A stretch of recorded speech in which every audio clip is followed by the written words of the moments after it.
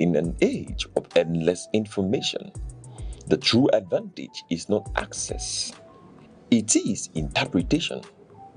Welcome to Aneke TV, where journalism goes beyond headlines, beyond reaction, beyond speculation. Here, stories are investigated, issues are analyzed, voices are challenged, because an informed society is a stronger society. A discerning audience is a powerful audience. We are live, daily broadcasting, relentless clarity. Aneke TV, where knowledge meets broadcast.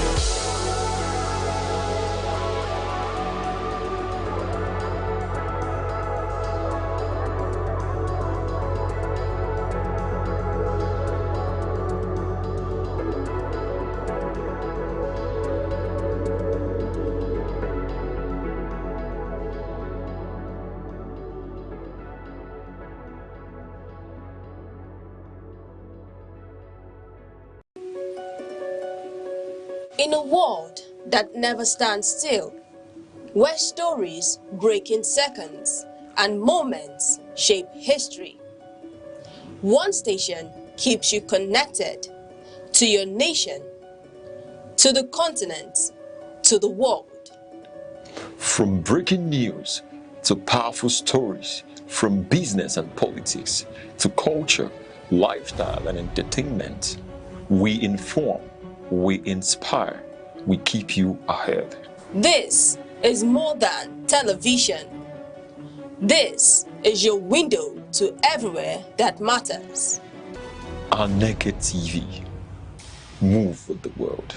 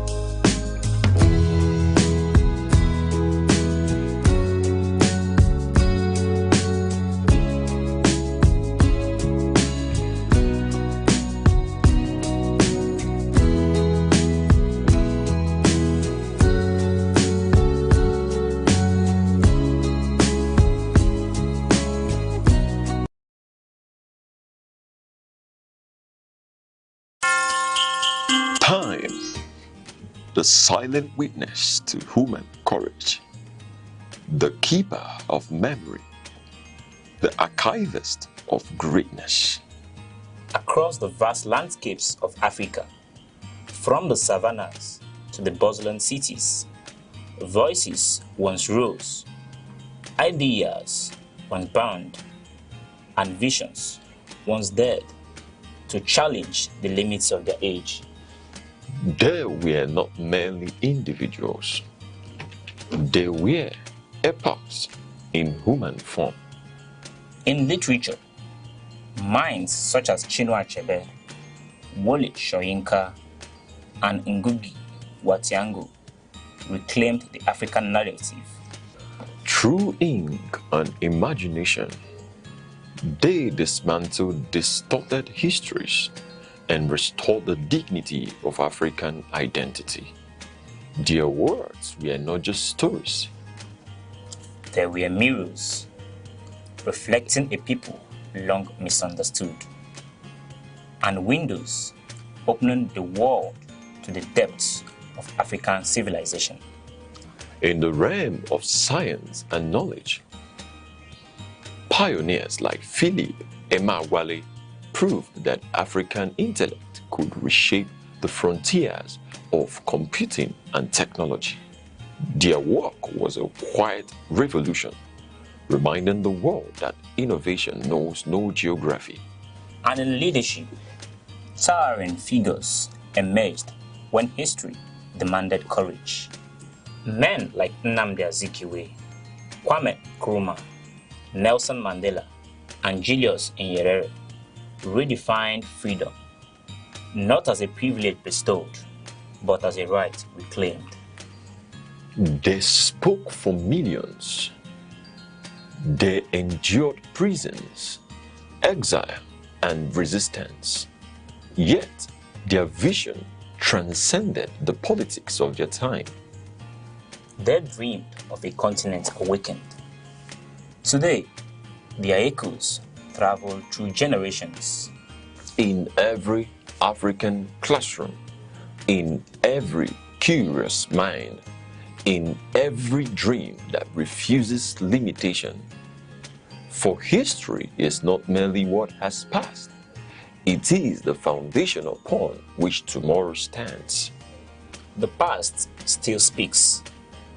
Its lessons remain. Its voices endure. This is not just remembrance, it is inheritance. Echoes of the past, where history breathes and legacy lives on.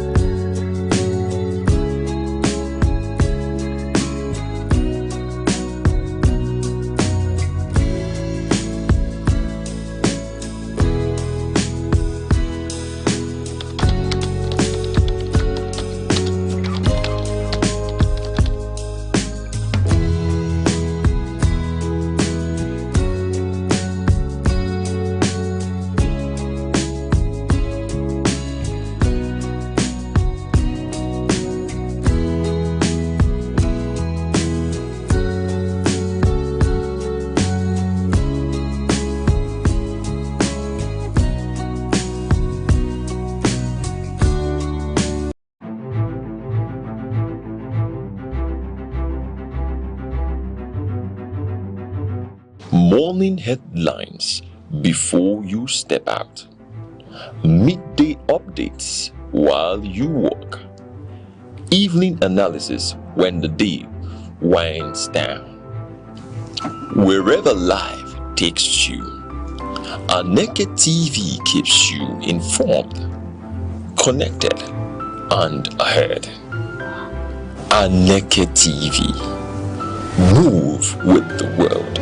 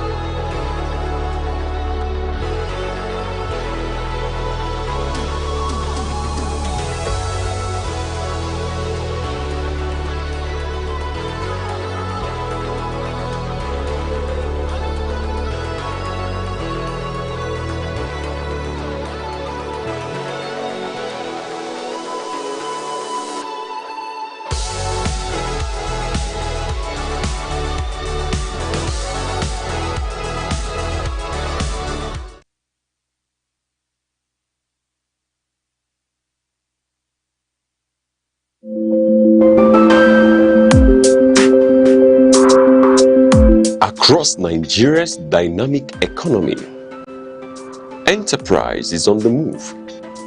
From the resilience of small businesses to the expanding reach of indigenous industries, commerce thrives on innovation, determination, and vision. Finance is evolving, powered by technology and driven by a new generation of entrepreneurs. In a rapidly changing world, digital transformation is redefining how we save, invest, and grow wealth. From energy to agriculture, manufacturing to tech, Nigeria's economic landscape continues to diversify. Policies shift, markets respond, and opportunities emerge. Every figure tells a story. Every trend shapes the future.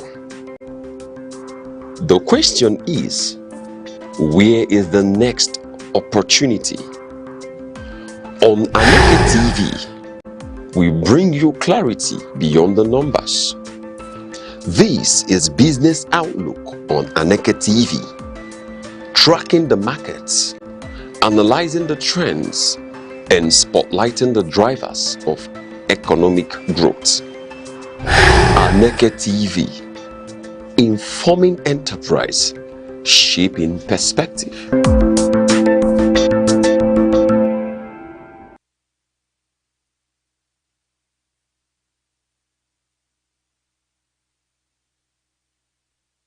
From the trading floors of Lagos to the commodity hubs of Enugu, we say thank you for being with us this morning and welcome to Aneke TV business segment, coming to you live from our headquarters in Enugu.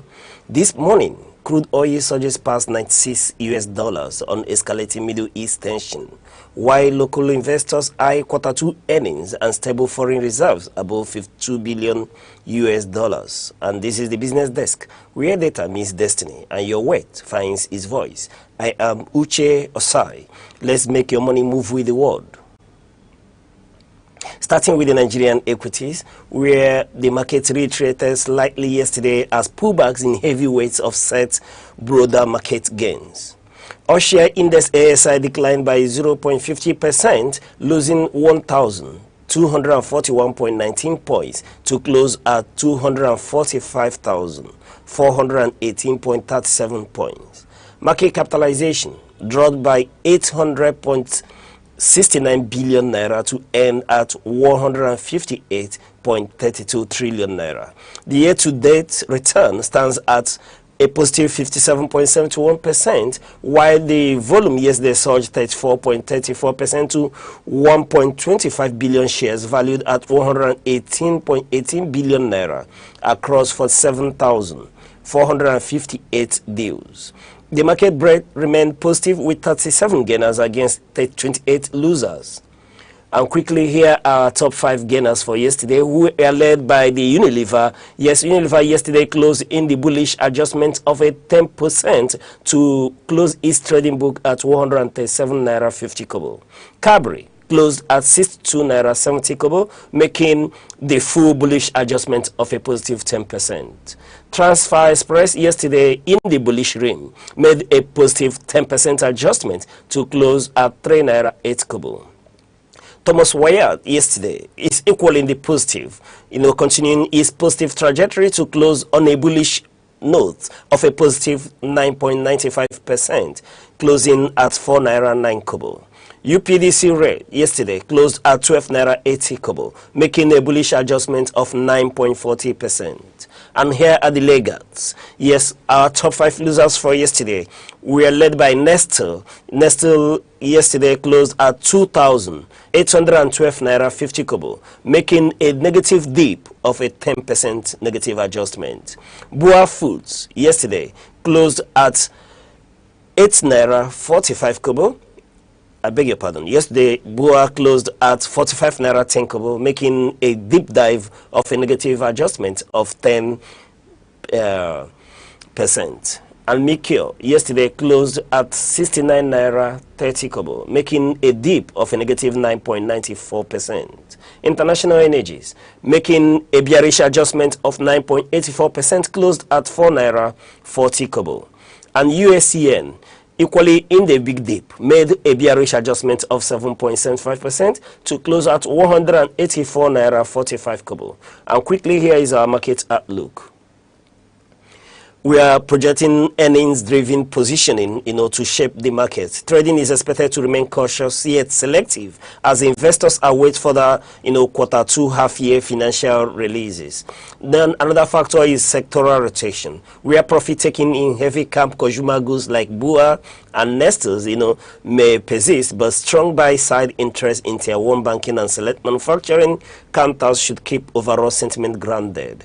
Another factor is the underlying resilience. The positive market breadth indicates that broader market participation remains healthy despite headline index pressure. And quickly moving to the forex market, where the Naira extended its firm stance against the US dollar midweek, driven by steady foreign exchange market liquidity, ongoing Central Bank of Nigeria interventions, and sustained offshore inflows.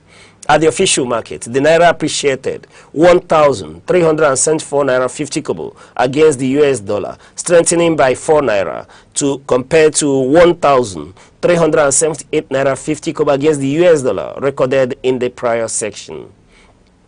And the intraday volatility saw, trailing rates moved within a tight, stable band, peaking around 1,381 naira 68 kobo against the US dollar before consolidating downward towards the close. And at the black market, or the street market, yes, officially called the para market, the unofficial window maintains strong convergence, trading around 1,411 naira against the US dollar. The official to para market spread narrowed further to 36 naira 50 kobo, continuing its historical trend of rate unification. We saw gross foreign reserves maintain their upward trajectory, crossing 52.02 billion US dollars, providing robust external import cover and backing CBN intervention capacity. And then quickly taking a look at our market projection today, we're expecting a range-bound stability. The official rate is projected to continue fluctuating within the established 1,350 naira and 1,380 naira band, buoyed by sufficient institutional liquidity. Another factor is the supportive macro drivers. We are elevating global crude oil prices, Brent hovering around 94 US dollar per barrel, combined with foreign portfolio inflows into high-yield local debt. This will keep foreign reserves cushion solid. Another key factor to watch here is the key risk we are watching. Demand pressure from trade import settlements heading into the late Q3 remains the primary factor that could test the narrowing parallel market spread. And quickly moving on to the energy market, yes, where the Brent crude performance as at yesterday, being Wednesday, July the 22nd, we saw global crude oil prices surge as geopolitical friction and supply security concerns re-energized the market bull run. And at the closing, we saw Brent, standing at a jump price of 3.40%, having a positive increase of $3 naira $7 to settle at 94 US dollar 7 cents per barrel. And during the intraday peak, which touched an intraday high of $95.47 per barrel, hitting its highest level since early June. The key drivers here is the escalating and retaliate military strikes in the Middle East, reported disruption around Red Sea maritime routes, and narrowing commercial OECD crude inventories. Now quickly taking a look at this early morning, where the Brent crude this morning sustained the momentum driven by fresh overnight headlines, which pushed crude further north during early Asian and European trading hours. As we speak, the current trading price for Brent crude crossed the $96 threshold, gaining over 2.0% to trade around $96.03 to $96.14 per barrel. The catalyst here is that fresh reports of military strikes targeting energy transport corridors and 2 oil tankers in the Red Sea and Strait of Hormuz region overnight. The market projection here is that Taking a look at the geopolitical risk premium, the short-term trend remains skewed to the upside as supply disruption fears override macroeconomic demand headwinds. Another factor is the crucial price levels. Resistance at $96.50 to $98 per barrel. If sustained, push past $96 could open a clear technical runway towards the $100 psychological significant handle. Another factor here is the macro impact. Rising energy prices are stoking broader global inflation worries, putting upward pressure on yields and central bank policy expectations. Now quickly moving on to the the commodities market, where the Nigeria fiscal commodity and spot agricultural market showed mixed pricing dynamics yesterday. Grains and staples continue to experience regional price divergence, driven primarily by interstate transport costs, seasonal harvesting timelines, and proximity to major agricultural belts or port entry points. On national agricultural commodity trading boards like the AFES and NCS, maize gained about 3.6% to 12.8%, and local rice is up to upwards of 5.0%. Recorded modest upward price momentum, where soybeans and bulk beans saw slight downward spot adjustment, owing to incoming mid-season harvest from northern supply corridors. And quickly moving on to the hubs, where we'll take a look at the key hubs like Lagos, Abuja, and Enugu. We'll take a look at the price disparities between the My 12 market or K2 in Lagos, Utako Wuse in Abuja, and the Obuete new market in Enugu. Yes, where local parboiled rice, the 50 kg bag of it in Enugu is in Lagos is selling between 50 to 62,000 naira, and in Abuja it went for between 52,000 to 68,000 naira, and in Enugu is sold between 48,000 to 63,000 naira. The imported long grain rice, the 50 kg bag of it in Lagos, sold between 60 to 75,000 naira, and in Abuja it went for between 63,000 to 85,000 naira. Enugu paid between 62 to 80,000 naira for the long grain foreign rice.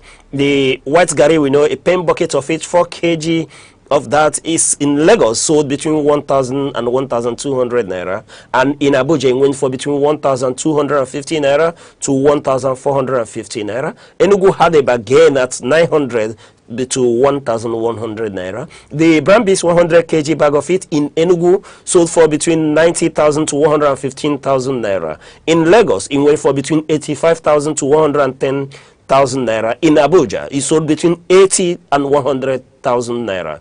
The large tubers of yam in Lagos went for between 2,000 to 2,800 naira. In Abuja, it went for between 1,800 to 2,400 naira. In Enugu, it sold for between 1,900 to 2,500 naira. And quickly taking a look at the fresh tomatoes. Yes, the prices of fresh tomatoes, varied depending on location and the market. And in Lagos, it sold for between 28,000 to 38,000 naira. In Enugu, it went for between 30,000 to 40,000 naira. Enugu paying a premium on it, and in Abuja it sold for between 24,000 to 32,000 naira.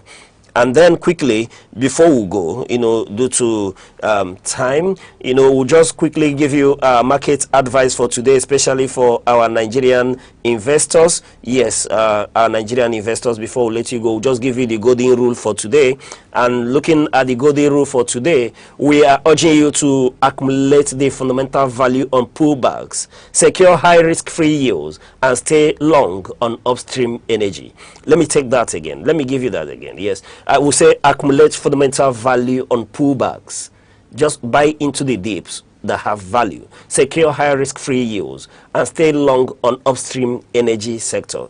You look at stocks like Aradels, these are the energy upstream players here with, profitable fundamentals. And with that, we'll have to remind you that even though we'll give you the market data, that the decision, to move and take position in the trade, would finally be your own decision. So we urge you to consult a certified professional. before making investment decision. And these are your wraps on this market segment. We urge you to stay sharp. Yes, manage your entry points closely and let the numbers guide your strategy through today's opening bell. And keep watching Aneke TV market segment to stay ahead. I am Uche Osai. Invest wisely.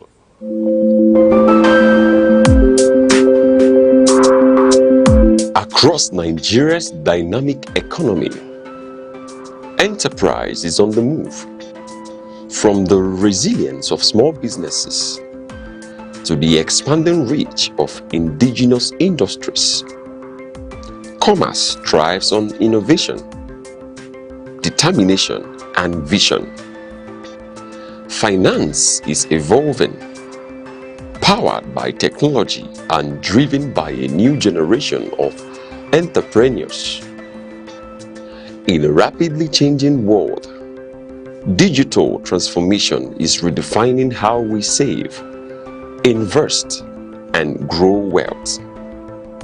From energy to agriculture, manufacturing to tech, Nigeria's economic landscape continues to diversify. Policies shift, markets respond, and opportunities emerge. Every figure tells a story. Every trend shapes the future.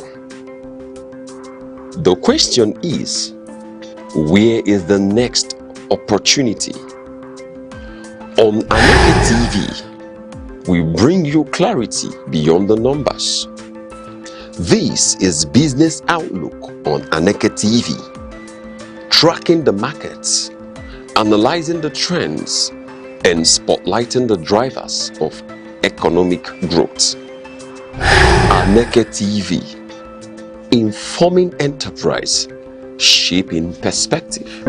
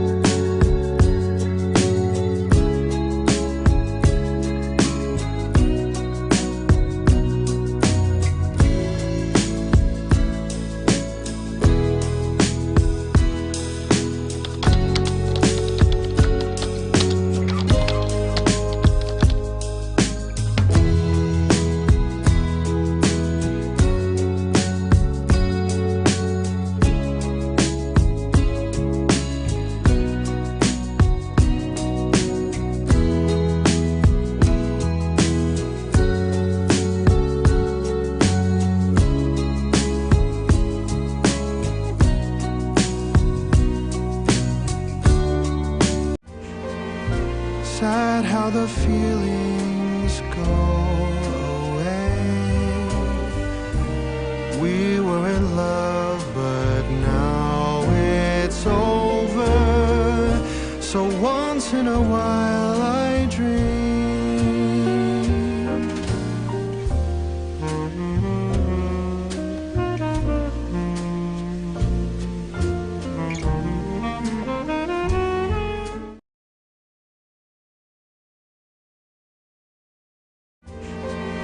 Sad how the feelings go away. We were in love, but now it's over. So once in a while I dream.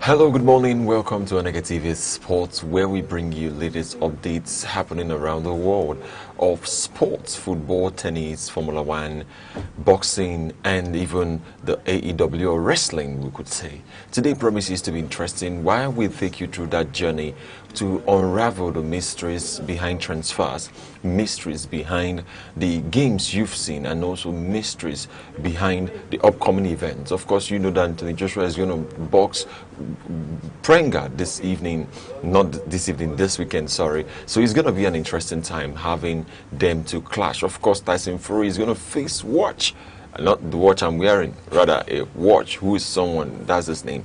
These and more will come your way. I am Good Hope Chukwuma, the sports oracle. I live, I dream, and I breathe sports. Yeah, I remain your humble host worldwide saying good morning. It's a lovely Thursday morning right here on Aneke Sports on Aneke TV also. I hope you guys had a lovely night's rest, and of course the day has begun. No matter where you are watching from, whether you are still at home, whether you're already on the go, whether you're watching from your workplace, whether you're streaming live from any platform, it's going to be a lovely Thursday morning, and I can assure you, and I hope your day goes as you have planned or as God might have planned for you. But right here, we are here to talk about sports, anything concerning sport. You know, this is where we bring you worldwide update. That's why I'm called Worldwide. Give you the worldwide update, not just in Nigeria, not just in Europe, but around the world. We don't leave anyone aside, and we don't leave any sport aside. So starting this morning, Mr. Goodop, I don't know if we should be starting from football or we should be going into tennis. We have a lot into the world of ball, but I think we should start from the world of boxing, because we are having Anthony Joshua. Though we have talked about it over Anthony Joshua time. This weekend is going to it's just this weekend, 2 days from now, 2 days July from 25th. now. We are ready. You're getting ready. I'm ready. I've been, trying to train. That's why I said I want to bring you in so that you can be part of the. No. You can be. When you ask me if I'm ready, I'm not talking about entering. No. I'm ready to You are ready to watch it in Saudi Arabia. You are Arabia. ready to deliver. No, not deliver punches. I'm ready to go and see the by spectator, as a lover of Anthony Joshua, not the plans that you're having for me. I know those plans are of evil and not of good content, if I may use the Bible code. So I'm not ready for that kind of boxing fight. But if it's to go and watch the fight, if you are planning, if if there's a surprise trip you're having, planning for me, well, I'm hoping to see that by, if it's Friday evening we are leaving, or early Saturday morning, I'm okay with that. Well, so what time will be good for your private jet to? Since now you're talking about private jet, I'm okay. Saturday morning, 7 a.m. Saturday morning, 7 a.m. Yeah. You're ready. Saturday morning, 7 a.m. Where will I be? Okay. I will be somewhere. Maybe I will be somewhere. I will still be. Are you booked already? I'm booked. No, you can just send the private jet for me. No, I'm ready. My follow me. That's why I'm booked. No, just allow me to go. You can stay behind. I will serve as a representative for us and for Aneke TV family. I'll be there representing live, watching Anthony Joshua, bringing it, live on stream for everybody to see. So it's not bad if I'm going and you can stay behind. And, it's not bad if you're going and we stay behind. It's really, really important. But while we're still talking about that, we're talking about Tyson Fury's game coming up to versus Watch. Sometimes I like you asked yesterday which one will be tougher. So sometimes I tend to just be focused more on Anthony Joshua than Tyson Fury, who is also facing not your watch, of course, but watch. Not my watch. The man will go watch.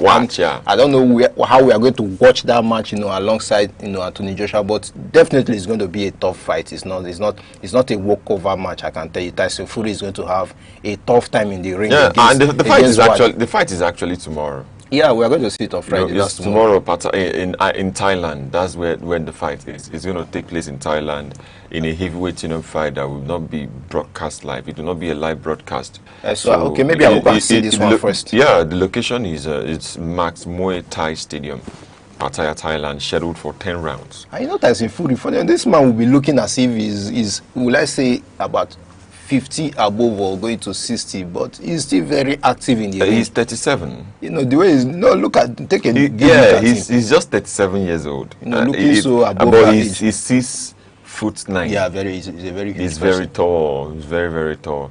And Mauritius watch, that's Mauritius Marriott, that's his name. Yeah. Mauritius watch is 46 years old. He's a Polish international. 46. But so someone that is 36. 37 years. 37. Yeah. Wow, that's about 10 years difference, and we are tipping. Of course, this match we might say, or I might say I'm tipping Fury to get a win. But fighting someone with that age difference, I believe it's time for Watch to watch his age and have a rest. It's time for him to just get a rest from this boxing, because what are you still looking for? Do you want them to box you and you begin to have all those Alzheimer or Parkinson's or those kind of mental disease that you start shivering? Muhammad Ali at the time had to start suffering for those kind of. So I think this age is, we just leave the boxing. 46. You are already going to clock into almost 50, and you still want to be engaging in blows that might damage your mental reasoning and all those things. For me, it's not healthy. I believe he should be retiring from boxing. Not at 46. You still want to go into a competitive match. If you want to still be fighting, it should be maybe a friendly fight, just to keep your body fit, or you are just training for. But you see anything competitive that you are saying you are fighting for World Boxing Organization or the heavyweight title or the IBF. For me, it's not a good thing to be talking about at 46. Not in the world of boxing. There are other sports you can be 46 and you say you might probably still be active, but not boxing. I hope after this fight, he should just go into retirement. Like other sports, like Oga, everyone at Oga. That 46 is just not for boxing. You will not even see someone playing football, hardly. You just be seeing them. You will call them the legend. And when people meet at 46, you will probably be playing for the legend. You see Liverpool legend versus Barcelona legend playing, not 46 yet. Even in long tennis, you will not see 46. So it's very difficult. There are few sports that you can do at 46 and you say maybe probably you still be competitive. You cannot be running at 46. You cannot be doing high jump at 46. You cannot even wrestling itself. To be so Ric Flair now, I'm sure he has retired. So you see those ones, when they got to those certain kind of age, they just take a bow and leave. So I believe Watch should just think about it, and after this fight with Fury, I think he should just relax. Yeah, he should think about it. For me, seeing Devin Haney having to face Keshawn Davis in the match. Of course, they have signed a deal in the multi-deal fight with DAZN, and will face Keshawn Davis in the next mandatory game. It's the game that I'm expecting to still make rounds around what we have already, because looking at this fight is still going to make a lot of sense, even while we're still talking about fight and what we hold and what we not hold. Anthony Joshua has come out to say that he's getting ready for the game. He's really getting ready for the fight, and he's not looking at anyone's face. He is ready. He will do and make the best of the moment as he faces his opponent Prenga in the British showdown of boxing game. And I'm sure that Anthony Joshua, who has not been in the boxing ring for 7 months now, would want to make a mark. I mean, when you come back, the comeback will be complete. Yeah. It makes a lot of sense to have him right now as he comes back. But we're going to still see what happens. I tip him to win. I really would want him to win that fight. But it's not going to be easy for him. Of course it's not. It's going to be kind of... It's going to take a lot from him. It's going to be here or there. Mm-hmm. But when you look at Prenga too is getting ready. So you will not really write him off. No. Rather, because the quality Anthony Joshua would always bring. So Anthony Joshua would still will still top the most of the, be the most of the favorite that we would always tip to win the fight. Of course, it's going to come to you live from Saudi Arabia, Jeddah, on the Zone. The Zone is going to broadcast it, so you have to tune in, check your YouTube, and watch it from that Zone. And also talking about all them men having gifted world titles they never actually fought anyone to get. How can you compare them to me? This is Tyson Fury on the heavyweight divisions. This is Tyson Fury on the heavyweight division. Saying they have been gifted the world titles. No one merited it. No one had to merit it. That's a strong statement to make. So how will you even compare them to him? It's really from his point that we're seeing. Is there anything like you gifted someone the world title? I don't think there's anything like that. You of course have to fight a match, because I can't remember anywhere that maybe someone will be sitting at home, or Anthony Joshua will be sitting at home, they will now bring the world title to him. Are you saying the opponent they fought was not worth it or something? Because you cannot be saying they gifted someone, just like saying they gifted someone the World Cup, they gifted someone the Grand Prix. All those things are not necessary. If you felt that the opponent they fought maybe was too soft or something, you put it in a better way, because that's more like a derogatory statement on the part of the World Boxing Organization to say they gifted the world heavyweights, not the featherweights, not the lightweights, not the bantamweights, not all those middle cruiserweights. You are talking about the world heavyweights. They will just carry it from where it is, then go to somebody's house and say, okay, Mr. Anthony Joshua, you have been gifted this as a welcome gift, since you have been in the world of. So for me, some statements are not necessary. If you are not happy that someone currently is the holder, you should challenge him. That's what they do in boxing or in wrestling. When you are not happy with somebody being the title holder, you have the right to challenge him. It's just for them to sign the contract, fix a date. If it's accepted anyway by the person you are challenging, then the organizing body will fix a fight for you guys so that you will come into the ring. It's not all about saying something outside the ring. Come into the ring and prove to us that, okay, this thing was actually gifted to the person. Since you are calling it a gift, then you beat down the opponent, and of course we'll say, okay, yes, maybe you have a point. You have proven a point that, of course, no one is better than you. But coming outside after someone has fought a hard-earned win and you come out to say it was gifted, for me, it's not necessary. If you want a fight, go ahead and challenge the person. That's what boxing is all about, coming to challenge. Even ordinary Kataefi and the rest of them will come outside and challenge. Nobody will just, after you bant and talk at home, you must come to the ring and challenge the person. You must come to the ring and challenge. We also have Hani signs multiple fight DAZN deal. That's Hani, the WB8 welterweight champion Devin Haney. He has signed a multi-fight deal to have his fight shown on DAZN. DAZN is just, DAZN has it's going places now. Zuffa boxing to, of course, to Hani's signature. So Hani is expected to defend his title against mandatory challenger Keshawn Davis next. That's the fight. All the fights we have been talking about, just like all the fights we have been talking about, has been streamed, or the ones that have come to pass have been streamed on DAZN. Then this one that has still come is still going to be live on that. So I believe this platform, they are doing a lot in the world of boxing. Of course, Zuffa boxing is still coming up. It's just we cannot relegate them. They have not been trying. We have been seeing some fighting aired on Zuffa boxing, but I believe this DAZN is really going far. The thing about DAZN right now should be they are trying to advance in the speed that they should do the advancement. In the world of there's boxing. Zuffa boxing, there's ring boxing, there's a lot of other boxing, merchandise out there. But DAZN seems to be more compatible. In fact, we started hearing a lot about DAZN during the fights, the entertainment fight between Katefe and Portable. That was when DAZN became that popular in the Nigerian, side. That was when DAZN became so popular. But right now, we're seeing a merchandise or an enterprise of sports who wants to do business. And when I was coming up, I said, really, it looks like we're going to stay a little on the business side of sports today, where you will see people signing deals and getting into, getting more. It's the season we are. Yeah, it's the season we are. Anything of course, even in transfers, even in transfer, people are still doing a lot too. But let's see what happens at the end of the day. I mean, we have to take a short break. When we return, we're going to go and delve right into the world of soccer.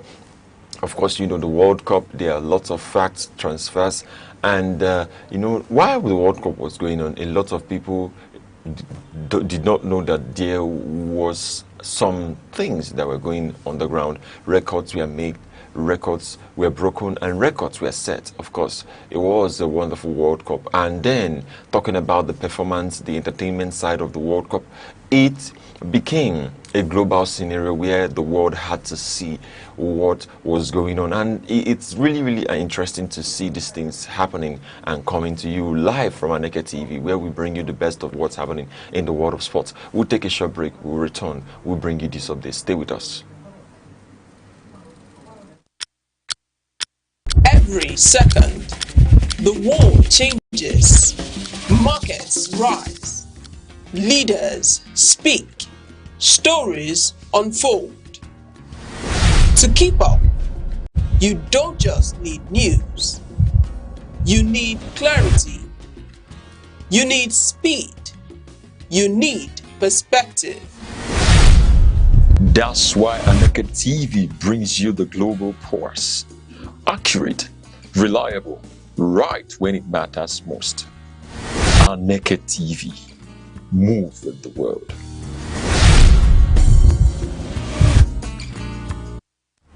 Welcome back, still on the sports edition here on Aneke TV, where we bring you the latest update in the world of sports. Now I want to bring Worldwide in just to give us what is happening in the world of sport. I'm talking about the world of football now, where we have a lot of, I'm sure he knows what to do right now. He has an idea of what he there has been a lot yeah. Talking about, let's just talk about the transfers first before, of course, we'll come back to the events that happened in the World Cup. Just talking about transfers, you have seen, or we are seeing a lot is happening in the transfer window right now, in the transfer news, in the rumors that we are having to see, you know, signature change hands, you know, player move from here to there. The first person that we have confirmed was Morgan Rogers. We told you about Morgan Rogers yesterday, who have moved, you know, to Chelsea from Aston Villa for a record fee of 117 million euros. Becoming the, you know, one of the most almost expensive, one of the, that should be the second most expensive, most. In fact, this sum is really huge for, you know, some people will start debating that if Morgan Rogers was worth 117 million euros. But of course, we are going to see what he's going to play. You still have Alexander Isak, who was signed from Newcastle, you know, to Liverpool at a fee of 125. That's the record holder. You know, when Florian Wirtz came, Liverpool had to pay 160. We thought this was going to be the record that is going to take a long time to break. But of course, this is another season, and we are already having to see Morgan Rogers. And I can tell you that this fee of 125 million probably will be broken this season. We have Elliot Anderson, who moved to Manchester City, currently on 116. That's the fourth most expensive signing for the Premier League. So anyway, not to, you know, be relying or talking about the money, let's talk about the player himself, Morgan Rogers. And you know, we are looking at Chelsea's squad. Where is he going to fit in? And of course, getting someone for this kind of amount is probably going to be a starter. You are not going to pay this amount to put him on the bench. 117 million euros, and he's going to be on the bench. So it's probably, or he should be starting. So now Morgan Rogers plays more of a central attacker, and you know, we have the likes of Kopama, who also plays from that kind of, you know, position or operates more on the right. Then you still have, of course, Chelsea are talking about Garnacho going on a loan to Aston Villa. We are probably going to see what's going to happen. Now, Emery has already approved that Garnacho should be coming on a loan. But, you know, Chelsea, we are looking for a total sale, like to sell him. But what they are offering right now is just a loan. And there's still some, you know, other attachment to it, because Manchester United sold him to Chelsea with that selling clause of they are going to pay Manchester United about 10% of whatever they sold Garnacho. Now they are having to loan him to Aston Villa at about 40 million euros. So the thing, 40 to 42 or 43, the thing now is they bought Garnacho from Manchester United for 40 million euros. Now they are about to loan him for 42 or 43. The price has not been gotten yet. But now Manchester United also attached a 10% fee if you are going to be selling. Now Chelsea does. What is the percentage of profit they are going to make? That's what is happening right now. What is the percentage of the profit? Because I bought you for 40, I'm selling you for 42 or 43. There is no, that net profit is not there yet. Chelsea are not probably going to make enough to even go back to give Manchester United that their 10%. So there is still the deal is still shady a bit, but of course, at the end of the day, we are going to see how it's going to play out. If they're going to be able to pay the 10%, which if they said they are owing to Manchester United or not, with time as the week runs out, we are going to see that. But still talking about Morgan Rogers, who is going to fit into Chelsea. They still have Enzo Fernandez, who also plays that particular role. So the debate now is, how is the formation going to be? Well, I'm not the coach, but just the debate that is coming up is, how is Xabi Alonso going to fit in with these guys? Xabi Alonso plays a flexible pattern of football. He can play 4-3-3 today, he can play 4-2-3-1 tomorrow. So whichever formation he's going to use, there's going to be a way he's going to look forward to fix in Morgan Rogers into this. Of course, Chelsea has Morgan Rogers is a winger now. No, he's not more of, he plays more of a winger in Aston Villa, but he's not actually a winger. He cannot, because if we are saying, what's his name, Kopama should be playing from the right wing, Morgan Rogers is going to be playing from the left wing. So he's more of that kind of center midfielder who can play in the wing, but you're not going to rely on him to be dribbling, all those skills of it. He does not have that skills to be. No, he doesn't have skills to dribble. So I like watching Morgan Rogers. He's a center midfielder. The only good thing I'm seeing it here because I've watched Morgan Rogers a while for a lot of times, a lot of matches. The only great thing I see from Morgan Rogers is his ability to detect the play and shoot. Yeah, he's a good shooter. He knows how to shoot. If you bring in Morgan Rogers in a good team like Manchester United, he would dictate the play. He knows how to, he has a good ball carrying advantage and knows how to create chances. But to shoot, he has it 1%, 100%. So that's when you play him with Chelsea, when you see him playing for Chelsea, you will see that he really has some great feet to anyway, so the headache should be on Xabi Alonso, not on me, though, because Chelsea fans are just, we had to be talking yesterday and we are just debating how is it going to fit in. But at the end of the day, the coach knows what he's going to do. There's nothing bad where you have 2 or 3 players even playing one position. It's just about it's about just having them to play at a time. Maybe this one plays today, the other person plays tomorrow. So it's just about that, knowing how to use these players in different matches. Chelsea will probably just play the domestic league this season, but injuries can come in where you have to replace somebody. Maybe this Enzo. We are not even sure of Enzo's future in Chelsea. Well, the thing is Enzo Fernandez. The thing is that there's a rumor of Enzo Fernandez is going to leave Chelsea, and also a rumor Tchouaméni is coming to Manchester United. We're going to see these rumors come up in just before the transfer season gets to elapse. Transfer period gets to elapse. But right now, Enzo Fernandez seems to be Madrid bound. Enzo Fernandez, the price Madrid is putting, it's not favoring Chelsea. Chelsea said about 120, or it's not going. In fact, Madrid is not even I hope Bruno Fernandes is for sale.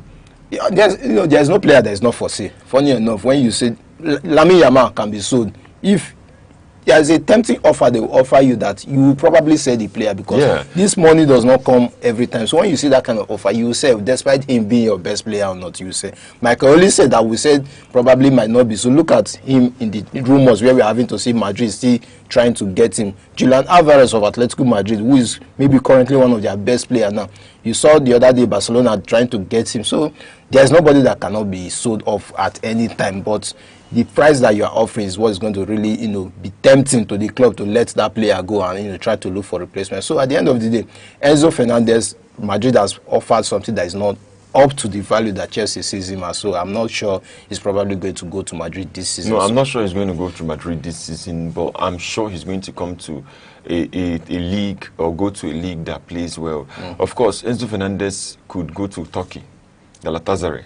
Now, are you sure? I'm telling you as a sports oracle. Are you sure? Because it's more like Garnacho who wants to play the Premier League, or if he's leaving, he's going to go to the La Liga. How will Enzo Fernandez will not want to go to Galatasaray at this stage of his career? Galatasaray is going to play Champions League. Yeah, apart from the Champions League, they're going to play Champions League. And what's the assurance of even going far in the Champions League? First of all, I hope you know that players are not going to play. Galatasaray in Europe is the Saudi. They are the Saudi of Europe. What I know is that Enzo will not want to go to Galatasaray. Galatasaray is the Saudi of Europe. They will not go to. He will not. Probably okay, not. Let me not say Galatasaray. Use another club. Let me say Turkish league, Turkey league. Tokiele Liga. Whatever you're calling. But Fernandez will not probably, not now. He's not looking to that side. If he's looking to that side, I can tell you that he will have gone to Saudi. Because Saudi will offer you better money than anybody will offer. You look at Somerville, who was, Arsenal was going for him, Liverpool was going for him. Saudi just came, AS Roma was going for him. They just came with 55 million euros, then 10 million euros add-on. And of course, very soon he's going to be unveiled as a Al Hilal player. So those people will spend the money on you, and if you want to go, you can go. But you know that people will not be watching you in those kind of league. How many people will now watch you in Saudi Pro League? The number of people having to view. So Enzo Fernandez right now, as a World Cup, what I call semi-final, big final that came second, still one of the people that we can say they are in their prime would not be going to Galatasaray right now. What is he going to do there? So for him, that's why he was very interested in Real Madrid.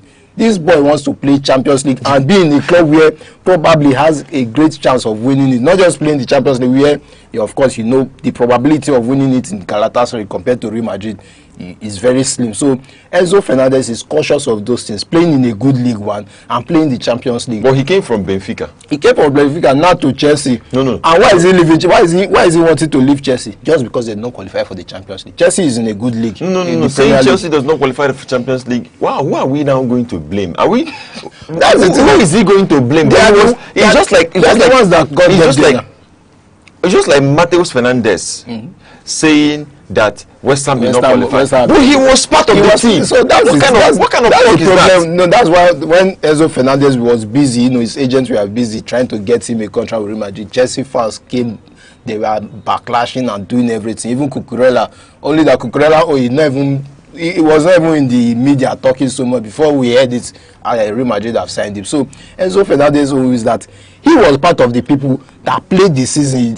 You cannot tell me Enzo Fernandez was out for 6 months. So he was there actively playing. And you guys took Chelsea that they cannot play the Champions League this season. Now you guys also want to leave the Chelsea that you put in the shoes where they are. So that was the backlash that people were. So him is particularly interested in the Champions League. He wants to be featured in the Champions League. He wants, if Chelsea were in the Champions League, I can tell you that he will not even be bothered so much of leaving, because he's going to be playing the Champions League. He's going to be playing the Premier League. So there's nothing you are leaving for. So that was basically why he wanted to leave, just to go to Real Madrid. He would say the Real Madrid is the best team in the world. Was Chelsea not the best team in the world where he came from Benfica?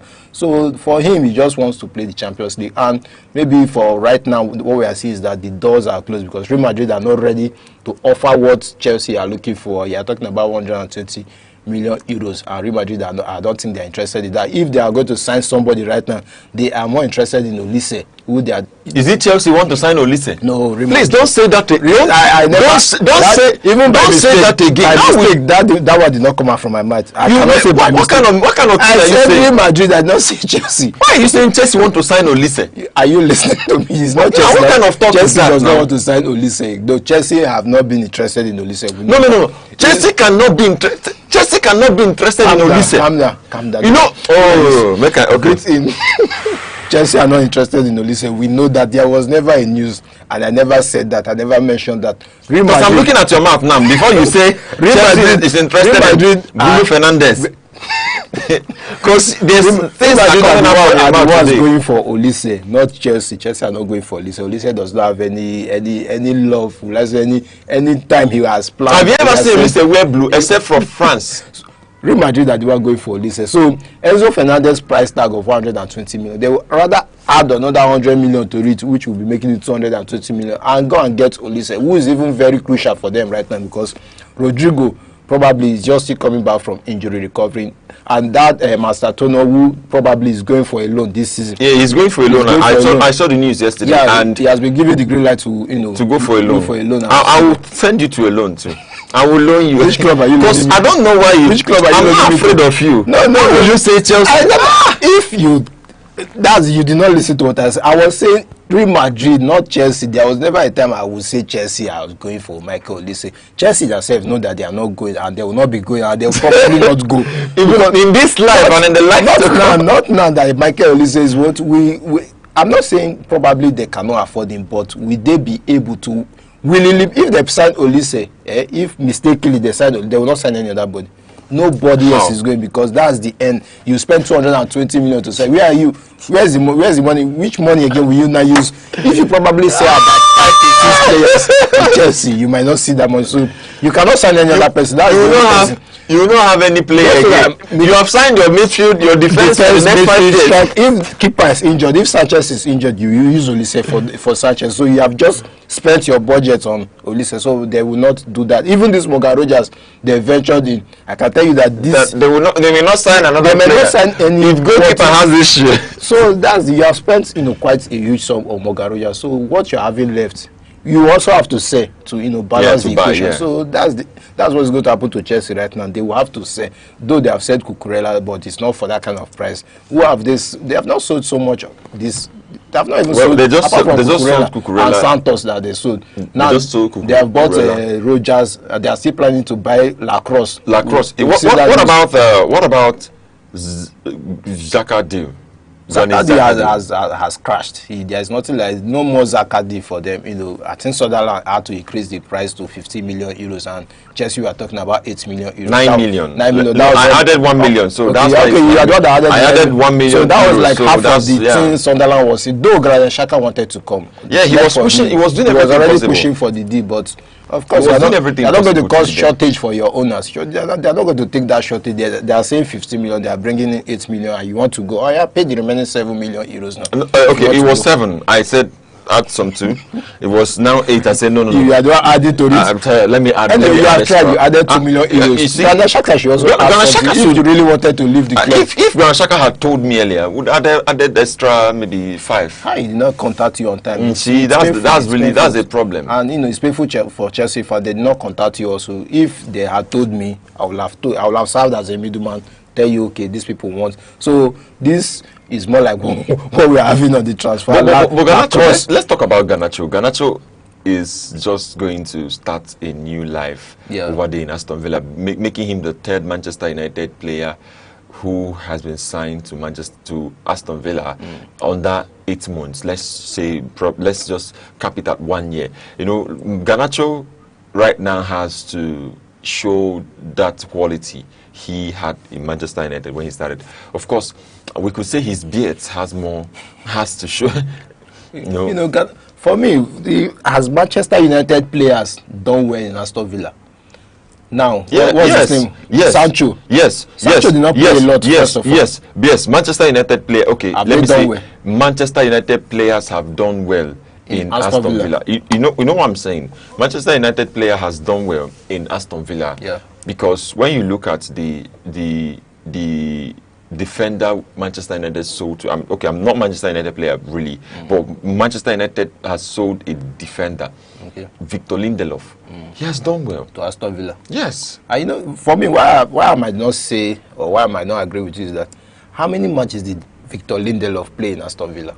He's still playing. He's still playing, but you see that it was not even much. He was not featured for very. But he was part of. He was just part of the people that played. We will just say part of it. Look at Jadon Sancho. How many matches did he play? So now you are coming in with. No, Jadon Sancho is a TikToker. He went from football to TikTok. I don't know what happened to Jadon. Listen, he was supposed to be a prospect. What we were hoping. I told you something earlier on. I told you something that something always happens when footballers starts to make some money. Jadon Sancho, I really would blame him, but I would not blame him. Money came in.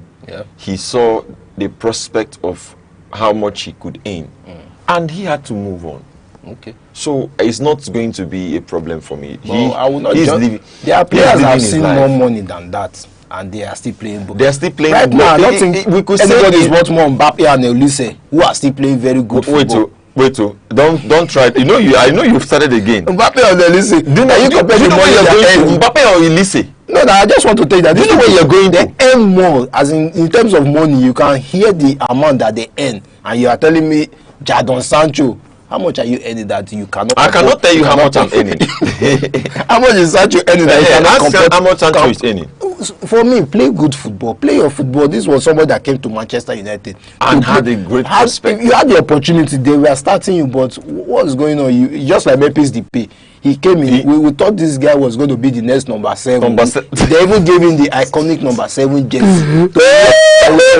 Ronaldo is back to Manchester United. Ronaldo is back to Manchester. We thought Ronaldo was back, and he had the skills. Funny enough, he had the skills. He had the strength. I think what happens to players at some point is not just the hype. Players need to go deeper than they understand, that they know. Let me tell you something. You know, playing at the pitch doesn't really constitute 100% of what happens in your life. At times, it could be bad influence from friendship, from relationship, from family. It could really be bad influence. It could be the kind of dog, D-A-W-G. You understand what I mean? Your niggas. Yeah, your niggas and the kind of people you roll with. It could be your homies. That's the kind of word they use there, right? So it could be your homies, your friends that had to talk you into things, that had to deceive you into things. That's why I will always say, when life starts for anyone and everyone, especially a man, a boy, a male, I'm using the word specifically, a male should be almost at the end of their 20s. That's when they start to realize. You see what will happen to Marcus Rashford when he comes back to Manchester United, when he's already back. When he starts to play, you would see what he will bring to the team, the quality he will bring, because you saw guys who were earning less amount dominating. And you know, it will be a credit to Ruben Amorim for bringing in quality players. I would say that Ruben Amorim should be the sporting director of Manchester United. I mean, you know, the transfer, the one in charge of Manchester United's transfer, sometime in the future, wherever, or someone like Ralf Rangnick. You know Ralf Rangnick? Yeah, of course. He suggested names like Jude Bellingham, Erling Haaland. Imagine these guys in Manchester United. Suggested names that I want to say names above all names. But he suggested great names, and you see them doing well right now. It was just not a bit of luck, or we could say an amount of grace for Manchester United to be able to sign Brian Mbeumo. He really wanted Manchester United, if not because of the money, because people were even offering better. People were offering, so he wanted to, and look at where they are now, back to the Champions League, going to play the football, and I'm sure that he deserves the starting spot. Of course. He deserves it. So you see what's going on, what's really happening. I'm telling you for a fact that this guy, I'm talking about Brian Mbeumo and Mateus Cunha, Shesko, those guys who came in when Manchester United had no light, they are going to enjoy it. They are going to, they were part of the story. In fact, this was one of the seasons, the last season was one of the seasons Manchester United had to score, 3 top players had to score more than 10 goals. Because Mateus Cunha scored, Mbeumo scored, Shesko scored, even Ahmad scored. Like it was looking like these guys are back. I was able to recognize my club again, but then it was a good time. It was a good time being a good fan of Manchester United. I'm not going to lie. I'm a fan of Manchester United, born and brought up in Manchester, Enugu. I thought you wanted to say, brother, Manchester, England, or no, Manchester, Enugu. Okay. That's where I was not brought up. But it would really make sense when we dive right into the world of World Cup, seeing how, you know, the Super Bowl show was not able to amount to the viewership that of the World Cup. Can you hear the World Cup? World Cup. Now you want to have the Super Bowl. I want to put this fact side by side, because while we're talking about the World Cup, we're also talking about something very important: the revenue generated from this FIFA World Cup. You could see it there. The revenue generated, it's a lot compared to other World Cups.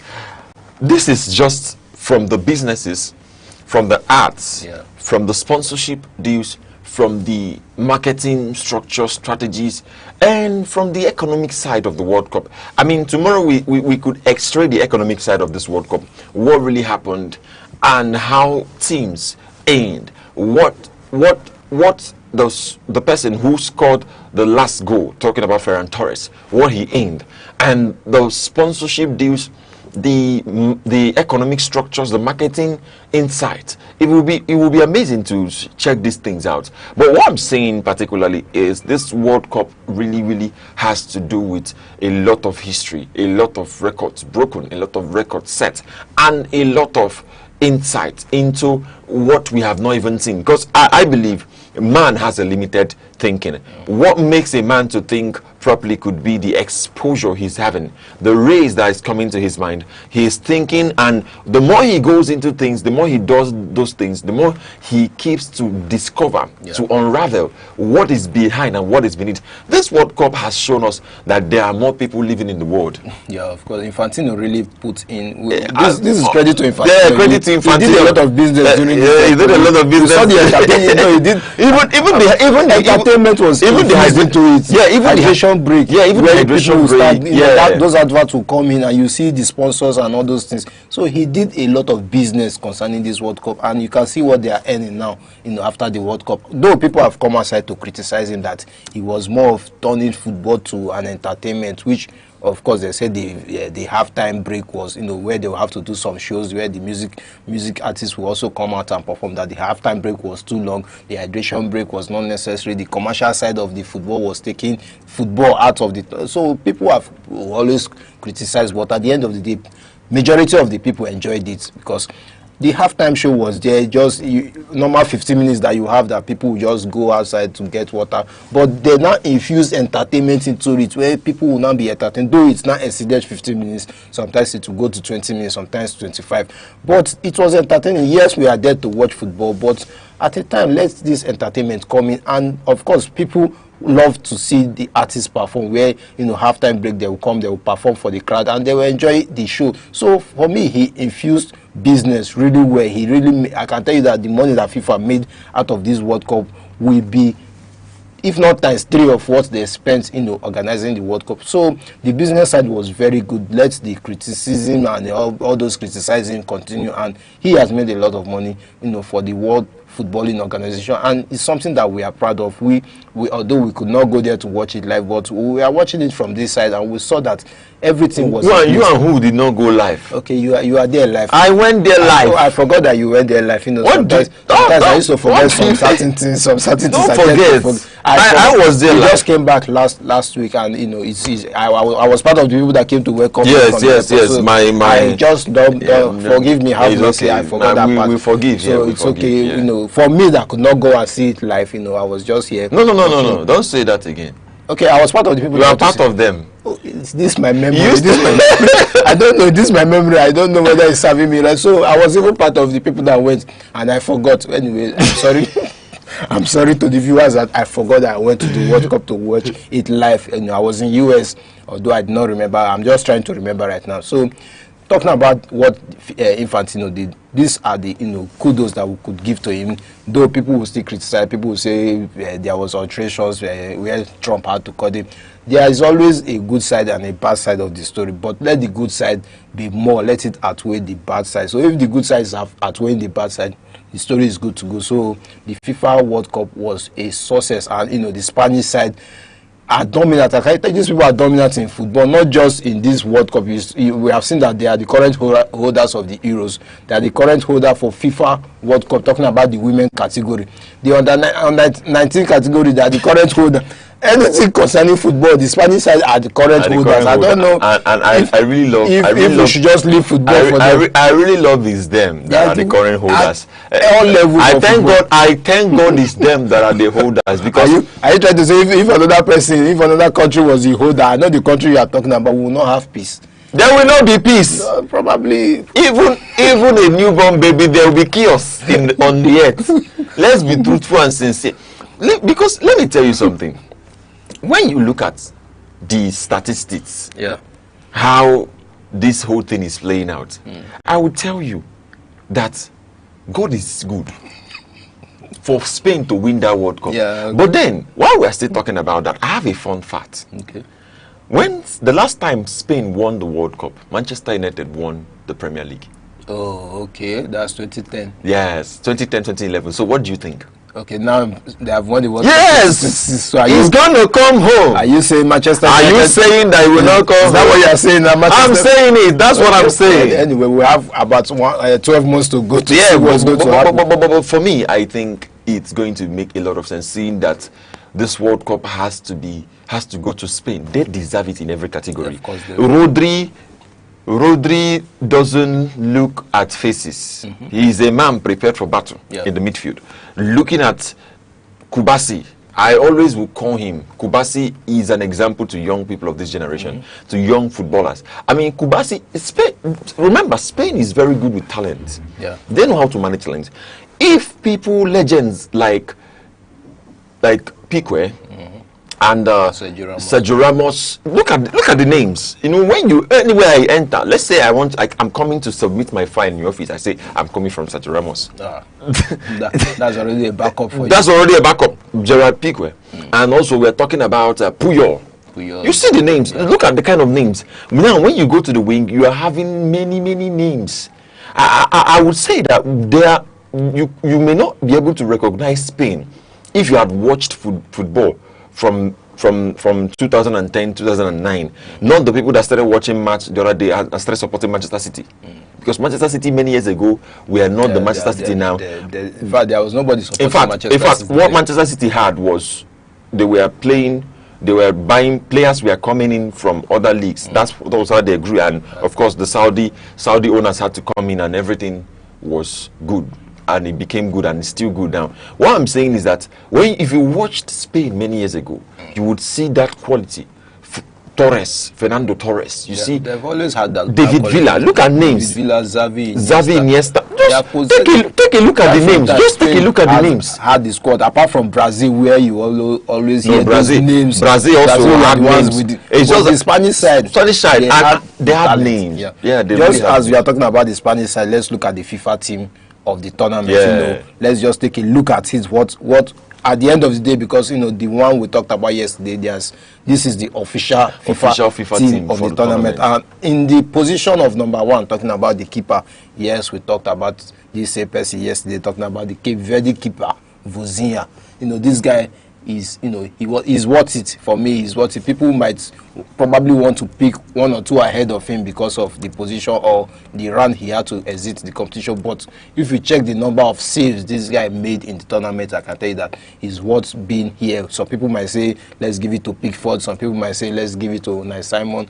But at the end of the day, Vozinha was the number 1 in the the keeping role. Then of course Marc Cucurella, there's no other name that you can take away or put that you are going to say deserves this position more than Marc Cucurella. Then Upper Meccano, I'm happy to see this. I'm happy to see my brother, my worker brother. That gives you Upper Meccano, upper cut Meccano. To skip through this guy is really hard. Then of course Martinez had to make it to this list. Congratulations to Manchester United. Lisandro Martinez. Lisandro Martinez was. I'm not saying Kubasi, but it's okay. No, Paul Kubasi, I really this is where the arguments has sprung up when they did not see Paul Kubasi in this list. But at the end of the day, we are not FIFA. FIFA has so many statistics to look at, and Martinez made it to this list. Then of course Pedro Porro, who was very influential for the Spanish success, having to be a defender who comes front, he had to even register a goal. Talking about the semi-final, this guy is definitely not someone that you can skip. Then looking at the midfield, Olise, Rodri, and Bellingham.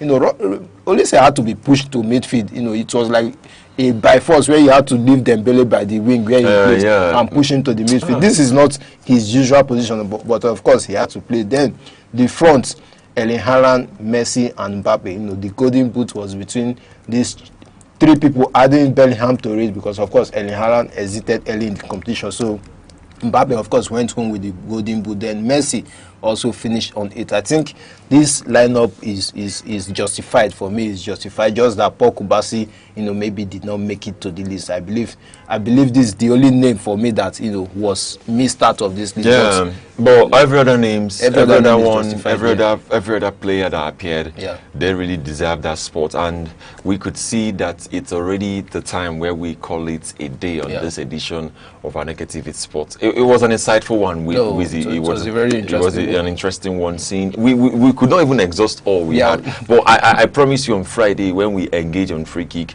and then when we also do come back tomorrow, we could just extradite it fast too, and go into the economic side of the World Cup.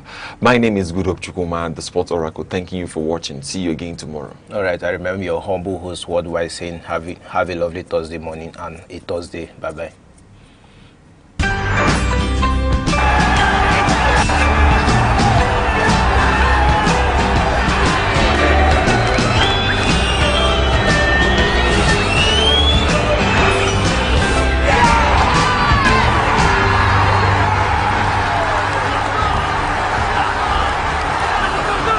Humility. Humility is not thinking less of yourself. It is thinking of yourself less. It is the quiet dignity of those who serve when no one claps and rise when no one cheers. In a world shouting for attention, humility whispers truth. It chooses peace over pride and silence over show. It knows that value isn't in volume and honor isn't always visible. The humble carry unseen power. They lift others without needing a pedestal. And in doing so, they rise higher than ego ever could.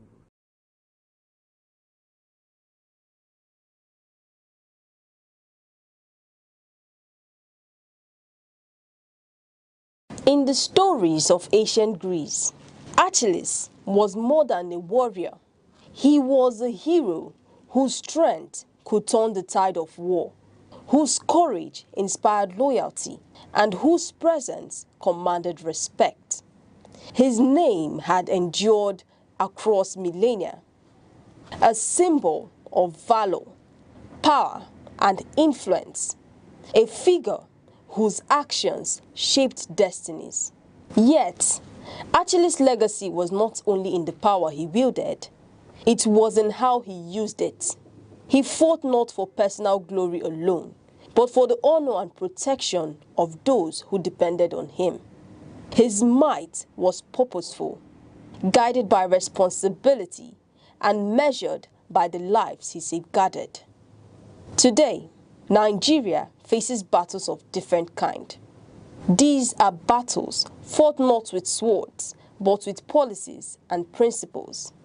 Our enemies are corruption, insecurity, inequality, and leadership that too often prioritizes ambition over accountability. These are struggles that affect millions, shaping the future of a nation rich in potential but fraught with challenges. The story of Achilles carries a lesson for our time. Strength without wisdom and responsibility is hollow. Power without vision can destroy more than it builds. Leadership in Nigeria demands more than force. It requires courage, foresight, and a commitment to the people. True heroism is not in personal triumph, but in the welfare of those entrusted to your care. The heroism Nigeria needs is tangible. It is reflected in leaders who listen to their citizens, govern with accountability, and deliver policies that empower communities, safeguard livelihoods, and create opportunity. It is measured by children in classrooms, families with secure futures, and communities that thrive. It is heroism that transforms potential into progress and challenges into triumph. Achilles' greatest victories were those that protected his people and honored his obligations. Similarly, Nigeria's most enduring successes will be those that prioritizes its citizens, safeguard their future, and uphold accountable people-centered leadership. Strength exercised for the common good, rather than personal gain, is the truest measure of greatness. As the nation charts its path forward, the message is clear. Leadership must be courageous, visionary, and responsible. It must fight not for applause, not for legacy alone, but for the prosperity, security, and dignity of every Nigerian. When strength is wielded for the greater good, it becomes enduring. When power is guided by principle, it inspires. When leadership is accountable, it unites. The chapters of Nigeria's destiny are still being written. Its future rests not in the triumphs of a few, but in the collective progress of millions. The nation's victories will be measured not in fleeting fame, but in lives transformed, communities empowered, and hope restored. In the spirit of Achilles, Nigeria must find strength that serves, courage that protects, and leadership that uplifts. In that strength lies the promise of a stronger, united, and more prosperous nation. One that honors its people, secures their future, and fulfills its boundless potential.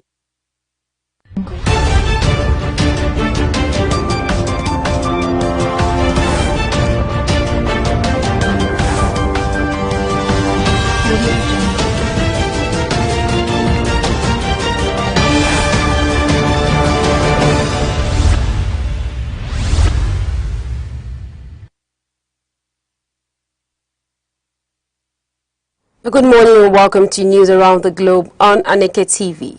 I am Princess Ken Ochoma. Glad to have you join us. On the headlines, Governor Hope Uzodinma says Southeast governors have resolved to back President Bola Tinubu's re-election bid.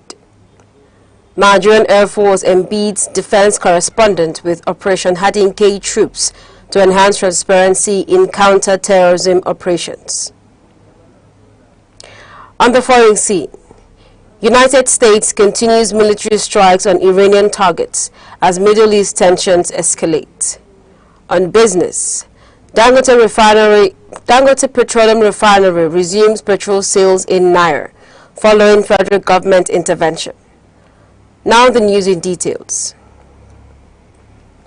Imo State Governor and Chairman of the Southeast Governors Forum, Governor Senator Hope Uzodinma, says the 5 governors of the Southeast have resolved to support President Bola Tinubu's re-election bid in 2027, citing what he described as the federal government's commitment to infrastructure development and economic growth in the region.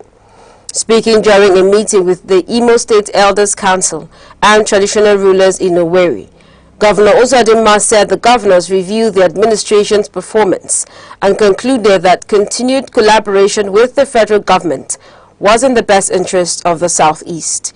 He said that the governors will soon pay a joint courtesy visit to President Tinubu. According to him, the decision was informed by key federal interventions, including the establishment of the Southeast Development Commission, rehabilitation of the Port Harcourt-Aba Railway, reconstruction of the Eastern Rail Corridor, and ongoing road projects such as the second major bridge access roads, the Otuocha-Anam-Abaji Road, and the Obaneri-Oga-Okigwe Junction Road. He also cited increased allocations to states, student loan initiatives, and security interventions.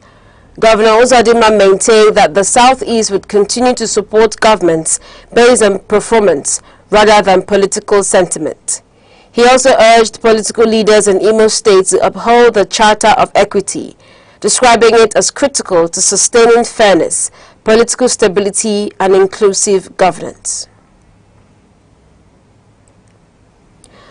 The Commissioner of Police in Enugu State, Mr. Maman Bitrus Giwa, has charged 4 newly promoted senior police officers to uphold discipline, professionalism, and integrity in the discharge of their duties. Speaking during the decoration ceremony at the State Police Headquarters in Enugu, the Commissioner congratulated the officers on their elevation, describing their promotions as recognition of merit and dedication to service. He reminded them that higher ranks come with greater responsibilities.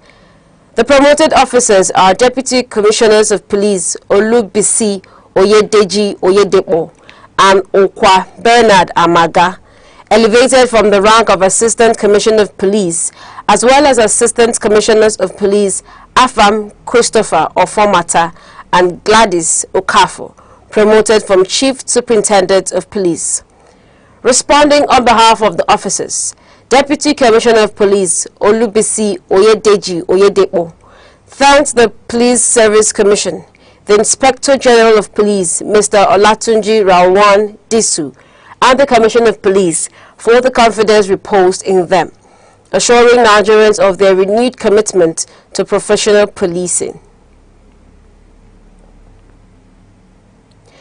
The Cross River State Government has reaffirmed its commitment to strengthening collaboration with the National Emergency Management Agency, NEMA, to improve disaster preparedness and emergency response across the state. Deputy Governor Mr. Peter Odi gave the assurance while receiving a delegation from the agency in Calabar. He commended NEMA for its sustained interventions and partnership with the Cross River State Emergency Management Agency in addressing disaster-related challenges. Mr. Ode said disaster risk reduction remains a major priority of the administration, stressing that stronger collaboration would enhance the protection of lives, property, and critical infrastructure while improving the resilience of vulnerable communities. Speaking on behalf of the agency, Mr. Labaran Alman said the visit was aimed at reviewing ongoing interventions, strengthening institutional cooperation, and coordinating future programs to reduce disaster risks across Cross River State. The Nasarawa State government has approved a cabinet reshuffle, relieving 6 commissioners of their appointments as part of efforts to reposition the administration for improved service delivery. Secretary to the state government, Mr. Labaran Magaji, announced the decision after the State Executive Council meeting in Lafia. He said the affected ministries include Works, Women Affairs, Information, Lands, Science and Technology, and Security. Mr. Magaji explained that the restructuring is intended to inject fresh ideas into governance, broaden stakeholder participation, and improve the efficiency of government operations. He added that the move would also support efforts to increase internally generated revenue, stimulate local industries, and ensure the administration delivers on its development priorities before the end of its tenure. The Nigerian Air Force has embedded defense correspondents with frontline troops in the Northeast Theater of Operation Hadinke to promote transparency and provide first-hand insight into ongoing counter-terrorism operations. The media tour, led by the Director of Public Relations and Information, Air Commodore Ehimen Ejodame, gave journalists access to operational planning sessions, day and night patrols, and interactions with troops deployed in Maduguri. According to the Air Force, the initiative is in line with the directive of the Chief of the Air Staff, Air Marshal Hassan Bala Abubakar, to strengthen public confidence by showcasing the professionalism and sacrifices of military personnel engaged in counter-insurgency operations. Air Component Commander Air Commodore M.B. Ahmed said intelligence, surveillance, and reconnaissance continue to provide real-time support for precision operations, while improved welfare packages, including subsidized transit flights and enhanced feeding, have boosted troop morale across Borno, Yobe, and Adamawa states. The Rivers State Police Command has launched a manhunt for gunmen responsible for an attack that claimed 4 lives in Omok, or by Egbema Ndoni local government area of the state. Police said the attackers opened fire along Oba Road, killing Mr. Ozomela Stephen Wacha, zonal commander of the local OSPAC security outfit, alongside 3 women, including his sister. 2 other victims sustained injuries and are receiving treatment. Commissioner of Police, Mr. Olugbenga Adeboju, condemned the killings, describing the incident as a criminal act capable of undermining public peace and security in the area. He assured residents that security operatives were intensifying efforts to apprehend those responsible and urged community-based security groups to continue working closely with the police through established operational channels. Kano State Governor Abba Kabir Yusuf has signed executive orders introducing tougher measures to curb the sale, trafficking, and abuse of illicit drugs across the state. The directives prohibit the sale of unregistered pharmaceutical products without valid prescriptions and impose movement restrictions in identified drug abuse hotspots between 6 p.m. and 10 a.m. To strengthen enforcement, Governor Yusuf inaugurated a multi-agency anti-substance abuse task force, empowered to conduct searches, arrest suspects, and prosecute offenders in accordance with the law. The governor also warned that buildings used for drug trafficking and criminal gang activities could face sanctions, including the revocation of certificates of occupancy, as part of the state's efforts to protect public safety and combat substance abuse. You are watching news around the globe, coming to you live from Aneke TV. For more updates and breaking stories, stay connected with us on our social media platforms, Facebook and YouTube at Aneke TV. And now here is a recap of some of the major stories making headlines. Governor Hope Uzodinma says Southeast governors have resolved to back President Bola Tinubu's re-election bid. Nigerian Air Force embeds defense correspondents with Operation Hadinke troops to strengthen public confidence in counter-terrorism operations. And coming up shortly on the foreign scene, United States military continues airstrikes on Iranian military targets as regional tensions deepen. On business, Dangote Petroleum Refinery resumes petrol sales in Naira. Stay with us. Frontline Africa is Aneke TV's flagship current affairs program, where critical national and continental issues take center stage. On Frontline Africa, we examine politics, the economy, security, business, health, and a wide range of other key sectors shaping society. The program is insightful, engaging, and interactive, providing a platform for informed analysis and meaningful public discourse. Here, issues are discussed raw, balanced, and expertly with depth, clarity, and a commitment to fact and accountability.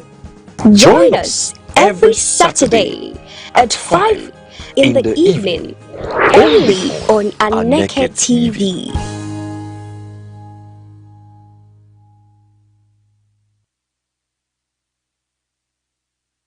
Welcome back.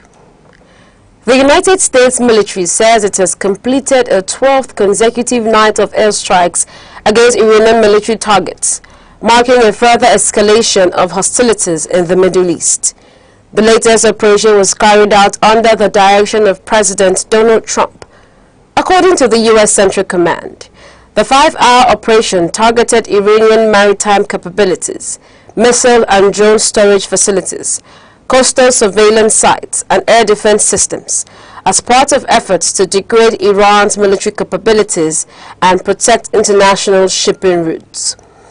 President Trump warned that any further Iranian attacks on commercial vessels transiting the Strait of Hormuz would prompt additional U.S. military action against Iranian infrastructure. Iran, however, has warned that any expansion of the campaign would trigger a proportional response against regional strategic facilities.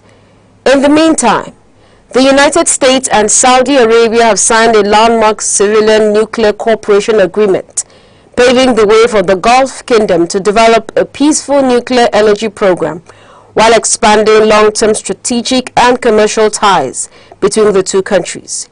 The agreement includes a bilateral safeguards framework aimed at ensuring nuclear safety, security, and non-proliferation. The United States Department of Energy said the deal will create significant opportunities for American companies in Saudi Arabia's nuclear energy sector and strengthen regional security. Although the full text has not been released, United States officials said the agreement upholds the highest international standards for nuclear safety.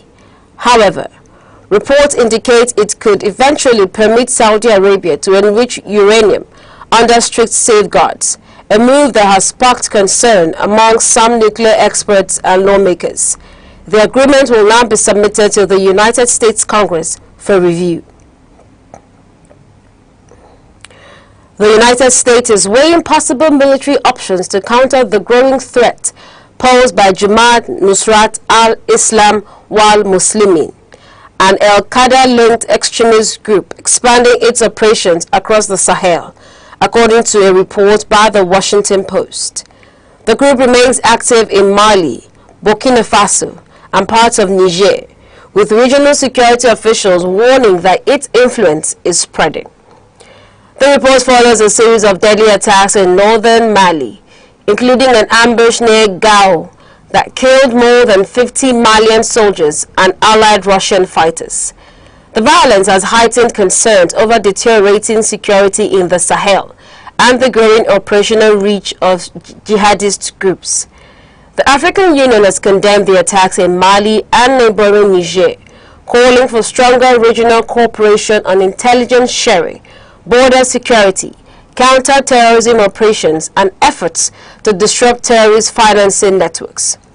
Speaking in Washington, Senior Bureau Official for African Affairs, Nick Checker, said the United States remains concerned about the resurgence of terrorist groups in the Sahel, but intends to support African-led security efforts rather than establish a long-term American military presence in the region.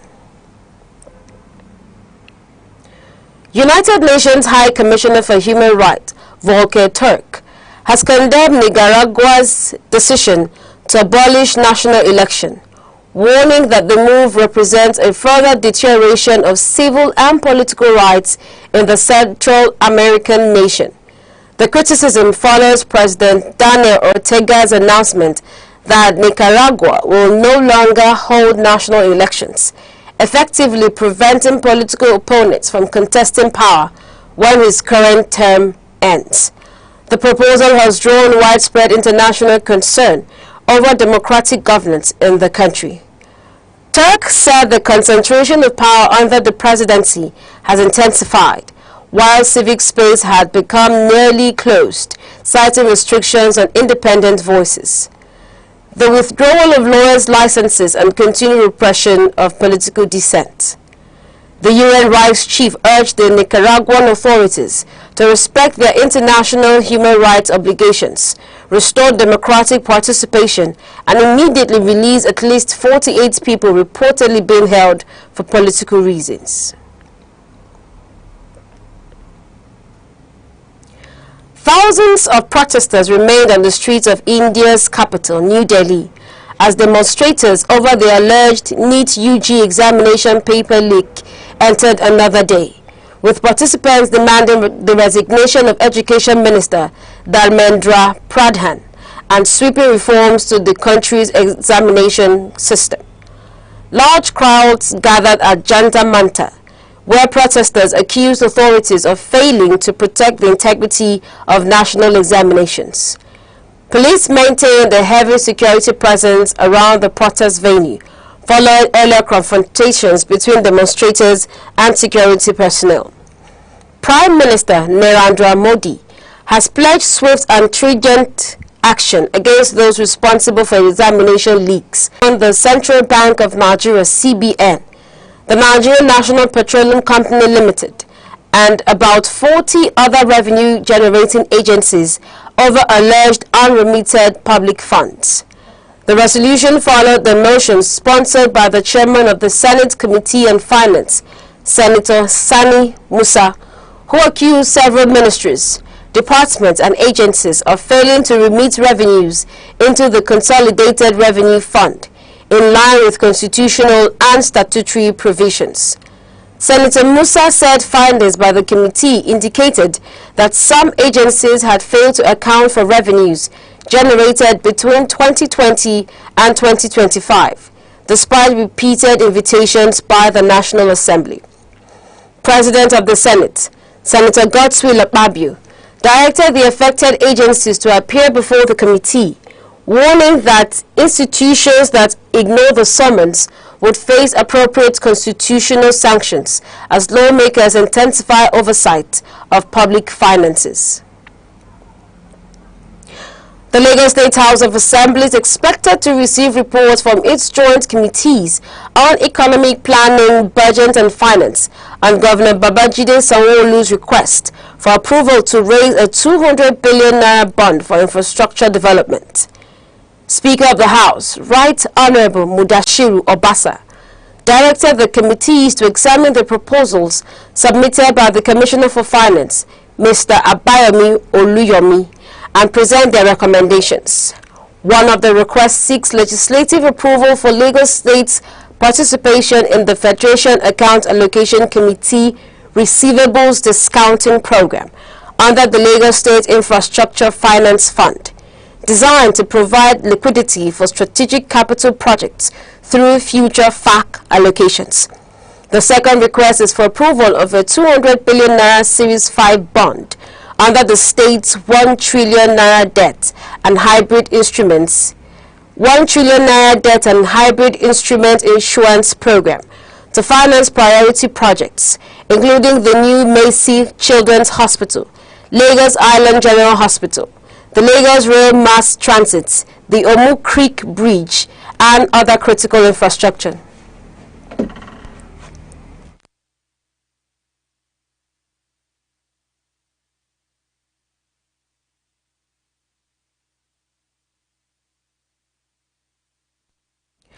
On to sports news.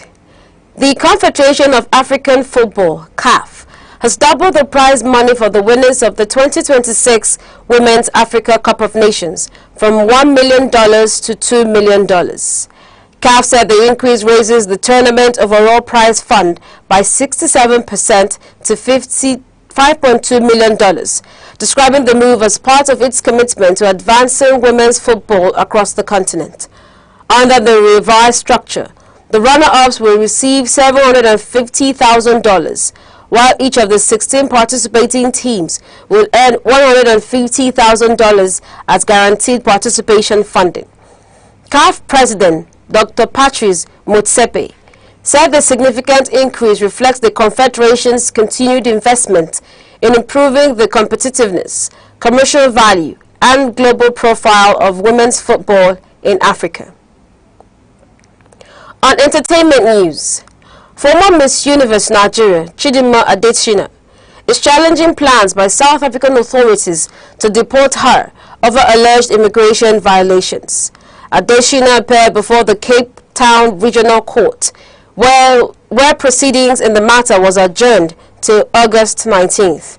The case has generated widespread public attention, with videos circulating on social media showing groups of protesters demanding her deportation from South Africa. South Africa's Department of Home Affairs is pursuing the immigration case, while Adesina continues her legal challenge through the country's judicial process. And now to end the news, the main point again. The Imo State Governor and Chairman of the Southeast Governors Forum, Senator Hope Uzodinma, says the 5 Southeast governors have resolved to support the re-election bid of President Bola Tinubu in 2027, citing ongoing federal infrastructure projects, economic reforms, and renewed investment in the region. The Nigerian Air Force has embedded defense correspondents with troops under Operation Hadinke in the northeast to provide first-hand coverage of counter-terrorism operations. Director of Public Relations and Information, Air Commodore Ehimen Ejodame, said the initiative is aimed at enhancing transparency, strengthening public confidence, and showcasing the sacrifices of frontline personnel. On the foreign scene, the United States Department of Defense says American forces have continued military operations targeting Iranian-backed Houthi positions in Yemen, with Washington maintaining that the strikes are intended to protect international shipping and deter attacks in the Red Sea, while diplomatic efforts to reduce regional tensions continue.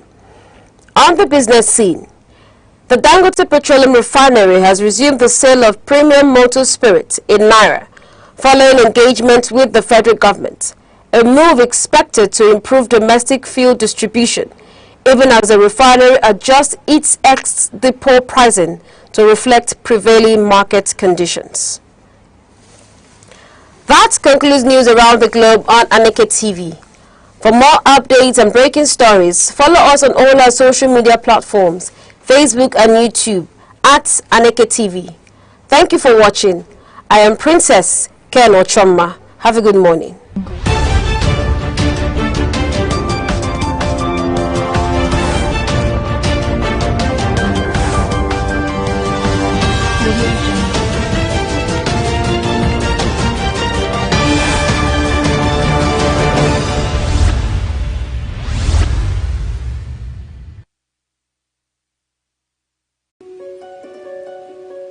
In a world that never stands still, where stories break in seconds and moments shape history, one station keeps you connected to your nation, to the continent, to the world. From breaking news to powerful stories, from business and politics to culture, lifestyle and entertainment, we inform, we inspire, we keep you ahead. This is more than television. This is your window to everywhere that matters. Aneke TV. Move with the world.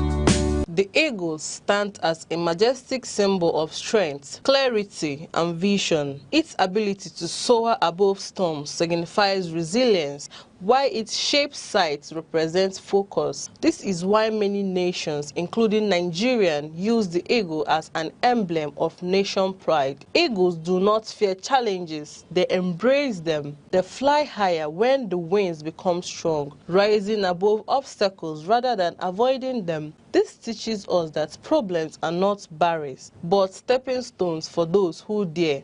To live like an eagle is to stay focused, courageous, and disciplined. It is to see opportunities where others see only difficulties. The sky is not your limit, it is your launch pad. Fake news on social media has become one of the most dangerous byproducts of the digital information age, reshaping public opinion, weakening trust in institutions, and in some cases, endangering lives. With billions of users active daily on platforms such as Facebook, X, WhatsApp, and TikTok, misinformation now spreads faster than traditional verification systems can respond. Communication scholars define fake news as false or misleading information presented as legitimate news content, often designed to influence perception or behavior. The Reuters Institute Digital News Report has repeatedly identified social media as the primary driver of global misinformation flows, noting that algorithmic amplification prioritizes engagement over accuracy. In this environment, emotionally charged content, whether true or false, travels fastest. The danger is not theoretical. In several African countries, including Nigeria, false reports shared online have triggered panic, communal tension, and security disruptions. In past incidents, fabricated alerts about attacks or kidnappings have led to mass movement of people, market shutdowns, and unnecessary fear, forcing authorities to issue emergency clarifications. Security analysts warn that during sensitive operations, misinformation can compromise response strategies and endanger both victims and rescuers. Political communication is another area heavily affected. During elections, manipulated images, edited videos, and fabricated quotes are frequently circulated to discredit candidates or influence voters. Communication theorist Marshall McLuhan's famous assertion that the medium is the message becomes relevant in this context, as social media platforms themselves shape how political realities are consumed, often without editorial gatekeeping. Similarly, the agenda-setting theory by McCombs and Shaw explains how repeated exposure to false narratives can shape what the public considers important, even if the information is inaccurate. The implications for democracy are significant. Fake news can erode confidence in electoral institutions, weaken trust in the media, and deepen political polarization. In extreme cases, it can delegitimize outcomes and fuel post-election tensions. Analysts know that once false narratives become entrenched, corrections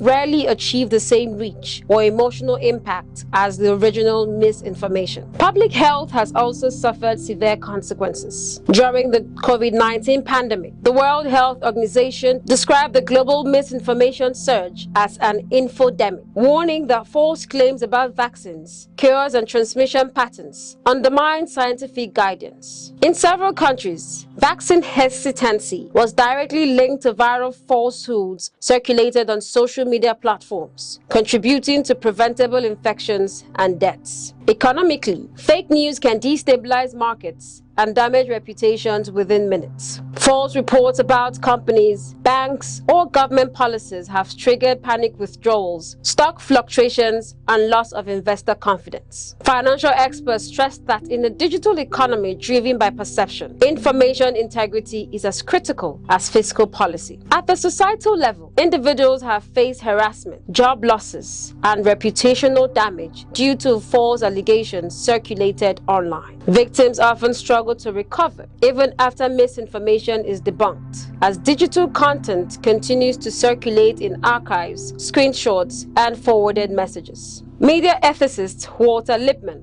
want to observe that we are told about the world before we see it. A reality amplified today by algorithm-driven feeds that prioritize virality over verification. Experts argue that addressing fake news requires a multi-layered response. Fact-checking organizations, regulatory frameworks, platform accountability, and media literacy education are all considered essential tools. UNESCO has repeatedly emphasized the importance of digital literacy, urging users to think critically before sharing content online. Journalists, meanwhile, are expected to adhere strictly to verification, balance, and accuracy, particularly in fast-moving breaking news environments. Ultimately, the fight against fake news is not solely technological, but behavioral. It requires a shift in user responsibility, platform design, and institutional trust. As digital communication continues to expand, the ability to distinguish facts from fabrication remains a critical skill for citizens navigating an increasingly complex information ecosystem. In an era where information travels at the speed of a click,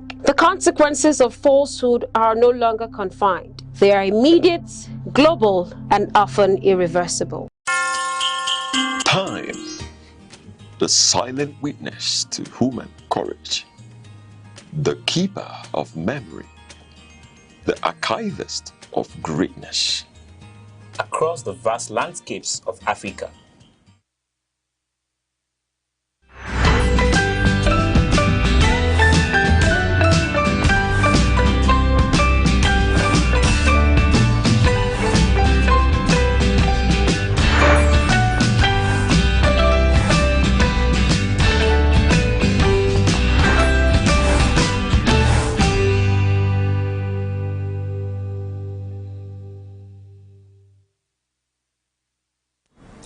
Good morning, Nigeria. Good morning, 042. Please and greetings to everyone watching. You're tuning to Sunrise here on Aneke TV, where every sunrise begins with delightfulness and purpose, bringing you that daily dose of brightness and joy. I'm Good Hope Chukuma, coming to you live from our studio here in vibrant Enugu.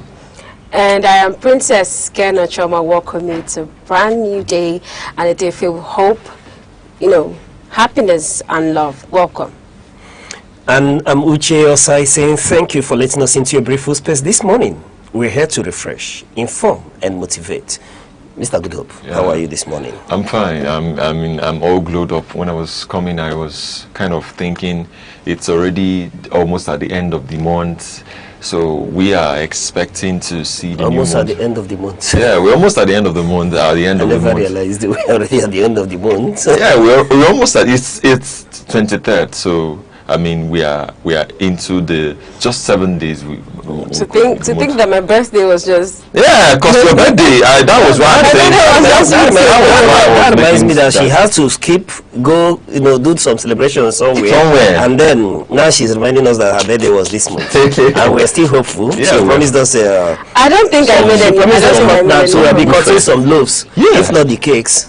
I really would think that Ochoma's birthday, it's because of your birthday that the month had to skip this fast. Mr. Uche's birthday was last month. You didn't tell him that. Did you know my birth date? Well, I knew your birthday was last month, so you told me. You didn't know it was my birthday that day, so. Well, we're going to see what happens at the end. I didn't celebrate my birthday the usual way, and we did celebrate that day. Don't tell me you were not part of the celebration. I don't think I knew where your birthday was. There was a celebration here on the 6th.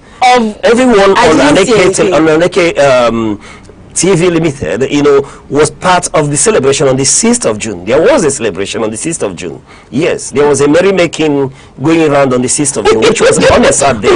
Everybody that was around celebrated. I was not around, so I didn't get it. Around. I was working outside. I too was surprised. I don't remember any of this. I'm surprised. I will remind you, but not on set. But I know that everyone that came to work on that day celebrated. Yes. Well, today is Thursday. I mean, what are we expecting to, see from the newspapers, from the analysis, and where is Nigeria towing their lane right now? Before I even talk about the Nigeria, I was going to compliment Ochoma and Aneke TV. She looks good on the branding. Aneke TV is trying. Can you see her looking? I wish there could be a framing, of these looks, for posterity to know that. Yeah. You flatter me a lot. No, I don't do flattery. I don't do flattery. I speak to the facts and truths. I stick to the truths. Everyone knows you look good. I hope to get feedbacks from your fans. All right, my fans, thank you so much. Speaking about Nigeria, I keep telling people, in Nigeria, there's never a dull moment. Of course. There's never a dull moment. From politics to economy to entertainment to sports, there's always something to talk about. There's always something to cheer about. And when you think you've seen the wars, just wait. You sink lower. But above all this, people tell me when it comes to what is not working and what's working, we need to be hopeful. But beyond that, you discover that Nigerians are always happy.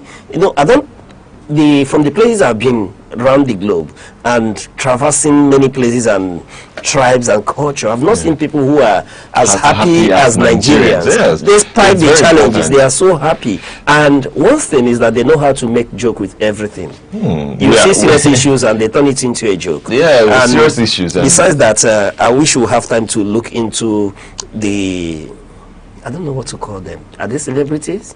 They are. Yes, they are. These are terrains normally I wouldn't want to look into, but are they really celebrities? Well, we'll get to that point. We'll get to that point. Now let's just move on to the quote of the day, which is from Theodore Roosevelt. It says, do what you can with what you have where you are. Do what you can with what you have where you are. Where you are, what you can, and doing something. These three factors are very important in our daily lives and activities. What are you doing today? There's this particular brand who, they seem to be interested with that question, and they have been asking many people, many Nigerians, what are we doing today? Right now, we could see Theodore Roosevelt coming out to say, do what you can where you are with what you have. I beg your pardon if I had to switch sides, but this is what the life we're living is all about. Taking the steps, counting one before counting two. We don't count 10 after we've counted one. No, we count one, then we count two, then we count three. Also, we count 4 and 5. We go down to 100 step by step. I think he is inspiring us to understand that there's no time here for us to bother about many things that we cannot control. But what you can control is important. As the election is coming up, you can control the narrative by being part of those who will bring the change you are expecting. So you have to go get your PVC. Don't stay behind closed doors and be doing hashtags and trying to be an online fellow. No, you have to go out there, do something about the situation which you can control, because election, we are part of and parcel of our nation, and we are part and parcel of the people who would want the change, or who would seek for a change if there should be a change. So this is very important. As this information and this inspiration is coming to you wherever you are, do what you can and with what you have, and start from where you are.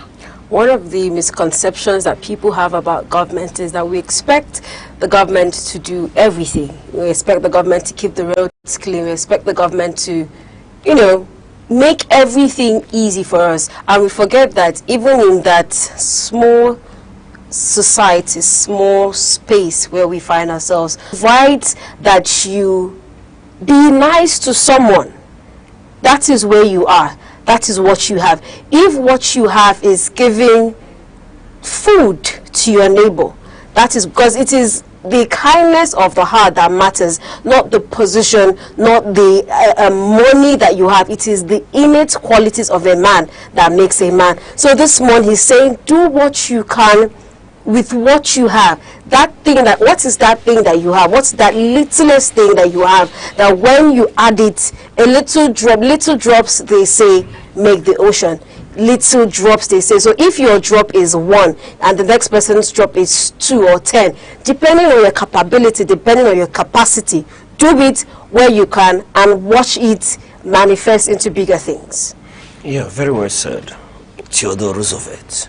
Wise talks, motivational, pushing us, urging us to do more, to be more from where we are. Do what you can with what you have, where you are. And I speak to you, my brothers, wherever you're watching us from, those in Alaba International Market, Ariaria Market in Aba, or Ogege Market in Nsukka. It doesn't matter if it's Ochanja Market or Main Market in Onitsha, or you are across the globe, you know, watching. Look into the ways of Theodore Roosevelt, and that means that you do not look to the immediate, you know, of challenges that you have. Don't look at the limitation. No, you push through. Look at the immediate capacity. Utilize what you have. And I tell you, if you find yourself in the market, make best of the position where you are.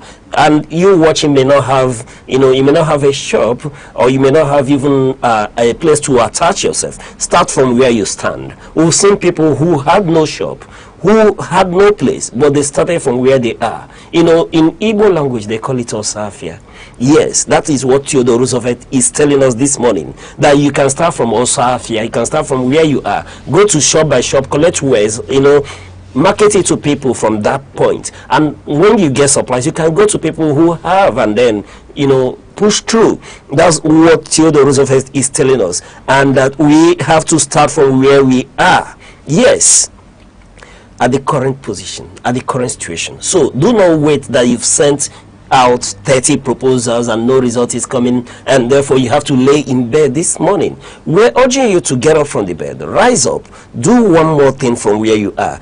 Lock into your immediate capacity. Use the available resources in your hand, and that resources in your hand could be, you know, just as little as the gadget in your hand, the phone. Use that. People are now, you know, opening mobile shops. You can start with that. And you may not have the goods in your house. Go out, take pictures, get the prices, then begin to canvas and market it to people. That's what, you know, Theodore Roosevelt is telling us. And with that, we can continue to, you know, navigate the immediate environment and grow from there and become successful. And I urge you, in like manner, go listen, watch successful people, listen to their stories, read about their stories, the successful people you know. And I'm not speaking to you going to read from Warren Buffett, no, or, you know, Bill Gates.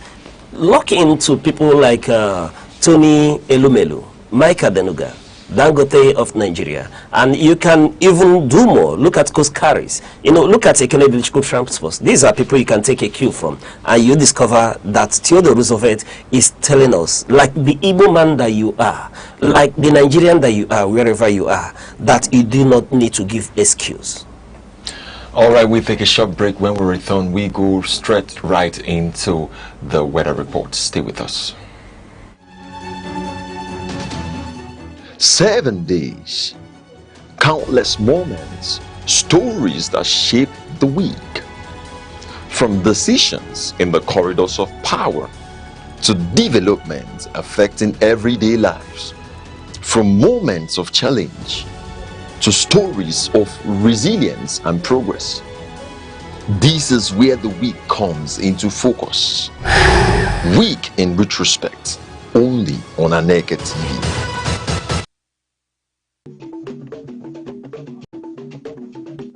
The Insight with Uche Osai. Having the political will to confront whatever is the challenges. Igbo man wrestles with the tortoise that had a lot of ingenuity, a lot of ideas, and the tireless. It will take the bold mind of government in power to say, let there be electoral reform, no matter whose house is God. I was there. We did everything. All of us came and supported him with our last blood. In-depth analysis, expert views, real voices, uncover the stories shaping Nigeria today. Deep dive, honest, unfiltered, only on the Insight with Uche Osai. on Aneke TV. Join us. You're still watching Sunrise here on Aneke TV. Next, we'll take a look at the weather report across major cities in the southeast today.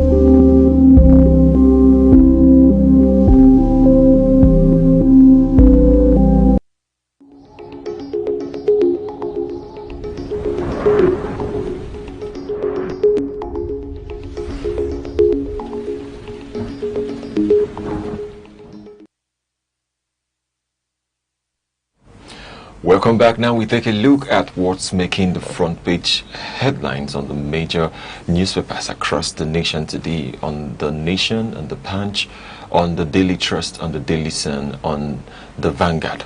While we're still talking about, we have the Daily Trust and The Nation, of course. It says Tinubu's decisive blows on terrorists excite Trump. Tinubu's decisive blows on terrorists excite Trump. Now on the Daily Trust, we have questions over 30 billion naira for palaces, places of worship. Now on the presidency, talking about the Daily Sun says presidency, Atiku fight. On the Vanguard, we have Trump vows to stand with Nigeria in anti-terror war. Now on the Punch headline, we have ICPC team grills embattled DG inside police detention. We're starting our analysis today from the Sun major headline, which says presidency, Atiku fights. Now, apologies, talking about the issues that has been going around about the PFIPC scandal. Ex-VP's Soviet past haunting him. Apologize, resign over PFIPC scandal, Atiku tells Tinubu. Former Vice President Atiku Abubakar has called on President Bola Tinubu to apologize and resign over the PFIPC scandal, accusing the government of allowing a fake council to operate from official facilities and process salaries. Through his spokesperson, Frank Shaibu, Atiku gave Tinubu a 7-day ultimatum to launch a transparent and independent investigation, warning that failure would suggest powerful interest in government benefited from the alleged fraud. He described the PFIPC case as part of a troubling pattern of recurring scandals and rejected the ICPC probe as inadequate to address the crisis of institutional credibility. This is about the issue that has been going on for weeks now, if not for months, where we are having to discover from the right sources that there was a fake agency which started just last year around July. So it's been more than a year that this agency has been operating in even in the national complex. Looking at the issues that has been going here, it's really been a sad one, citing and having to involve no adequate understanding of what is really happening, no adequate understanding of what's really happening, investigations here and there. Now former vice president has called on presidency to resign if the right investigations would not be taken, if the right channel would not be taken, if there's a failure on their side to be able to carry out and call out these cases. I mean, while we're talking about political tension here, we are still seeing that there is a need for the right things to be done, just like the right investigation to be carried out. And Nigerians, Nigerians are waiting for the verdict. Of course, ICPC and yesterday had to call on SADAS, the Office of the National Security Advisor of the President, to make some inquiries. Why was there no proactive action because of the PFIPC issue? Why was there no proactive action when they were called upon? Why was there no action? Of course, we could see the involvement of the Chief of Staff, that's Femi Gbajabiamila, coming in and being dragged into the issue. While we're still looking at that, we're still seeing him suing, the minister. We're still seeing these things going on. It's really a lot for me. I would say that him calling out this case we're seeing that it's getting really weird now. I would say that this is fast becoming, quite a sorry situation. And one thing I admire about the opposition is the boldness that they have to call out the president. I mean, it's one thing about the opposition. They can easily tell Mr. President, oh, do this or resign. We've seen peterobi say things. We've seen Atiku. This is not the first time Atiku is calling on the president to resign over an issue. But looking at it from a wider perspective, we often say that the presidency to have assented to something shows that, or it's a process leading up to that point, seeing that he has advisors, he has people who have looked into these things before bringing him to approve. But there again, I would want to ask, is it that once they bring it to your table, you just sign off on it, you don't get to at least look at it to see what you're signing off on?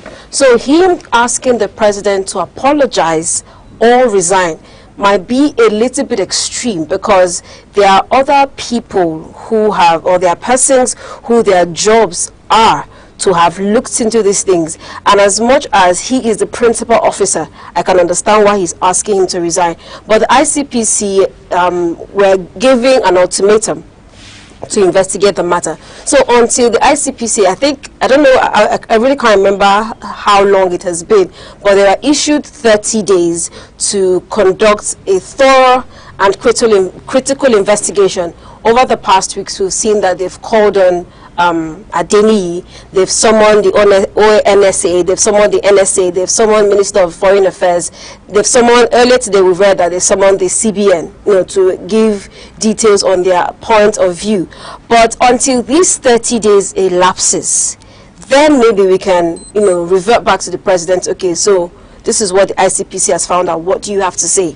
How do you exonerate yourself? Because ideally, holistically, if the president at some point comes out to say, oh, I probably should have, or oh, I should have, maybe it is partly my fault because I assented to these things. It is not who prepares a bill or a budget that people would hold accountable entirely. It is also the person who signs off on it, because if you hadn't signed off on it, these monies, we're talking about a whopping 1.3 billion to an agency that has offices that have been operating for over 8 months before the DG started, getting calls to appear before an investigative panel.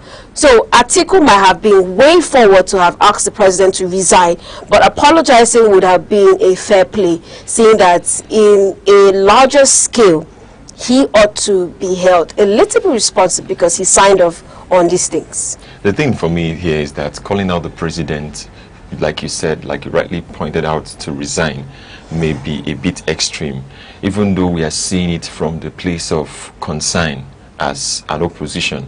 We have seen many times such an issue had to arise in our nation, and the president he too had to call out the president to, resign. But I would say that also calling out the presidency on something that was given assent to is not out of place.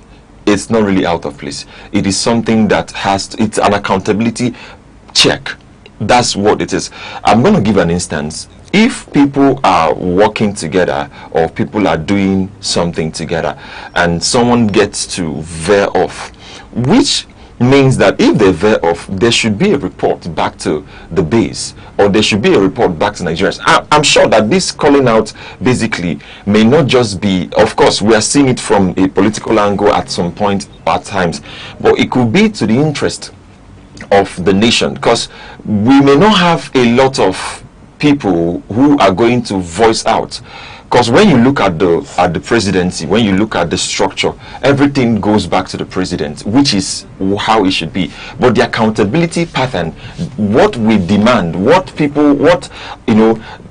these things, how it should go is for people to be accountable, for that side of the matter to be accountable. So there's someone to report, and if the presidency may not be able to report or give a clear verdict on issues, it could be that at some point it has to be called out, and not calling it out in a way to sideline or destroy. It doesn't go well. But we have seen that he said he's giving 7 days ultimatum, so we're going to see what happens after that 7 days. My question is, if Atiku is the president, will he resign? That's why we're saying the call for resignation might be unthinkable, because no president would want to resign from seat. Yes, today we are speaking about this very scandal, but I will take you through history. While Atiku was vice president, there were allegations involving PTDF, Petroleum Trust Fund, which was domiciled under his watch. And what happened? He was then accused of, diverting the money to some banks, upwards to the tune of 18.5 billion naira was moved to some banks. And it was then said that from those banks, that money was then being loaned to companies that are associated with him. Did he resign? Was that for him to resign? Let me give you another issue. There was a bribery scandal involving William Jefferson, a United States congressman, involving the FBI, where he was said to be, wanting to take bribe to the tune of $500,000 US. There were calls then. Yes. Did he resign? We need to balance these things. Today, the opposition, would want to paint a very gloomy picture and ask Mr. President to resign. Yes, is it a heinous crime that is we are talking about? Yes, because we speak about an office that should wear the toga and the cleanliness, next to the place called heaven, if it does exist.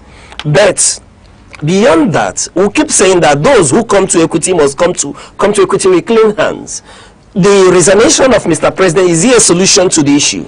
The answer is categorically no, even when we know that in this climb, people hardly resign from office. So I still would, if I see Atiku, would want to ask him if he is the president, if he will resign. Beyond this opposition toga of holiness, we need to call a spade for what it is. I do not in any way, want to align myself with the happenings in this administration or think anyone to believe that I am siding the presidency against Atiku. No. Atiku, for me, since this scandal broke, has been, saying the right things, hitting the right cause. But I feel calling for the president to resign at this time on this issue may not be the way to go. Now, what are the issues here? The scandal has happened, and this is not the first of scandals. I remember in the previous administration there were scandals, and to 2015, when President Goodluck Jonathan, there were scandals. Even during Obasanjo, there were scandals. We've not seen anybody's resignation.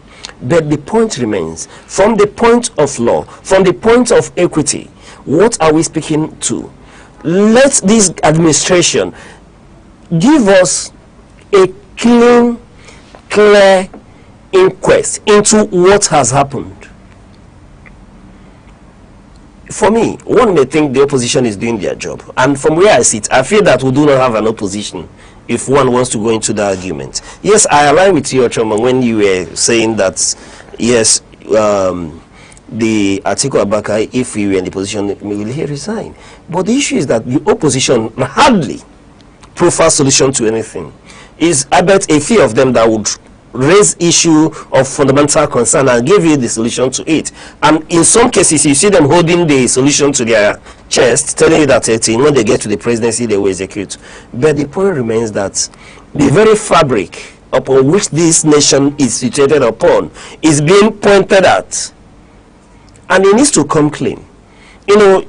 The president has set up ICPC, mandated them to investigate within 30 days, upon which, within that 30 days, I think we've far gone with above 8 to 10 days, and then the investigation is on, and according to information filtering in, ICPC had to, grill the embattled DG in police custody, which for me, is another issue in entirety. What are we looking at? Are we looking at to find ways to prosecute and hang this man that he operated alone? That's the point I do not want to give into. Of course. There's no way he will become an Nkemowo or Sophia in the theatrical song where he sold the national airport to a white man, sold the national stadium. Remember that song? Nami Getam. So he cannot tell me that he was so powerful that even if, let's say, there was no accomplices, let us give the man a fair hearing. If it's ICPC that is investigating, let us ICPC come out. But there are multiplication of investigations, which I can't really believe in. Because let me tell you one thing. Beyond the discrepancies we are seeing amongst the agencies of government, CBN is saying one thing. The office of the Accountant General of the Federation will say another thing. The office of the Secretary General to the Secretary to the Federal Government will say a different thing. And then the Chief of Staff is instituting 15 billion libel suit. And you want this man to be in the frame of mind without feeling intimidated, without the might of the state on him, for him to not accept that he did it alone. Then shield innocence. So this should be where the conversation should be. Yeah, the thing for me is that him rushing to,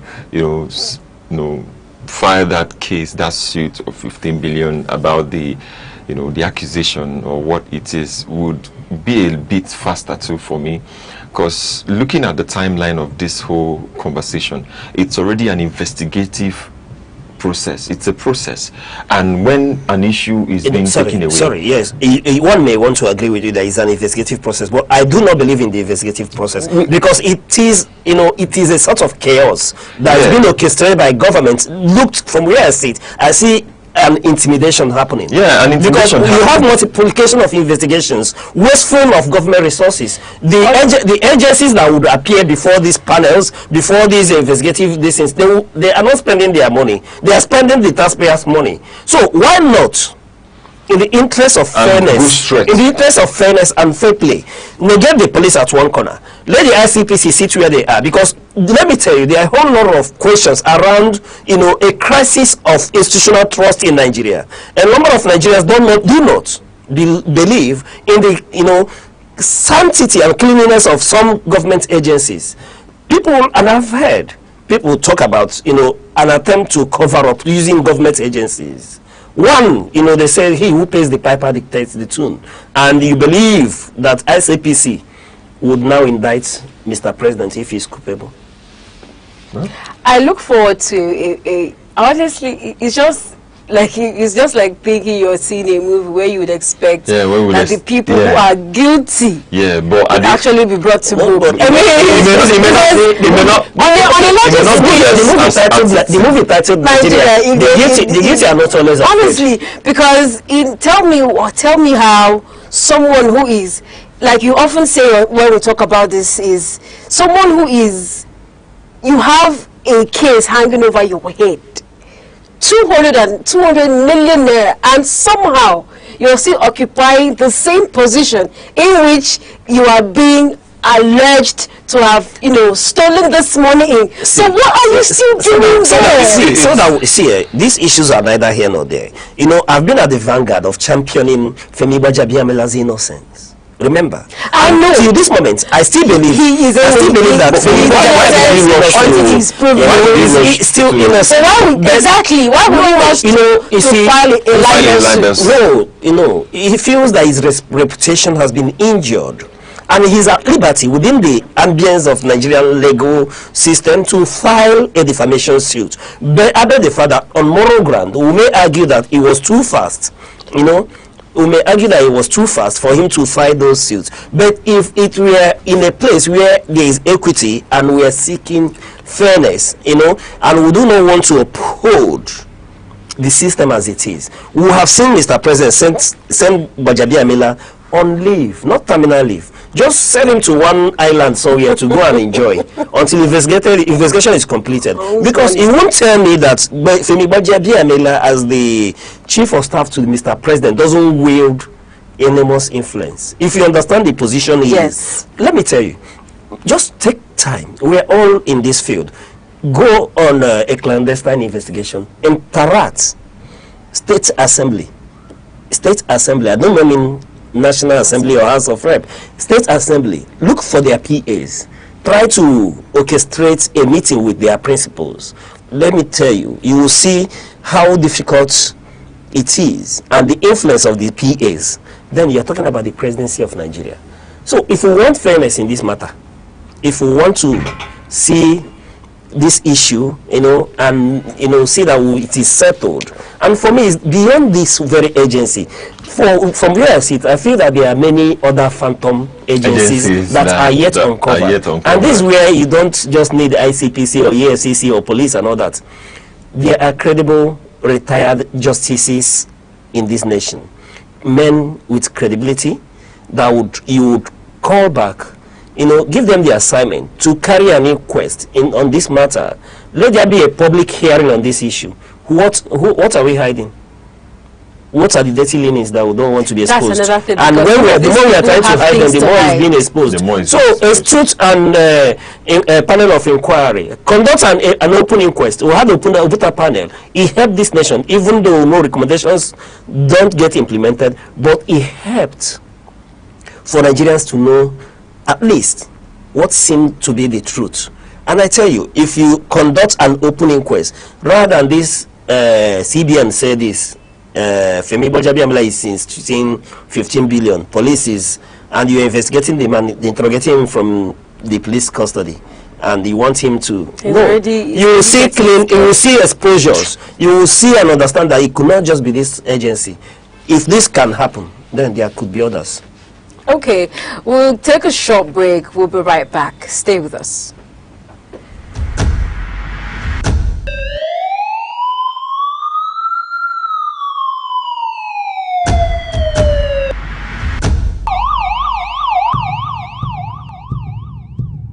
In a world where safety matters and vigilance saves lives, information is power. Awareness is protection. From our streets to our homes, from local communities to national security, Security Watch brings you timely reports, expert analysis, and trusted updates on security issues that matter to you. Stay alert, stay informed, stay safe. Security Watch, every week only on Aneke TV.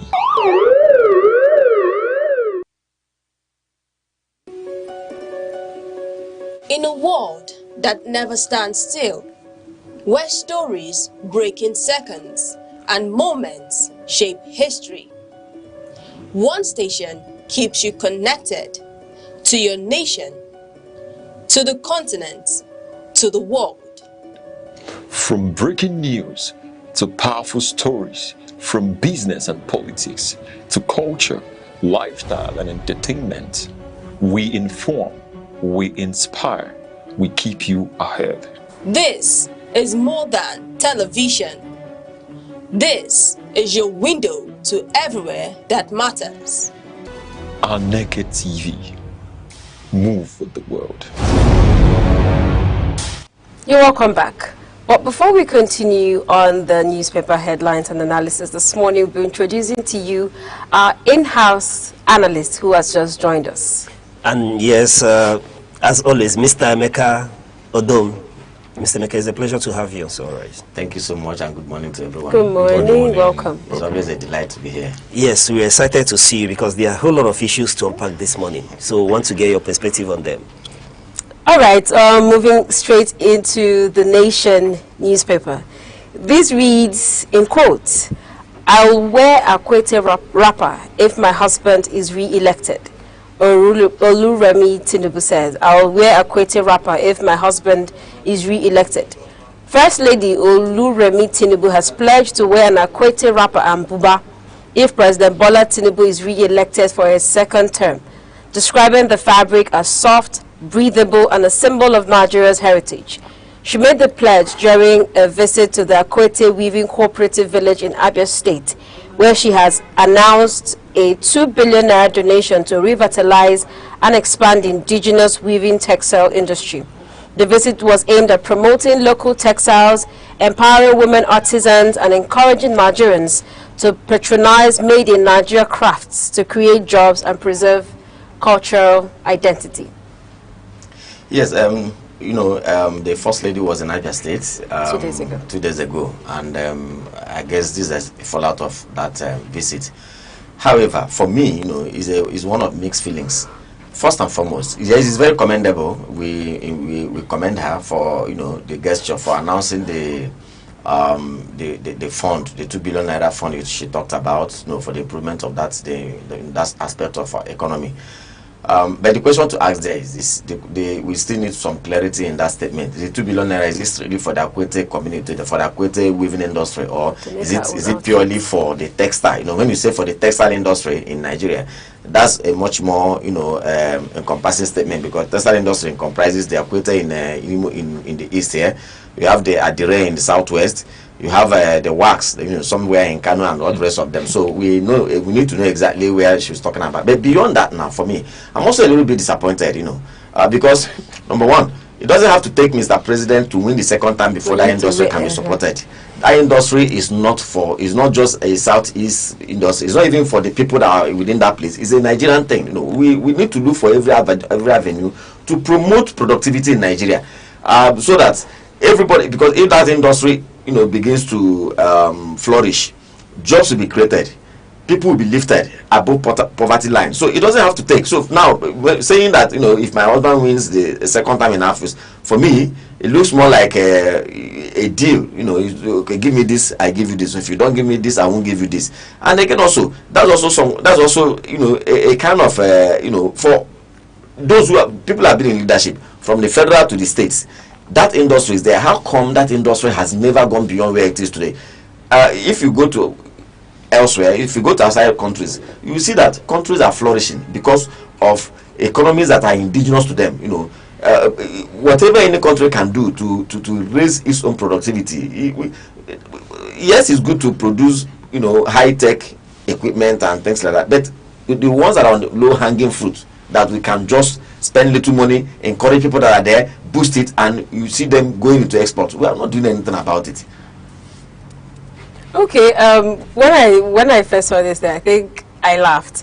Why I laughed was because, like you said, so it is only where your husband will win that you want to now come and wear the Akwete material, and it just goes to show in recent times that we have a president's wife who likes to make Nigerians laugh, because we've moved from the akara and corn to wearing, and I'm sure the social media at this point must have created memes and videos of her dressed in the Akwete fabric. But then again, it's just quite sad that it had to take her coming to Abia State to donate this 2 billion naira. What has happened in the past? What has other government officials done to grow these textile? Because we often say textile, entrepreneurship, and it's when these visits happen, after these visits happen, and then these monies are donated, it will take another government to come again and donate another money. So in the time that these monies are donated, what does the state government or the, authorities in charge of these parastatals do with the money? How do they leverage on the visit of the president's wife to grow? And aside waiting for government interference, what are the citizens of that region doing to boost that part of the economy? Let me tell you, the Abia State people are not, they are used to this. I don't think they'll be swayed by any of those things. Because when President Muhammad Buhari was in office, I think that was when he was going for a second time in office. He also came here to promise, the Aba people, the industrial hub and the Silicon Valley kind of thing. So at the end of the day, where are we nothing happened. So they should themselves find what to do to grow. So it doesn't always look like a charitable case when these people come. For me, it's still what Ochoma said and what Mr. Dom said. Looking at the Senator Tinubu, the wife of our Mr. President, it's so interesting to see how the tides are being told. Bringing or introducing Akwete, when the husband wins, seems not to be tallying with the issues that we're dealing with right now.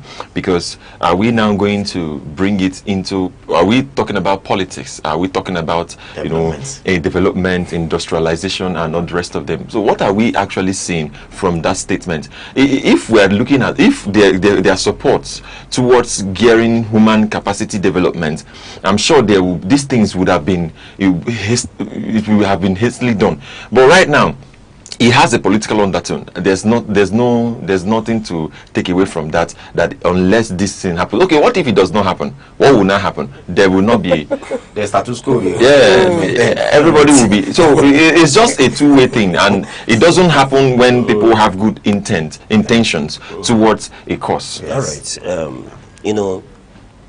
I am so grateful to the First Lady for her magnanimity to do marketing for Akwete. The fact that she visited Abia State, given from the position she occupies as the First Lady of the nation, though there's no office as the office of the First Lady anywhere in the Nigerian Constitution, but she has done a very good marketing. I do not think of any other person who have done that level of marketing for Akwete. But beyond what seemed like a deal, like you rightly pointed out, Mr. Dom, because from what it is what it is, a deal. Vote us in and I would condescend, which is where I have issue. Akwete, from the way, she puts it, is giving us the impression that Akwete is condescending for her to wear Akwete. So if you vote us in, I will descend from my high horse and then wear Akwete. Then, thereby negating the people's hard work, people's time invested in producing this this piece of clothing that has history in it, rich history, predates the Aba Women riot of 1929. What she has done for me, in telling them that she would wear Akwete if they win, it is telling us that this fabric is of no significant importance, that she will be doing us a favor, doing the people of Abia State a favor, doing the hard-working women of Abia State a favor to wear the clothes. And it does not go well for me. Maybe I sound this way because I expected more from the First Lady.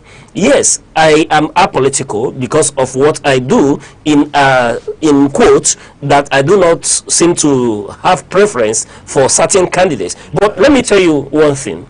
From where I was during the campaigns, I told people that one thing I'm happy about is that we are getting a First Lady who is very politically sagacious, quite intelligent. And let me tell you, I was expecting much more from Oluremi Tinubu beyond this, and that's on that ground that I saw that visit.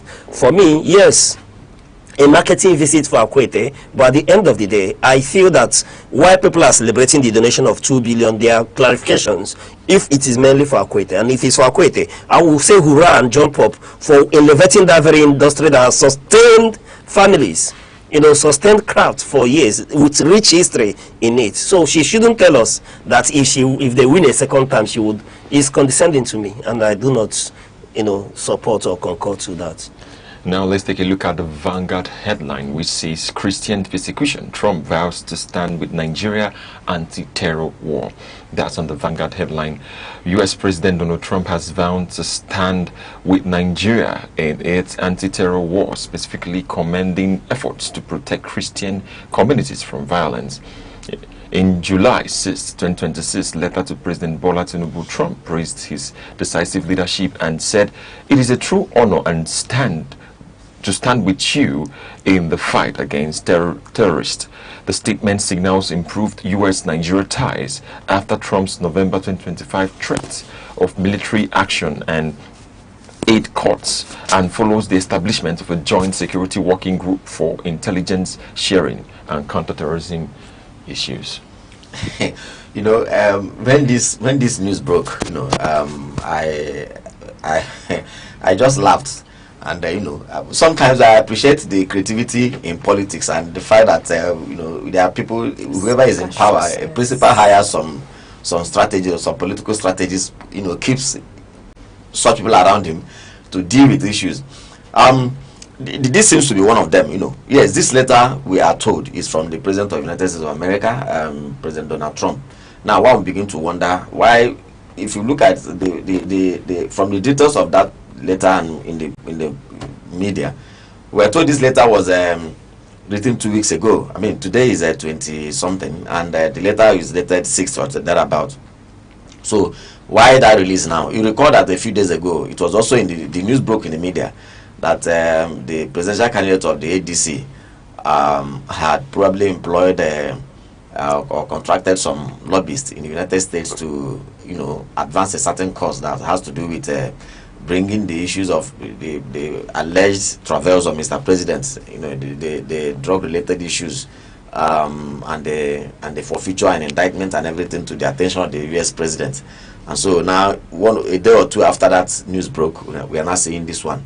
Now, this is politics. For me, this is more like countering that incident. You see, number one, this letter throws up a lot of issues. Number one is that, yes, you are showing us the letter that was written by the United States President. I think you should also show us, you know, the one that was written by the Nigerian President, because this seems to be a reply, you know, a reply to a letter that was given. And if you notice this, if you look at this, if you do a simple arithmetic here, your mind will quickly tell, because there's hypothesis in things we do. Your mind will quickly tell you that, well, this could be after the U.S., you know, we are told that the U.S. Forces, you know, collaborated with Nigeria to launch an attack on some insurgents in Nigeria here. So naturally, after the exercise, because some time ago, in the last 2 or 3 weeks, so we also told that American contingents have left.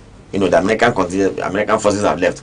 So naturally, we would imagine that the Nigerian president will probably write a letter to the U.S. president thanking him for the good gesture and how, you know, he was able to oblige his security forces to come on. And now the U.S. president is writing, you know, replying to say, look, it's all for the good of the world. You know, I'm very happy to stand with you in the fight against terrorism. And because details of that also shows you that America is remember what Bush said some time ago, you know, when the issue of 9/11 came up.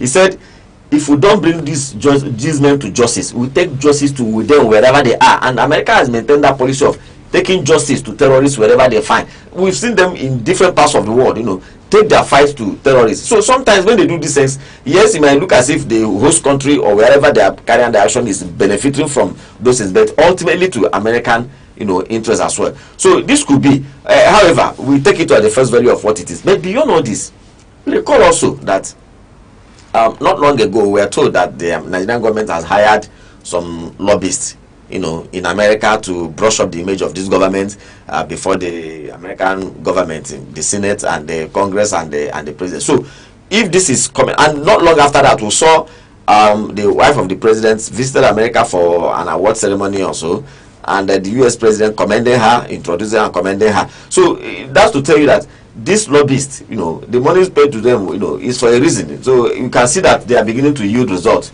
It's the same way, don't be surprised when, like we were told that the Atiku Abubakar had hired some lobbyists in America, whooping some, to also dig up this particular issue. So don't be surprised, maybe in the next 2, 3, 4 weeks, or as the election begins to approach, you also begin to see some heat coming up that has regard to it. Because these lobbyists, there's always a reason why some people find them useful. Engage them for a certain cause, and of course they will justify the amount of money that you are paying to them. So for me, these are all politics, and in the coming days we will see the 2027 general elections is going to be determined by Nigeria. Yes, there are there could be foreign opinions that may sway things here and there, but ultimately it's a Nigerian business, and so Nigerians will determine their however the election is going to go in 2027. Very well said. I was meant to ask him when will Obi hire his own, since all our leaders need to lobby the United States, and perhaps the letter coming now, maybe it took, maybe it was on a ship, and the ship broke down on the way, making it come in this late. But you rightly just arrived coincidentally. Yes, coincidentally. But you hammered the nail on the head. There are a lot of issues. I expect that when letter like this come in, it should come, side by side with telling us those things that our president is doing, that the president of United States of America is commending. A number of times, you see our leaders, and not just Nigerian leaders, African leaders, looking for credibility and endorsement from these Western worlds. And more or less, I'm sorry to say, you see states like the United States government will continue to pursue their interest. We saw them coming here, take out the number 2 man of ISIS, and then quickly departed. And why didn't they? And you could say that was the sole mission. Everything could be surrounding it, but yes, that could be the sole mission. And you rightfully said it when you mentioned that they would go towards the end of the earth till their objectives is achieved, and that's one of it. So let us know what this relationship is like and what Trump has promised to do in commending our president and what is being done. Until we see results, we'll continue to question these things like this from being image washing and image making. Okay, moving on to the Punch newspaper. The Punch newspaper this morning, a story reads, Police tops list as ICPC uncovers 908 ghost workers. The ICPC has uncovered 908 ghost workers, with the Nigerian police force topping the list of MDAs implicated in the payroll fraud. An audit of the IPPIS system revealed 22,074 suspicious personnel across MDAs, with the government paying 37.1 billion naira to them last year, including 38.8 billion naira linked to a disparity of 12,174 personnel on payroll, but not on the official nominal roll. These findings, which included double payments and fake identities, were part of an anti-corruption assessment under President Tinubu's administration aimed at clearing up the federal payroll. Sometimes you really don't understand the government in Nigeria, because government is supposed to operate on systems and procedures that are clearly spelled out, and everybody is very clear on it. Now, the issue of ghost workers ghost working system in Nigeria didn't start today. Right from when I was a baby, that was when I began to hear about ghost workers and stuff like that. But the funny thing is that, government upon governments have all conducted some kind of verification processes to determine who is actual staff and who is a ghost worker. And each time they come to tell us that, look, so number of people were discovered to be ghost workers, whooping sums of so was discovered. Now, in the next 3 years, we hear the same story again. We hear again ghost workers. We hear ghost workers. Now, number one, first, this is not holding brief for anyone. It's just that to tell you how dishonest the system is. To the extent that when news like this come out, the tendency is for people to applaud. Hey, ICPC have done so well. For me, I'm not impressed, because how do we even arrive at where we are today? Number one, remember that the system we operate here, let's even look at let's say the local government area system, for instance. There are people who don't come to work every day. There are people who just come, you know, maybe sign their name and disappear. They only show up again. I remember many years back during my youth service, one of my, in fact, a friend of mine, where he was posted to a government agency, a federal government agency, to go and do his youth service. They told him clearly, saying, my brother, there's no work here. We will just help you sign here. You can go back to your state at the end of the month to come and collect your money. You understand? Now the person's name will be in the payroll, and so at the end of the day, you ask yourself, this payroll, this is a ghost work system, and I can tell you that if you do a thorough study today, a thorough audit, a forensic audit today, you will discover, you may even be very surprised to discover that you have more ghost workers in Nigeria than those who are legitimate workers. Beyond that, sometime during the Goodluck administration, when Ngozi Okonjo-Iweala, Dr. Ngozi Okonjo-Iweala was the finance minister and the supervising minister of the economy, that was when the IPPIS was introduced. The integrated personnel payments system was introduced, and we were told then that with that system, salaries don't pass through the agencies, the ministries, agencies, and departments any longer. All they needed to do then was to compile the list of all the staff. After verification, send this send this list to the office of the accountant general, right, or to the Ministry of Finance, and from there to the office of accountant general. Now, all of these names on the roll, all it takes to office of the accountant general will just, at the press of one button, people will receive their salaries. And remember that these salaries are tied to accounts, and the accounts are tied to BVN. The BVNs are tied to biometrics. So who exactly are the ghost workers?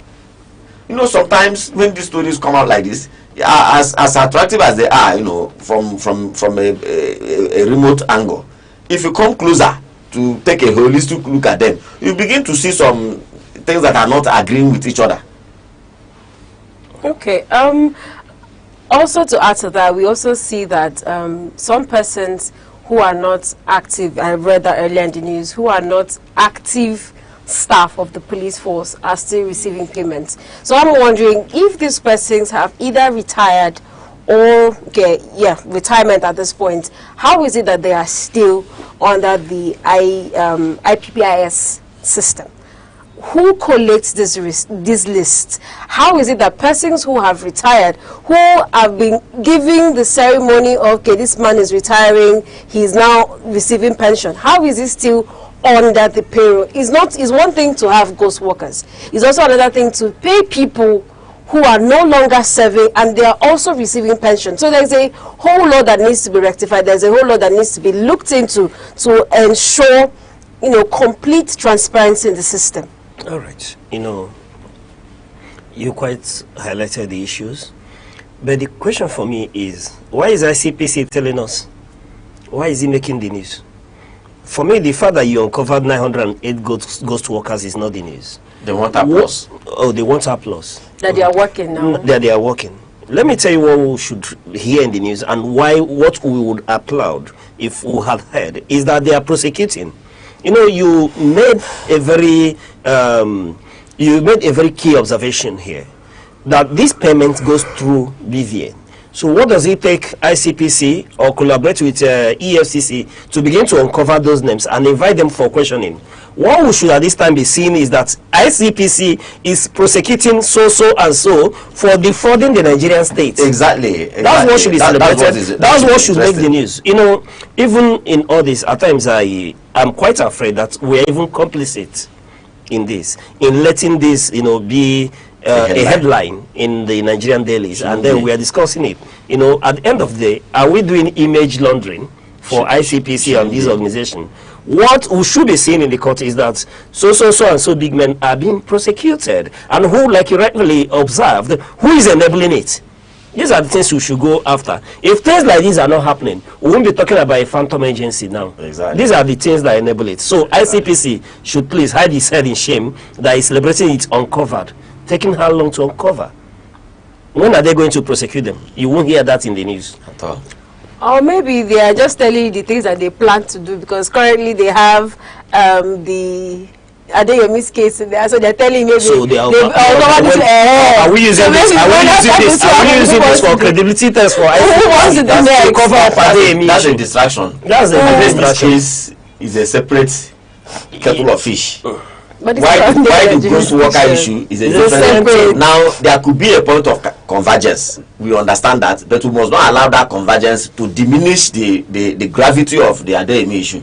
The Adeyemi issue is a heavyweight contender. Is a heavyweight boxing contender. While these other ones are maybe in the light. We need to follow the two of them up. Let's not you know why I'm laughing.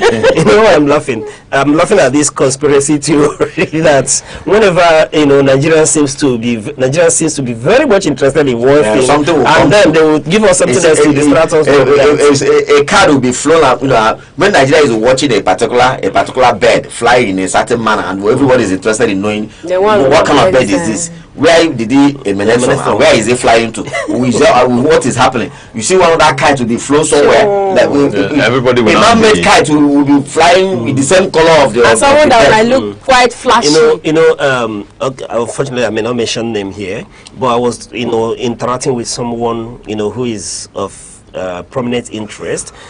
His angst against a so-called I don't know what to call him, activist, celebrity, or that is it dark or very dark man? Very dark man. That this guy, is always, no matter how good he is, he's always coming up with distractions, and this is issue with the guy, that whenever Nigerians are so keen on perhaps Adeyemi and Phantom this thing, you see him come up with one kite on the other. But that's a story for another day. The social media is here, and a lot of people are looking for followership, and that's the principle that people must understand about this. Many things are happening now. I had the privilege of talking to some group of people, over the weekend, and I told them that everybody was concerned about the kind of things that come up in social media now. And I said, look, you need to first of all understand the philosophy of social media.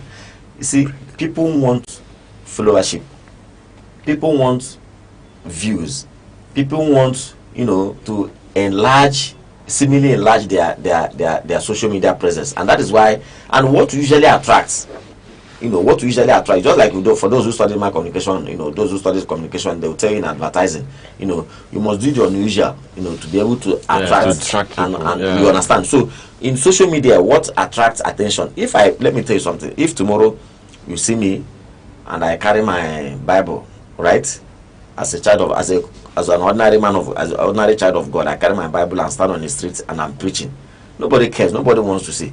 But if you see a big politician tomorrow carry Bible on the streets, right, that attracts attention. Now, if you see me doing the right thing on social media, if you go there, you flip away. But if you now see me, a full-grown man, appearing naked on social media, you probably want to click and to say, and once you have clicked, you may not like the story, you may disprove the story, you may argue the story, you may doubt the story, but you have clicked. And it is the clicking that matters. Yeah. And the viewing. Yeah. All right, we take a short break. When we return, we delve right into other matters. Stay with us.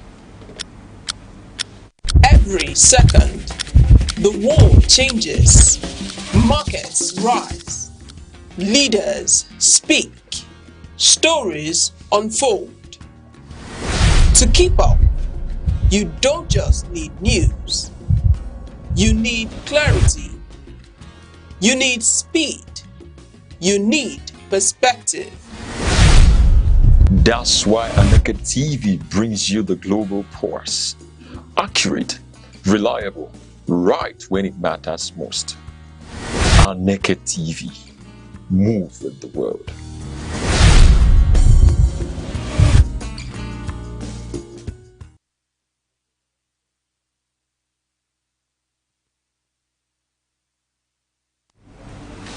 Please jump this. All right, let's take a look at the headline in the Daily Trust, which says questions over 30 billion naira for palaces, places of worship. This is a headline from the Daily Trust. It says that the spend reportedly meant for renovation and construction of the Emir palaces has raised concerns over the priorities about churches, about the concern in religion, and also it has sparked debate about priorities and transparency amid other national needs. when this news broke, a lot of people were surprised, but I wasn't. I must tell you, because see, I've always told people something, that on the table of politics, there's nothing you will not find. You will find all kinds of documents and files on the table of politics, and on the altar of politics, right? All kinds of things are brought there for sacrifice, and that's the reality. So now they will tell you that some people will say it's a contingency or constituency project and things like that. But Nigeria is a secular state. At least so we are pronounced to be. And you begin to see items that are now, in the very first place, there's even a total dishonesty, because avenues are being created to siphon money. Avenues are being created to filter away the nation's resources.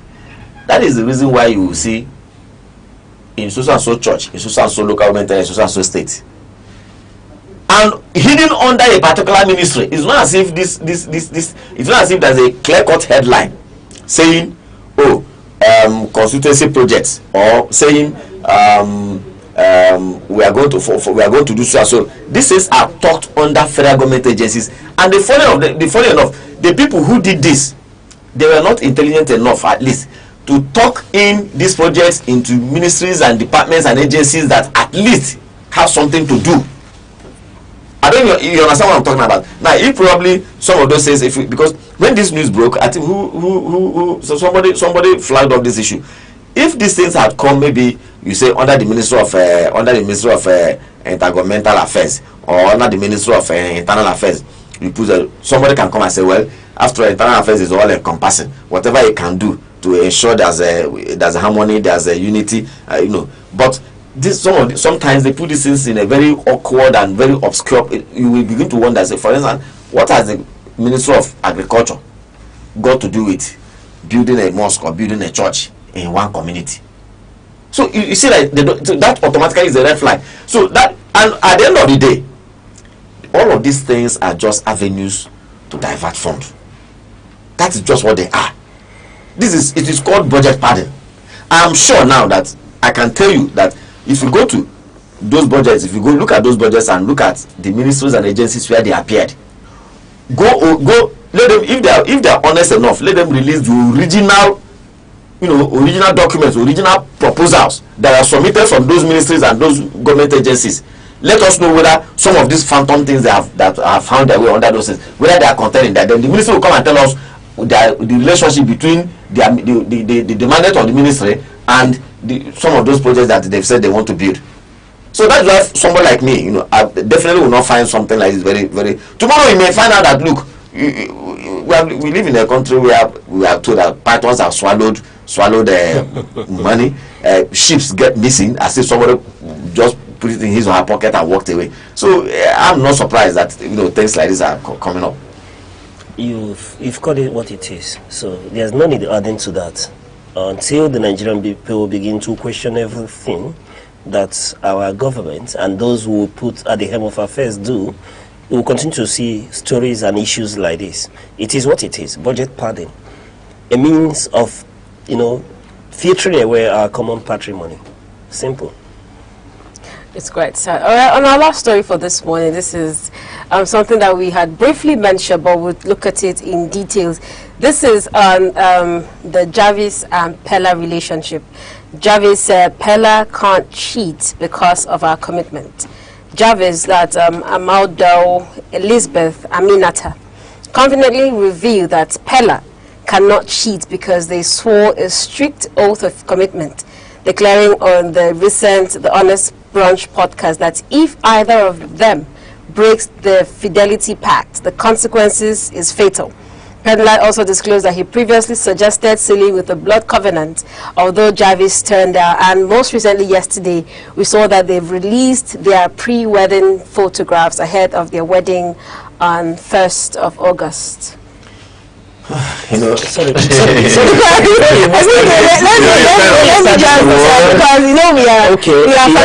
are familiar. Okay. First of all, before we start the story, who are these people? Are they celebrities? Yes. Why would we talk about them? Why are they in the limelight? Okay, Jarvis was considered one of the first content creator to be a robot. She started with playing robotics. She does the robot movement, robot speaking. Oh, no, that. Yes. Does that qualify her? And well, over time, Pella started, became popular with his, I think he was the foremost content creator that started live viewing on TikTok. He goes live on TikTok, and then he earns, at a point he was the most followed content creator on TikTok, I think far back as from Nigeria, 2020, Nigeria and Africa, far back as 2020. But their relationship in the past 4 years has been, for want of a more nicer word, catastrophic. Because most recently last year, Pella got into an accident because Jarvis broke up with him. And he, I'm sure, I don't know if most of us saw that he was driving on a Lagos highway and then ran. Is that not content? No, he was hospital. He had an actual accident. But for them to now, do all, they've had breakups, internet fights, and then we saw last month that he proposed to her on her birthday, and they're planning their wedding. I wouldn't blame the editor who elevated this story. We live in a world where people are. No, this should be from showbiz. Is a showbiz. Yes, I know. And that, of course, that's what I'm saying. That I wouldn't, blame the editor who elevated the story to what it is. You should find this in the showbiz or in the fashion and lifestyle of most newspapers. But again, the most important thing is that if you look at the life we live today, you find out that there are things that appeal to some certain set of people. Women will find this kind of stories very interesting, and so the editor wants to appease that segment that segment of the readership. So, but again, life itself shouldn't be just cast on stone. I mean, cast on hard rocks, and there has to be some funny things to make you and I, laugh and create an atmosphere of. You can imagine how my sister here was. I'm not a fan. It's just that it's funny. It's funny. Yeah, so that's what I'm telling you. For me, let me give you an example now. As much as I am an art person, I study theater arts, right? When you come to my house, I can't imagine how many times I have tuned to. Is it the what are those channels that women like a lot? The Z World and all those Mexican soap operas and things. I can't remember any time I have tuned to those stations. But if it's left for only me, if that is the only kind of what is in the cable TV, I would definitely not go and even think of buying a cable TV.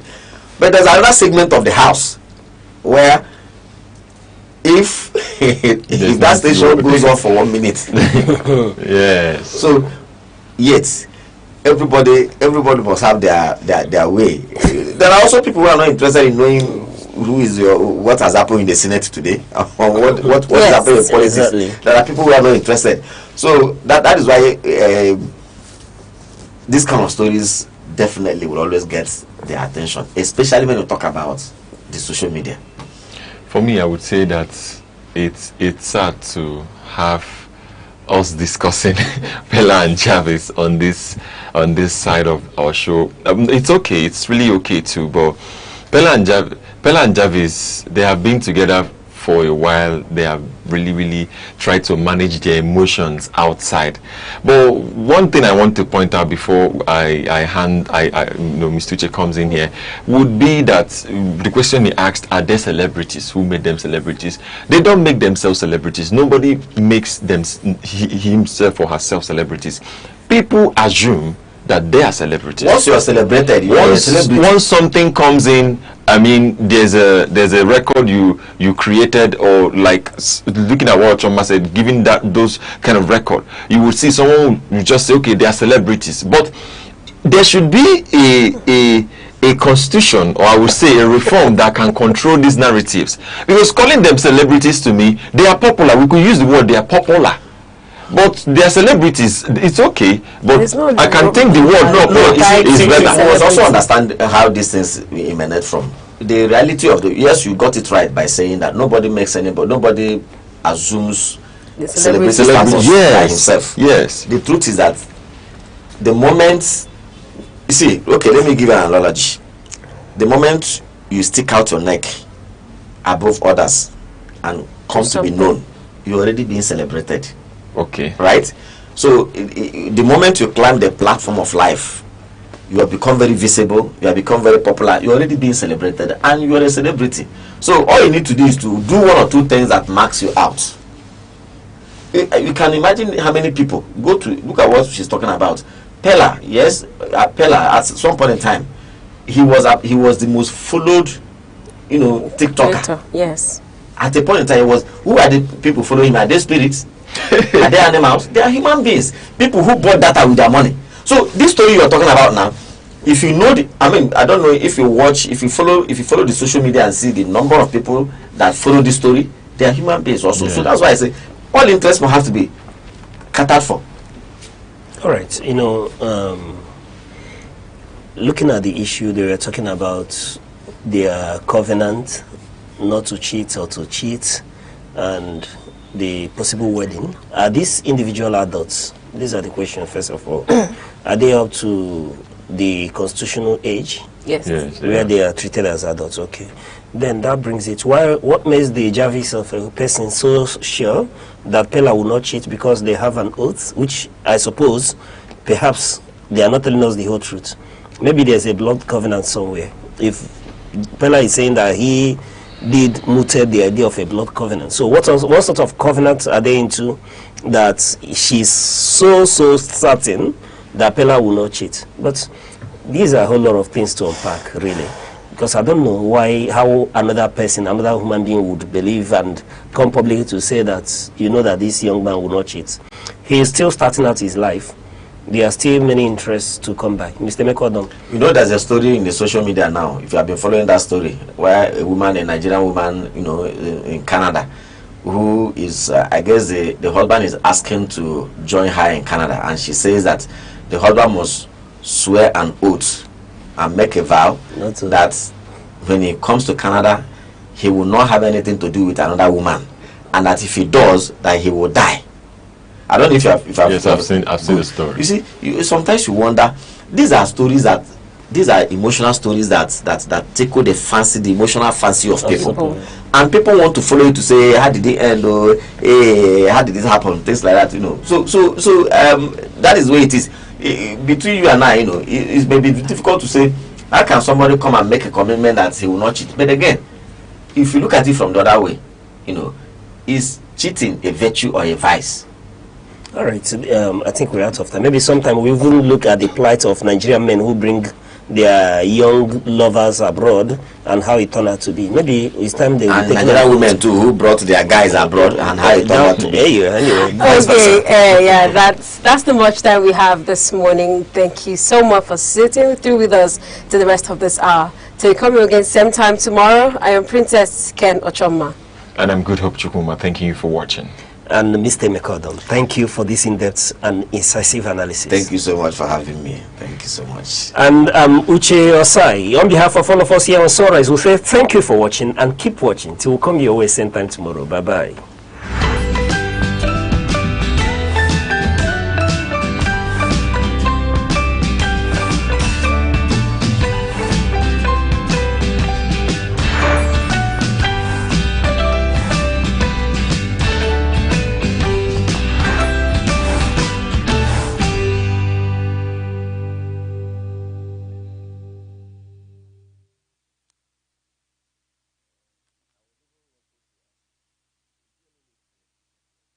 I want to gently recommend this to you. Please do not be nice. Be kind, because kindness is a measure of our humanity, but do not be nice. Nice means wanting always to be liked, and this is a particular affliction of female socialization. Nice means silencing inconvenient truths. Nice means choosing always to be comfortable. Nice means letting go of courage. Nice means talking about peace, but not about justice. Nice will not remake the world, and there is so much about our world that needs remaking. There is no such thing as a perfect human being. The longing for perfection will hold you back. It doesn't help any cause to start with perfection as yardstick. We do not need to be perfect before we are able to do what is right. I wish you everything you wish for yourself that causes no harm to others. Town hall meetings remain a central instrument of participatory governance, strengthening accountability and rebuilding trust between leaders and citizens. In democratic theory, particularly deliberative democracy, habemes, and participatory democracy, statesmen, governance legitimacy is sustained not only through elections, but through continuous public dialogue.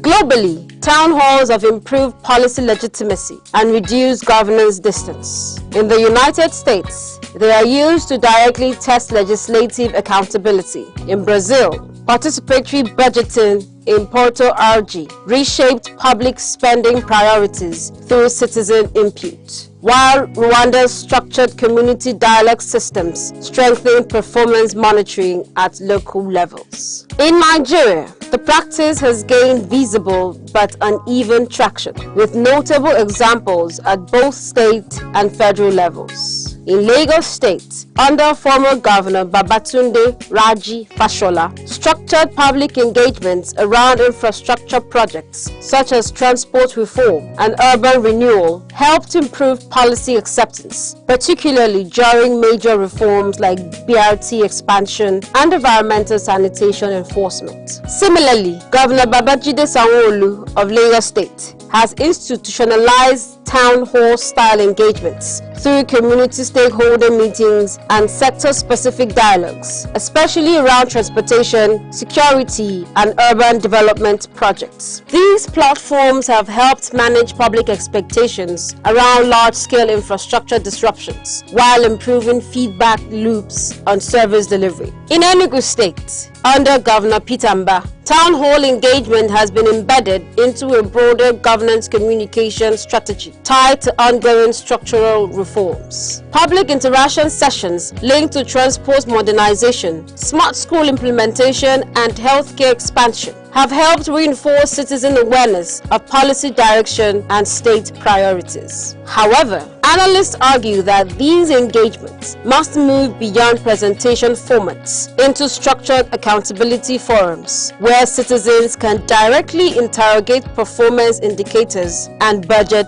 outcomes. From a theoretical standpoint, town halls align strongly with social contract theory, Locke and Rosal, which holds that government authority is valid only when continuously justified before the governed. They also reflect accountability theory in public administration, which emphasizes transparency, responsiveness, and feedback-driven governance. For Nigeria, the need is urgent. Rising public distrust, economic hardship, and insecurity demand deepen civic engagement beyond election cycles. Town halls provide a practical mechanism to reduce misinformation, address grievances early, and improve policy ownership. Experts stress that Nigerian leaders must institutionalize town halls as a governance requirement, not political events, ensuring they are regular, structured, documented, and tied to measurable policy outcomes. Ultimately, sustained town hall governance is no longer optional. It is a democratic necessity for rebuilding trust, improving service delivery, and strengthening the fragile bond between the Nigerian state and its citizens.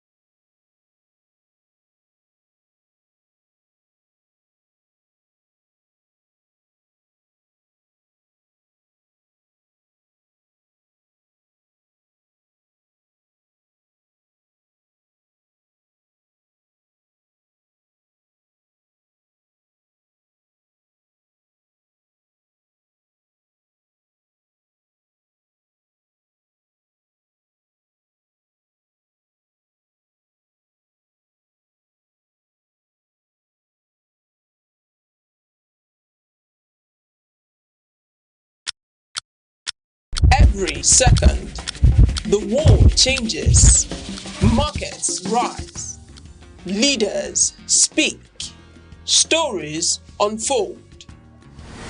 To keep up, you don't just need news. You need clarity. You need speed. You need perspective. That's why Aneke TV brings you the global pulse. Accurate, reliable, right when it matters most. Aneke TV. Move with the world.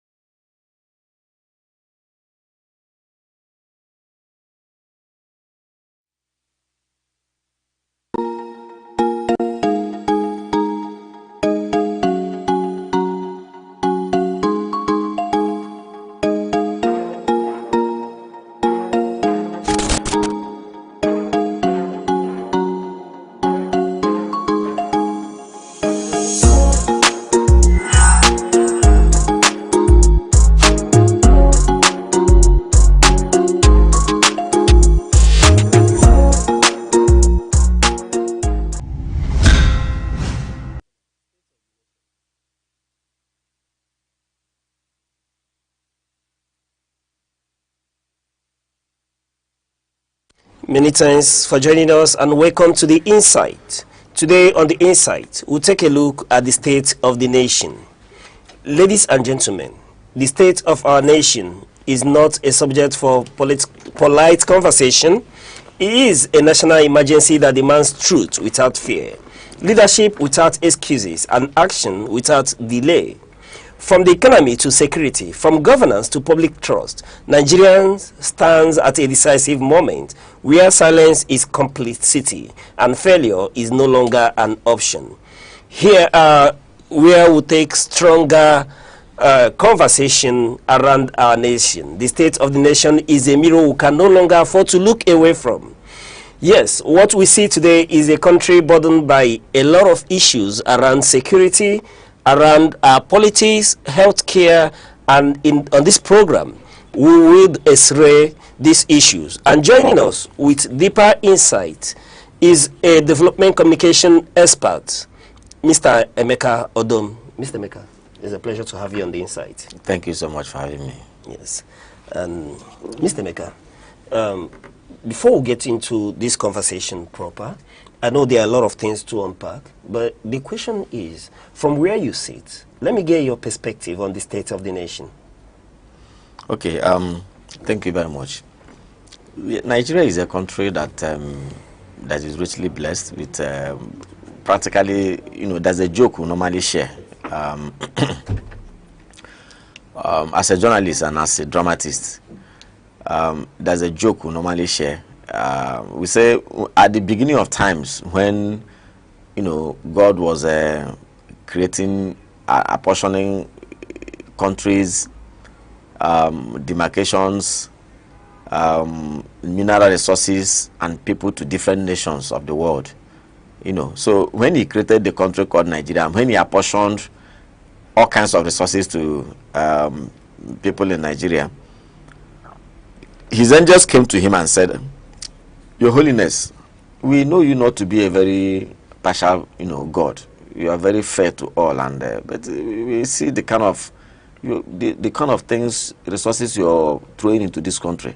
It appears to be, far more enriched than other countries. And is it not speciality?"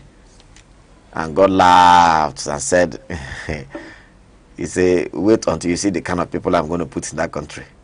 So, and that appeared to be is a joke, but somehow if you look at the way events and circumstances are going in this country, you find out that there's some element of truth in that. Nigeria is a country that is richly blessed, like I said, with plenty of natural resources, but by the time you try to balance that out with the kind of people that we have in this country in terms of leadership, in terms of followership, you begin to ask some certain questions. What is wrong? I have had and I've seen young people, raise some questions on, social media to say, now who do all this kind of thing? Which shrine they carry us go? Now for where they go swear for us? All those kind of things. As funny as those things appear, but if you look at it, they seem to be a bit not too far away. How can a country so richly blessed that has the potentials and the capacity to be a world power? The capacity to be a world power? Yes. To be a world superpower, as a matter of fact. What has happened? Why are we suffering some of the things we are suffering? Why have we found ourselves here? How come we can't go beyond this place? How come we can't even arrange ourselves?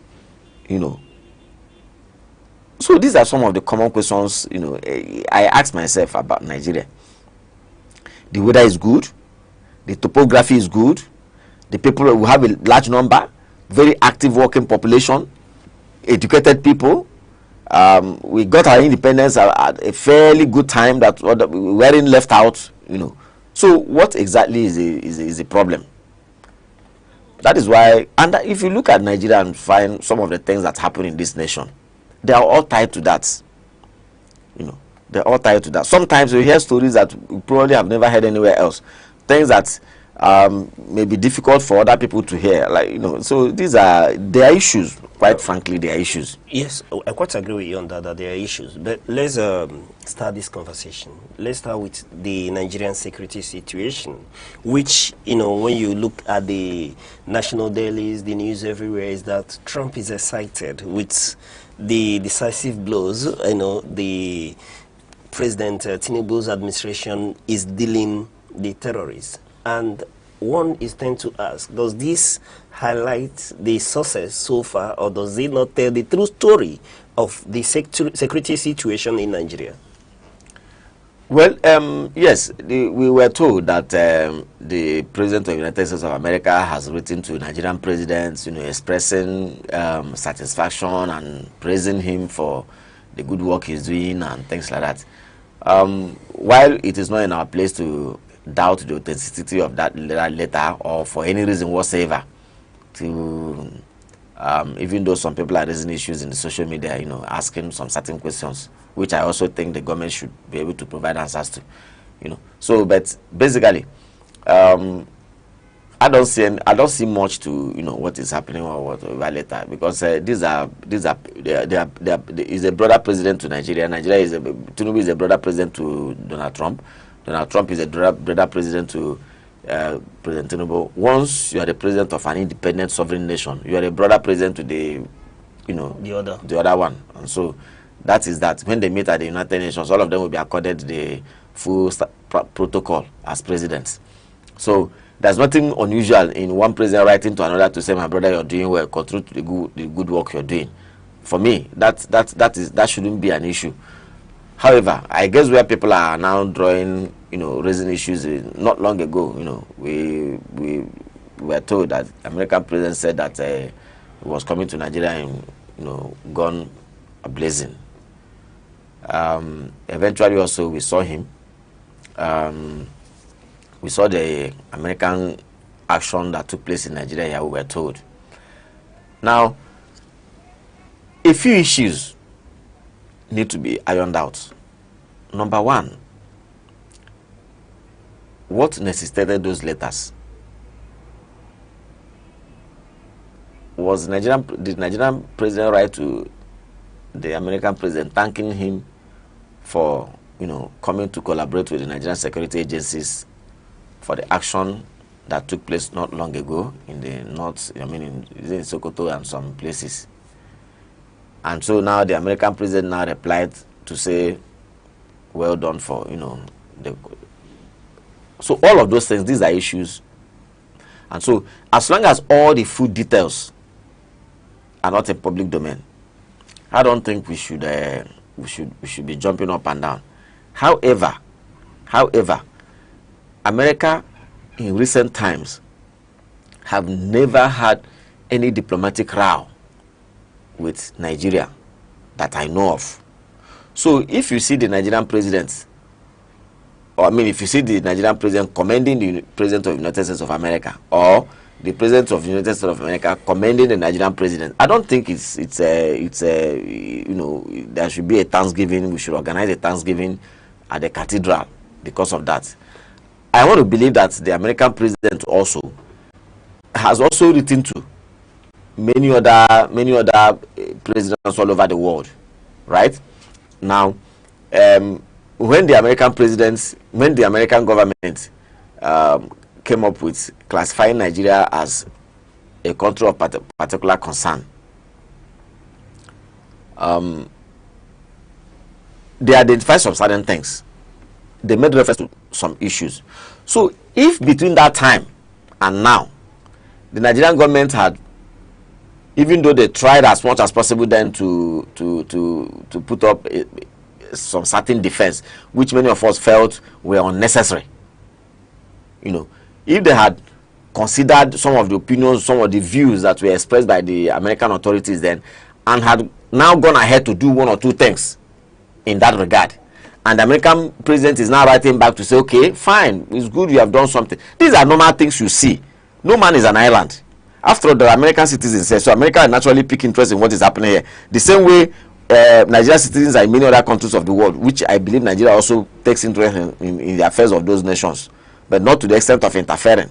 So for me, you know, is okay, it's nice, but ultimately, what is more important is the endorsement and you know, commendation of the Nigerian people. I think that's what is far more important than all of these things.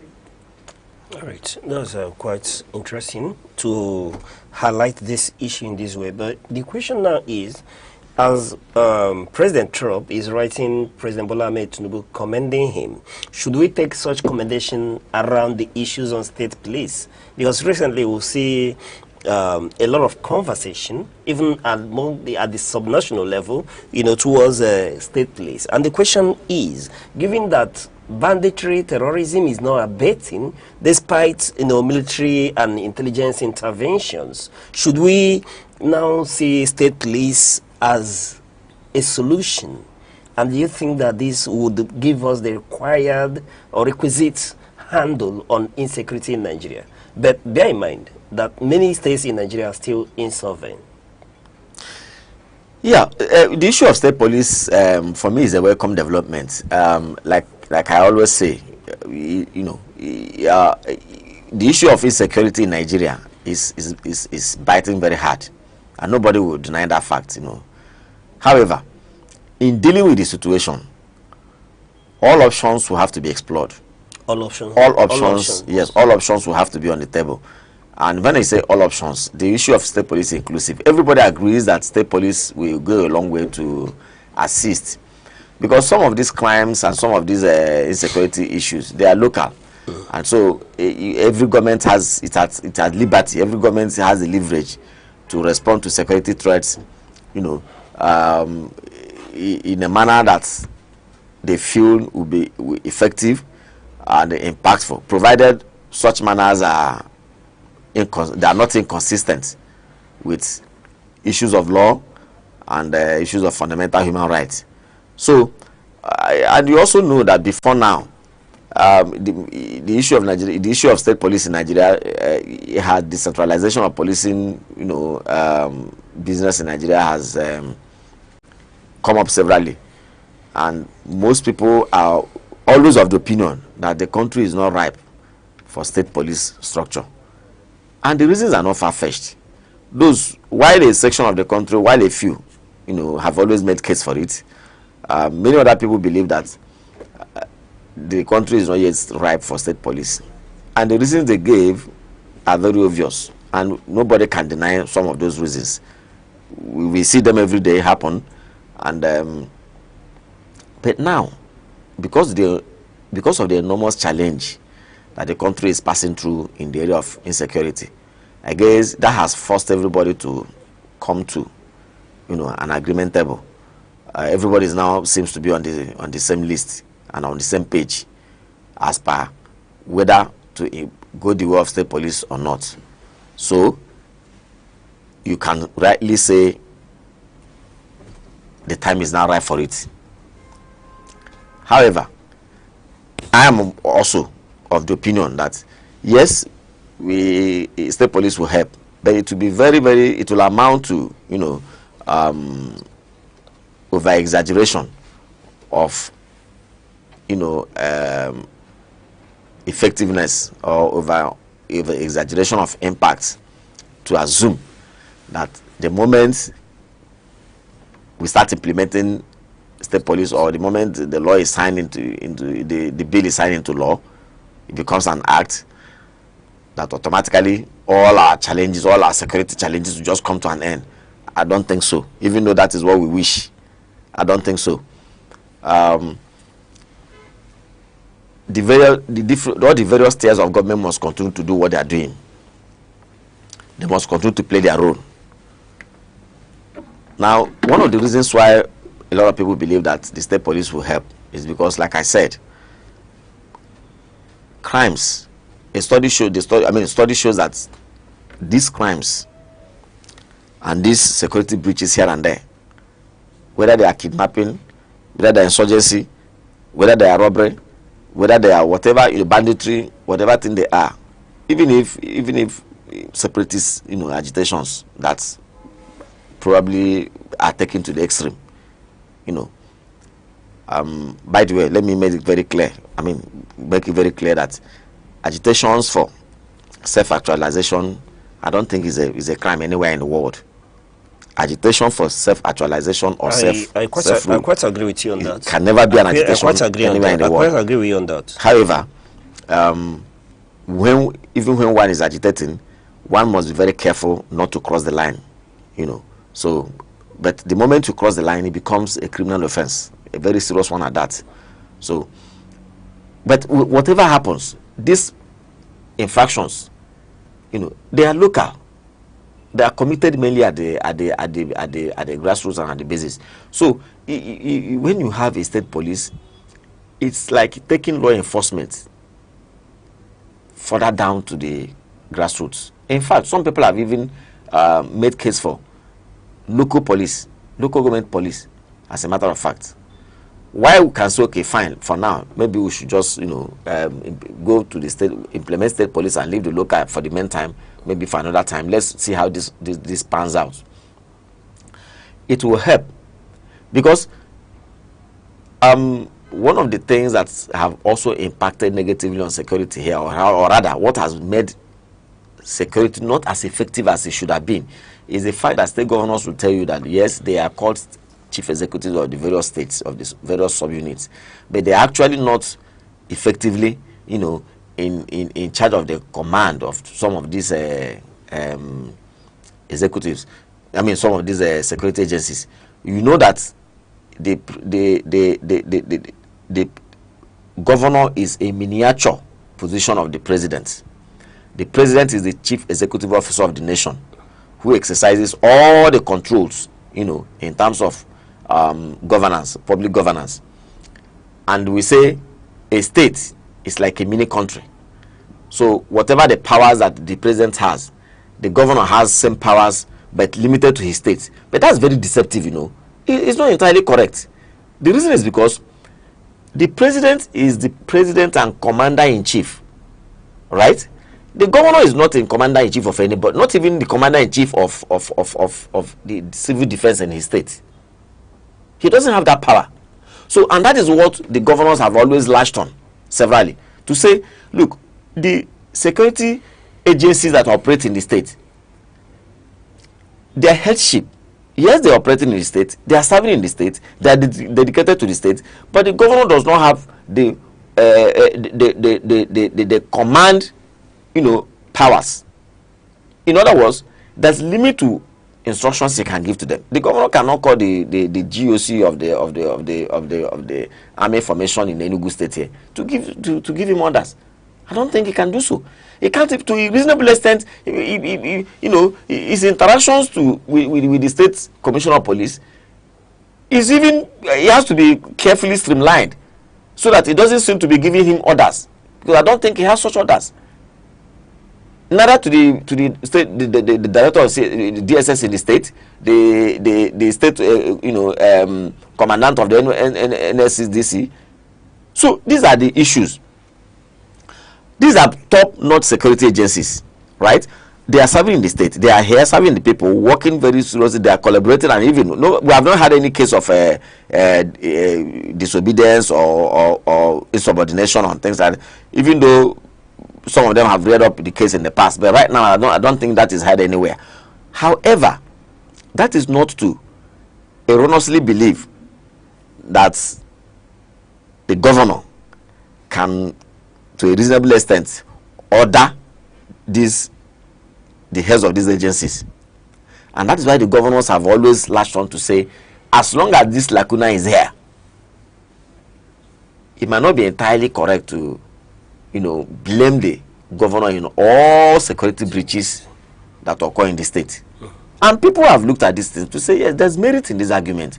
But when you have a state police, because the police is, one will ask, okay, police is not the only security agency that operates in the state.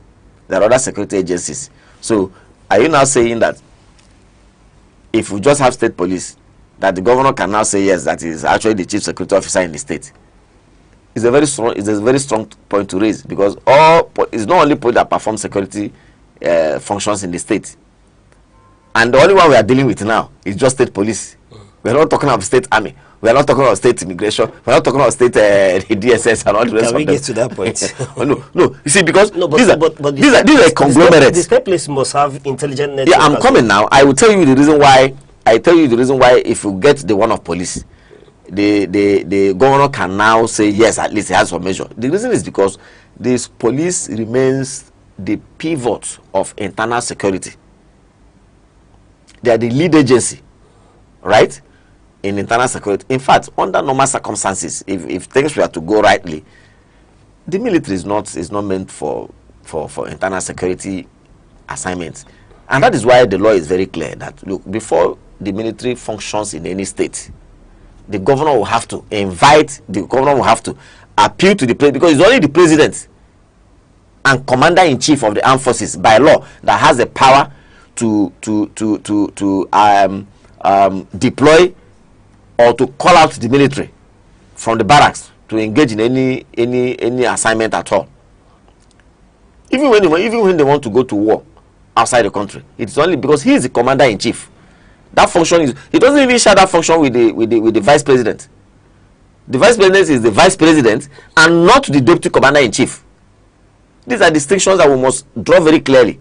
So, but when we have a state police, because the police has an intelligence unit in it that, I mean, they can collaborate with the DSS and other intelligence, gathering organizations. The police have different arms. So when you have a state police department or a state police services, whatever nomenclature that is chosen, the governor now can, to a reasonable extent, say yes, as long as internal law enforcement and order is concerned, there's a measure of control. So if such situations arises that may now need the intervention of the military, the governor now knows when and how to appeal to the president for approval for deployment. That's quite interesting. But before I let you rest on that,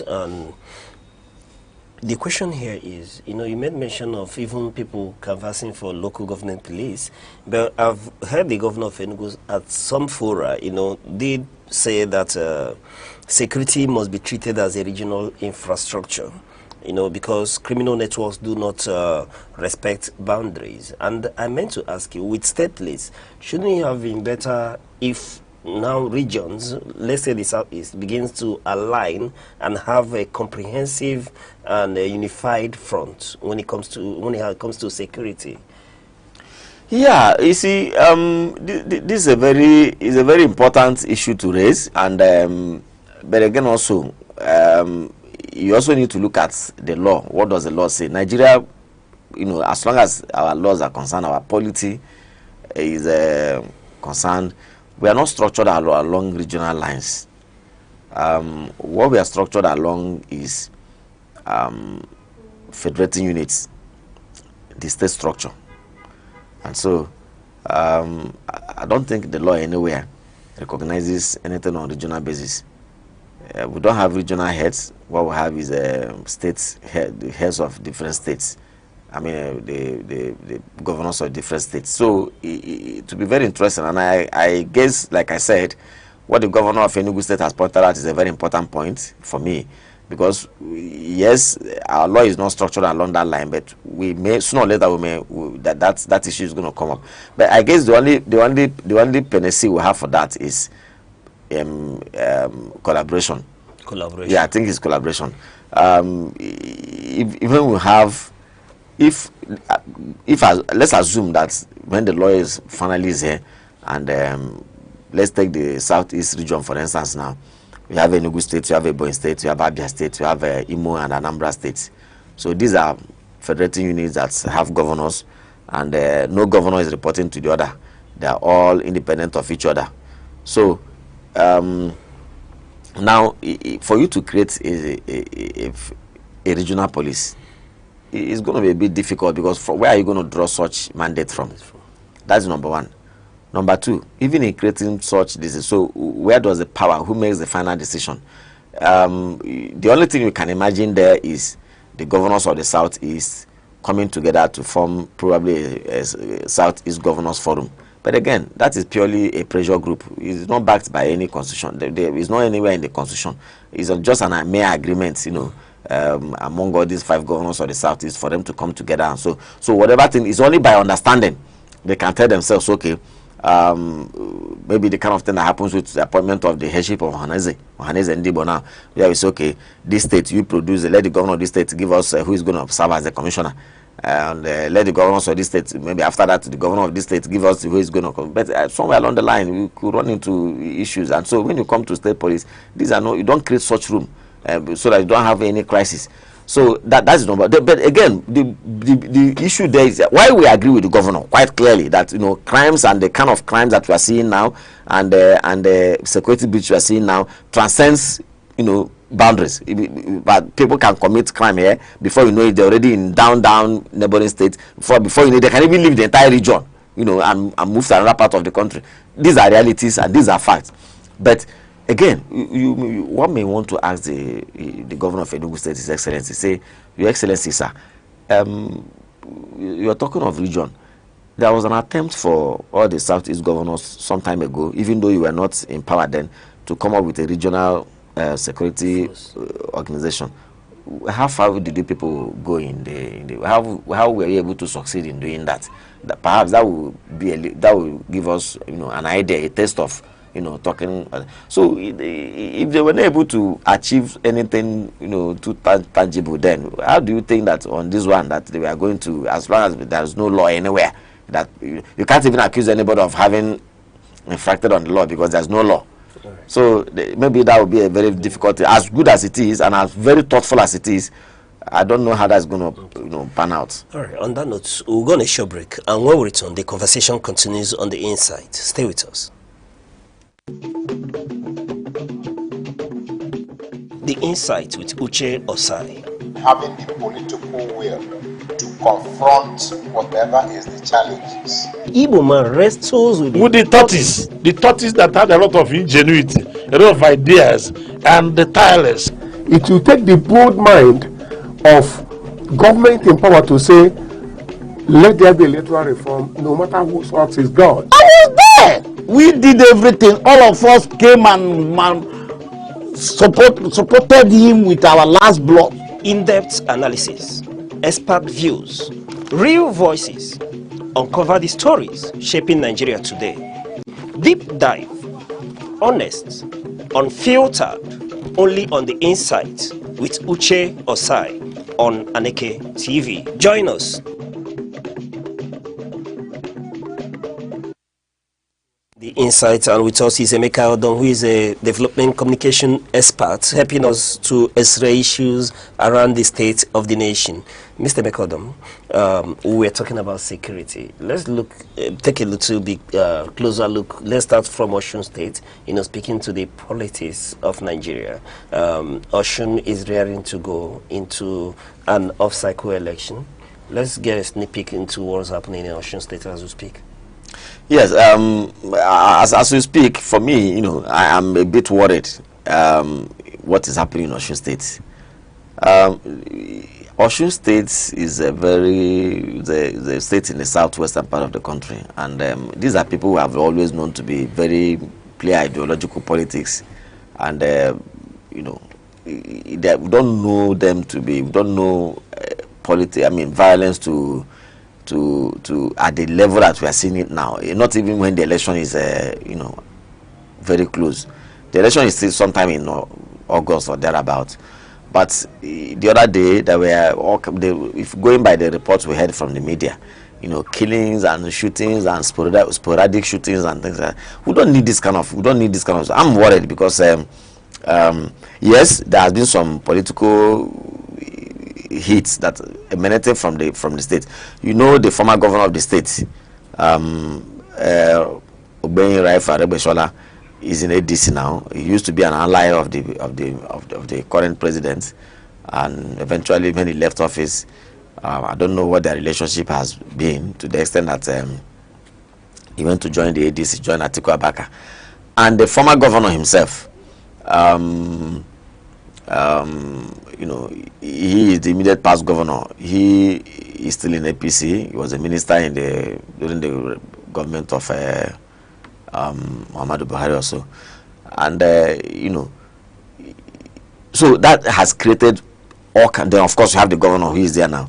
That has created all kinds of camps in the state. And the tussle and the clamor for the state is hitting up. It's hitting up. And so if we allow this, and that is why, for me, part of the reason why I'm worried is that for an off-cycle election, where all eyes and all attention are going to be on that state, why is it that, you know, the security agencies are not able to tame the level of insecurity, the level of breaches that are happening, the violence that are happening now? What about when we have an election and there are elections in other states or the federation, right? When you can legitimately say that the security agencies, their hands are, I mean, they are busy, their hands are full with events in other states. So that is why the Inspector General of Police and the other heads of other security agencies must do all that is needed to ensure that, you know, the election in Osun State is peaceful. And pre-election violence is a pointer to what is going to happen during the elections. And that is the reason why we must. And also, caution political actors and stakeholders there, the kind of utterances they are making, so that they can stop hitting all the polity. One of the things I have found out is supporters of principal, you know, contenders many times make incendiary statements that end up generating heat in the system. And many times they may not know. They may not know. Supporters at the lower level will begin to act. And the funny thing is that these other, you know, big stakeholders, sometimes you see many, if they meet at social functions like weddings and ceremonies and you know, other state functions, you see them interacting, you see them exchanging pleasantries. Exactly. But their supporters at the grassroots may not know, and before you know it, injuries are flying up and down, destructions are going up and down. No, Mr. Meka, no, the question now is, we understand that these political parties have signed a peace accord, you know, and given the signing of this peace accord, one would, you know, say that should ensure a free, fair, and violence-free election or pool, but that seems not to be the case. What's the use of these peace accords that they sign all those? You know, I am a peace advocate, right? I'm a peace scholar and I'm a peace advocate. However, we must say things the way they are.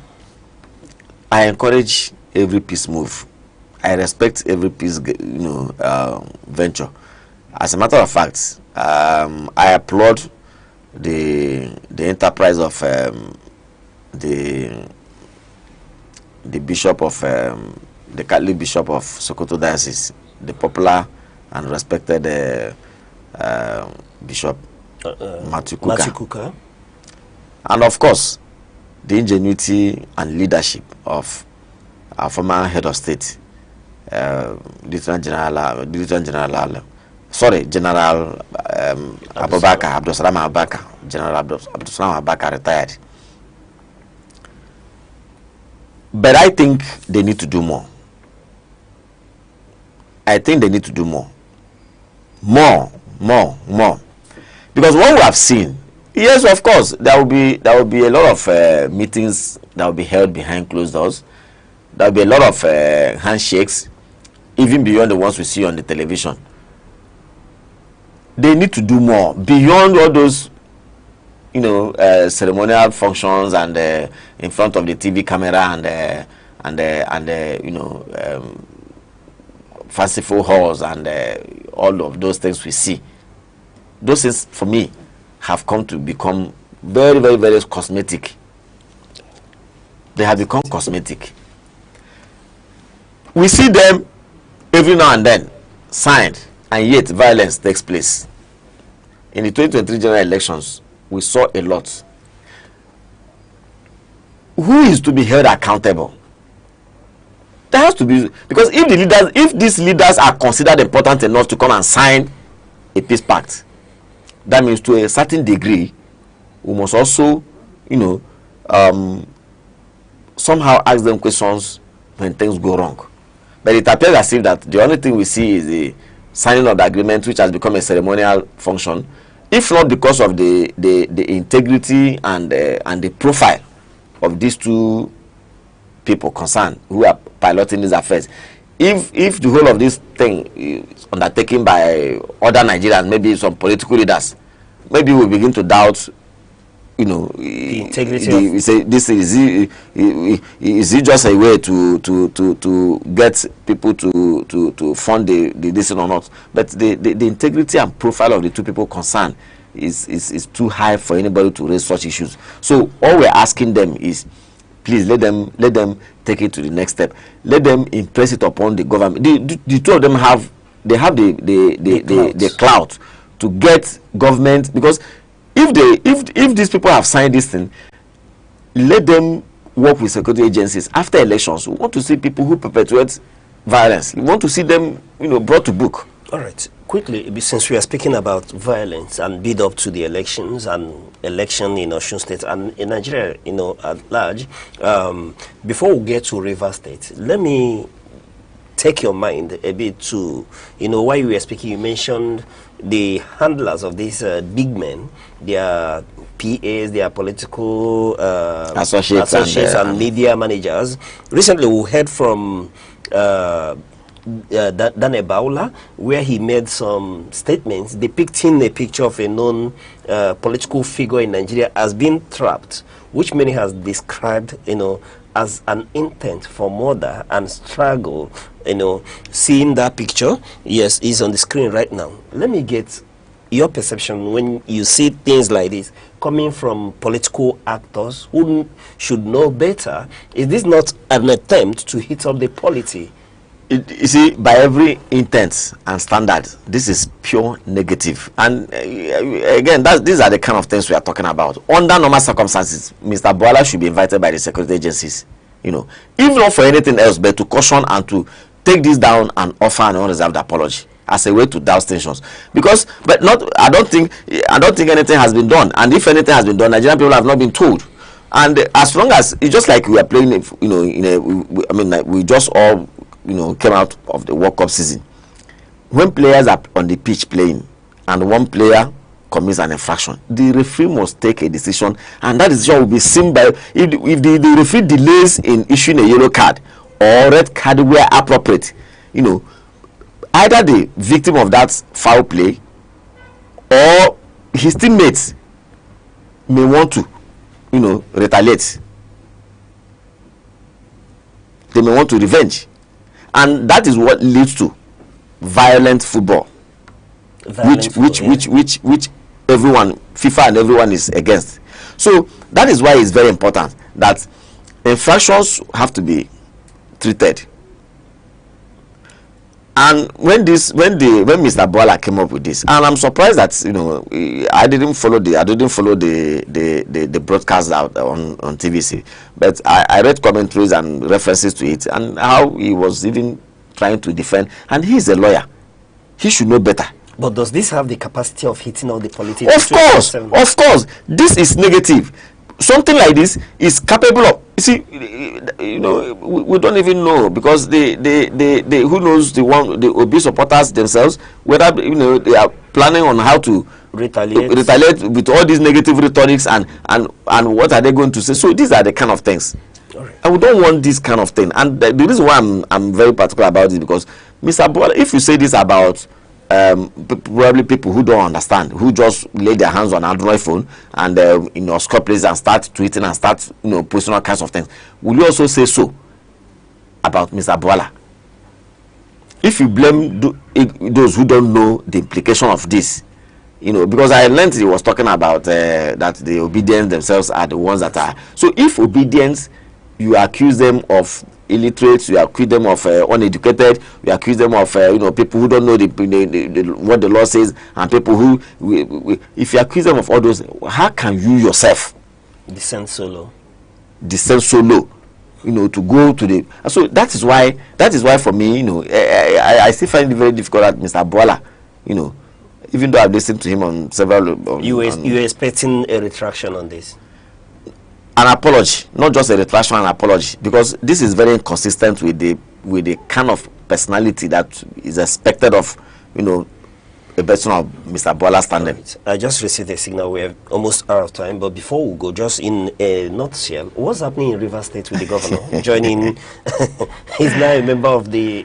Let me not use the word. Maybe you let us know what is happening in Rivers State. What sometimes someone in London, did ask the question, what are they smoking in London? And I'm asking, what are they drinking in Rivers State right now? Maybe it's a case of if you can't beat them, you join them. I think the governor of Rivers State has announced that he's joining the Rainbow Coalition. That's the political organization of the former state governor, the immediate part governor, and now the city minister. He has gone back after all the drama and all the name calling and all the bragado and face-offs and all kinds of things that we have seen. Say he's joining the Rainbow Coalition. For me, I think, quite speaking, without taking anything away from him, with due respect, I think the governor of Rivers State over time has, probably shown some levels of inconsistency and to his political family. Some people are even. I was reading a commentary today. Perhaps he's making sacrifices for his own political. Yeah, that's what I'm saying. That's inconsistency. It doesn't matter, See, when a leader is inconsistent. You see, when you are a political leader, there are people following you at the level of a governor. You are a leader. There are people following you. We are not saying that you must go and fight Wike. No, nobody will say so. You don't need to go and fight. But the point is, if you have come to say today, you say this is the way to get people follow you. Before they say Jack Robinson, they have said, okay, this is this way. So, in fact, I was reading a commentary today on social media. Somebody was saying that, look, please, can the Rivers State governor, once and for all, tell us where he is? We are not interested in, because very early into his administration, we saw him, fighting with his predecessor, his godfather. The next second, we say, oh, there is a son between father and. The next second, you are fighting again. That, you see, the state of emergency that was imposed was not in vehicle. That was the reason for it. You came back from state of emergency. You came back again. We are told that the next thing you went to collect for, you came back again. So we read his speech that why the day he said he was no longer content. So which one are we going to take? He has gone home. That's what you take. He has gone back to his and that's what I'm saying now. His political father. That's what I'm saying. If this is now where he belongs, for goodness sake, let's have peace. On that note, that's where we'll be drawing the curtain on this edition of the Insight. And thank you for staying with us, and thank you, Mr. Emeka Odom, for your insights. Thank you so much for having me. Yeah. Mr. Emeka Odom is a development communication expert, and if listen to him, let us know what you think about this conversation. Reach us with the hashtag The Insight, all on our social handles at Aneke TV. To come your way same time tomorrow, I remain your host, Uche Osai, saying bye-bye.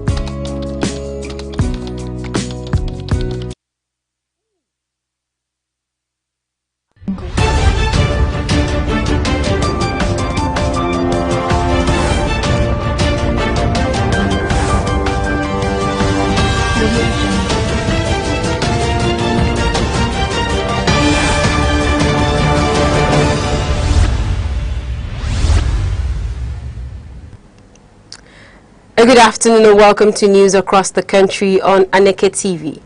I am Princess Ken Ochoma. The headlines. Police in Abia State have launched an investigation following the tragic discovery of a couple and their 3 young children found dead inside their Umuimo residence.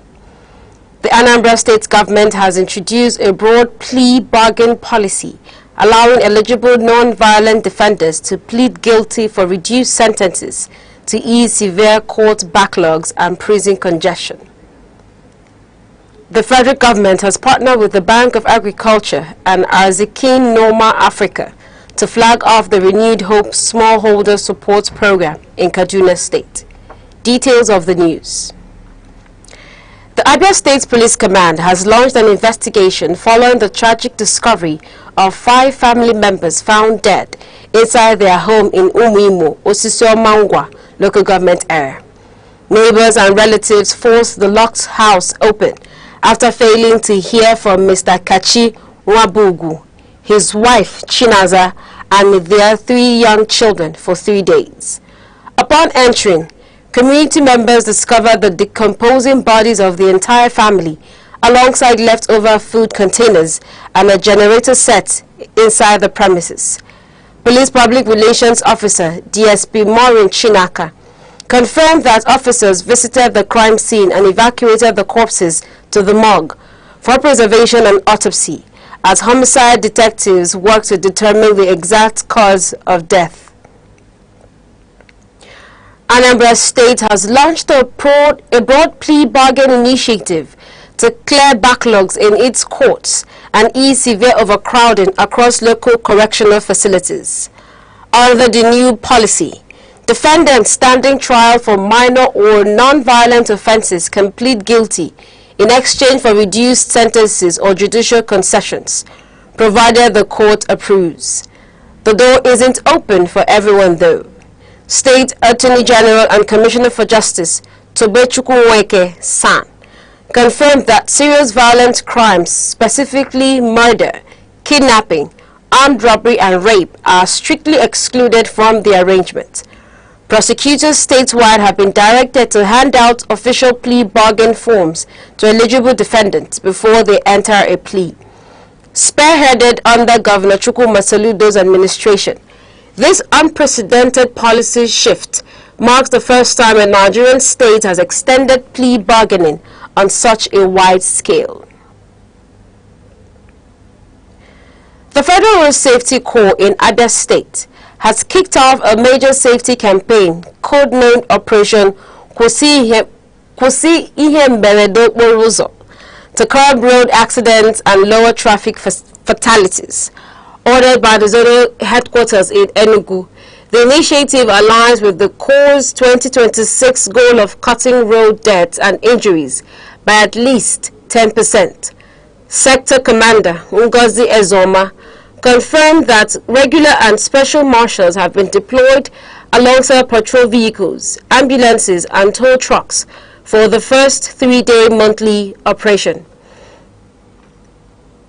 The enforcement drive specifically targets high-risk offenders, including vehicle overloading, driving without a valid license, speeding without limiters, and using mobile phones behind the wheel. Ezoma reassured the public that the operation aims to prevent dangerous driving habits rather than punish road users, stressing that saving lives remains the agency's primary mission. The Nigerian Navy has handed over 2 rescued human trafficking victims to the Lagos Zonal Command of the National Agency for the Prohibition of Trafficking in Persons for Protection and Rehabilitation. The victims were saved by personnel from Forward Operating Base Badagry during a targeted operation. Director of Naval Information, Navy Captain Abiodun Folorunsho, confirmed that the individuals underwent biometric capture and official documentation at the Western Naval Command before the transfer. Reaffirming its commitment to securing Nigeria's coastal corridors, the Navy pledged to sustain intelligence-led operations to disrupt trafficking networks and protect vulnerable citizens. The Nigeria Customs Service has issued a firm disclaimer urging the public to ignore viral social media posts claiming to offer new recruitment updates. The agency confirmed that the circulating notices are fraudulent and do not originate from official channels. Customs officials warn job seekers to stay vigilant against ongoing recruitment scams, emphasizing that all authentic updates are shared exclusively through the official website and verified social media handles on Facebook, X, Instagram, TikTok, and Threads. Disaster was narrowly averted along Agbanja Road in Ikotu area of Lagos State after a high-speed gas tanker hit a road bump, lost control, and burst into flames. Emergency responders, including LASEMA and the Lagos State Fire and Rescue Service, swiftly contained the blaze at Ola Farm bus stop, preventing the fire from reaching nearby homes and commercial properties. LASEMA Permanent Secretary Olawale Afolabi confirmed that no lives were lost and no injuries were recorded in the inferno. Joint security and traffic teams secured the area and managed crowd control, while heavy-duty equipment was deployed to clear the burnt tanker. Afolabi urged motorists to adhere strictly to speed limits in residential zones to prevent similar life-threatening accidents. The Nigerian Navy has uncovered 9 illegal refining sites and recovered approximately 104,000 liters of suspected stolen crude oil in the Boni local government area of Rivers State. Executed by personnel from Forward Operating Base Boni under Operation Delta Sentinel. The intelligence-led raid targeted hidden refining setups across the Wakama, Bolo, and Awokiri communities. During the operation, naval officers discovered 23 dugout pits, 8 locally fabricated refining pots, and 3 large storage tanks. 5 newly excavated pits were destroyed before they could be used, delivering a major blow to oil theft syndicates in the region. The Navy reaffirmed its commitment to crushing illegal refining networks and safeguarding Nigeria's critical energy infrastructure. You are watching Aneke TV news across the country. Remember, you can follow us on Facebook and YouTube at Aneke TV. Now a quick reminder of major developments in the news. Police in Abia State have launched an investigation following the tragic discovery of a couple and their 3 young children found dead inside their Umuimu residence. The Anambra State government has introduced a broad plea bargain policy allowing eligible non-violent defendants to plead guilty for reduced sentences to ease severe court backlogs and prison congestion. And coming up shortly, the federal government has partnered with the Bank of Agriculture and Arzikin Noma Africa to flag off the Renewed Hope Smallholder Support Program in Kaduna State. Stay with us. 7 days, countless moments, stories that shape the week. From decisions in the corridors of power to developments affecting everyday lives. From moments of challenge to stories of resilience and progress. This is where the week comes into focus. Week in retrospect, only on Aneke TV.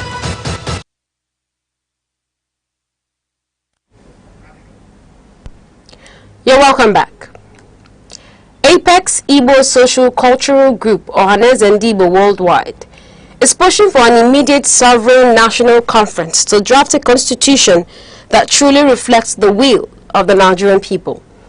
In a statement by Factional President General Chief Omenazu Jackson, the group argued that every constitution in the country's history from colonial frameworks to the current 1999 document was imposed by imperial leaders, imperial rulers or military regimes rather than created through popular consent.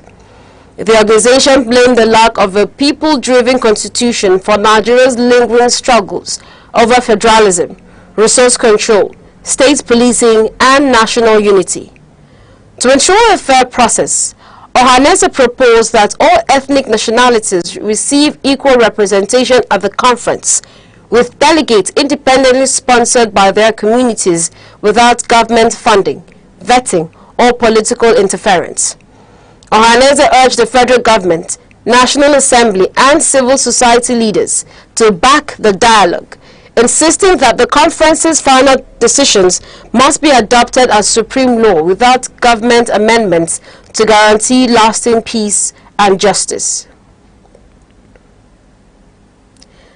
The Nigeria Customs Service is set to roll out mandatory 100% cargo scanning at Onne Port in Rivers State to intercept smuggled arms, ammunition, and illicit pharmaceuticals. Speaking ahead of the 2026 Customs Public Relations Week in Port Harcourt, National PRO Abdullahi Maiwada disclosed that non-intrusive inspection technology will capture container images, which will then be transmitted to headquarters in Abuja for high-level analysis. The move builds on the emergency protocol declared at Onne Port in late 2024, following major arms and drug seizures, reassuring legitimate traders that business operations will continue smoothly. Maiwada emphasized that successful 100% scanning routines already active at Lagos's Apapa Port prove that the strategy works to eliminate dangerous contraband before it enters the country. The federal government, in partnership with the Bank of Africa and Arziki Norma Africa, has flagged off the renewed Help Smallholder Support and Value Chain Program in Zaria, Kaduna State. Designed to back 2 million smallholder farmers across Nigeria, the initiative provides structured financing, firm inputs, extension services, and a guaranteed minimum price mechanism to protect producers from market fluctuations and exploitative pricing. Minister of Agriculture, Senator Abubakar Kyari, emphasized that the scheme connects farmers to aggregation companies that supply inputs and buy harvests at approved rates. Bank of Agriculture Managing Director Ayo Sotiri confirmed that over 10 million bags of fertilizers and improved seeds are being rolled out nationwide, with nearly 300,000 farmers already onboarded across more than 20 states to boost food security and economic growth.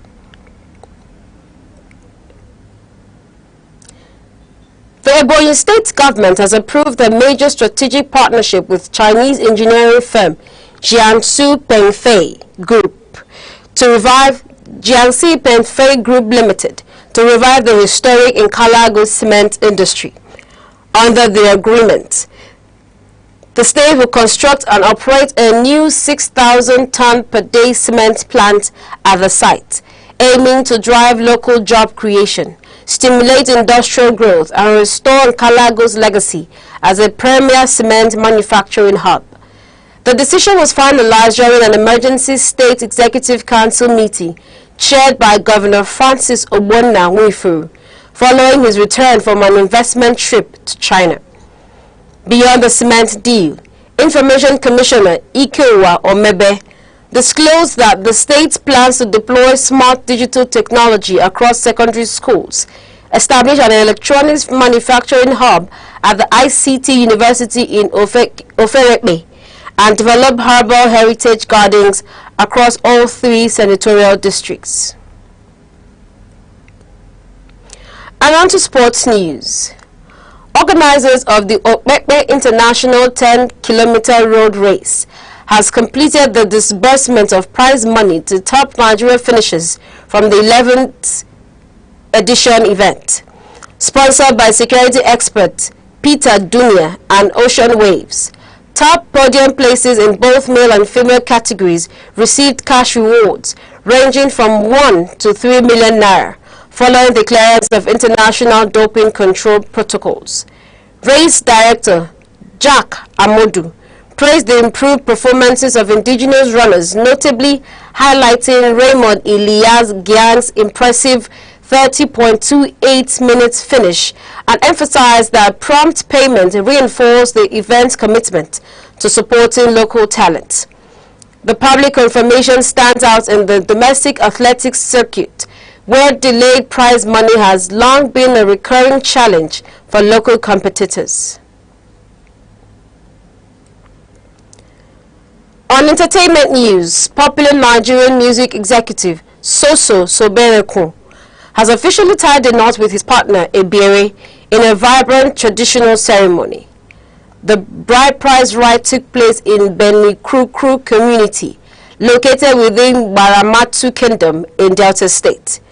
Attended by close family members, friends and associates, the traditional rite marks the first phase of their marital celebrations. The couple will wrap up their wedding festivities with a main celebration in Warri, Delta State. And now to end the news across the country, here are the main points again.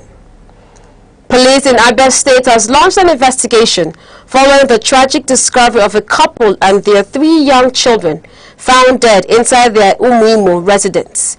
Neighbors forced the locked building open after 3 days of silence, finding leftover food containers and a generator set inside, while the bodies were evacuated for autopsy. Meanwhile, the Anambra State government has introduced a broad plea bargain policy, allowing eligible non-violent defendants to plead guilty for reduced sentences to ease severe court backlogs and prison congestions. Spearheaded by Governor Chukwu Masaludo's administration, prosecutors statewide are now distributing plea forms, though serious violent crimes like murder, rape and kidnapping are strictly excluded. We told you that the federal government has partnered with the Bank of Africa, the Bank of Agriculture and Arzikin Noma Africa to flag off the Renewed Hope Smallholder Support Program in Kaduna State. Aimed at reaching 2 million farmers nationwide, the scheme provides guaranteed minimum crop pricing, extension services, and over 10 million bags of fertilizers and seeds.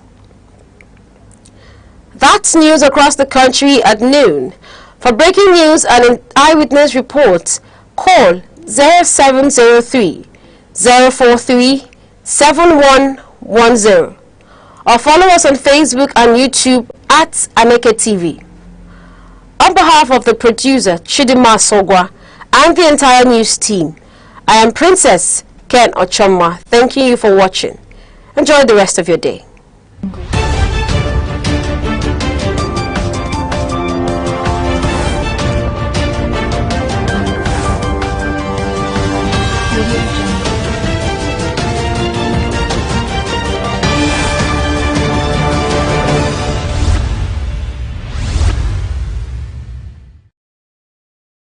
Security is not just police on patrol.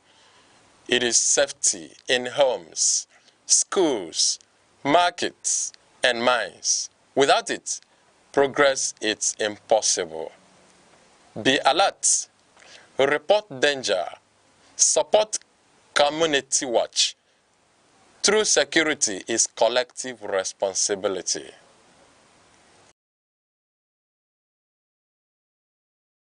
Across Nigeria, electricity has become an everyday struggle.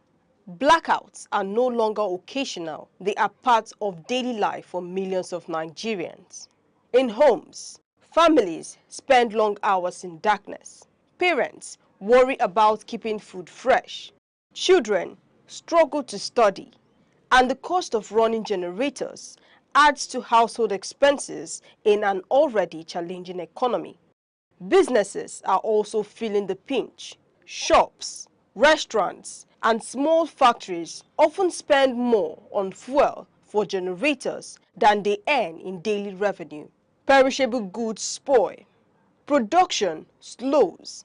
Evening sales decline. Electricity, which should be a basic necessity, has become a luxury.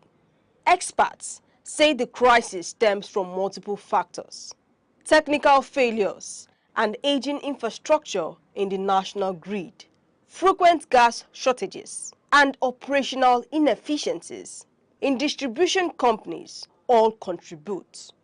Maintenance outage and tariff adjustments have further reduced the supply of electricity across the country. The impact on national development is significant. Schools struggle to conduct evening classes. Hospitals depend heavily on generators to keep life-saving equipment running. Businesses lose revenue, and the cost of doing business rises. The lack of stable electricity slows economic growth and limits opportunities for millions of Nigerians. Experts recommend practical solutions, increasing electricity generation, especially through renewable sources like solar, wind, and hydro, could reduce reliance on gas. Upgrading and maintaining infrastructure, stabilizing gas supply, and encouraging private sector participation in independent power projects would help expand supply and improve efficiency. Off-grid solutions such as solar panels, mini-grids, and inverters can supplement national supply, ensuring homes, schools, and businesses continue to function during outages. Energy conservation, smart meters, and transparent billing systems can also reduce losses and encourage reliable supply. Some businesses have already combined solar power with backup generators, cutting fuel costs by nearly half. Schools and hospitals using mini-grids continue operations even when the national grid fails. Expanding these solutions nationwide could significantly reduce the impact of blackouts, saving households money and boosting productivity. For now, Nigerians wait for a lasting solution. Stable and reliable electricity is not just convenience, it is the backbone of daily life, economic growth, and national development.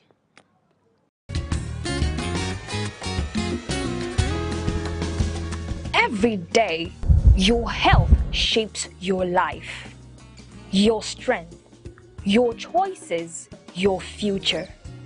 Because knowledge is the first step towards well-being.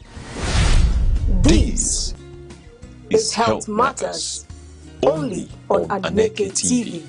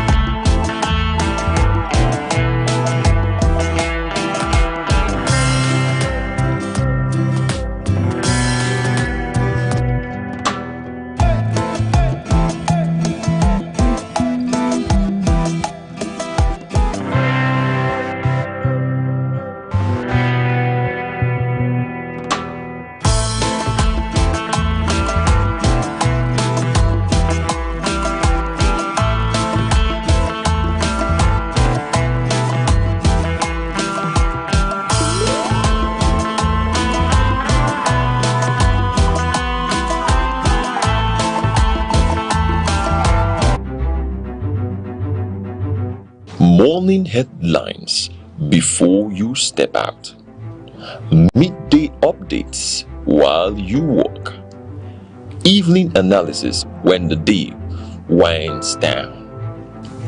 Wherever life takes you, Aneke TV keeps you informed, connected, and ahead.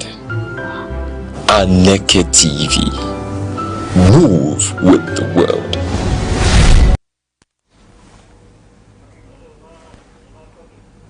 Hello, good afternoon, and welcome to the entertainment segment of Aneke TV, where we bring you latest updates on what has been going on in the world of entertainment. Of course, there has not been a lot going on, but we want to revisit the past and we want to see how it has influenced the present.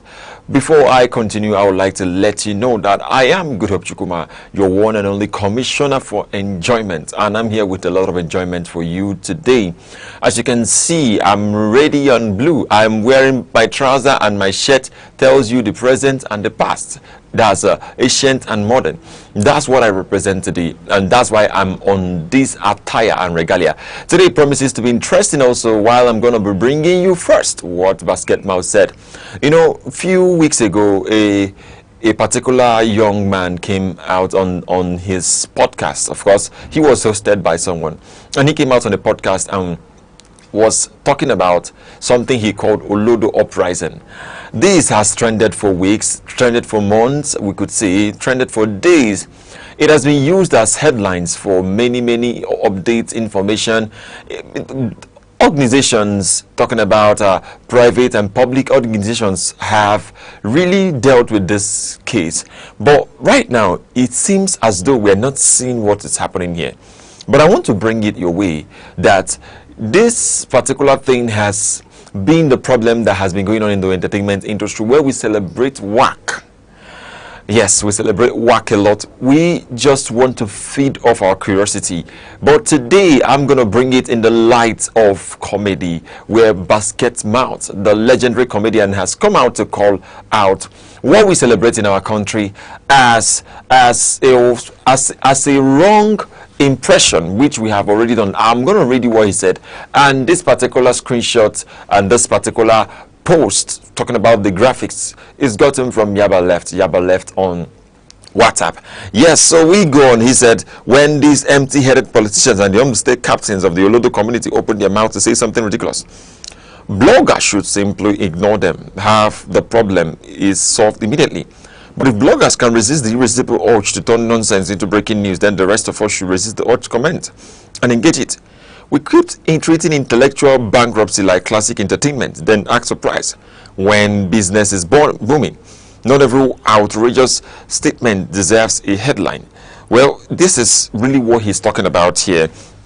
And I must tell you that it is suing and bringing us to the light that not everything that was said needs to be carried along. For instance, I was seeing a post someone was making just a few days ago, where he was, talking about what did not happen, trying to use AI to create scenarios that never existed. And bloggers are carrying that kind of information around, spreading the rumors. It doesn't make sense. From what Basket Mouth is saying, Basket Mouth is really loud in it that we should stop celebrating intellectual bankruptcy. Of course, when we talk about Basket Mouth, I'm sure nobody can come after him. I hope you know, I hope you guys know that nobody can come after Basket Mouth. Basket Mouth has been giving us classic comedies right from the 2000s. Basket Mouth has been giving us classic comedies. Basket Mouth is one of the intelligent comedians in Nigeria, in the likes of Bovi. Of course, you know that Bovi doesn't go to comedy shows where they just stand up and laugh. He excels in comedy, and in his art, true storytelling. I told somebody the other day, when it comes to entertainment, what sells in entertainment is storytelling. If you're not telling a story, forget it. Now, we're talking about Basket Mouth and having the likes of Bovi who has shaped the comedy. It tells you that people can influence the game. You can influence the game. You can tell good jokes. You can crack with jokes. I mean, we've had a lot of interruption in our intellect, and it has been the reason and the key factors that mediocrity has been celebrated. So I'm sure that Basketmouth is so pained. Of course, he was coming from the limelight of politics, where when politicians say something, don't say anything. And this is linking us to what we are talking about. Bloggers should stop taking news around and making it fly around. And that leads me to my next gist, which is talking about how you see yourself.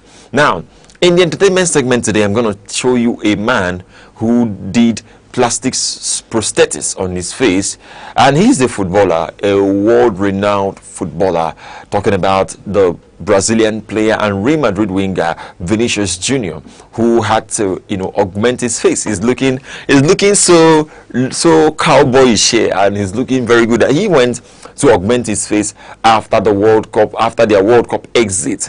And this is from Black Bones to someone on X had to come to tell Black Bones, dear Black Bones, bro, in reference to Vinny's new chin surgery, that's got everyone talking. Please don't let the bullying about you lose push you into anything like that. You're good the way you are. People will always talk. That's what they do. But we didn't create ourselves, yes, and we get to own who we are with confidence. Self-love is the real power. Yeah, it says keep shining with your face, king. Keep shining with your face too. And the fresh prince, freshest of the prince, had to say that he did wine me that wholeheartedly believes I'm the most handsome in Nigeria. Now, I'm going to tell you something. Beauty is in the eyes of the beholder, and I've stopped to be a critic about people's looks. I've really stopped doing that. Earlier I used to. I'm not going to lie, but right now, because we are living in a time where people did not make themselves. They did not create themselves. They did not make anything to happen. People are the way they are. So why are we trying to, talk down on them or say things that could hurt them? So for me, talking about this or try to invalidate or validate, it doesn't make sense. We really need to understand that people look the way they look because of how they are. Of course, I'm saying that if a guy wants to marry, he should actually take a good look at the face. If you don't have a good face, you should find who has a good face. It's important. If you don't have a good, the person you are getting to marry does not have a good face, don't see the future in the face.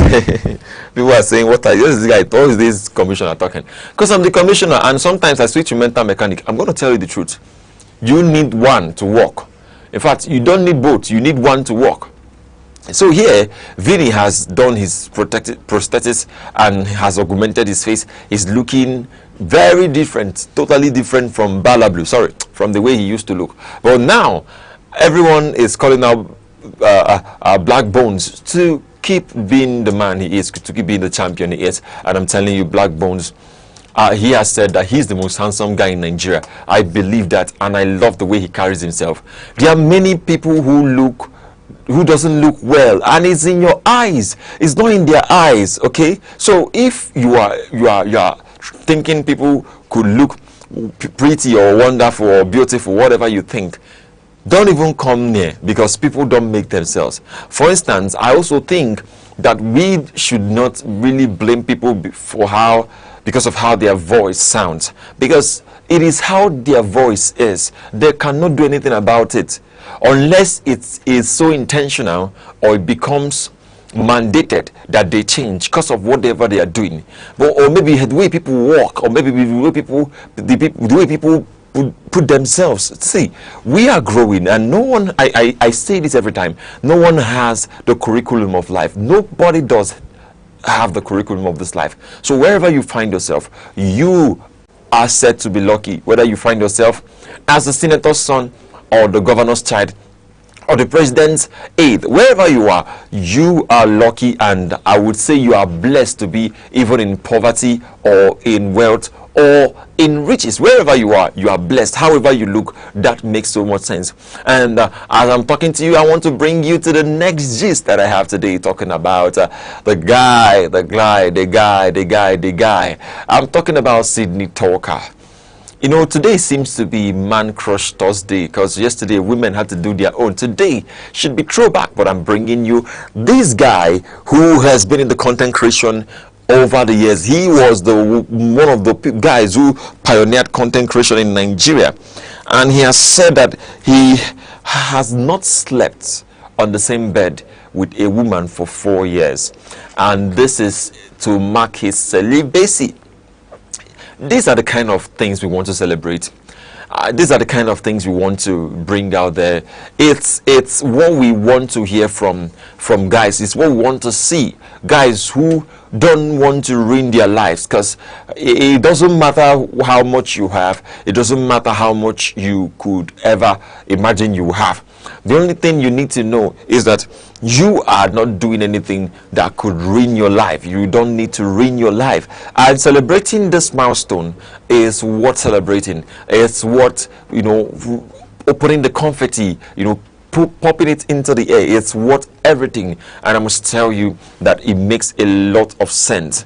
It really does make a lot of sense, and it is so beautiful to have this going. And I will tell you that staying 4 years without, you know, being on the same bed with a woman, I don't know, maybe he used to be addicted to this, but right now he has stayed 4 years. It's to tell you that if you are facing anything in your life, whatever you are doing, whatever that seems to be a difficult, whether attitude or behavior, you can be free. Listen, you can be free. I'm not bringing someone here. I'm not saying it. I'm not giving any sermon. I'm just telling you, you can be free.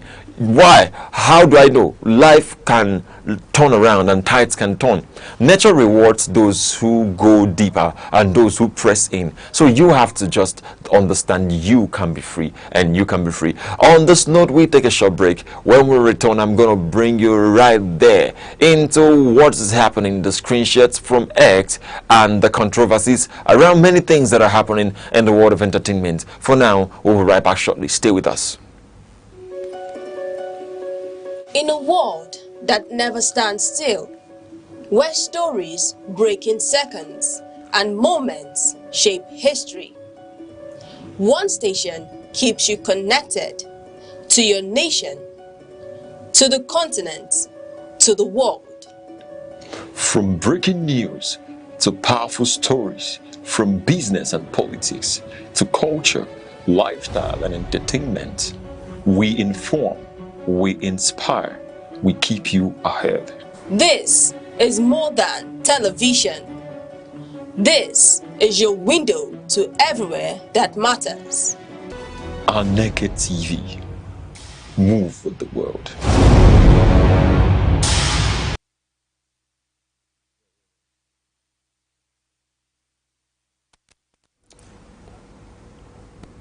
All right, welcome back. Now let's take a look at one of the trending stories on X. I would say that it's categorically one of the best things, best reads I've had today. It tells you that a lot of things are just intentional. Being intentional with entertainment is what I do here, because I'm the Commissioner of Enjoyment. And before I had to mount to this podium, I sit on this seat. I will tell you that I had to, you know, send out some guys to go around and tell me how many people who are homeless, because Commissioner guys, they do things. How many people who don't have a, you know, what to eat today. And in case you are part of those people, please let me know when you tell my PA. I will show you his number, so you call him. Tell my PA whatever you want to eat. Maybe you want to drink, or maybe you want to enter. You don't have transport. Come and meet me after this meeting. But before I tell you come and meet me, I would like you to know that if you have not eaten, we subscribe 1,000 naira to eat. So please bring money so that you can eat. Of course, I give food for free, but you subscribe for 1,000. So now I just want to bring you to the stage of the story, and it's about something that happened on X. Someone was saying they don't know true love existed. Yes, true love is existent. Now read with me what Mazi Ifena said. My younger brother was with my dad when this accident happened. Although he was badly injured. He survived and is currently receiving treatment at an orthopedic center. His girlfriend Bella has not left his side since last Friday. She has been on ground, helping my brother to clean, eat, pass information, run errands, and do anything he cannot do himself. I learned she sleeps in the wards too. The only time she goes home should be in the morning and in the late night, so she can freshen up and show up, change her clothes and show up the next day. This is this act of kindness is from a young lady that has taken huge burden off my family's shoulder. Because of her, we're constantly updated on my brother's welfare, and which has in turn afforded us time and resources to attend to my father's funeral arrangements. He also said, when my brother recovers, I'll ask him when he's getting married. He won't find a replacement if he misses this one. He says he won't find a replacement if he misses this one. Now it says thank you, Bella. Listen, Bella, I don't know you. I don't know whoever you are. I don't know who you are, Bella. Listen, Bella, I don't know who you are, but Bella, you are special. Bella, you are so special that Commissioner want to tip you. I want to tip you. Commissioner wants to tip you. Bella, you are so special. Thank you very much for helping this family. Of course, this is a story about a man who lost his life, who had a car crash, and then he was with his son, but he's late. That crash had to take him away from this earth. And now they are preparing for the burial arrangement of the man, while the guy who was with him on the crash, on the scene, is in the hospital. Right now, it is going to be interesting to find that great people and genuine love are, you can have genuine love, and it's everywhere. Looking at someone like Bella, we've seen women who has done a lot of good too. But we have seen Jezebels. I'm not going to lie to you, but Jezebel is actually a wonderful woman, because Jezebel is only for the man, not for the entirety of the community. That's what it means to be a Jezebel. When we talk about Jezebel, we're talking about somebody who is just a good wife. We're not talking about somebody who is so wicked to the husband too, because if you trace the story of Jezebel very well, Jezebel was just good to Ahab. I'm not going to the Bible story now, but I'm just telling you that Jezebel was good to Jezebel brought comfort and peace to Ahab. I don't want to say that, but maybe I should give you the story. When Ahab told Jezebel, see what's going on, Jezebel told Ahab to relax, that I'm going to take care of this matter. And guess what? She took care of the matter. Now, many times you will see that she had to kill a lot of people in the city, but that's for another day. Now, many women are wicked and bad. Same with men, because I'm not going to talk about women, I'm not talking about men, because some men say they are polygamous in nature. That's their business. Men was not meant to be polygamous in nature. It's just the lies they tell themselves to misbehave. Right now, we are seeing a lady who has decided to dedicate her time to a young man, to a wonderful young man. And I pray the stars find Bella wherever she is. And I believe that Bella is going to link up and enjoy the rest of her life with this young man. Of course, sometimes many people are having fantasy of having the love someone they love, doing this for them, but they've been loving Wahala. But I'm telling you right now that Bella is the woman. She's the MVP, and just like our guy said, he is going to ask the younger brother, when is he going to get married? And if you miss people like Bella, no more for you. Oh, I said that. I couldn't have said that on a good day, because when you look at people, of course, when that person does not have a lot, when that person does not have plenty, and they could see you, I'm not talking about the girl too. The girl has when the guy is just a middle class person, not so expensive, just a random guy, not a rich man's son, that's when he used to be sweet. Now that's when you know that this girl, this Bella, really love this guy. And this is what we celebrate here on Aneke TV. We celebrate great love. And in case you have a wedding event, you want us to cover an event, a birthday, a celebrity talk show you want us to cover, please reach out to us on our YouTube and on our Facebook. You can drop your comments there live, where we're going to reply and take it up to the other platforms. And it is very important to let you know that Bella is the one of the moment. While I'm still talking about this, I'm going to bring your way finally on the issue between Madoka and Cardi B Chukwu. Cardi B Chukwu, I'm calling her Cardi B Chukwu. That's talking about Cardi B, the rap star. The rap star, the rap star too, because Cardi B had been, you know, she really has been everywhere on the space of rap for over a decade now. She has really been doing so well, even though there are a lot of controversies, family issues, I must say, that has been going on. But Cardi B has come out to clear the air that she is not doing anything with Madoka, that she's not doing anything with our Nigeria's goalkeeper, that she is not doing anything. And rumors have said that Madoka is to pay her $300,000 every month. I am sure that Madoka is too wise to know that Cardi B doesn't or may not even be in her class.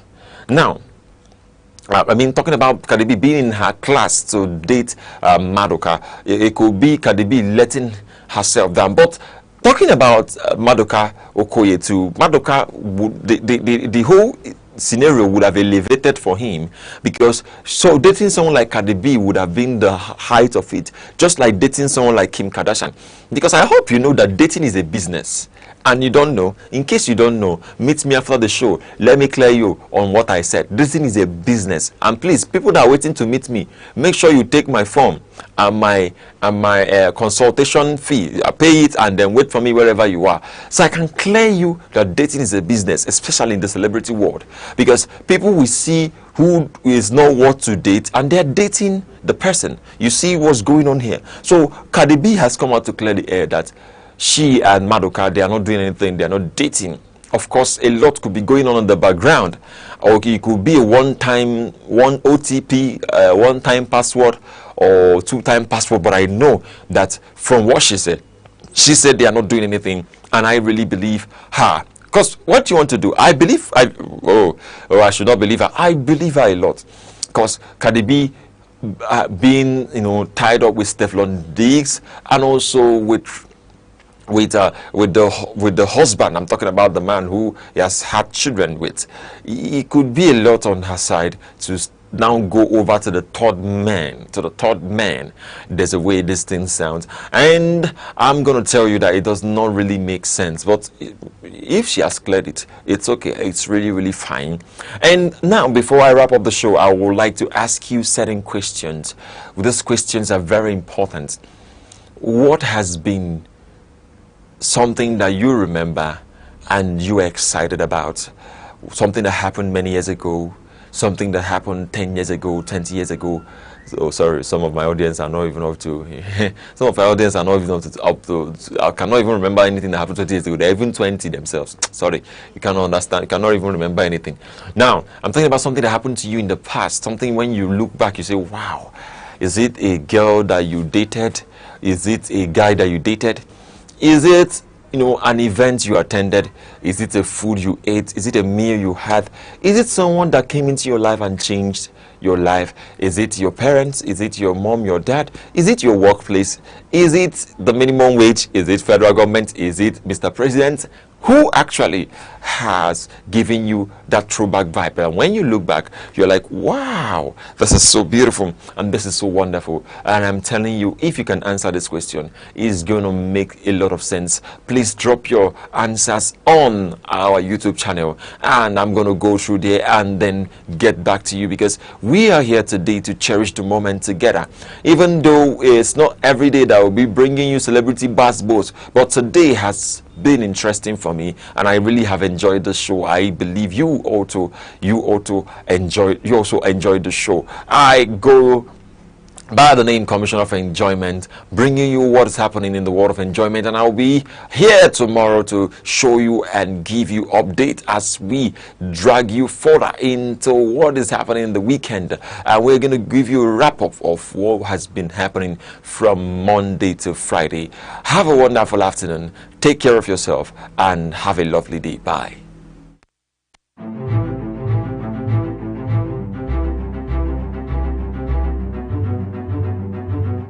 Morning headlines before you step out. Midday updates while you walk. Evening analysis when the day winds down. Wherever life takes you, Aneke TV keeps you informed, connected, and ahead. Aneke TV. Move with the world.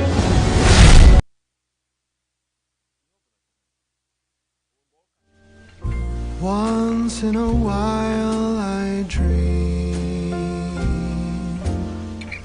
Once in a while I think of you. I reminisce on days gone by when you and I were new.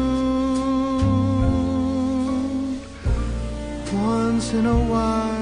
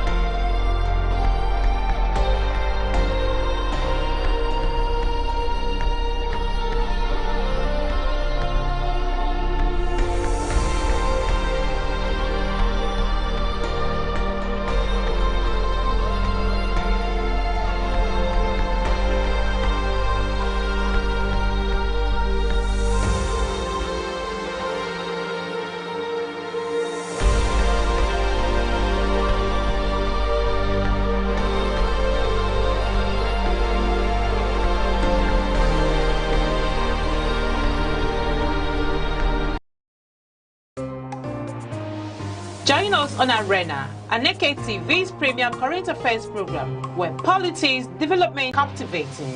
The roadmap is, let's have our environment secured so that investors can come. If you don't know what economic security is, kidnapping will tell you what it is. You kidnapping, ransom. Customers are going to get these meters, and like we said, it's at no cost. There are things that dialogue can handle. But when you leave it, you want to use a kinetic approach alone. You cannot. For discussions that promise insight and deliver truth, stay tuned, stay informed, and keep watching Arena, only on Aneke TV.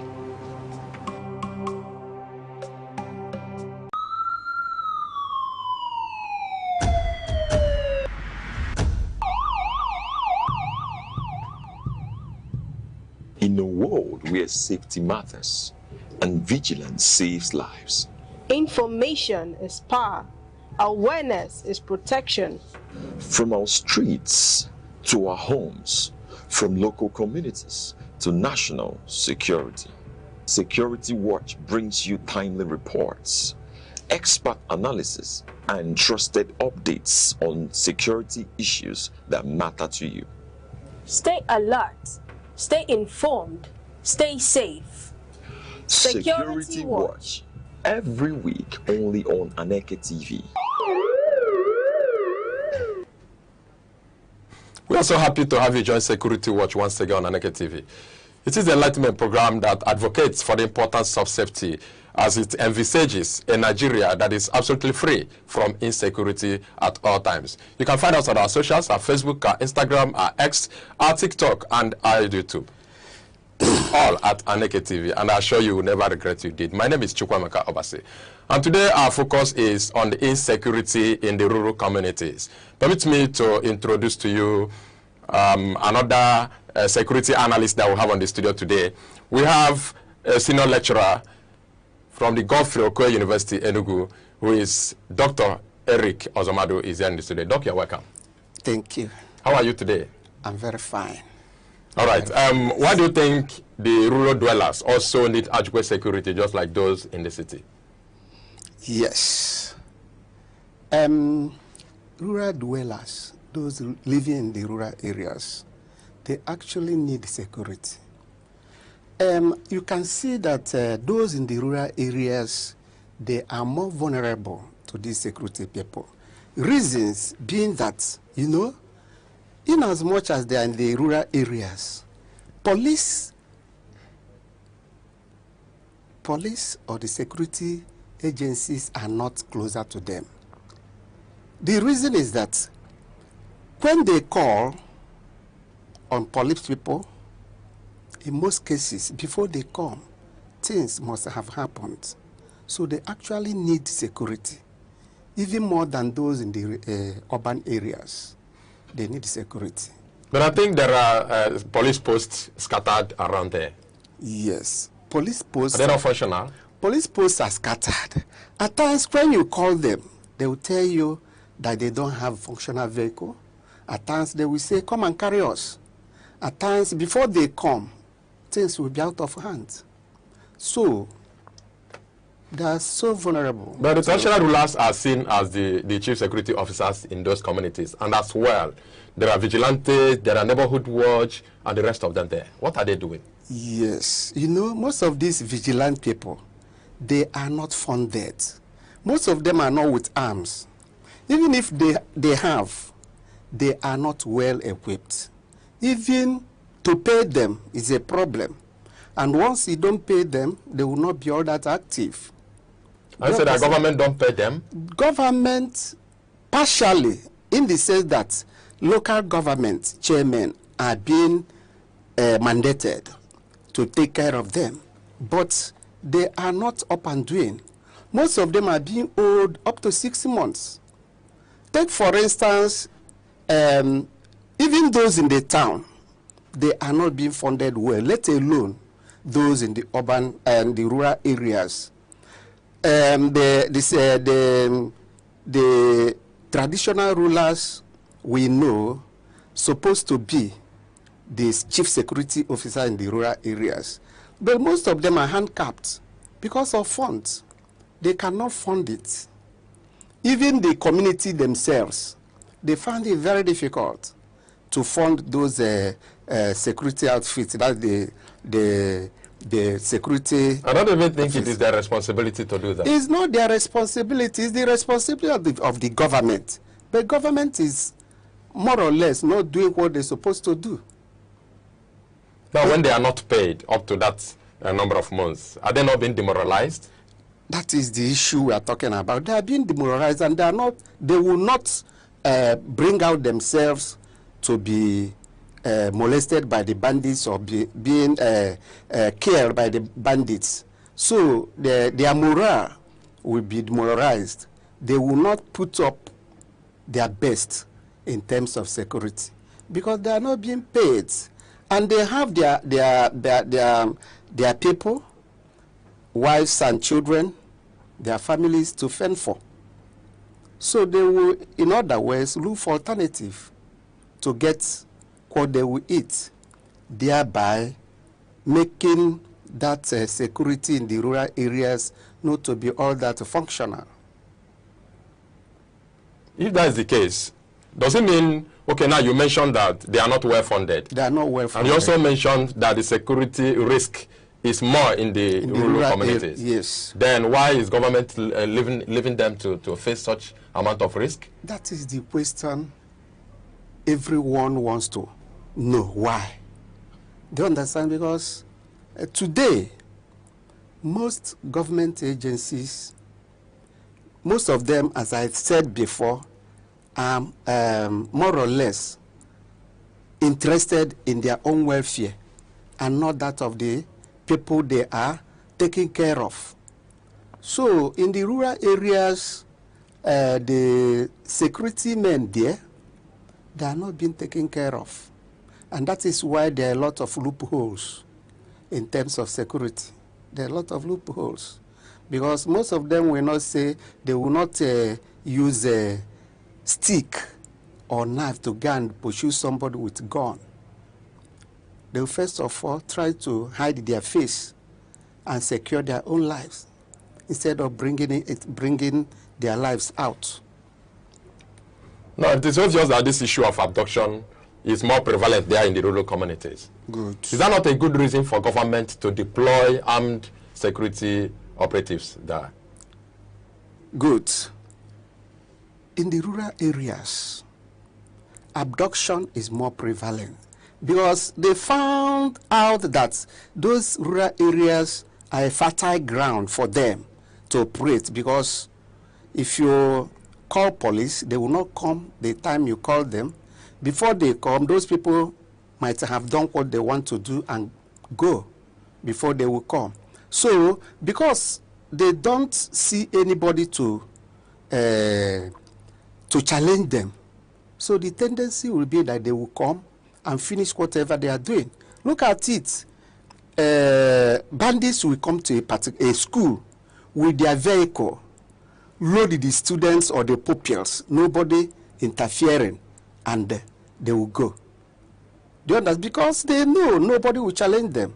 So they have all their way to do whatever they want to do. So those in the rural communities that are in the mercy of God for their own help. So government is not doing what they're supposed to do. Then how sure are you? How sure are you that government is aware of what is happening in the rural communities? Like fully aware, and they look away. Why can't they be aware? They are in the same society, and they hear what is happening over the radio, social media. They are aware. If anybody says that is not aware that bandits are operating in the rural areas, that person is just trying to play pranks over it. They are aware. But because it's not something that is happening to them, that's where they kept quiet. So that is the issue. Okay, they are very much aware. You're also aware that a lot of communities have been closed down in the rural communities. Abduction, invasion, and even tampering with government infrastructure around the areas. Actually, most communities, in terms of the closure we are talking about, most of them are no more going to their farms, because going to their farms is risking their life. So the system in the communities, most communities are no more active in doing what they're supposed to be doing, like going to farms, going to markets, or doing every other thing they're supposed to do, because they're afraid of bandits. When somebody don't have protection, the tendency will be that that person will know how to hide himself, and hiding himself will prevent him from doing what will make him to make a living. Once you stop going to the farm, once you stop going to the market because of fear of bandits, the tendency will be that hunger will come in. Probably that is the closure we are talking about. But do you know, or do you believe with me that it is unheard of, thinking that government is aware of this and government is not doing anything about it? I want you to use this opportunity to talk to the government once again. Let's assume they are not aware. Make them be aware of what is happening in the rural communities. Okay. Now, government, our government, people in the rural areas are suffering. Even if they don't know, they must have one day heard over the radio that a particular community is being besieged by these bandits, and a lot of people being abducted. Why I'm saying that there are ways that in most cases you find out that most of these government agencies are the people negotiating with these bandits in order to release those abducted. Is it not better for them to prevent the abduction rather than going for negotiation? There are a lot of things they ought to do to make sure these are prevented. There is a school of thought that says that if these people that are abducting or these bandits are being dealt with, for instance, executing any of them found guilty, if any of them is being caught, prosecuted in the court, and found guilty, that person should be executed, because there is no way somebody that cares will come out freely and start to enjoy the society. It's not possible. If government starts executing those people that are parading these criminalities, I think that menace will be minimized. They should do something about it. I don't see the reason why bandits will besiege a community, set people's houses on fire, kill some people, abduct some people, then when they are being caught, they will be released. You hear severally that most of them are being given pardon and being brought back to the society in the name of making them to join the society again. It is unheard for. I don't know the type of government we have today. They should do something possible to make sure that innocent citizens are being protected. Even I speak to you now, by tomorrow you hear news of abduction. Abduction. We are not praying for that. We are not praying for that, but it's happening. It's happening. Something must be done. A lot of security agencies like police, they are being recruited every day. Army are being recruited every day. What is happening? If you go to most of our roads, as I'm coming here now, a lot of police people on the streets collecting money. Is it their duty? It's not their duty. Their duty is to protect lives and property. How sure are you they collect money? Did you give anybody money as we are coming? I saw them. Do you understand? I cannot give because if you are being caught, you don't have your license, you don't have your particulars, it is at that particular point in time that you negotiate with them. But if all your particulars are okay, the only thing is that they will waste your time.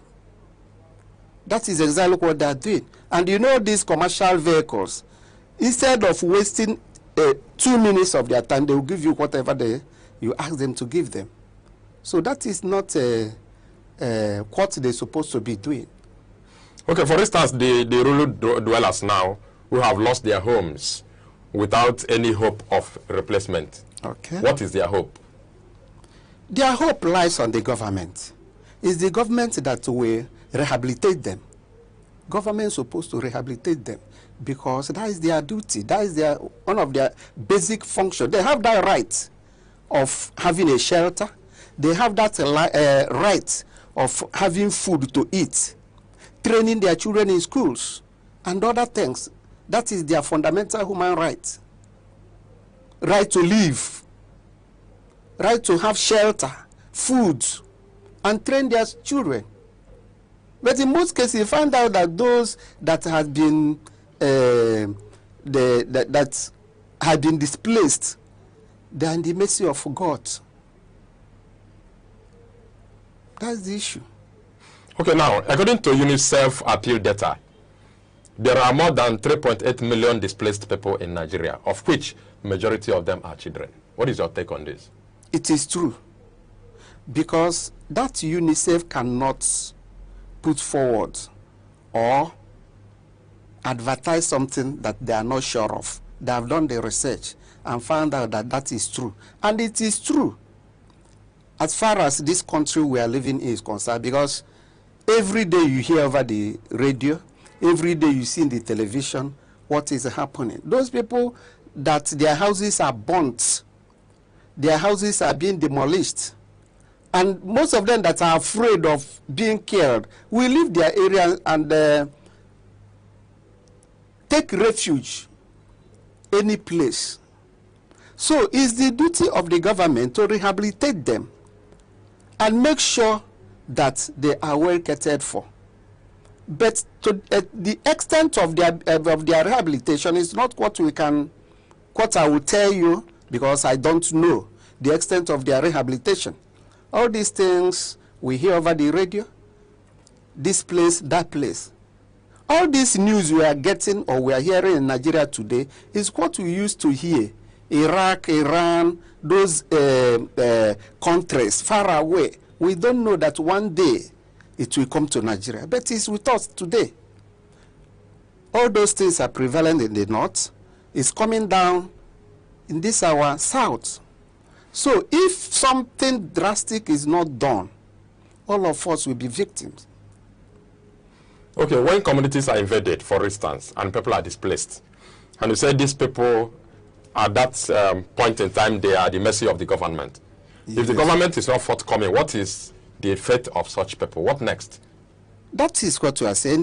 They're in the mercy of God. If the government, if the help is not coming from man or from people, they will look up for God for help, because there is nothing they can do. They don't have gun.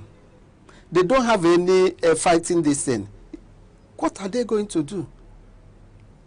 They cannot fight somebody with a sophisticated gun. Now, how much do you think the government takes care of the people already in the IDPs? You know, I've never been in that IDP camp. I've never been there. I don't know the extent of government involvement in taking care of them. What we hear is that people are in the IDP camp. I don't know, because I've never been there to know the extent of government help or intervention in their livelihood. Okay, how do you view the extent of infringements on the fundamental rights of those whom their houses are burnt and they are displaced from their communities? In fact, the extent of infringement on those people's rights is enormous. Because once you don't have shelter, which is the basic thing somebody's supposed to have, you don't have shelter, you cannot boast of 2 square meal or even 1. Your children you don't have that opportunity of training your children. So their fundamental human rights have been infringed upon. So it's very enormous. It's very, very enormous. It cannot be equated to anything. Do we still have human rights activists in this country and civil society organizations? We have them, but they are being suppressed by the ruling class. We can only hear them when they talk. Is it possible? No, civil society organizations have been suppressed? Because they will be talking, but nothing tangible is coming out of what they are saying. They will continue to tell government the right thing. Do you understand? But government will not respond. You are a human rights activist. Your duty is to tell the government things that are wrong they are doing. Another thing is for the government to do what? To respond to that. You will say whether they will hear or whether they will not hear. But the issue is that, are they responding to that? They are talking every day. Even the one, I can't remember his name. Yesterday, I was listening to one of the programs in this television houses, is saying serious things about this government we are in with because of the scandal in that Sorok. Huge amount of money that has transpired from one hand to the other. But you're not very sure of what you're saying. I'm not very sure, but once you listen to what is happening, news cannot emanate from nowhere. And the person is not forthcoming out to the public to tell them this is right or this is wrong. One person will say the same thing, another person will say the same thing, and nothing is happening. Because I'm sure if you are in government and an accusation is being leveled against you, you come out and defend yourself. If it is too much, you resign. But I think that could be misinformation. It might be misinformation because anything can happen in this country. There's nothing that cannot happen in this country. Somebody might go at the back, kill somebody, come out and place it on another person. Anything can happen in this country.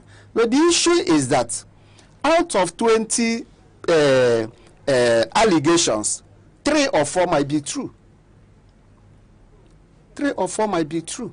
A lot of things happen in this country will give you concern that most of the things people allege, most of them are true. But who will come out and prove it or punish whoever that is involved? A good government, if you are in power and an allegation is being leveled against you, for you to prove that you are innocent, you resign and prove yourself right. You cannot be in government and at the same time set up panel of inquiries on the wrongs you have committed that have been alleged that you committed. You must come freely, fully to prove that this thing that are alleging is not correct, is not true. You cannot be in government office and at the same time people level accusation and you cannot resign to come and prove yourself right or wrong. But here in this country, something like that cannot happen because once you are in the ruling class, immunity covers you. Nothing will be said bad against you. But as soon as you come out, they start to bring out all those wrongs and place on your head. Why is this so? I believe you are not telling me that government is not doing anything. They are doing something. But what they are doing is not enough to place normality on abnormality. So that is the extent. Then what exactly would you think the government is doing or wants to do with those in the IDP camps now? Why are they there? They are in the IDP camp, 1, to protect them. And 2, for them to stay there for a while, to know whether their place of origin will be free for them to go back. They are there for a while. That is a refugee camp where they will be rehabilitated for some time. That place is not their permanent home, but they will stay there for some time until government is ready to make sure that there is security or sanity in their original homes. We know that this invasion has happened in several communities. Has government started with any community, like rehabilitating, like you said? Best of my knowledge, I don't know. I don't actually know. I have not done research on that. So, whether they are doing something to bring them back, I don't know. It's left for them. And I know there is a ministry that is responsible for that. They're supposed to be working around the clock to make sure that this is their responsibility, that they must do it. They have that as their responsibility. Okay, thank you so much, Doc. But let me ask you this question. What could be the psychological effect of the displacement on these victims? Actually, you know, when you are being displaced, when you are being placed in a tight corner, there must be a trauma on your own side. One, depression. You'll be depressed. Again, you will not be yourself. There's nothing tangible. There is nothing reasonable you can think out because you are in that position. That depression, you will be aggressive. There are other psychological defects that will be coming out from you. You will not know yourself. That psychological trauma will make you to be uneasy. Now, how do you want the government to get it right? What would you want the government to do about the insecurity, invasion of community, displacement of indigenes, and then those in the IDP camp? What they should do are many. One, security outfit. Because those in the rural areas, even though police posts are there, but I don't think those police posts are well equipped. Like most police posts I visited, you can hardly see equipment that can be equated to those of the bandits. Because you cannot match force with somebody that has more sophisticated equipment than your own. The tendency is for you, first of all, to save your head before you save any other thing. Government is supposed to equip the police posts in the rural areas. Again, these security outfits, like the neighborhood watch in the villages, one, government is supposed to fund them very well in collaboration with the local government. If the government or the governor of any state, who is the chief security of any state, mandates the local government chairman, who is also chief security officer in the local government, if they should team up and they equip, support the neighborhood watch, I think because they are in the grassroots, they know the routes where these bandits penetrate the communities. They are better, they will be better informed on how to get rid of those bandits. One, this security neighborhood watch should be trained very well. They should be trained very well so that they will match force with those bandits, because it is impossible for somebody outside to come to your domain and defeat you. Okay, Doc, thank you so much. I am not cutting you short. You tell us more on what you expect the government to do in order to wage war against the insecurity issues we have in this country. But before then, let's observe just a short break. Okay. We shall be right back. Our viewer, thank you also for being there. Just a short break. Don't go away.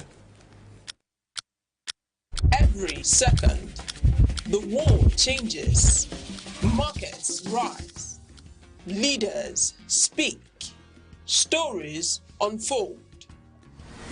To keep up, you don't just need news, you need clarity, you need speed, you need perspective. That's why Aneke TV brings you the global pulse. Accurate, reliable, right when it matters most. Aneke TV. Move with the world.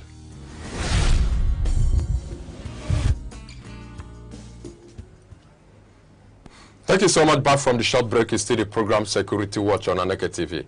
Our topic for today is the insecurity in the rural communities. Thank you so much. My name is Chukwuemeka Awasi, and I'm still here with that security analyst who is a senior lecturer with Gofrokwe University, Enugu here, Dr. Eric Osamado. Doc, thank you so much. Thank you. Let's continue. Before the short break, you were telling us what you would like the government to do in order to wage war seriously against the security we have on this country. And I remind you, you are talking about how the neighborhood watch should be trained in order to do what they are supposed to do.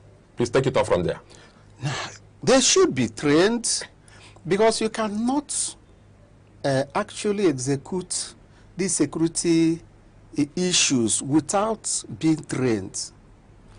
Training will enable those security neighborhood watch people or security persons to actually know the nitty-gritties in security, because you cannot discuss something concerning security in the public. You know how to go about it. Now, in the rural areas, the neighborhood watch are being mandated that if they see a criminal, they should get hold of the criminal and send to the police. They should not deal with him or treat him anyhow. Okay. It's not their duty. They should report to police. Okay. Or carry him to the police. But there is something the society is doing. When I mean society, that's police people. When you catch somebody, a criminal, and send to the police, before you reach home, the criminal is already at home. They will release him. On what ground? I don't know. This is happening. You know, I'm a member of this security outfit. Okay. We suffer this day in, day out. We suffer this. You will get hold of a criminal.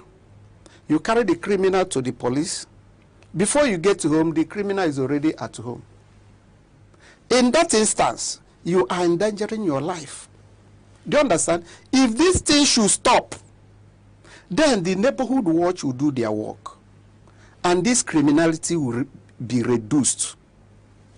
So I can't understand what is happening. What is happening?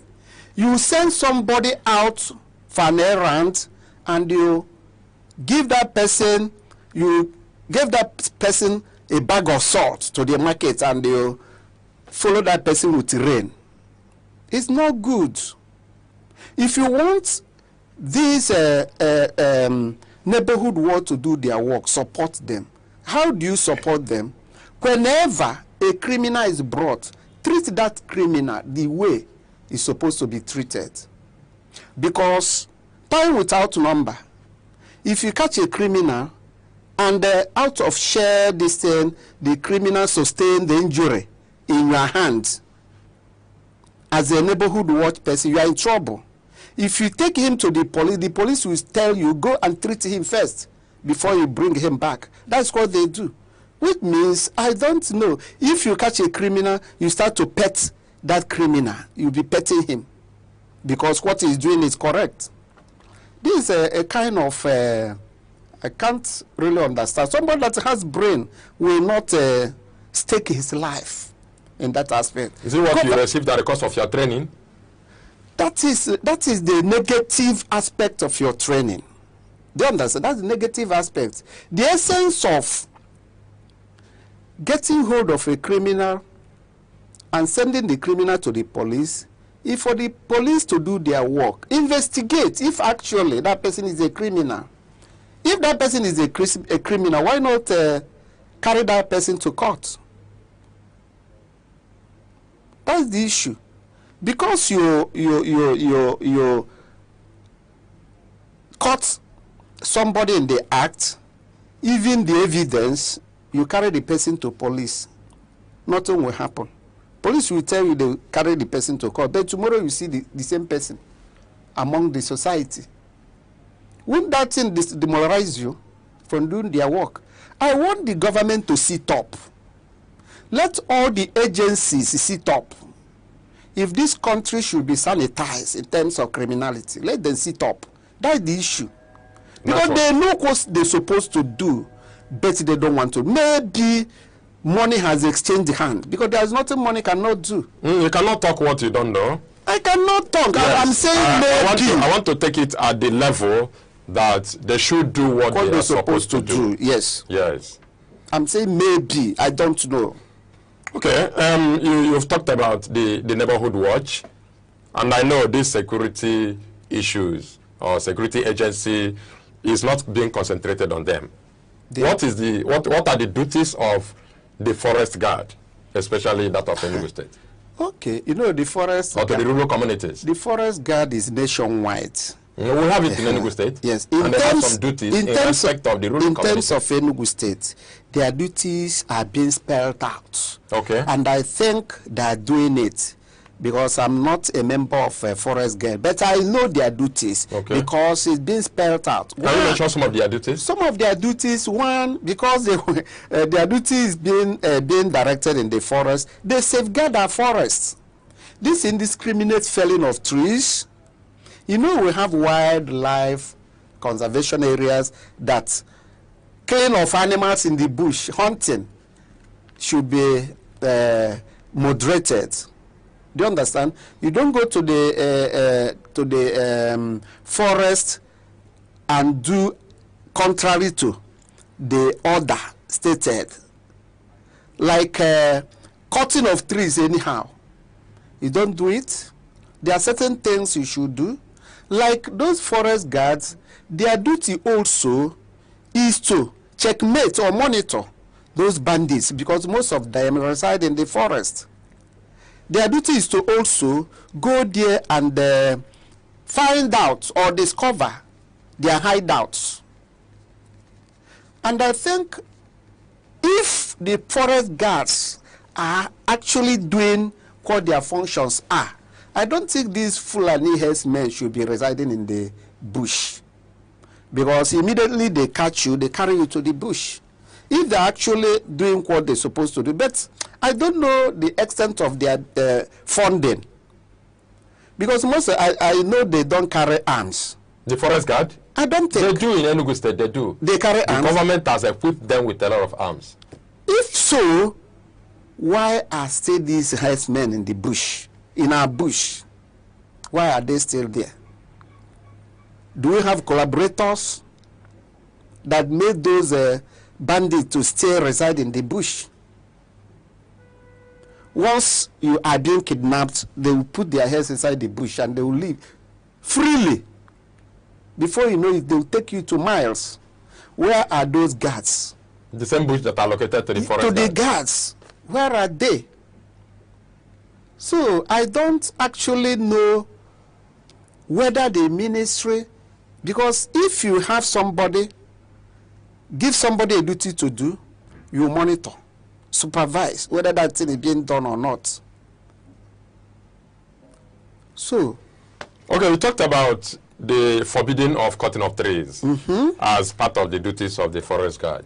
Yes, and we also talked about killing of animals that are also forbidden. What are the essence of that? Because that of trees we know. The essence of that is that probably when I was in secondary school, I heard about these forest reserves. Okay. And animals are inclusive. Do you understand? I don't actually know why those animals should be conserved for the government or what. Whether they will go and catch them for games or something like that, I don't know. But for the forest guards, cutting of trees, protecting lives and property of people, like our farms. Like you see, I think they also protect these cattle from damaging the farmlands. Okay. So these are they doing it?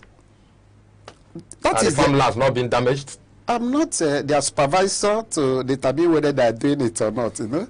That is their duty. That is their duty. Okay. Whether they are doing it or not will now depends on the people that send them there.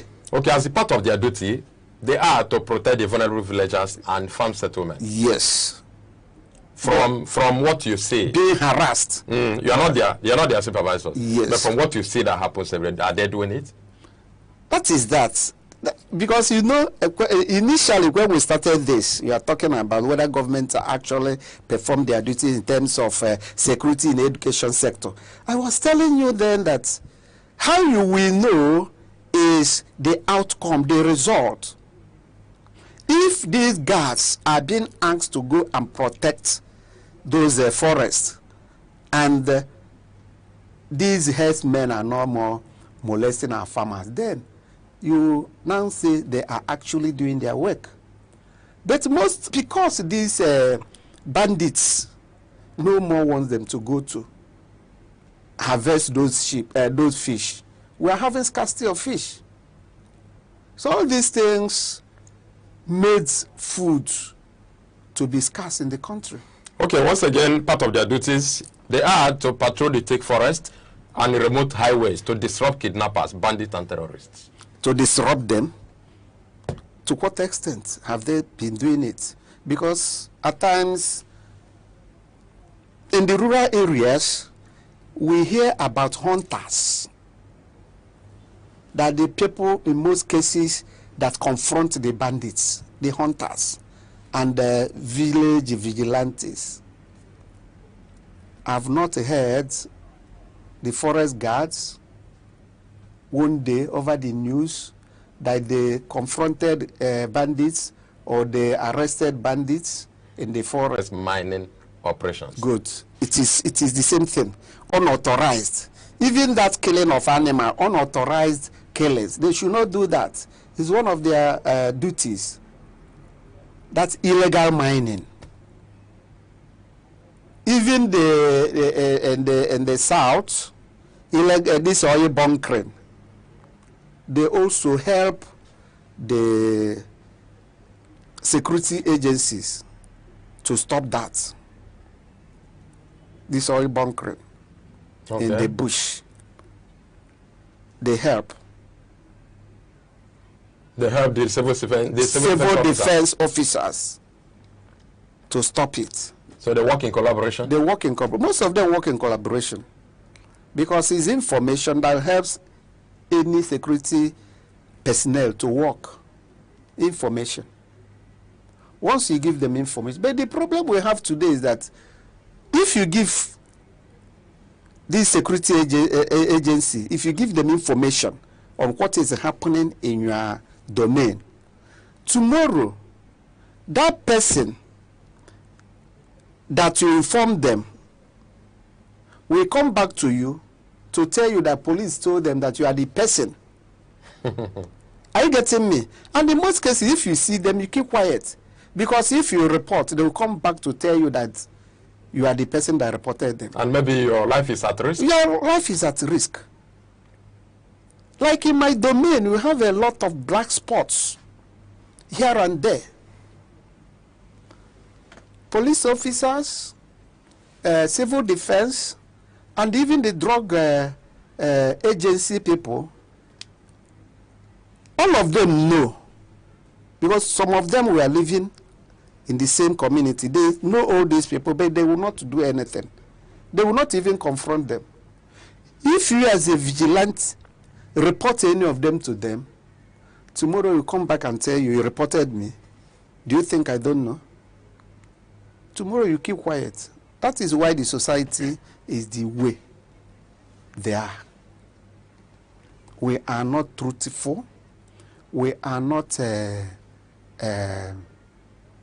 doing what we're supposed to do. Okay. Yet another duty is to collaborate with the community policing networks and the neighborhood watch to gather intelligence. Community policing network, is it live today or is it going to be live? That is what maybe definition. Community policing, where are they? Are you asking me? I'm asking you because what the community policing is supposed to be doing is what the vigilantes are doing today. Do you understand? But because the vigilantes are not being funded, they are not being recognized very well. They are being recognized on paper. But practically they are not well recognized. Because if they are being recognized, their names will be on the payroll. Every month they will give them something to encourage them for them to be doing that work. But most of the works they are doing today is on what? Voluntary manner. Like in our own community, we had meeting with the community. Please pay some token so that these people will be giving something to encourage them. To encourage them. It's the community that is funding them instead of government coming to fund them. Now, are you saying that community policy is not inexistent? I'm not saying we hear it, but where are they working? Where are they? Is it the same thing with the Nigerian police? Are you asking me? That is because you say they are inexistent. Let me know. No, I'm asking you. Are you saying they are not inexistent? They are not, because I've not been seeing them and their work. They are about to establish it. Probably the state policy, which is about to be established. Okay, to you, what is the level of synergy that is existing among the community policing network? Although you said it's not inexistent, the neighborhood watch and that of vigilante. The synergy that is existing is that, one, the communities are the one that is funding the vigilante, the communities. Few of the neighborhood watch, few of them are being funded by the local government. But the extent of funding is not encouraging, because in most cases they are being owed for some months. They are being owed for some months. The uniform they wear, they use their money to buy it. Of course, they're supposed to do that, but they're supposed to do that? How can buy the uniform. Yes, that is what is happening in neighborhood. Governments don't fund anything. Most of the uniform we have, we bought it with our money. Are you not working for the government? Are you working for the government or for yourself? You mean the neighborhood? Supposedly, we are working for the government, but it's not being recognized in that way. Remember, that neighborhood is being inaugurated by the government. And we pay a huge amount of money for the inauguration, even the certificate. And at times I ask them, where do you people think this money you are asking us to bring? Where do you think the money is coming from? You are taxing the community again? Because this state is known for this double taxation here and there. Are you sure the government is aware that you are working for them? They inaugurated us, they gave us certificates. Somebody that gave you certificates, is that person tomorrow will come and deny that he don't know that you are working for him? The only thing that maybe why they are not out to say you are working for them, because you may be looking for money, they will give you. They will not give you. Maybe that is why they just allow you, but they don't know we know what they know. I want you to be emphatic on the synergy that is between the neighborhood watch, the community policing, which you denied not inexistent, then the forest guard, and maybe the vigilante. There is synergy, like in my own community. If anything happens and you call upon them, they will come and they work together to solve the problem. Like what happened last 2 nights ago. A criminal broke into a shop. The vigilante alerted others and they come together, even the community. And that boy was sent to the police. I think that is the synergy and working together. There is that collaboration. There is that collaboration, but it's an internal arrangement. You keep saying internal arrangement. It's internal arrangement because you work for the government, but you pay yourself. You work for the government and you pay yourself. At times, if the money to pay those people that are working in the field, if the money is there, you tax yourself, raise money, and pay them. Okay, who are your superiors as neighborhood watch? Who are ahead of you? Our superiors, you know, when you come to Ubezej community, they are being divided for a manageable side for the vigilante to manage. There are different sub-quarters. We have Ubezej central neighborhood, which governs the whole of the community. Do you understand? Now, we have the local government. Under the local government, if anything happens, you have to run to the government, local government. And again, to the state, Ministry of Capital Development and Poverty Reduction. They are the people in charge. Okay. And those ministries have been paid by the government? Of course, they are working for the government. Okay. But those ones under them, they are not paying them. Are they aware that the government don't pay you? How can government be paying and they don't know? I think if there may be payment, it must be through them. Because they are the people that will identify the staff, the employed, or the staff that are working under them. They are the people that will identify first. Abi? They are the people that issued us with ID cards. Then is there no way you charge them to speak on your behalf to the government? One thing is to speak, another thing is for government to respond. But you speak first. We have done that severally, even written. Please, these people are suffering. Even to help, the catapult they use to chase away the rats, even to help in providing it, they will say no money. God knows what to do. And there's nothing you can do. Because you are the person that wears the shoe, that knows where it pinches you, you have to fend for yourself. If you don't protect yourself, nobody will protect you. Okay, thank you so much. On a conclusive note, I want you to give a reliable sense of hope to the rural dwellers regarding their security. What I will say to the rural dwellers is that there is hope. In as much as there is life, there is hope. One day, government that will remember them fully will come up.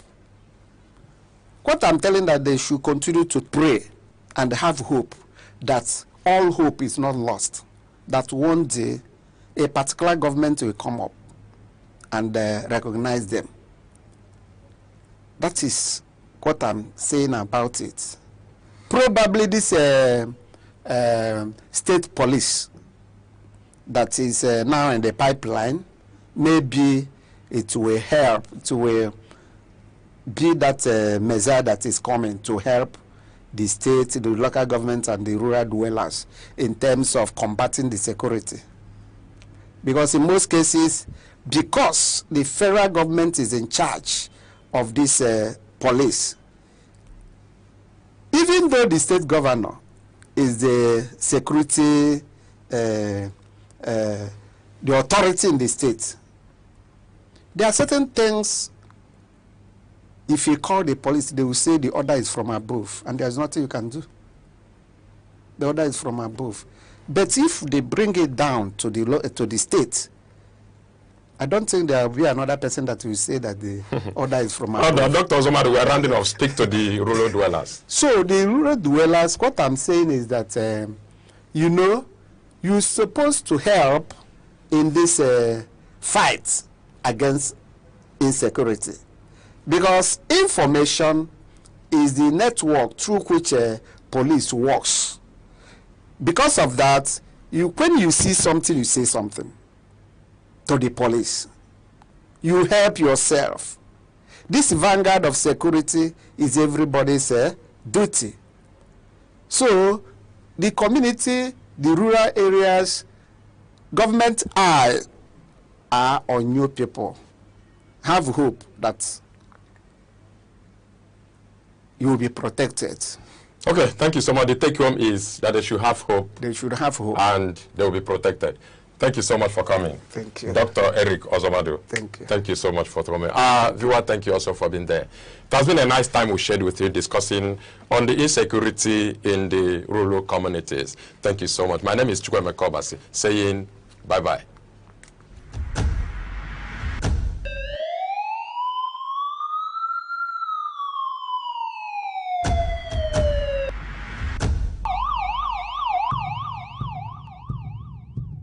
In a world where safety matters and vigilance saves lives, Information is power.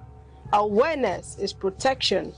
from our streets to our homes, from local communities to national security, Security Watch brings you timely reports, expert analysis, and trusted updates on security issues that matter to you.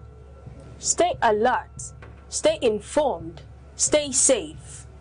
Security Watch, every week only on Aneke TV.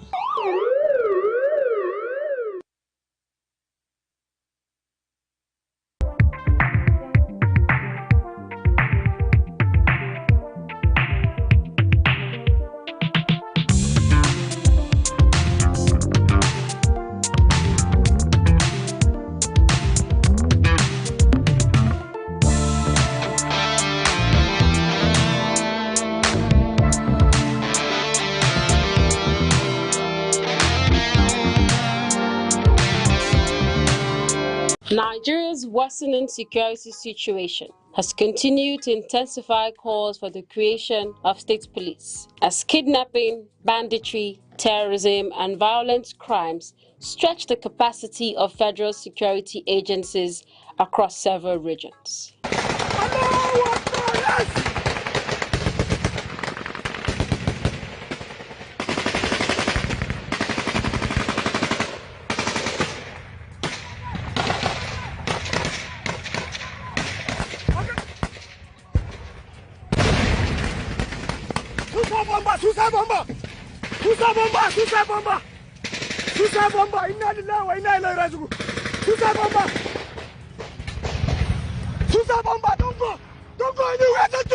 In recent years, Nigeria has witnessed repeated mass abductions of school children and civilians, including incidents in Kaduna, Niger, Zamfara, and Katsina states, where armed groups have targeted schools, highways, and rural communities. The Chibok schoolgirls' abduction in Borno State, the Kankara school attack in Katsina, and the recent wave of kidnappings along the Abuja-Kaduna Expressway remain defining examples of the scale of insecurity confronting the country. Beyond school attacks, rural banditry in the northwest has led to mass displacement of communities, destruction of livelihoods, and repeated negotiations for hostage releases. In the southeast, violent attacks on security formations and civilian targets have also been recorded in parts of Anambra, Imo, and Enugu states. In the northeast, insurgency linked to Boko Haram and ISWAP continues to destabilize rural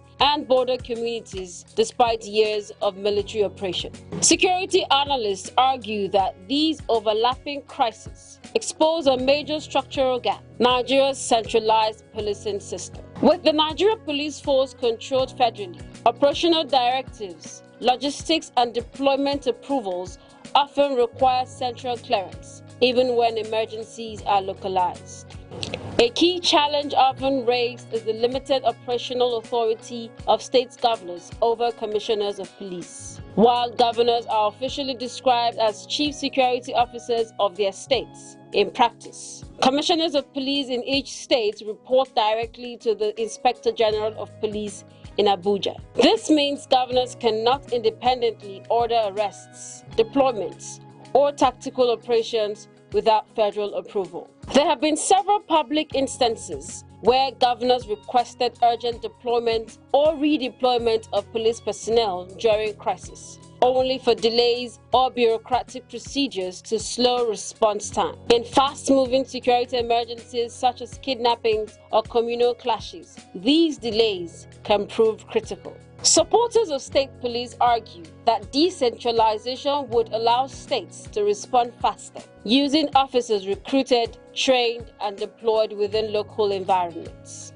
They say local policing would improve intelligence gathering because officers understand local languages, terrain, and community networks, which are essential in tracking criminal groups operating in rural and forested areas. They also point to countries with decentralized policing systems. In the United States, state and local police forces operate independently but coordinate through federal agencies when necessary.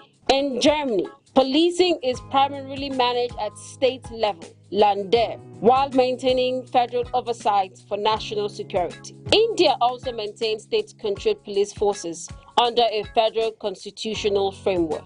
However, Nigeria's security experts caution that without strong oversight, state police could be vulnerable to political interference. There are concerns that governors could misuse security structures against political opponents, journalists, or dissenting voices, especially in states with weak institutional checks. Human rights advocates also warn that disparity in funding and training between states could create unequal policing standards across the country. Wealthier states may develop stronger forces, while poorer regions could struggle to maintain professional capacity, potentially widening security inequality. Despite these concerns, many analysts argue that the current centralized system is overstretched. With Nigeria's population exceeding 200 million and vast ungoverned rural spaces, federal police presence is often thin on the ground, creating operational vacuums exploited by armed groups.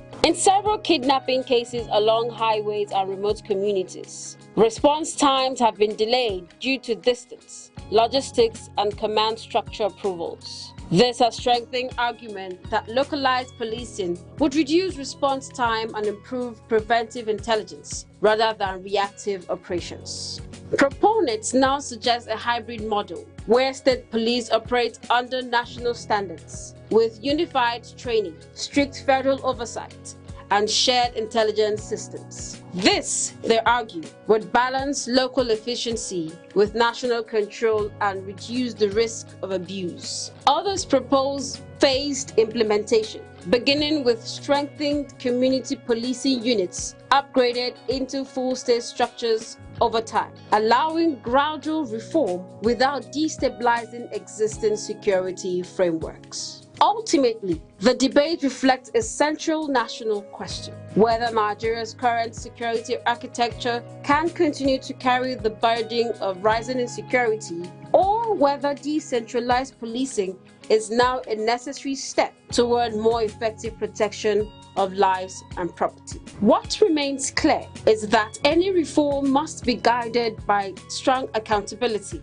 professional standards, constitutional safeguards, and political neutrality to ensure that security institutions serve citizens and not power structures.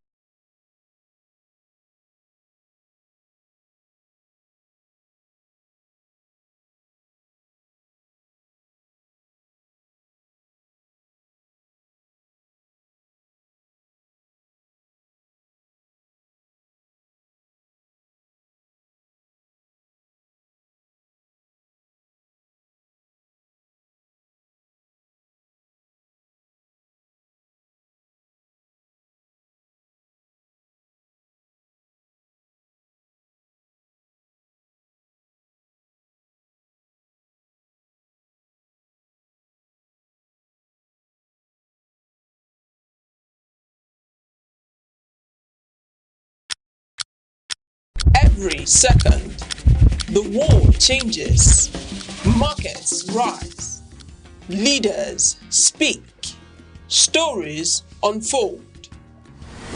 To keep up, you don't just need news, you need clarity, you need speed, you need perspective. That's why Aneke TV brings you the global pulse. Accurate, reliable, right when it matters most. Aneke TV. Move with the world.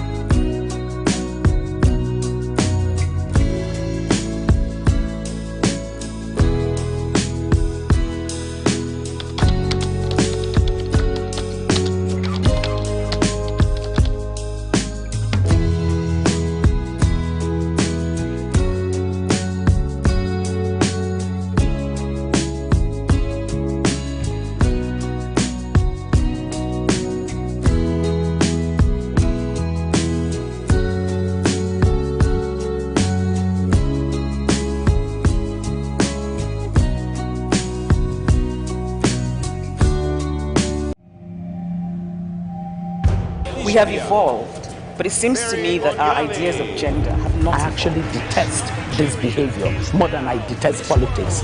I think including women in leadership is essential. Particularly how we educate girls. That is 5 daughters is what he had, and that's not such a big deal in northern Nigeria. Where's the son? The only thing I can do is to match them on the field of politics. And my husband said, finally. If there's any way I can improve myself, I'm on that journey.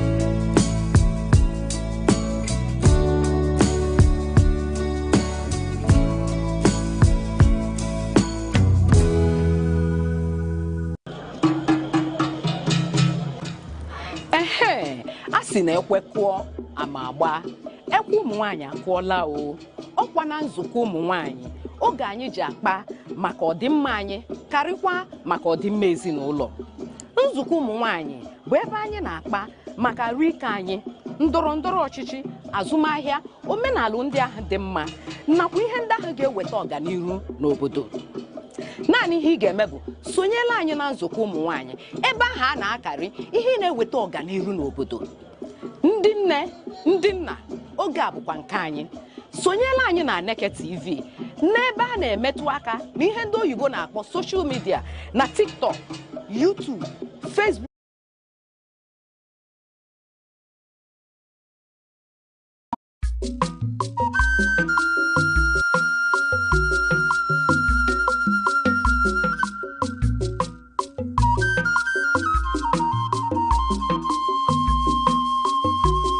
Aneke television. Heu agịrịgbo m dị egwu nkwa azụghị n'ahịa mgbochi okwukwu kakwa ogwugwu mma. Heu mba ụwa bịa na ihe ebube eme mgbagbu ụwa gbatawa na ihe ebube emewa. Aneke television na-emere ogbenye mere amadi ihe ị na-agba nkwụ ị na-eme nkepụta nwa ị na-akwa ozu ị na-agba akwụkwọ bịawa na Aneke television bịa ka ezuoru gị ozi ọma bịawa na Aneke television yidume heu na-emere ogbenye mere amadi ihe ume Igbo bịawo na nke a bụ nke anyị ịmara ebe oge ọrụ etiho mọnwụ ntakịrị tụkwa mọnwụ si nne ya mere ha ji wee weta Aneke television ọ bụ onye gbagburu agụ nna ọ dị na soshal midia ọ dị na mgbagbu ọ dị n'Enugu site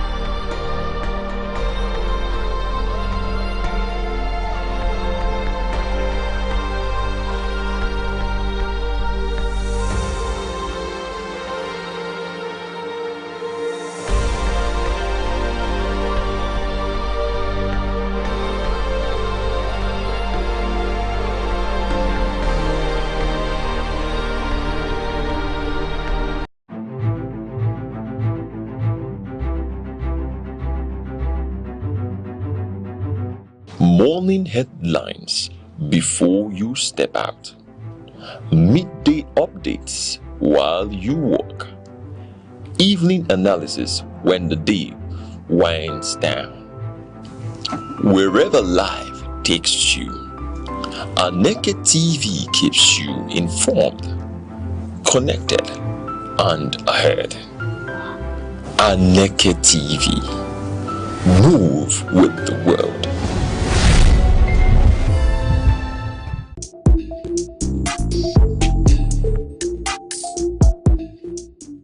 Law is the architecture of civilization, the silent force that orders society and defines justice. Yet, within its complexity, many remain uncertain of their rights, their obligations, and the protections the law affords. From the inviolability of human rights to the intricate doctrines governing property and civil relations. This is a platform where law is demystified, where principle meets practice and knowledge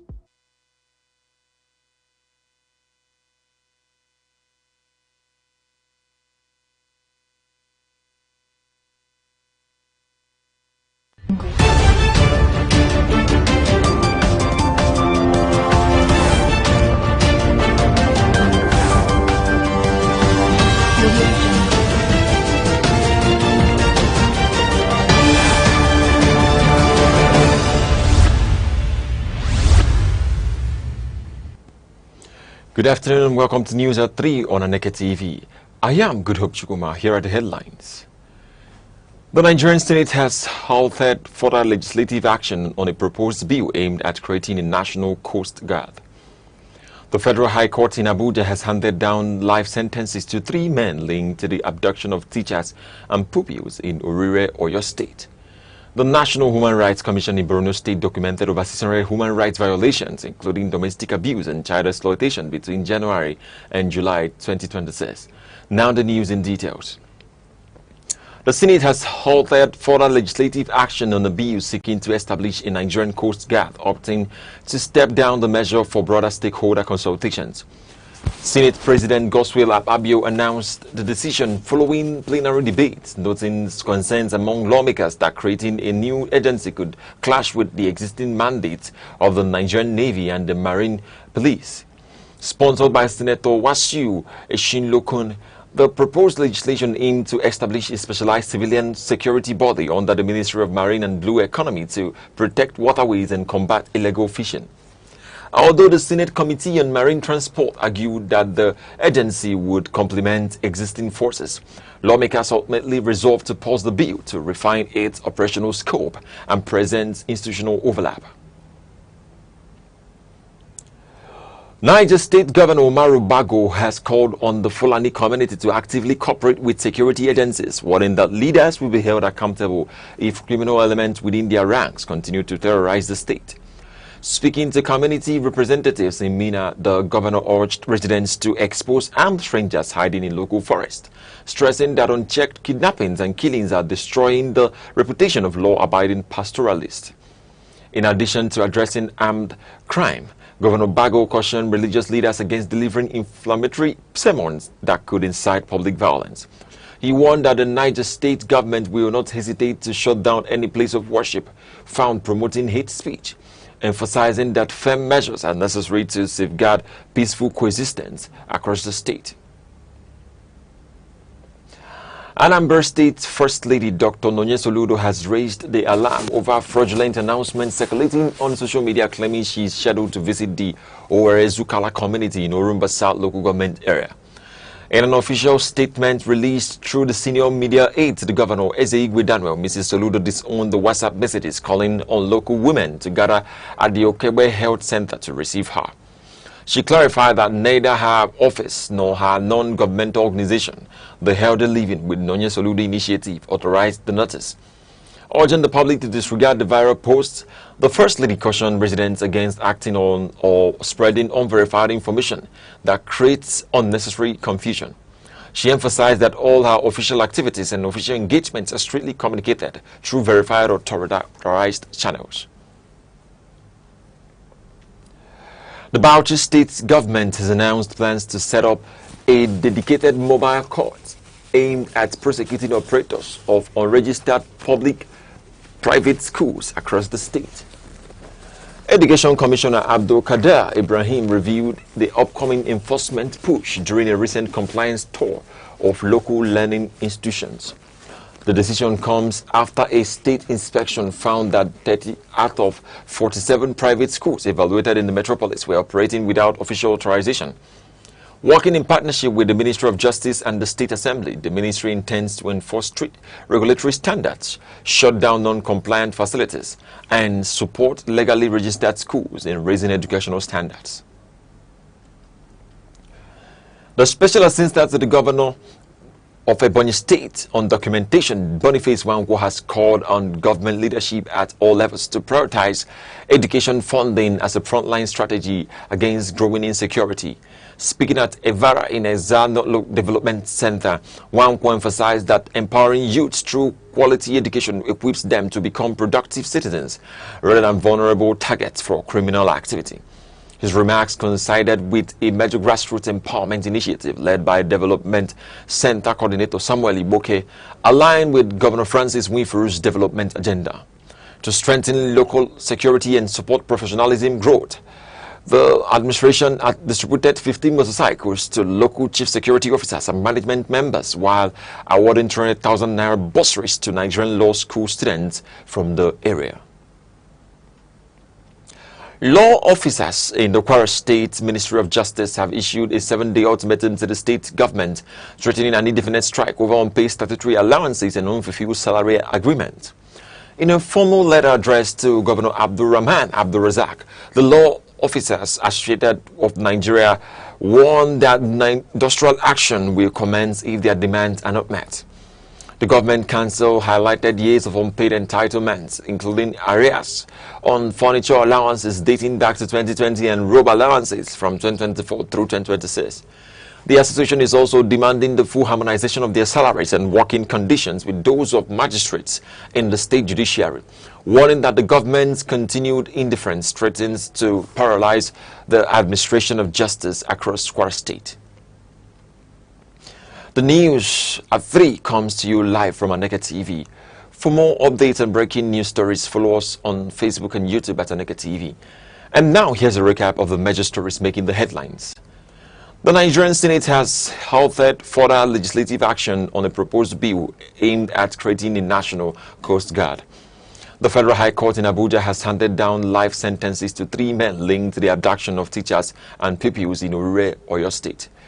Coming up shortly, the National Human Rights Commission in Borno State documented over 600 human rights violations, including domestic abuse and child exploitation between January and July 2026. We'll be right back shortly. Stay with us.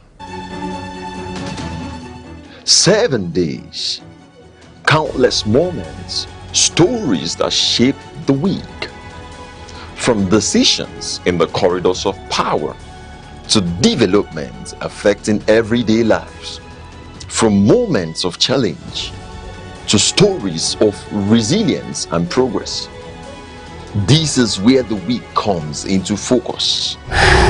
Week in retrospect, only on Aneke TV.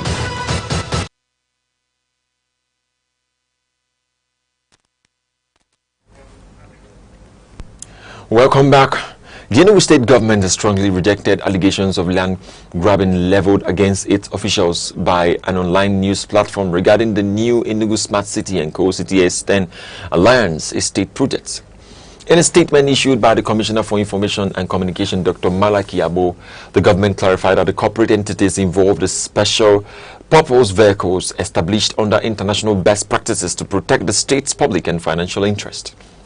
Addressing claims that senior officials held personnel beneficial shares in the firms, the government explained that current and former appointees serve merely as nominal shareholders and board trustees without receiving personal financial benefits or sitting allowances.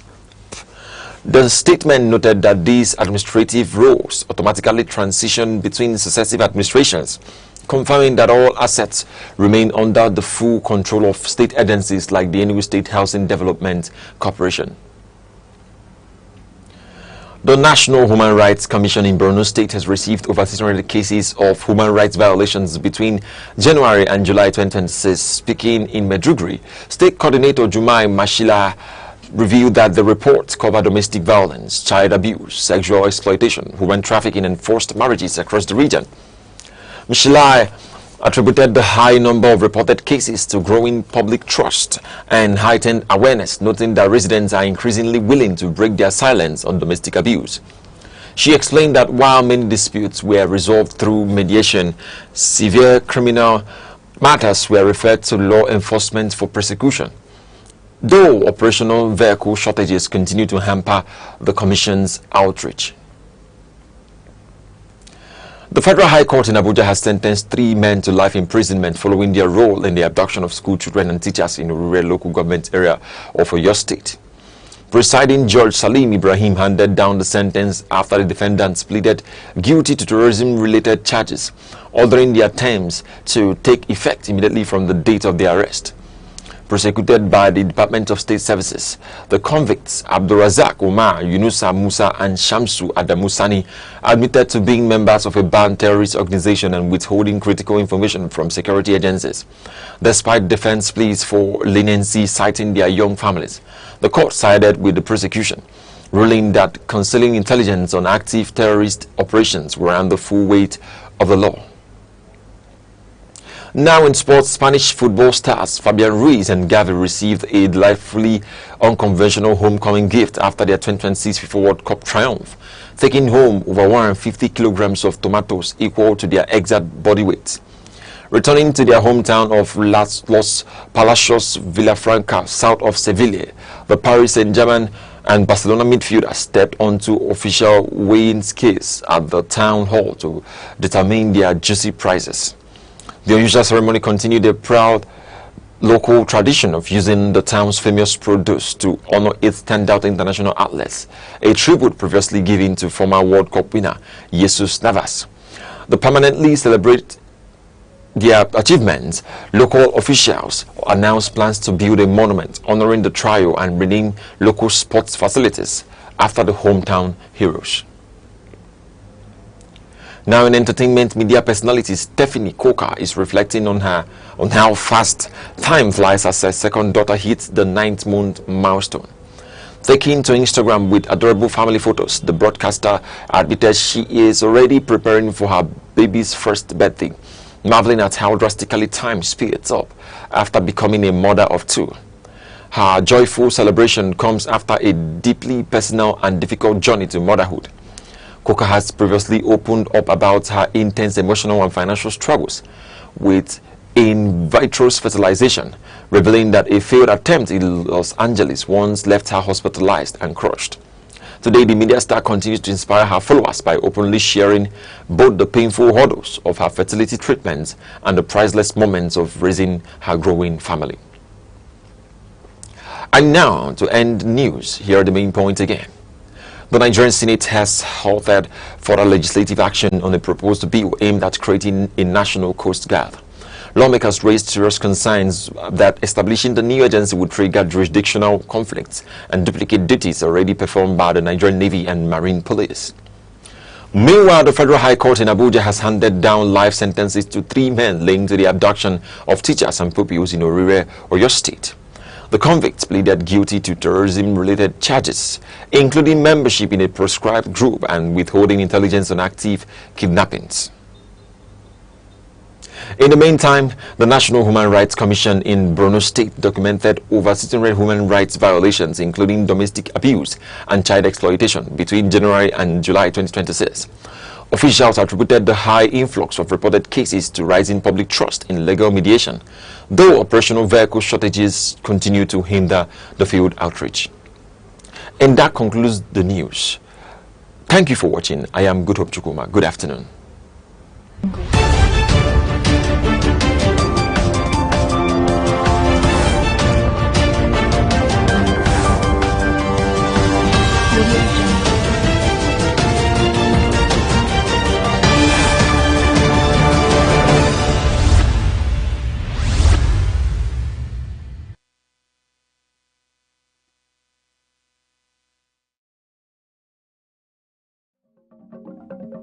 Chimamanda Adichie.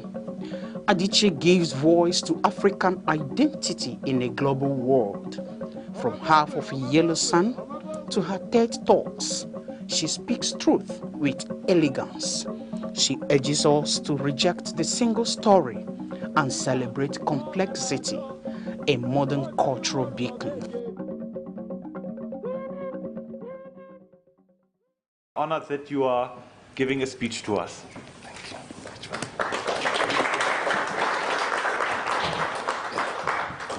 Thank you, Mr. President. Thank you, MEPs. Well, I don't know. First, let me most sincerely show my gratitude and thank you for opportunity of being part of your section. It was a very good listen how discussions go on. The first question people wonder is, why am I here? I'm just here to be able to start a conversation because I found out that the European Union, or most countries of Europe and the Western world, actually have little knowledge about Nigeria and Africa in general. And because of it, in their decision, in their thinking, they rarely bring Africa into perspective. I said to them, it is time to rethink.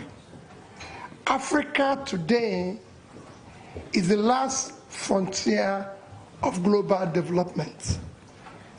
It's the second biggest continent in terms of size in the world, the second biggest continent in terms of population. It's the continent that has the highest amount of natural resources. It's a continent that has vast uncultivated land, a young population. 60% of African population today is young. But then again, it's a continent of mass poverty. Today, Europe, if I take Nigeria for example, Nigeria in terms of population is 50% of European Union population. You are about 450 million. We are over 240 million. So we over have 50% of your population. In terms of the land size, Nigeria, Europe is about 4-point-something million square kilometers. Nigeria is about a quarter of that. Just Nigeria. But when you come to in terms of wealth, while Europe have a per capita of over $40,000, Nigeria, which is over 50% of your population, our per capita is below about 2.5% of that of Europe. So you could see the potential, with all the resources, the potential for growth. The nearest continent to Africa, to Nigeria, is Europe.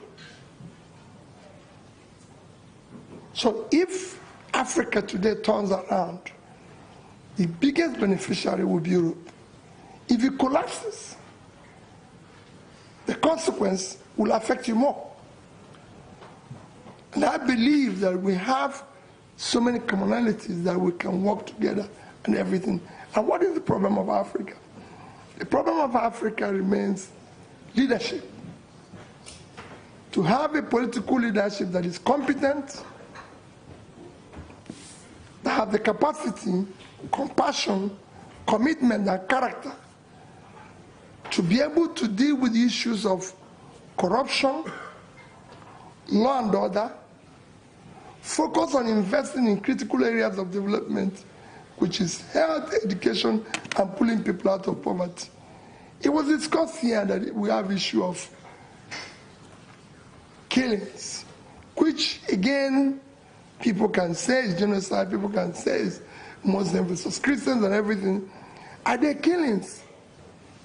Are there criminality? Are there kidnapping? Yes. But we have to look at the issues that are driving this. When you have a huge population, for example, Nigeria have over 100 million people living in multidimensional poverty. You have millions of out-of-school children, or those who didn't even go to school at all. With mass poverty and mass uneducated people, you have room for easy recruitment for all some forms of criminality, which is what is now driving us of killings that we need to deal with. And now we're moving around, I'm moving around and saying, we need support. We need you to help us to overcome this and be able to create a clear developing environment that will also benefit you, because it's a huge market for you. It's a huge advantage in terms of resources and everything if Africa, especially Nigeria, is doing well. It's the most populous country in Africa.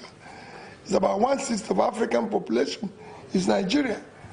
And it has all it takes to be a huge market that Europe, just like Africa, can tap. And to turn around Africa, you must turn around Nigeria. Because it's a country that will drive the rest of Africa. To develop Africa, which will benefit you, you must start from Nigeria.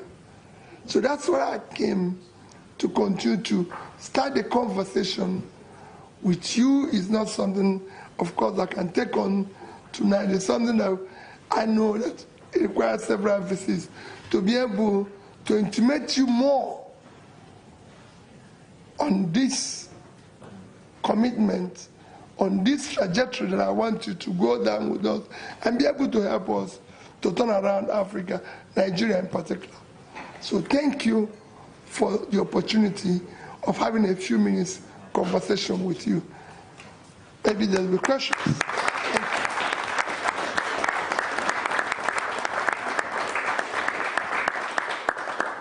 Thank you very much. I have a question, because after that we will also have a discussion about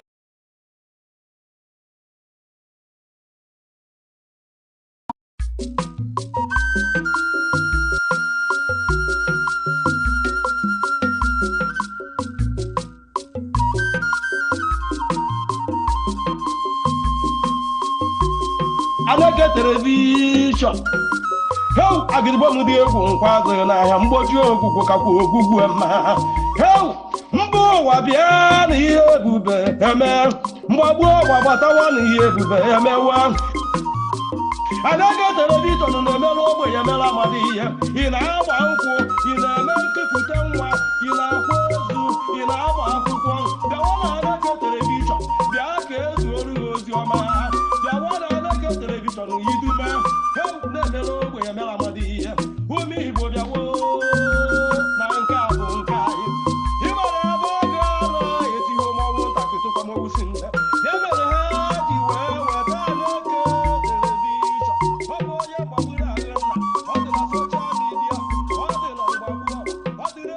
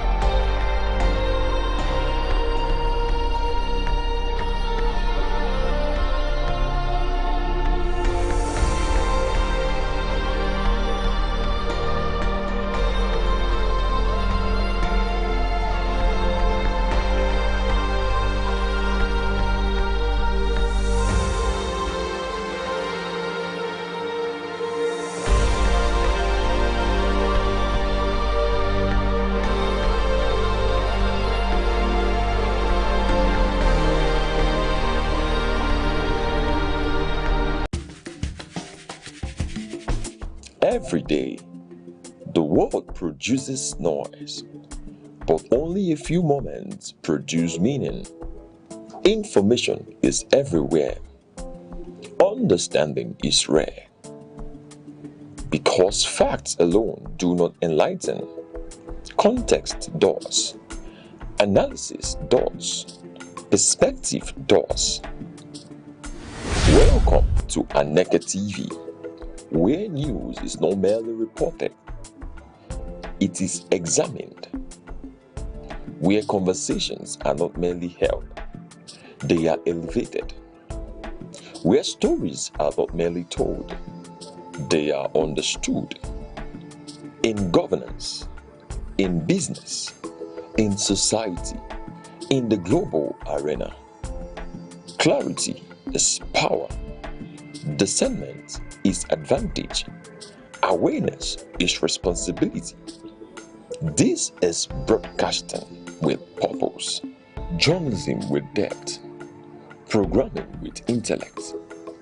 Nigeria, the world, we are live. Aneke TV, broadcasting daily, informing minds, shaping perspective.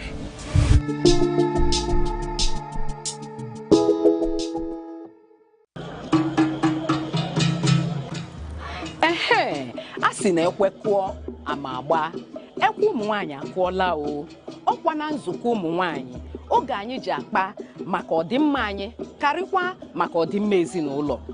Nzukọ ụmụ nwaanyị bụ ebe anyị na-akpa maka rike anyị, ndọrọ ndọrọ ọchịchị, azụmahịa, omenala ndị ahụ dị mma nakwa ihe ndị ahụ ga-eweta ọganihu n'obodo.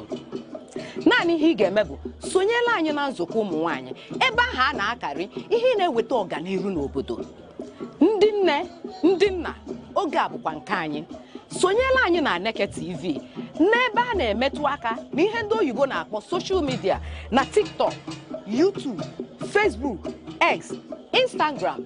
Ọkwa na Aneke TV ka ihe ndị a niile na-eme. Aneke TV, anyị apụọnụ. Daalụ gị bụ onye na-esonyela anyị na nke taa na nzukọ ụmụ nwaanyị na Aneke TV. Abụ m Ngozi Otahumele. Dịka anyị si eme na nkata anyị, ọ bụghị sọsọ ofu onye na-eji ikwe. Ndị ga-ekwu okwu tata buru ibu, gbaa agba, donye adonye, maka na ihe anyị na-eji neba anya tata bụ ihe na-emetụta obodo. Ihe ha fụrụ wee tibe mkpu, maka na asị na ebe nwatakịrị na-ebe akwa na-alụ aka na o nwere ihe dị na ya, o nwere ihe ha fụrụ ha ji eti mkpu a ha na-eti. Ọ gịnị ka anyị na-eji n'anya taa? Ihe anyị na-eji n'anya tata bụ kedu otu e ga-esi wee kwụsị alụmdi ụmụaka. O tego aka n'obodo ihe a na-aga anọkata ife nwatakịrị dị arọ ite naanị ma nwatakịrị dị arọ 15 anụpịa di. Ndị a n'ebe a tata bụ ndị jikọrọ aka ọnụ, otu jikọrọ aka ọnụ na-anụ ọgụ dị iche iche, onweghị ebe ha anaghị etinye aka ime ka mpụ kwụsị n'obodo. Ha ga-afụ ebe ajọ ihe na-eme gba nkịtị. Nke ndị na-ekwu maka ya nsụọnya n'oyibo asị nọ coalition of civil society, national coalition, ya bụ otu jikọrọ ndị dị iche iche na-anụ ọgụ. Nke a bụ ndị ngalaba Enugu, maka ebe onye bi ka ọ na-awachi. Ihe ha ji anụrụ ọgụ n'Enugu a bụ n'ebe ha bi, maka na onwe ka esi wee tibe mkpu n'akụkụ ebe ha bi, ha nụ ya ha dalara ụla. Ndị mụ na ha nọ tata wee bụrụ site n'aka nne m ambasadọ pastọ Kate Obodekwe. Anyị na-asị gị nnọọ na nke tata. Onye ọzọ sokwa anyị tata nọ n'aka ekpe wee bụrụ Odoziakụ na Ọkpatakụ Cecilia Ndụ Okoli. Anyị na-asị gị nnọọ na nke tata. Ndị be anyị daalụ nụ. Onye ọzọ anyị na ya nọkwa wee bụrụ Ijeọma Obinna. Ndị be anyị ndewo nụ. Anyị soro nọrịa ka anyị nụrụ ka akụkọ a ga-esi wee gaa, ka anyị ga-esi wee gwa unu ihe ga-enyekwala ya aka ịkwụsị mmegide ụmụaka. Daalụ rinne Odoziakụ Ijeọma Obinna Ọnwụka isonyela anyị na nke tata. M ga-ebido ebe ị nọ, Ijeọma Obinna Ọnwụka. Ihe anyị na-ene anya bụ otu anyị ga-esi wee kwụsị alụmdi ụmụaka. Alụmdi ụmụaka, kedu arụ ole nwatakịrị kwesịrị ịdị tupu anụpụ ya di? Okay, ekwubu ya nwatakịrị ọbụla ya nwata nwaanyị bụrụ ndị a na-akwanye n'ihu di ya na-ekwu okwu ya kwesịrị itoru mmanụ akọ na uche mmanụ ihe bụ ịnụgodi di tupu ọnụnwa di ahụ anyị wee lewe anya na ihe gbasara constitution anyị ma child marriage act n'Enugu steeti o wee si na nwatakịrị ọbụla na-kwesịrị ije di kwesịrị iru age of 18 tupu o ruo gawa ije di ahụ so asịsị kwubi ya nwatakịrị nwaanyị ọbụla tupu o jewe ije di o kwesịrị iru age 18 ahụ tupu o jewe ya bụ na o tonugo ihe eji nwaanyị eme ọ ya bụ ihe lụọ anyị nwa na-agwa anyị na o torugo n'ọrụ aro n'ahụ na o torugo ilu eji nwaanyị eme. Daalụ nne ka m bịa ebe ị nọ Ambassador Kate Obodekwe a sị na ihu na anụ ọga bụ ka ị ga-esi wee kwụsị alụmdi ụmụaka kedu ebe unu nọ wee fụ ụdị ihe a na-eme maka ọtụtụ ndị mmadụ ama mma na ọ na-eme onwe dịka ebe anụpụ nwatakịrị dị ihe dịka arọ 10 ma ọ na-erube ha afọ ịsatọ anụnwa unu na-ekwu maka ya kpata o ji wee bụrụ ihe na-echuru unu ụla. Daalụ nne Odoziakụ Ngozi Ọtakwu mere n'eziokwu anyị afụgo ebe ọtụtụ ụdị ihe a na-eme ọ bụrụ sọsọ n'Enugu steeti ebe niile anyị afụgo ebe nwatakịrị dị 10 years a na-anụpịa nke kasị agbawa m obi bụ na nwoke a na-anụ ya dị 30 years just gwa m ife nwatakịrị maka sa akakụnya bụ nwatakịrị na m ga-asị na akakụnya bụ nwatakịrị n'aka dimkpa lugo 30 years nwatakịrị dị 10 years bulu mmanya gbala egwu na-abịa n'iru gị enwe obi ka obi n'alịa mmanya anwa so anyị afụgo ọtụtụ ife dị iche iche dị otu a ọ na-emetụ anyị n'obi na-agbawa anyị n'obi anyị wee sị mba na anyị ga-ekuni jee soro n'ụba ọgụ a fụ na ọ bịa n'isi njedebe maka na afụgokwa m nwoke dị almost 30 nwa nwatakịrị nwaanyị dị 13 years mgbe anwa anyị ka ebidoro ịnụ ọgụ a mana anya bụ nwoke na nwaanyị a nọgidelu di na nwunye ya bụ nke nwaanyị ruo 20 something years ọ ga ka o ji wee malụ na ọ dị ka mgbe aka anyị anya o wee sị hei ya nọ ife a ka ọ na-agabiga since just obere ife na-ekwesịrị ịselu di na nwunye okwu otu akafa si wee gbasa because na ya bụ nwatakịrị nwa maybe mgbe anwa ọ jere ije dị a ọ dịrọ prepared ọ dịrọ matured because to me ije di na nwunye ma nke nwoke ma nke nwaanyị kwesịrị dị matured and maturity abụrụ sọsọ na age o kwesịrị obi kwesịrị dị matured everything about that person dị kwesịrị dị matured especially n'ebe nwaanyị nọ because nwatakịrị nwaanyị dị 10 years 12 years 30 even 18 years nwanụ ka bụ nwatakịrị even 21 ka bụ nwatakịrị mana ọ bụrụgo na law si 18 years mana ọ bụrụ n'uche aka m ya bụ 18 years aka dịbagodu ka nwatakịrị dị nwaanyị dị nkwadebe ọnya ka eji abịa efu nwatakịrị nwaanyị elu banye n'ije dị n'oge ọ pụọ n'ebe ahụ ọ kwere eme ọ gbaba n'ihu kara m n'ọnụ ụtọ. Daalụ nne Cecilia Ndụokoli dịka ndị ọzọ si wee tinye ọnụ ọ bụrụ na m mụọ nwa dịka otu a nnọkịta nwa m dị ihe dịka arọ 10 mkpọpịa dị kedu ihe gbasatara unu na ya ka ihe ọ ga-eji chubere unu ụlọ ọkwa nwa m ka ọ bụ. Daalụ Ngozi ọ na-echu anyị ụla maka na ọ na-eme nwatakịrị nwaanyị ahụ na-ekeluru ọgụ ịnụ di ọ banye abanye o nwere mgbe ọ ga-eto ọfụzia na ibie ne kazi ya mma ọ nọkọta ọgbapụ na disel na-eyizi trọza ọ na-eyiri oge nke ifu ya ya na di ya sịwazie ọbawazie mba di ya na-asị na ọ gbago n'ilo na ọ na-enyezie respect this and that mgbe ahụ ọ afụgo m onye nke dị 49 mgbe ọ nụrụ nwatakịrị ọ dị 25 mgbe ọ nụrụ nwatakịrị a dị 13 years so nwoke wee dịzie 49 nwaanyị ahụ nwatakịrị amụgo 4 children wee yiri ya na ụmụaka na-eyizi trauza so nwatakịrị wee na-agazi nwoke wee bụrụ nwunye ya pụta na chọọchị ndị chọọchị si nene no eji nwoke na nwatakịrị ikwere ka okwu eze wee je nụrụ ya otogo mgbe oge ji wee mega anyị nke iwe sizi ya mba nọ ihe ọ sị na onye kpatara nkụ arụrụ si ngwere bịara ọrụ so na ihe na-eme bụ na the thinking kedu ha na-akpịa n'oyibo echiche ha na-aba arara maka onwe ihe dịka na at least iji 2 years wee tọọ nwunye gị or just age gap ahụ adị too small know your friend ifunu nnabụ ga na-akpọ ọfụma mana ịbịa nụta obere nwa ị na-eme expect biko na-ekwenye ihe na nna asụ oke oyibo ị na-eme expect ka o jiri aka ya mara ihe o kwesịrị ime gị nwa amatago onye kụzie na nwatakịrị a gbaziwezi ya otu otopu wee na-respect gị. Daalụ nne ịma na ajụjụ njụ ka m bịa ebe ị nọ Ijeọma ajụjụ njụ bụ otu a unu nọ kịta na-anụ ọgụ anụnwa mụnwa bụ ihe mụrụ nwa ndị dibịa nata ha mmanya nata ha ego ọkwa nwa m ihe m na-ajụzụ bụ kedu ihe gbasara unu kedu ihe na-aṅụ panadol n'isi na-awụ onye ọzọ.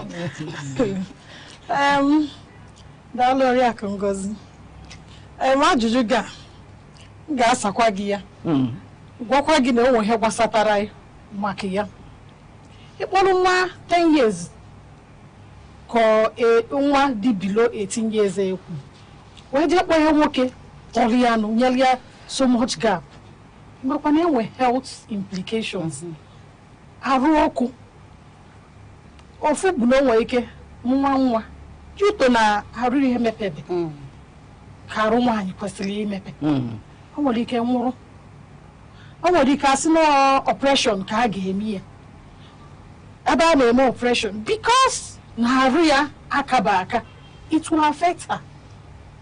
Ọzọ dịka ibe ya ọnwa ọya ndị a na-ayakarị vesico-vaginal fistula na-adị emekarị obere nwa na-akaba aka ịlụ di obido ya ahụ ebido ya ebugharịwa mgbe ahụ ịghọta na ya ka o ji gbasata anyị mere anyị ji achụrụ ya n'oge.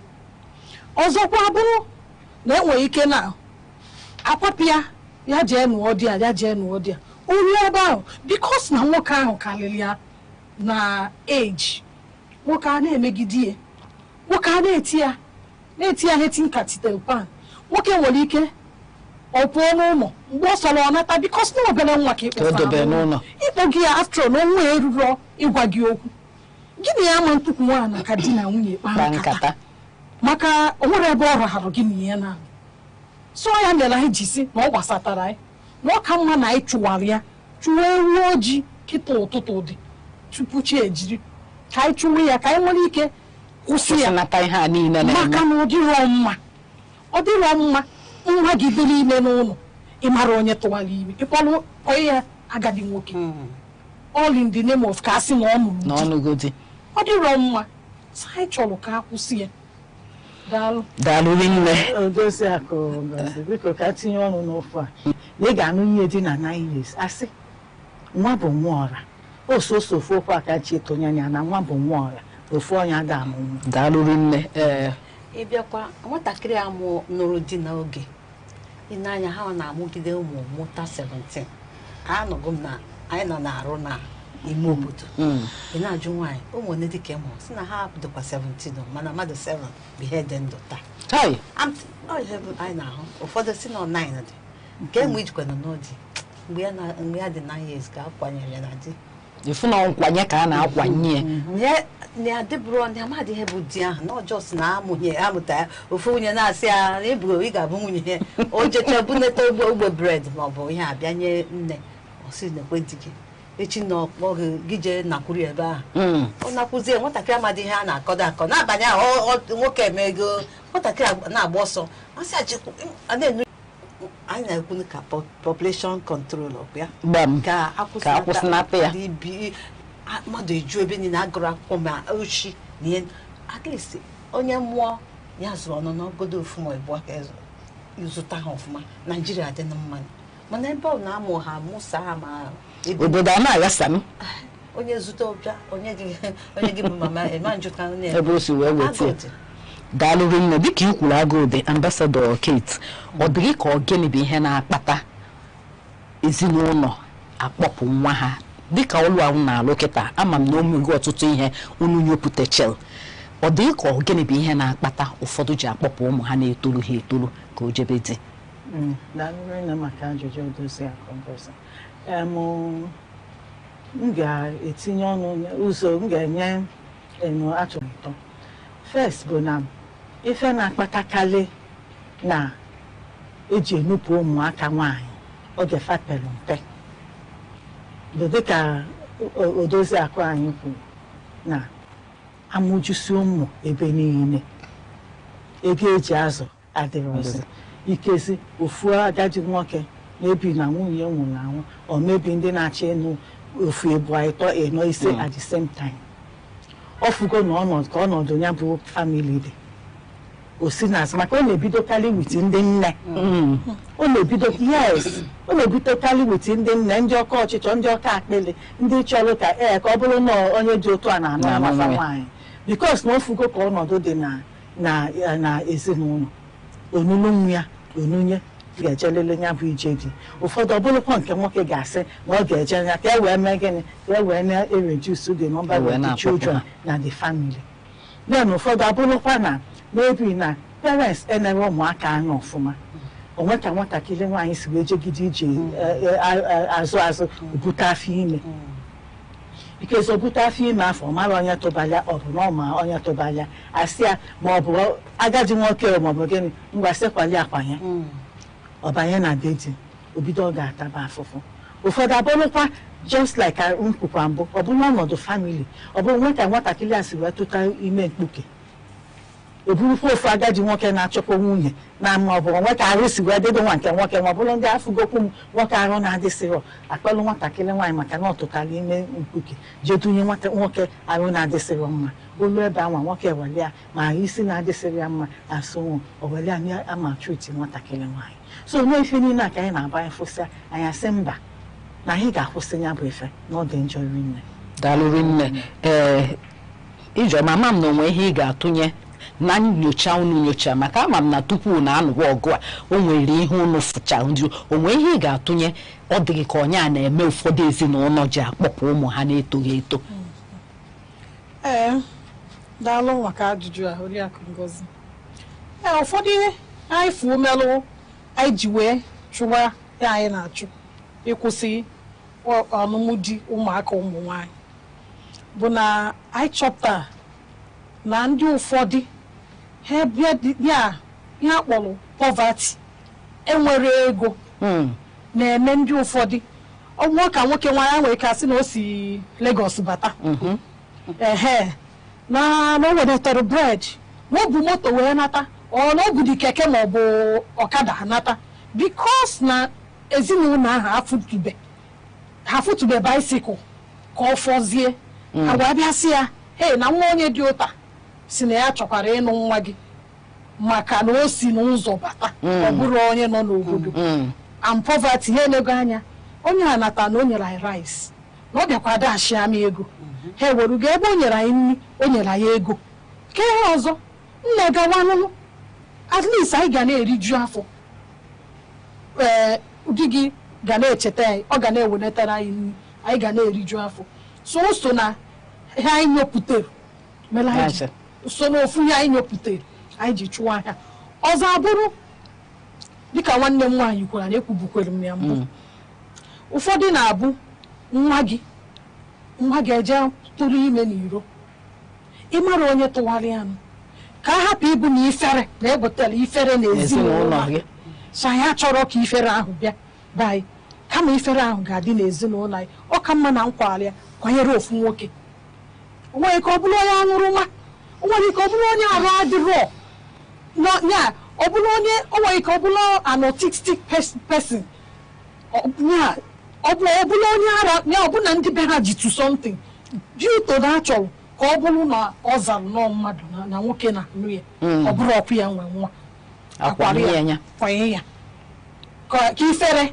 wee ghara ime ha dị n'ezinụlọ anyị ọ ya bụ ya ahụ so na ha anyị fụchalụ anyị ji wee chụwa si mba o na-akọntinu otu ụmụ nwaanyị anyị ha ama ju akwụkwọ adọwa ụmụ nwaanyị anyị n'ụlọ ifu na ụmụ nwoke jecha ụmụ nwaanyị amanga o nwere ife nwaanyị echefu n'ọkwanụ nwaanyị bụ ezinụlọ dị taa ya nwaanyị bụ ife ọ bụrụ nwaanyị onwero na ịgụọ cheki ya n'ezinụlọ ọbụla agụta ụmụ nwoke 10 gụta ofu nwaanyị a ga-eme ụmụ nwoke 10 ahụ kwesịrị ime ị na-afụkwa ya ọ na-eme n'anya gị yes onye ọbụla na-afụ ya ọ dịrị ọka ọ dị mbụ asị na kpọga nwa m nwoke skuul nke nwaanyị ma nke kpọgara ọdị skuul na-emekarị ihe nke nwoke akpọgara skuul na-eme so ọhịa bụ ha iji anyị fụrụ ya n'oge wee fụ na ọ dịrọ mma si nye ụmụ nwaanyị anyị ohere ka ha gaa skuul ruo arọ ole ha kwesịrị iru tupu ha anụwa di ọ bụrụ maka poverty maka ifere ịkpalụ nwa gị kwafu kwanyere nwoke na kwesịrị ịbụ daalụrị nne Odoziakụ Silia ọ dịka onwe ihe ịchọ ịtụnyekwa dịka a na-ekwu ọ covered o mechitaghị ha maka agụrụ akwụkwọ a ma ọ bụ dịka mgbe ị na-ezi nwa nwoke nwoke onye bụ ideji ụlọ ị na-ene anya ọ bụrụ na onye bụ nnọọ ihe niile idebe nke nwaanyị n'ụlọ and ọ bụrụ na nke nwaanyị ahụ o nwetenụrụ ihe dịka 500 naira n'aka gị ị naghị enye pocket money ma 1000 ọ bụrụ ofe anụ onye asị Ọnịcha mee bụrụ ọkada vii ma ọ dụ na moto na-asụ ọ na-asụ onye 3000 naira ọ dị aka ụpanye gị ụwa niile ọ fụnụrụ ego a n'aka gị onwe ihe ọ gwa ya ma danụ ọtụ n'ime ọ na-esokwa na-eme ụmụaka nwaanyị a na-anụ di n'oge so biko na anyị na-ayọ ndị nne ma ndị nna netonu nwa nwaanyị gị anya ma nnukwu nwoke akwa na-ezu ọkwa ha ọfụma ha ga-ebukwa mebikwa obodo daalụ ọ nwere ajụjụ m chọrọ ịjụ ka m jụọ ya pastọ ihu na anụlụ ọgụ a bụ si anụpụ na nwatakịrị nwaanyị na-etolubeghị ọ na o nwere ụmụ nwoke na-adị ihe dịka arọ 13 na-anụ nwaanyị ụna na-anụkwa ọbụ ndị nke nwoke ka ọ na-ada afụ ụmụ nwoke na-etolubeghị eto ahapụ ya ka o jee nụọ nwaanyị dịka ụfọdụ ndị na-eme ofu mkpụrụ nwa nwoke anya mụ achọọ ka ọ nụọ nwaanyị n'oge ka o wee bido n'oge wee mụba ọ na ụdị ha ada eme n'ebe ụmụ nwoke nọ daalụrị nne ma ka ọ dị ebe oke ka ọ dị ebe oge nọ ka anyị na-ekwukwa maka nke ụmụ nwaanyị nke ụmụ nwoke sokwazi tu ife o ji wee dị ka anyị na-ekwukarị maka nke ụmụ nwaanyị because nature of ụmụ nwaanyị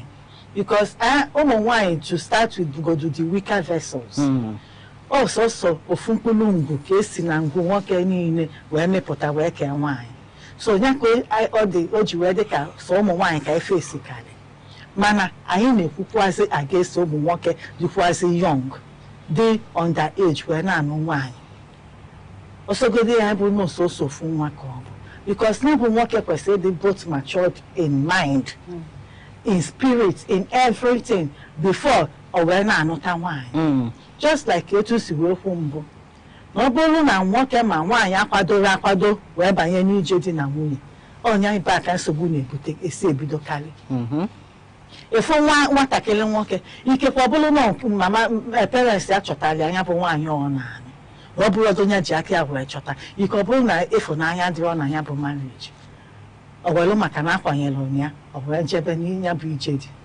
o nwezi ike elue ọ bụrụ ife ọfụrụ ka ife ọ chelụ ka ọ na-afụrazi before ịmala ife na-emenụ ike ọ banye into violent marriage etibe a na-anụ sọgụ before ịmala ife na-emenụ asị na nwatakịrị egbue nwunye ụfọdụ kwanụ ọ bụrụ na ọ dịrọ prepare na ọ marọ nwaanyị mbụ o wee banye na ya bụ ije dị na nwunye ikezikwa ọ bụrụ na ya bụ problem si n'aka anya ma ọ marọ parents ya marọ because na ọ dịrọ prepared parents ya prepare there was nothing like na ejelo test all those things achọsọkwalụ nwatakịrị ofu nwa ọkwabanye na marriage oluzie ikezi nke nwaanyị ọ na-atụ anya na emere ana na ọdị ime nwaanyị adịrị ime ebodo nwaanyị n'ọnya so na ka ọ dị bọọke ka ọ dị bọọke nọ ka anyị na-ekwu maka nke nwaanyị ka anyị na-ekwu maka nke nwoke because na parents kwesịrị ịdị na prepare both the males and the females at the same time ka fadị nkwadebe ịbanye n'anya n'ije dị anụnwa na ọ dịrọkwa n'izi because ọdụdụ rekọdị nwoke na onye nwaanyị nọketa isi na ịda ayizi ije dị na nwunye bụ a lifetime thing let ya be a a spiritual preparation, physical preparation before anabanye na JD na nwunye. Maka ọ dịghị mfe. Ọ dịghị mfe. Ọ bụghị egwu achọ ụtaba n'aka wee na-agba. Atọ. Daalụ nne.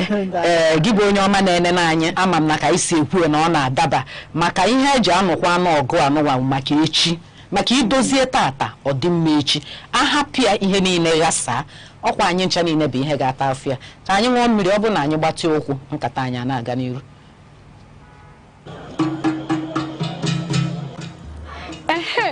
A sị na ekwe kụọ ama agba, ekwe ụmụ nwaanyị akụọla o. Ọkwa na nzukọ ụmụ nwaanyị oge anyị ji akpa maka ọdịmma anyị karịkwa maka ọdịmma ezinụlọ. Nzukọ ụmụ nwaanyị bụ ebe anyị na-akpa maka arụ ike anyị, ndọrọ ndọrọ ọchịchị, azụmahịa, omenala ndị ahụ dị mma nakwa ihe ndị ahụ ga-eweta ọganihu n'obodo. Naanị ihe ị ga-eme bụ sonyela anyị na nzukọ ụmụ nwaanyị ebe ahụ a na-akarị ihe na-eweta ọganihu n'obodo. Ndị nne, ndị nna, oge a bụkwa nke anyị. Sonyela anyị na Aneke TV n'ebe a na-emetụ aka n'ihe ndị oyibo na-akpọ social media na TikTok, YouTube, Facebook, X, Instagram. Ọkwa na Aneke TV ka ihe ndị a niile na-eme. Aneke TV, anyị apụọnụ. Daalụ dịka ị ka na-esonyela anyị, nkata anyị ka na-agakwa n'iru. Ihe anyị na-ene anya bụ kedu ka anyị ga-esi wee gbochie alụmdi ụmụaka na-etolu ha etolu akwalụ ha kwanye na di. Ebe o si emetụkarị aka bụ ụmụ nwaanyị, maka ọ dịka nke ụmụ nwaanyị bụ ihe dị njọ, mana onweghị nke na-adịghị njọ dịka ambasadọ Kate si wee kwuo, ma nwoke ma nwaanyị, na ka ọ dịbe oke bụ ka ọ dịbe ogene. Ya bụ na onweghị ụzọ esi wee jebie ọ dị mma. Wee na-abịa ebe ị nọ, Ijeọma, kedu ọrụ unu na-alụ, kedu ihe bụ ọrụ unu? Otu a nnọ kịta, ọ bụrụ na mfụ ihe na-eme bịa gwa unu, kedu ihe unu ga-eme? Okay, daalụ maka ajụjụ a. Na coalition anyị bụ National Coalition on Ending Child Marriage, Enugu State Chapter. Anyị nwa na-eme na Enugu State Chapter bụ ijisi ike gaa na communities gwa parents okwu gbasalụ ime ka ụmụ ha ndị na-erube ogo ịnụ di tupu ha ka ha jee lụọ di. Anyị emegokwa some other programs like mgbe community bylaw program. Yeah, enwe program I met with some communities in Enugu State.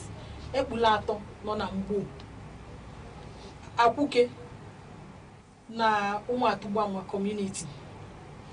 I wee kọwalụ ha ha gbasalụ maka a na-ajụ ka ha nwa bụ ndị community ga-esi wee gbochuo ikpụpụ nwa ha na-etobe eto ka ọ jee ije di. Ha wee kọwara ha na enwe ihe dịka community bylaw, ime ihe dịka community bylaw. Gịnị bụ bylaw ahụ? Nya ihe ga-echịkọ ọrụ obodo niile iji wee kwụsị nwa ha nwaanyị ịga ije di na-erube oge ịga ije di. Ọ bụrụ ihe obodo ahụ kwekọta na ha ga na-eme. Yes, ọ bụrụ iwu ndị obodo, mana a ga-ede ya ede, ọ bụrụ na just n'iwu atụ n'ọnụ.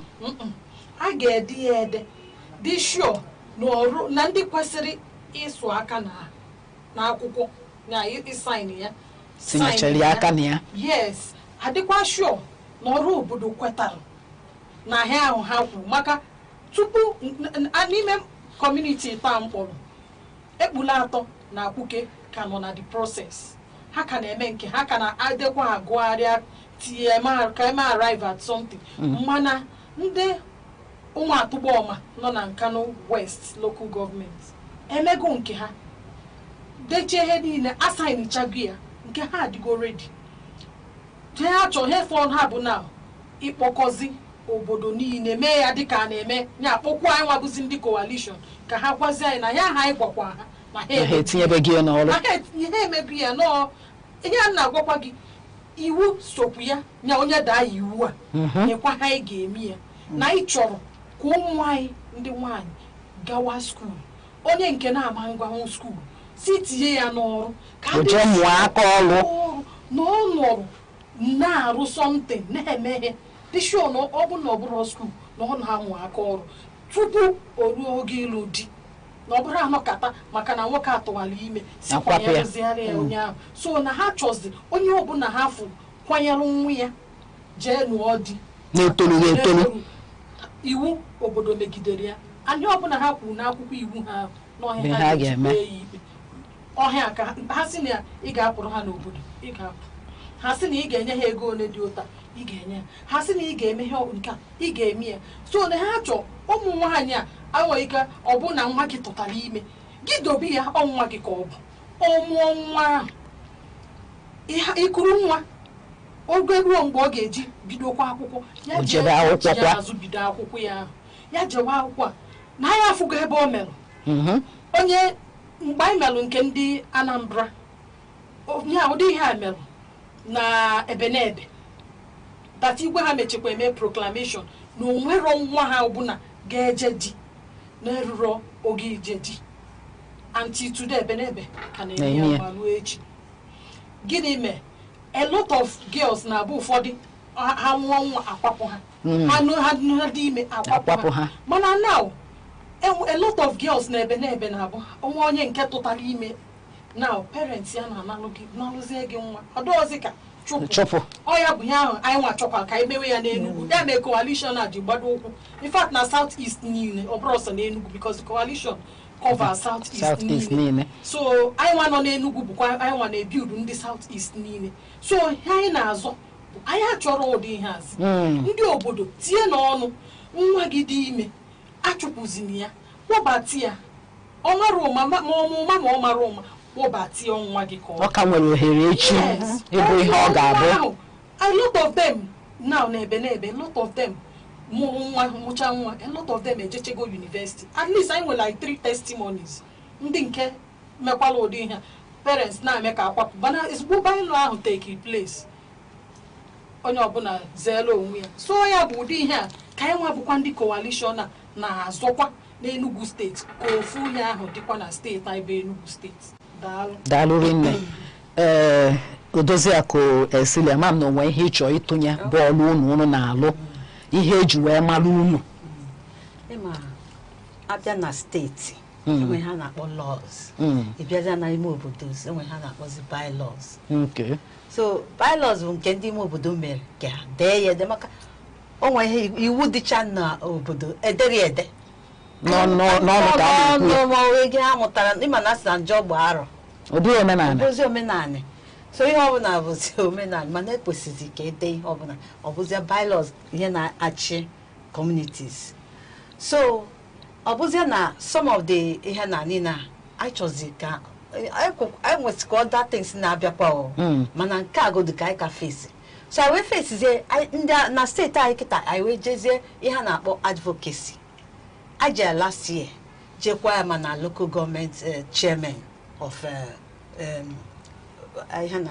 that Agbani the in Kano West jekwa na Ministry of Finance no budget and ka ha mara na-ekwe na ihe dị otu adị oge ụfọdụ a na-eme no budgeting ka na-etinye n'ụlọ ihe ụfọdụ ga na-enyere ụmụ ndị ime obodo aka so ihe ndị a ka coalition na-emecha ka e wekwakwa gọọmenti ka na ndị dị otu a maka dịka unu si wee kwu oge ụfọdụ bụkwanụ afụghị ihe eriri ọ bụla ọnọdụ ezinụlọ ụfọdụ abụghị na ụmụaka tụtara ime ka eji akwapụ ha ụfọdụ bụ n'ọnọdụ ezinụlọ ma akpịrị ha ka e wee nweta na ndị ọzọ nweta na-abịa ebe na Ambassador Kate dịka unu na-alụ ọrụ a ọ bụ dịka na mfụ maka oge ụfọdụ o nwere ike akpọpụ nwatakịrị na-etolu ha etolu o nwere onye ga-ekwu okwu ọ bụkwa na mfụ ụdị ihe anụnwa bịa gwa unu ga-anụ ọgụ ahụ unu ga-akpọpụta nwatakịrị ahụ daalụrị nne Odoziakụ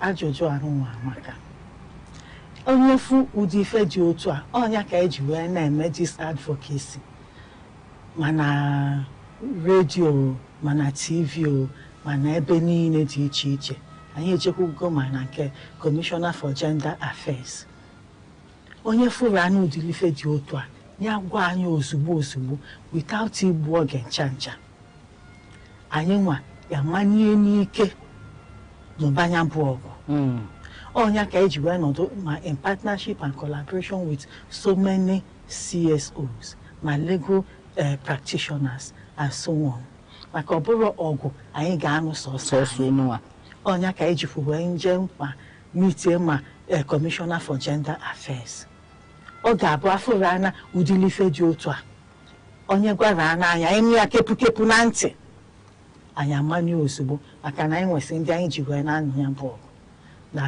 daalụ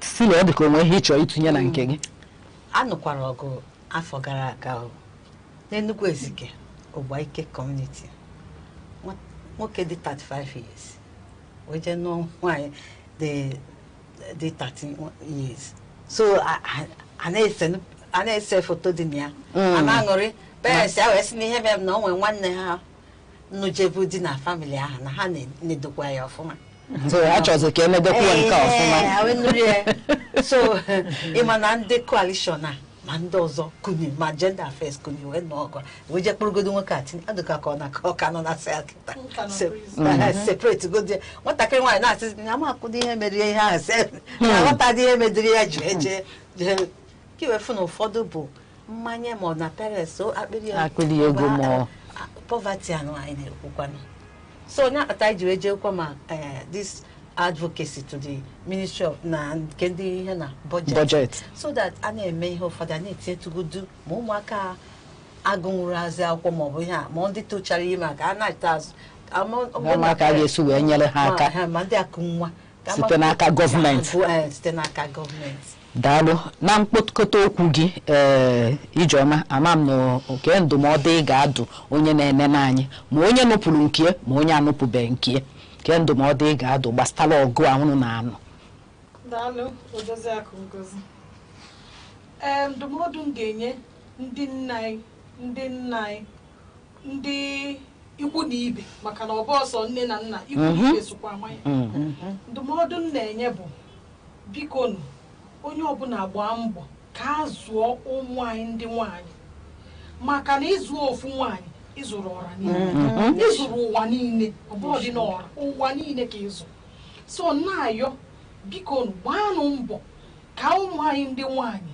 ka hapụ ị na-akwanye ha jee nụọ dị ka ha gaa akwụkwọ nata ịfụ na nwaanyị ịzụrụ ka abara gị uru karịa ebe ịzụ nwoke ya bụ ndụmọdụ m chọrọ inye ha daalụ rinne na mkpokọta okwu nke gị Cecilia Ndukoli kedu ndụmọdụ ị na-adụ onye na-enene anyị fụrụ ụdị ihe a ka ọ na-eme kedu ihe ị na-eme expect na ndị ahụ ga-eme onwe ha na-akpọ referral or report ebe ọ na obodo ekunye oge mma ihe ụfọdụ a na-agwa ha onwe ha na-akpọ sensitization or awareness creation radio nwa bụkwa part of it town hall meeting bụ part of it then ijekwa n'ime obodo chịkọtakwa ụmụ anyị na-akụzikwa ihe during the August meeting ọkwa part of sensitization ekwuchizie ya onye mmazia kịta onye na-anụ ma kepụ na onwe nke na-eme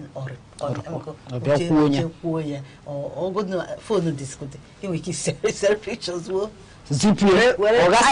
hapụ na fon nọmba anyị ka ndị mmadụ wee na-akpọ wee na-rịpọtụ kesi a na coalition anyị daalụ rinne na mkpokọta okwu gị Ambassador Kate ke ndụmọdụ ị ga-adụ ndị na-enene anyị na ọgụ anụnụ na anụ ka e wee kwụsị ya ndụmọdụ nche inye ndị niile na-enene anyị na-ege anyị ntị n'ụbọchị nke tata bụ biko asịkwana na ọgbasara asịkwana na nwatakịrị a na-achọ ije n'unye n'ije dị na ọ bụrụ nwa ya dịka m kwuru na mbụ na nwa bụ nwa ọra o nwere aka isi nụ kepu na mama onye dị otu a ma papa onye dị otu a na ọ chọkwa ibulụpụ onwe ya jee bunye ofu okenye ga-amụta nwunye ya bụ nwunye ya biko egbukwa n'oge ncha ịbịa gwa anyị maka inwe ike isi tata na ọ bụrụ nwaanyị na ọ gbasara enwe ike echi na ọ bụrụ nwa nke ị ga-atụta anya bụ ine mkpuke enulụpụ ya jee nunye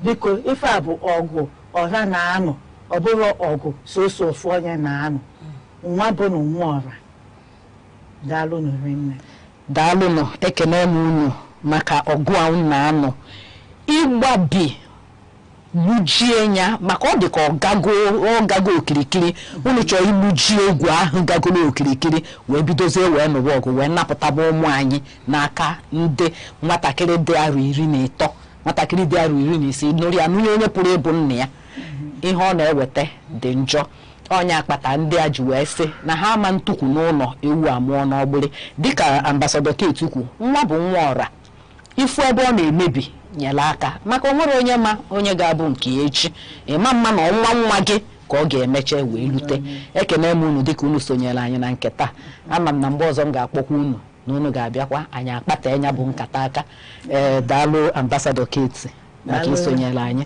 daalụ Cecilia Ndokoli daalụ Ijeọma maka isonyere anyị o wee bụla ebe a ka anyị na-ekpokọta nke tata ọ bụ na ihe anyị mere na nke tata masị gị sonyere anyị n'ebe mmetụ aka anyị na Facebook na Aneke TV na YouTube na Aneke TV onwe alụ ị ga-atụnyere anyị maka ofu onye ada amacha onwe alụ ị ga-atụnyere anyị tụnyere anyị onwekwanụ nke ị nụrụ mee ka ha malụ ha ga-eje n'ọnya bụ ọgụ wee luo mgbe ọzọ anyị ga-ezukọkwa abụ m Ngozi Ọtahumele ka o mesịa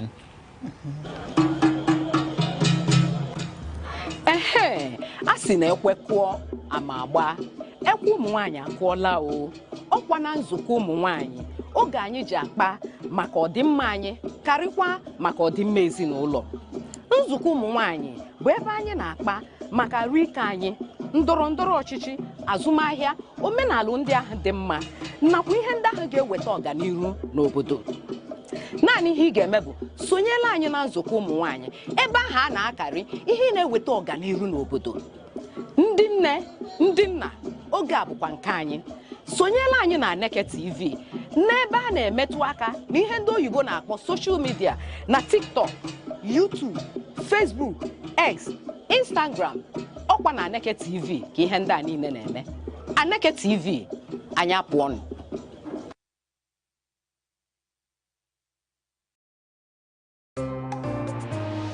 Join us on Arena, Aneke TV's premium current affairs program, where politics, development, and governance come alive. Every Monday, Wednesday, and Friday, we host top professionals and thought leaders who speak their minds on issues shaping Nigeria and the world. It's inclusive, enriching, and absolutely captivating. The roadmap is, let's have our environment secured so that investors can come. If you don't know what economic security is, kidnapping will tell you what it is. You kidnapping, ransom. Customers are going to get these meters, and like we said, it's at no cost. There are things that dialogue can handle. But when you leave it, you want to use the kinetic approach alone. You cannot. For discussions that promise insight and deliver truth, stay tuned, stay informed, and keep watching Arena, only on Aneke TV.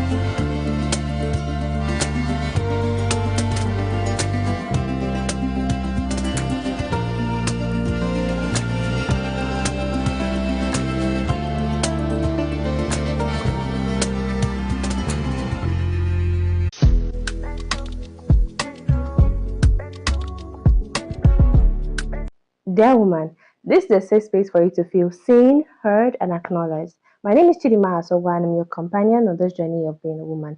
Today we're talking about 5 good things every woman needs to review every 6 months. Now, when you've done 6 months, it is actually very important that you review what has happened in the first leg of that year in order to reassess your goals and your priorities for the next round of the year, the next few months of the year. This helps you in order to achieve your goal, know where you're lagging behind, where you need to step up, where you need to step down, and just generally how you should go about your 5 most important areas, the 5 most important things that every woman needs to reassess every 6 months: money, which is also your finance, your friendship, your habits, your health, and your goals. These 5 things are all important that you assess them every 6 months. This is going to help you achieve your goal, stay focused, and just know the direction that your life is heading. Now, without further ado, let's just get into it. Let's talk about your money. You need to review where your money is going to. Yes, you can't say that you are a baddie or you're a big girl or you are an intentional woman, like someone that I am speaking to week after week, and you don't know where your money is going. It doesn't make sense. It's not a financial you don't have that financial leverage to actually do that.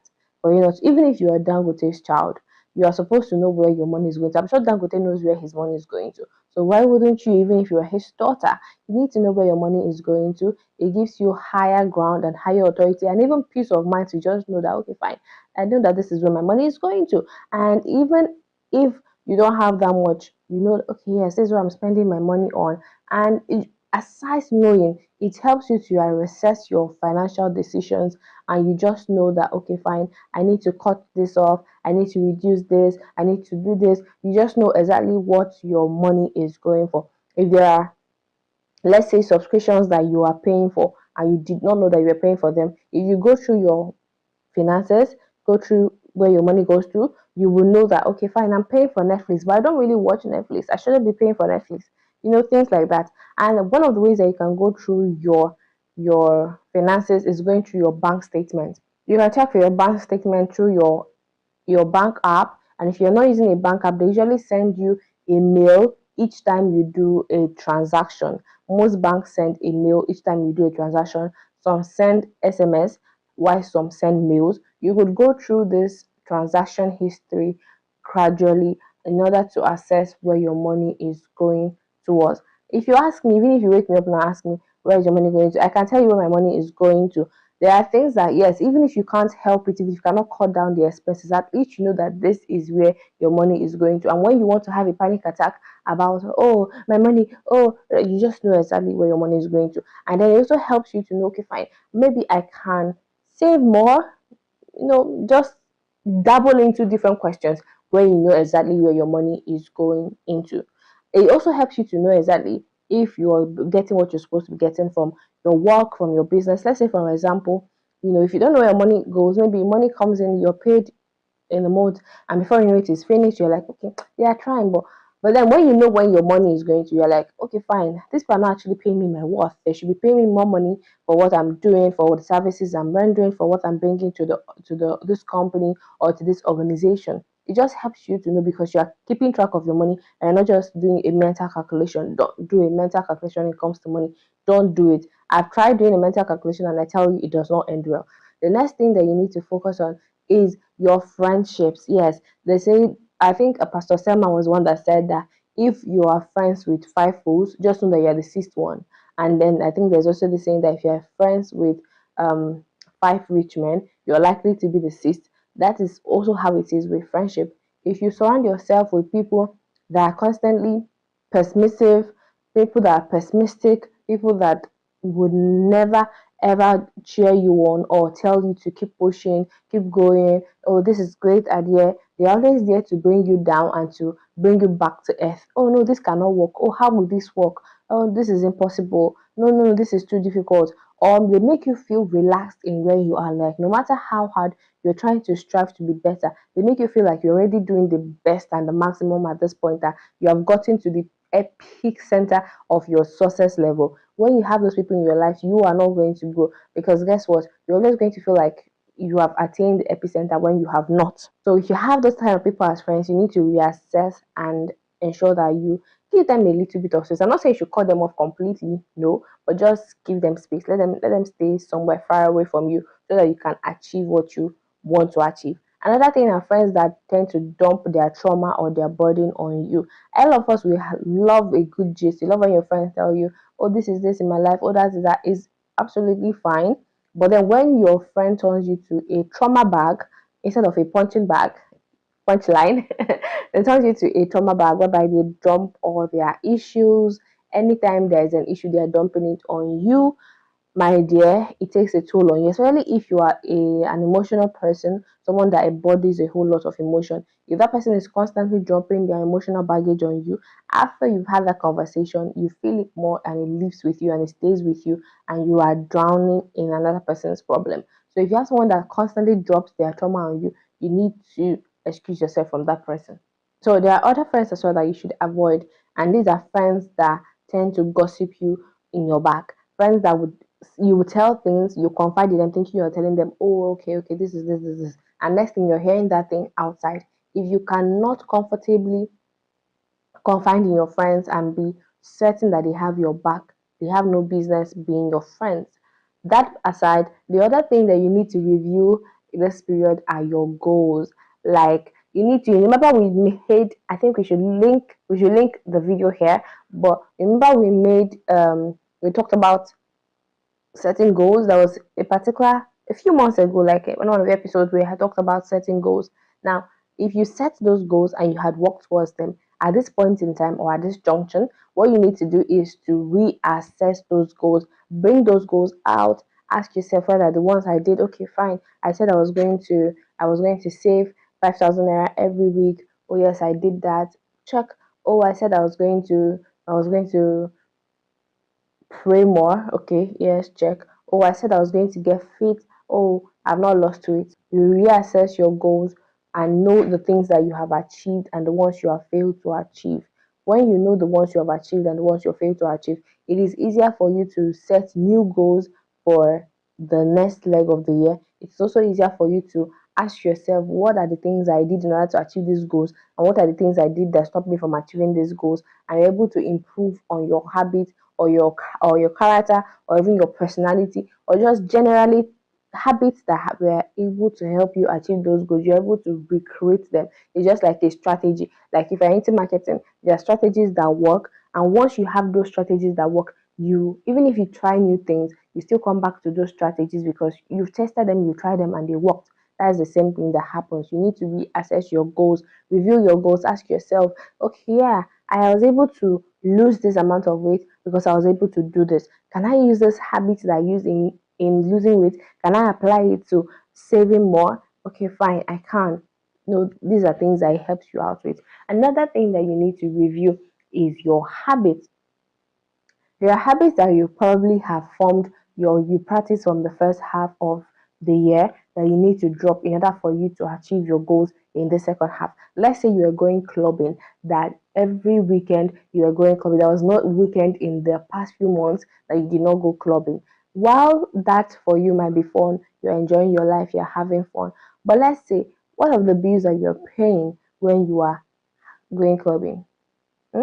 What of the rest? What of time that you're there, you're not resting? You maybe ask yourself, fine, maybe I need to reassess. Maybe I need to drop this gym, maybe I need to drop this club thing and rather use that time, that effort, that energy, and devote it to going to the gym instead. I'm just saying, I'm just giving you an instance. There are habits that might derail you, they might drain you and then derail you from your purpose or from your goals or from your focus, and you need to change them. Habits that maybe all through the night you're watching like a movie and you're not sleeping, you're not praying, you're ask yourself questions. This movie that I watched from 11 p.m. till 6 a.m. or 5 a.m. or 3 a.m., what did it add to my life? Like, Has it added anything? I could use that time and learn a skill. I could use that time and focus on a tech skill, maybe learn how to edit, maybe learn how to write, maybe learn one thing or the other thing. Or I could have used that time to actually pray for God's blessing upon my life. Or I could just have slept, just get a rest, and would feel refreshed in the morning. You just check your habits. What are the habits? Maybe you're someone that procrastinates a lot. Has this procrastination helped me? If you had started that thing you said you're going to start in January, you probably would have made a leap basically by this time of the year. Or you've not started, you are still procrastinating. Is that procrastination serving you? Like, there's something I heard recently, and that thing has really stuck with me.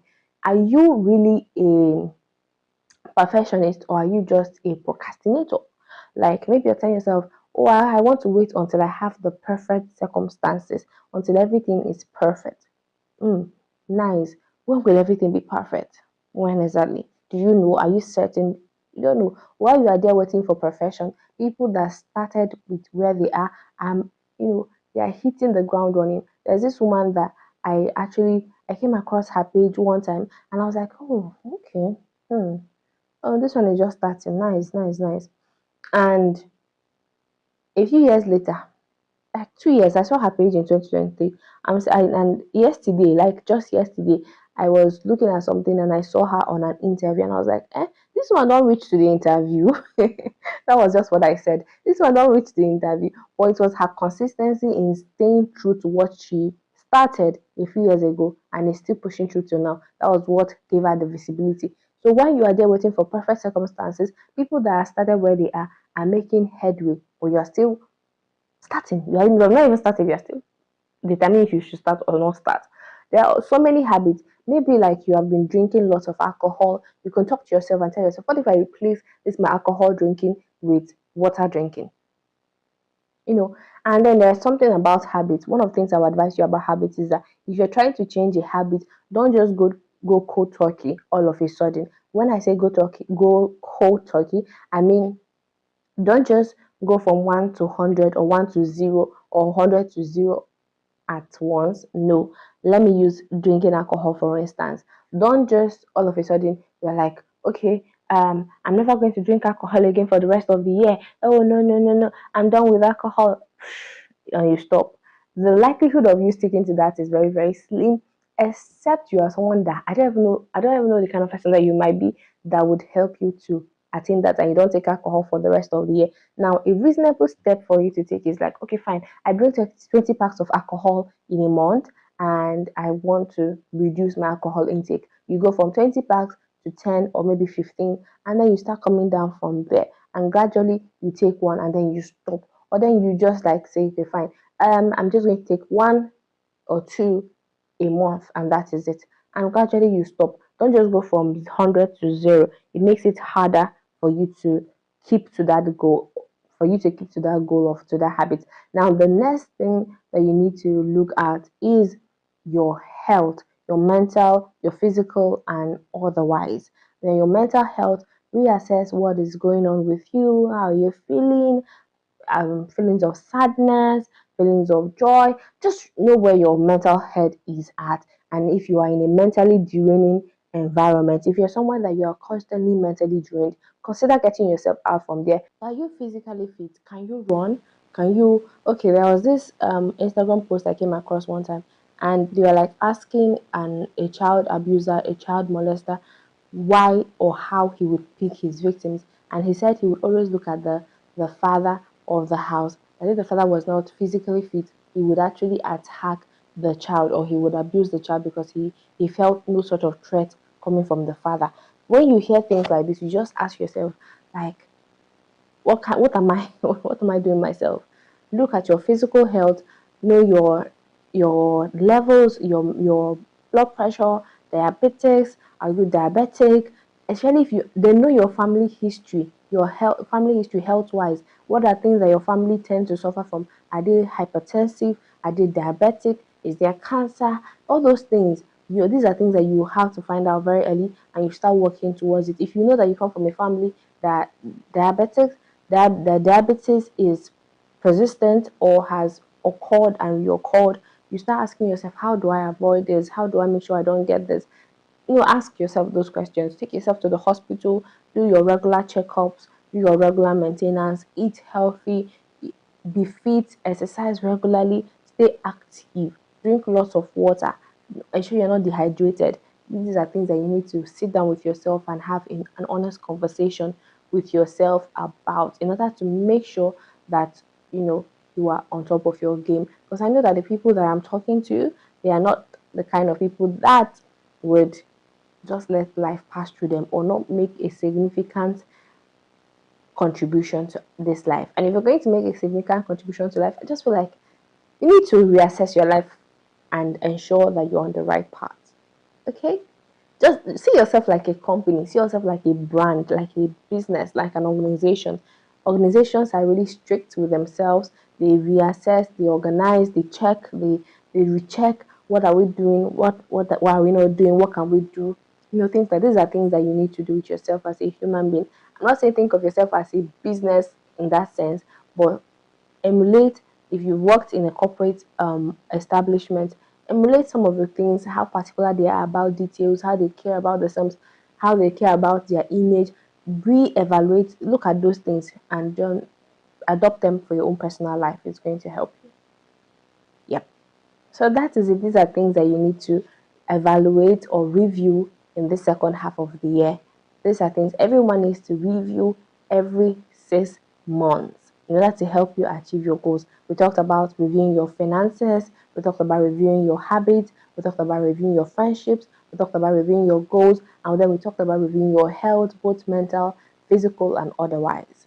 So these are absolutely important that you reassess, review, know the answers to this in order to set better goals, and in order to achieve better outcomes in the remaining half of the year.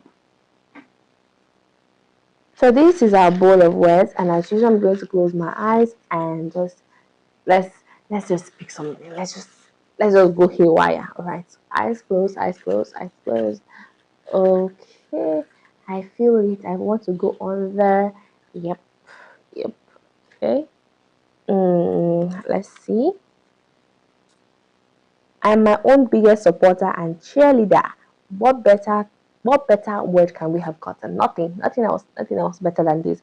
You have to be your own biggest cheerleader and supporter. Nobody is coming to save you but you. Nobody is going to invest in you as you would invest in yourself. And if someone is investing in you and you're not willing to invest in yourself, your investment is going to go down the drain. But then if you're willing to invest in yourself and someone else is not willing to invest in you, you're still going to achieve that level of success that you started off aiming to achieve. I'm spitting like the Holy Spirit is upon me right now. Yep. Like, just ensure that you're your biggest cheerleader and your biggest supporter. Sometimes life goes up, life goes down, but no matter which direction life goes, always be there to pick yourself back up. Always be there to tell yourself that even if I did not achieve everything I set my mind to achieve in the first half of the year, it is fine. I still have the second half to go. And it's not too late. Like, things can just change in a bit. All you just need is one right move and everything changes. My name is Chidima Asowa. Thank you for watching this episode of Dear Woman. Remember that Dear Woman shows on Aneke TV every Wednesday and a replay on a Saturday. Thank you so much. Remember to drop your comments in the comment section because I am still eager, waiting to see what you have to say. Thank you so much and have a nice day.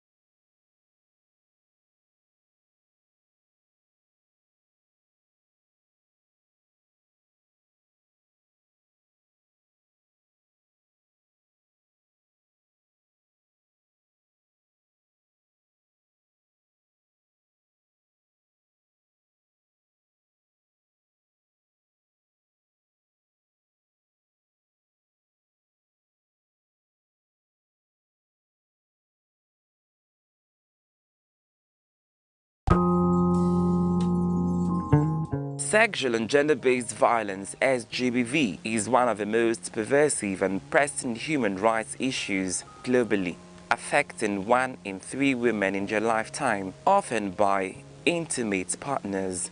Non-partner sexual violence affects at least 6% of women globally and among adolescent girls aged 15 to 19, with about 15 million having faced forced sex. In regions like sub-Saharan Africa and parts of Asia, including Nigeria, the problem is particularly acute, reflecting deep-seated cultural norms, weak legal systems, and the lack of political will to combat it. In Nigeria, sexual and gender-based violence remains a challenge despite efforts being made by different stakeholders to curb the scourge. This is buttressed by the National Demographic and Health Survey (NDHS) 2018, which revealed that 30% of women aged 15 to 14 have experienced physical violence since age of 15. 7% of women in that same age group reported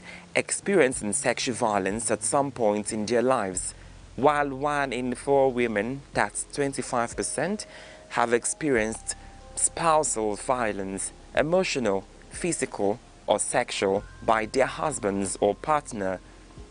What is more disturbing is the prey on children and adolescent victims.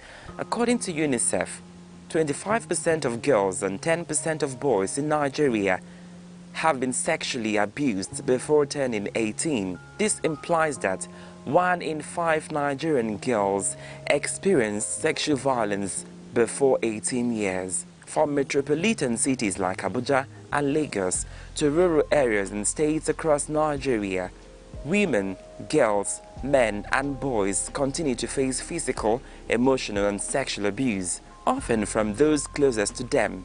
In some cases, this abuse is perpetuated by influential members of the society.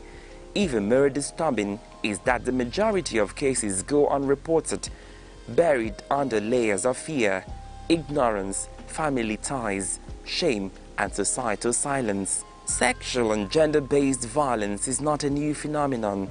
Its roots are deeply embedded in history, culture, power dynamics, and deep-seated inequalities in power and social structures, particularly those that perpetuate the dominance of men over women. It's a complex issue with roots in cultural norms, society beliefs, and historical practices that normalize violence and discrimination against women.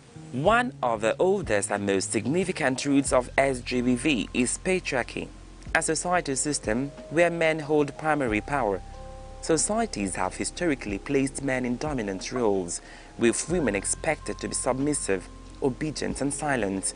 This imbalance has often justified violence against women as a means of control or punishment. Harmful traditional practices such as child marriage, female genital mutilation (FGM), widowhood rights, and honor killings are deeply rooted in societal customs. In many cultures, these practices are normalized and rarely questioned, even when they involve violence. Historically, laws and institutions supported or ignored violence against women and marginalized groups. For example, marital rape was not considered a crime in many countries until recent decades.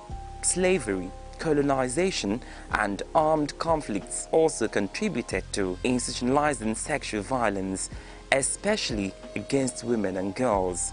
SGBV is often used as a weapon of war or conflict, where sexual violence is inflicted to humiliate, dominate, or destroy communities during wars and internal conflicts. Women and girls are often disproportionately targeted by sexual violence. Women have also fallen victims to rape during armed robbery operations. Additionally, economic dependence on men has made many women vulnerable to abuse, as they fear losing support or livelihood if they speak up. In workplaces, schools, and communities, people in authority often exploit their power through coercion and harassment. For the purpose of emphasis, some of the factors contributing to prevalence of SGBV include unequal power relations, inordinate sexual fantasies and orientation, harmful tradition and cultural practices or beliefs, gender stereotypes, lack of enforcement of laws, poverty, armed conflict, denormalization of violence in communities, stigma and victim blaming, family ties, the Nigerian factor, suppression of cases, low awareness about rights, weak institutional frameworks, unwillingness of victims' family to pursue justice, among others. In many cultures, patriarchal norms reinforce male dominance and female subservience, discouraging victims from speaking out or seeking justice.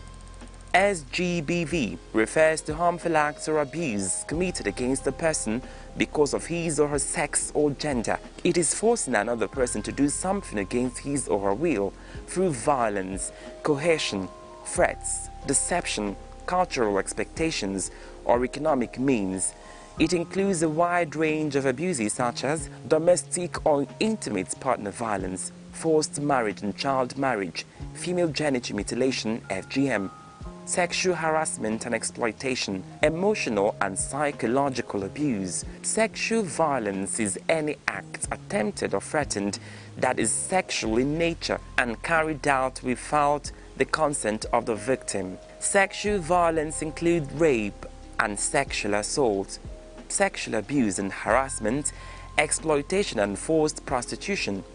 It can happen within marriages, especially when there is a lack of consent for sexual activity by one of the spouses. Any sexual activity with a child, any person who has not yet completed 18 years of age, constitutes sexual violence. The impact of SGBV is far-reaching. These acts not only violate fundamental human rights, but also lead to long-term physical, mental, and emotional trauma. It has devastating effects on the development of a child involved, as well as on his or her physical and mental health. SGBV has health, economic, and social impacts on the victims. Victims may suffer from health disorders. Victims may be unable to work or attend school, affecting their economic independence. Survivors often face ostracization, stigma, and isolation from their communities. To combat SGBV effectively, there is need for a multi-sectoral approach that would involve as key actors public awareness. There is need for public awareness on the ills associated with SGBV. Victims, survivors, their families, and other members of the public need information on how to seek help and justice. They need a new orientation on how to handle SGBV cases. They need to be educated on the need of speaking up and seeking justice. Even when community leaders want to cover up, they need to know that there are support services available for them. Community education and media campaigns can help change harmful gender norms and encourage reporting. Strengthen legal. 1. Public awareness. 2. Strengthen legal frameworks. There is a need for strong legislation on SGBV, as well as strict implementation of laws. Existing laws like Child Rights Act 2003, Violence Against Persons Prohibition Act, VAP Act 2025, and Trafficking in Persons Prohibition Enforcement and Administration Act 2015 should be enforced to the letter. States yet to domesticate the VAP Act should do so and possibly establish special GBV courts or gender response unit or team. The Violence Against Persons Prohibition Act, passed in 2015, has been a significant milestone, but its implementation remains weak and uneven across Nigeria's 36 states. 3. Empower victims. Create safe spaces, hotlines, and shelter for survivors and support them with legal and psychological assistance. only 30% of victims seek help due to fear, stigma, and lack of trust in law enforcement. 4. Promote gender equality. Address the root causes of gender inequality through education and economic empowerment. 5. Funding. Prosecution of SGBV cases requires funds. The victims and their families are usually financially incapacitated to prosecute the case. In all cases, the prosecution is done by a government agency or ministry within the limited resources available to them. There is need for adequate funding to agencies or units and the Ministry of Justice to help them prosecute the cases. Logistic supports to volunteers and service providers on SGBV issues. 6. Increased number of state councils. Having reasonable number of state councils willing to specialize in SGBV cases will definitely add an impetus in the fight against the scourge. 7. Naming and shaming. Just like Lagos and Anambra states have queued into the policy of naming and shaming the offenders, other states need to align. The Sexual Offender Register, managed by the National Agency for the Prohibition of Trafficking in Persons, NAPTIP, is only accessible online currently. The register serves as a tool to document and track cases of sexual violence and abuse, including those reported, arraigned, or convicted under the Violence Against Persons Prohibition (VAP) Act. The register includes information on convicted offenders as well as those who have been arraigned or reported, with varying levels of access depending on the user and the nature of the information.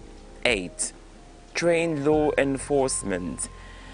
Equip police, judiciary, and healthcare workers to handle SGBV cases with sensitivity and urgency.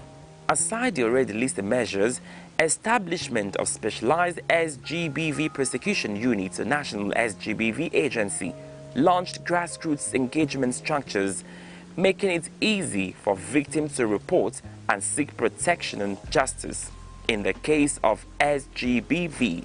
Strengthening of data collection and reporting systems, the designation of special courts for SGBV cases, operationalization of the VAP Law 2017, and robust multi-agency coordination can go a long way in fighting the systemic social malady. The origin of SGBV lies in systemic inequality, reinforced over centuries by culture, power structures, conflict, and law.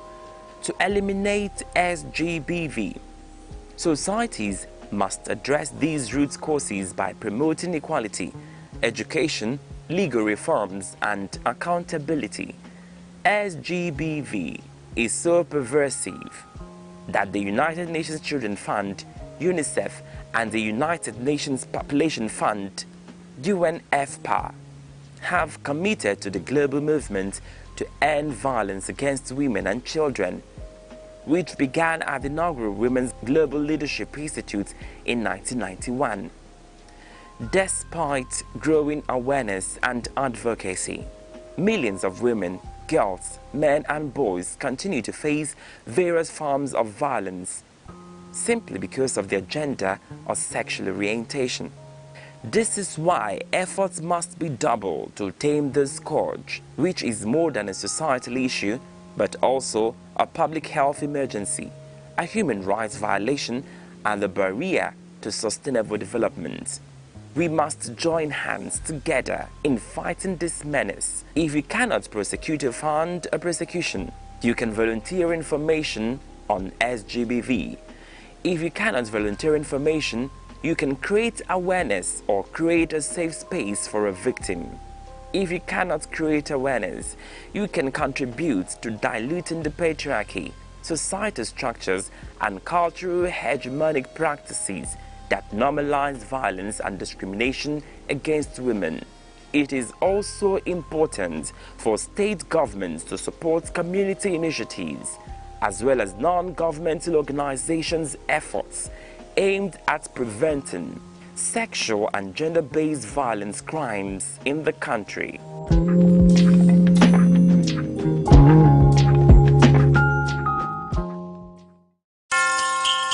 Time, the silent witness to human courage, the keeper of memory, the archivist of greatness. Across the vast landscapes of Africa, from the savannas to the bustling cities, voices once rose, ideas once bound, and visions once dared to challenge the limits of their age. They were not merely individuals. They were epochs in human form. In literature, minds such as Chinua Achebe, Wole Soyinka, and Ngugi wa Thiong'o reclaimed the African narrative. Through ink and imagination, they dismantled distorted histories and restored the dignity of African identity. Their words were not just stories. They were mirrors, reflecting a people long misunderstood, and windows opening the world to the depths of African civilization. In the realm of science and knowledge, pioneers like Philip Emeagwali proved that African intellect could reshape the frontiers of computing and technology. Their work was a quiet revolution, reminding the world that innovation knows no geography. And in leadership, towering figures emerged when history demanded courage. Men like Nnamdi Azikiwe, Kwame Nkrumah, Nelson Mandela, and Julius Nyerere redefined freedom, not as a privilege bestowed, but as a right reclaimed. They spoke for millions. They endured prisons, exile, and resistance. Yet, their vision transcended the politics of their time. They dreamed of a continent awakened. Today, their echoes travel through generations. In every African classroom, in every curious mind, in every dream that refuses limitation. For history is not merely what has passed, it is the foundation upon which tomorrow stands. The past still speaks. Its lessons remain. Its voices endure. This is not just remembrance, it is inheritance. Echoes of the past, where history breathes and legacy lives on.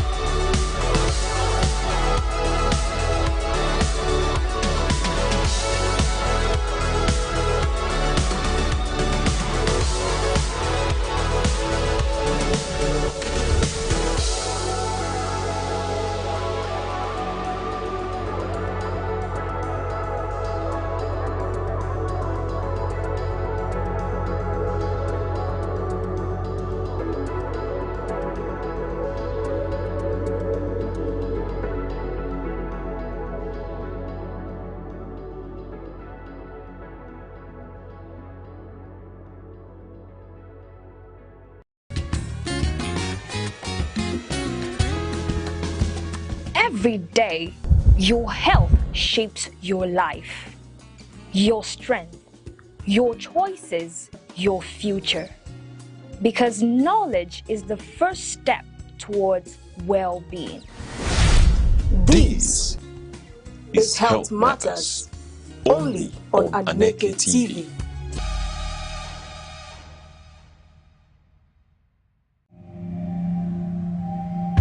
We have evolved, but it seems to me that our ideas of gender have not. I actually detest this behavior more than I detest politics. I think including women in leadership is essential. Particularly how we educate girls. That is 5 daughters is what he had, and that's not such a big deal in northern Nigeria. Where's the son? The only thing I can do is to match them on the field of politics. And my husband said, finally. If there's any way I can improve myself, I'm on that journey.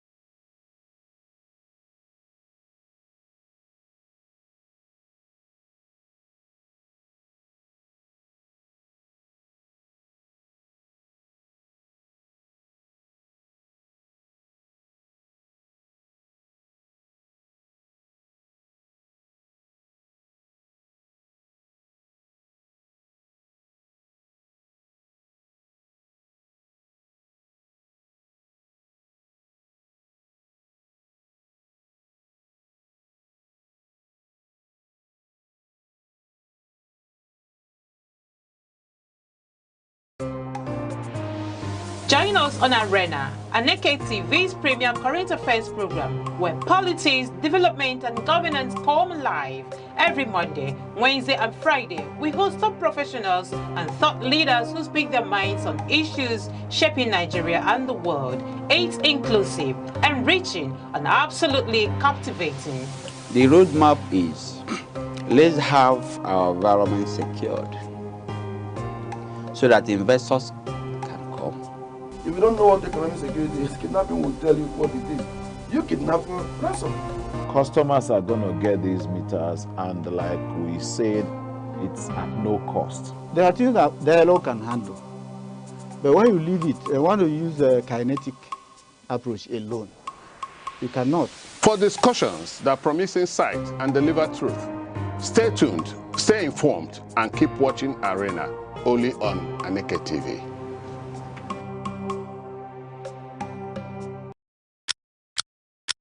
Every second, the world changes, markets rise, leaders speak, stories unfold. To keep up, you don't just need news, you need clarity, you need speed, you need perspective. That's why Aneke TV brings you the global pulse. Accurate, reliable, right when it matters most. Aneke TV, move with the world.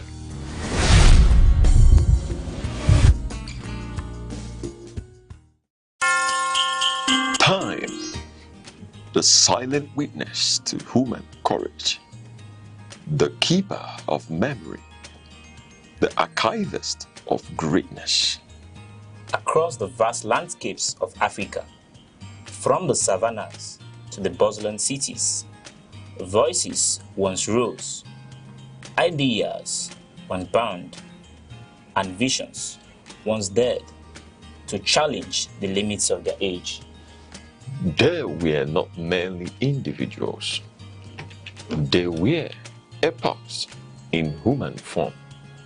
In literature, minds such as Chinua Achebe, Wole Soyinka, and Ngugi wa Thiong'o reclaimed the African narrative. Through ink and imagination, they dismantled distorted histories and restored the dignity of African identity. Their words were not just stories. They were mirrors, reflecting a people long misunderstood, and windows opening the world to the depths of African civilization. In the realm of science and knowledge, pioneers like Philip Emeagwali proved that African intellect could reshape the frontiers of computing and technology. Their work was a quiet revolution, reminding the world that innovation knows no geography. And in leadership, towering figures emerged when history demanded courage. Men like Nnamdi Azikiwe, Kwame Nkrumah, Nelson Mandela, and Julius Nyerere redefined freedom, not as a privilege bestowed, but as a right reclaimed. They spoke for millions. They endured prisons, exile, and resistance. Yet, their vision transcended the politics of their time. They dreamed of a continent awakened. Today, their echoes travel through generations. In every African classroom, in every curious mind, in every dream that refuses limitation. For history is not merely what has passed, it is the foundation upon which tomorrow stands. The past still speaks. Its lessons remain. Its voices endure. This is not just remembrance, it is inheritance. Echoes of the past, where history breathes and legacy lives on.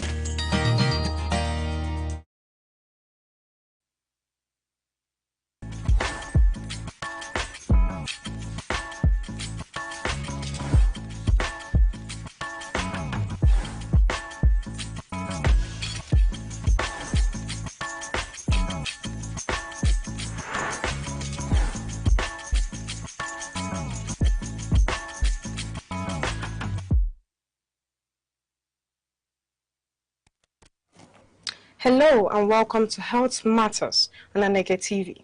I am Sharon Uchi. Good health is not only about treating illnesses when they occur. It is also about taking proper care of our bodies every day. Many people experience common body pains such as back pain, waist pain, neck pain, and muscle aches, often without understanding their causes or knowing the appropriate steps to manage them. While some pains may result from poor posture, stress, or physical strain, others may be early warning signs of underlying health conditions that require medical attention. Practicing proper health care and knowing when to seek professional help are essential for maintaining overall well-being and preventing complications. On this program, we break down medical issues, speak with experts, and provide practical guidance to help you live healthier, longer, and better. This is Health Matters, where your health comes first. We take a short break now. Stay with us. In a world that never stands still, where stories break in seconds and moments shape history, one station keeps you connected to your nation, to the continent, to the world. From breaking news to powerful stories, from business and politics to culture, lifestyle and entertainment, we inform, we inspire, we keep you ahead. This is more than television. This is your window to everywhere that matters. Aneke TV. Move with the world. Welcome back. Today on Health Matters, we are discussing an important aspect of everyday wellness, self-care management. Understanding common body pains and their management. Body pain is one of the most common health complaints among people of all ages. Whether it is back pain from long hours of sitting, waist pain caused by poor posture, or muscle aches resulting from stress and physical activity. Knowing how to manage these conditions safely can significantly improve one's quality of life. Unfortunately, many individuals rely on self-medication or unsafe home remedies without first understanding the cause of their discomfort. While some pains can be managed through healthy self-care practices, others may require prompt medical evaluation and treatment. Our focus today is self-care management, understanding common body pains and their management. Joining us in the studio is the Assistant Director of Nursing and Health Education, who will help us understand the causes of common body pains, safe self-care practices before and after hospital visits, and when it is necessary to seek professional medical attention. Welcome, ma. Mrs. Dozier Charity. Welcome, ma. It's glad to have you in the studio this afternoon. Okay, we would like to get down to the discussion. Now, we are talking about self-care management, how to understand and manage our body. All those signs, whether it be back pain or whatever it may be. So we want to understand this self-care management in terms of your profession. What is self-care management? What does it mean and why is it important in our everyday life? Each individual is a master of his or her own body. You are the one, like when we talk of pain, you can't really see pain with your eyes. And when somebody said, maybe my leg or my knee is paining me, and the person points at that, points at the area where he or she is feeling the pain. When you look at that place, you will not see it. So pain is a matter of what the brain is able to tell the body that this is what is happening. pain is like an alarm, an alert to the body that something is happening somewhere. Self-care is what an individual can do by himself, either to avoid or to reduce the pain he or she is experiencing. Okay. Why is it important in our everyday life, in our health? Why is it important?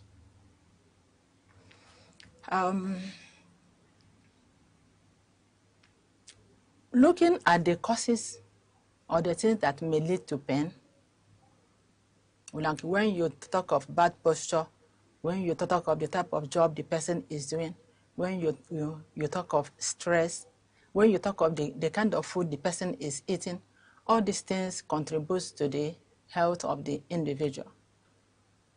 So that person is the one that is completely in charge. He knows how he or she is taking care of his body. And is also the person that will also help his body to be healthy. Okay. There are several misconceptions under this topic, self-care management. A lot of people see it as self-medication. Okay, what do you have to say about that? And do you think, apart from this misconception, there is more to it? Self-medication is part of self-care, but when the pain starts and you take the routine thing people usually take, over-the-counter drug, and you check your body, the pain is not reducing, there are other things you need to do. But before even going to drug, it's better that we even avoid this pain from happening than allowing it to start. Then you now start to go to the chemist or to go and get over the counter drug. If you are a person that is always engaged in a job that doesn't allow you to have much activities during the day, maybe you sit time at a place more hours in a day, you have to engage yourself in some exercises after the job. Some people that drive, when they come out from their car, it is good that they have some hours of walking exercise. In the house, if you have a low chair, maybe this kitchen stool that is very low, one have to avoid any chair he or she will sit on, and will have a full flexion of the knee and the hip. It affects the health of the individual. As well as in our homes, we have upholstery, and we call it luxury. But some of these things can as well lead to body pain. If one is sitting on an upholstery that is not firm enough and is low, after using it for a long time, the person will develop either knee pain or waist pain. Also, the bed one is using also constitutes to pain in the body. If the foam is not firm enough, if it is sag, it can cause pain even after sleeping and waking up. Okay, in your experience as a healthcare professional, how well do you feel people understand this word self-care management? I don't think people have a better understanding of it. People only focus on rushing across the road, getting medication and taking. I think that is much they know about this self-care of it. So do you think is because there's not much awareness on self-care management, or it's just ignorance? One, not having much awareness. At the same time, some people may even know, some people may even have knowledge of it and they don't want to do it. Okay, okay. Now, let's talk about this body pain that you mentioned earlier. It's quite a common complaint we hear among many individuals. What are some of the type of body pain? Can you mention it and explain the causes or factors that, you know, activate something like this or result to this body pain? Body pain can be acute pain. And when it is acute, it means it is just sudden, which may result from an injury. Which can as well resolve on its own, or maybe after treatment has been given. And if the injury heals, the pain will go. Then, pain can be chronic, which is pain that is existing over 1 month, over 2 months, keep reoccurring and lasting for years. Then there are other pains like pain that may arise as a result of nerve damage. And there are other pain that can arise as a result of emotions, psychosomatic pain. Okay, let's move back to self-medication. You know, self-medication has become quite common in our society. From your experience as a healthcare professional, from a healthcare professional's perspective, do you think there are risks, you know, there are risks with managing pain through self-medication? A lot of risk is involved in managing pain with self-medication. I don't want a drug that handles pain now. Somebody may take it for pain maybe next week, and the pain will not go. And the person may want to increase the dosage, and will keep increasing the dosage and getting results, not knowing that the drug as well is doing some underground damage in the person's body system. Sometimes people may go to hospital and doctor will prescribe drugs for them. They will now use it, it will give them relief. When such experience comes up again, they will just go over there, go at the over the counter, buy the same drug, and come back and start to take. It is not advisable. Knowing that drug is poison, it is just poison, so it needs to be taken with every carefulness.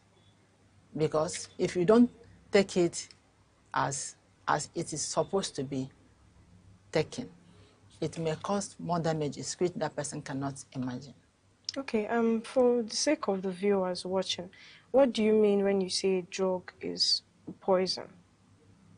Can you please throw more light to that? It is chemical compound to which the dosage to which it is allowed is the dosage to which the body can contain the makeup of the drug. So any mistake of taking it more than the dosage can be harmful to the body system. Okay, okay. We'll be right back. We'll take a short break now. Stay with us.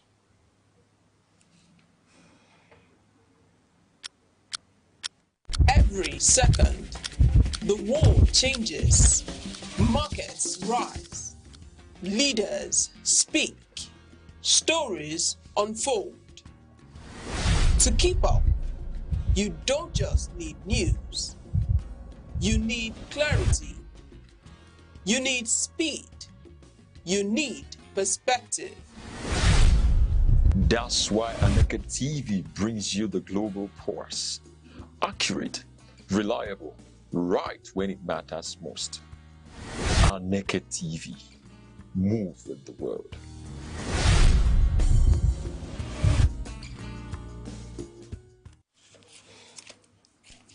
Welcome back. You're still watching How It Matters on Aneke TV.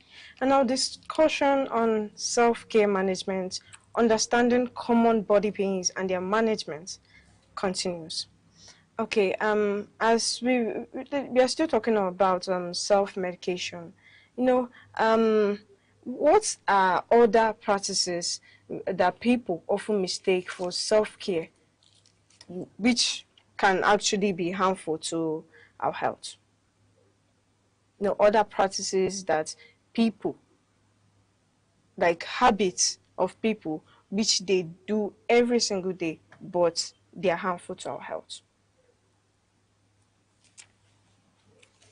Some, if they don't take drugs, some may even engage in alcohol drinks. Some may even go for herbal drinks, which doesn't have standard dosage.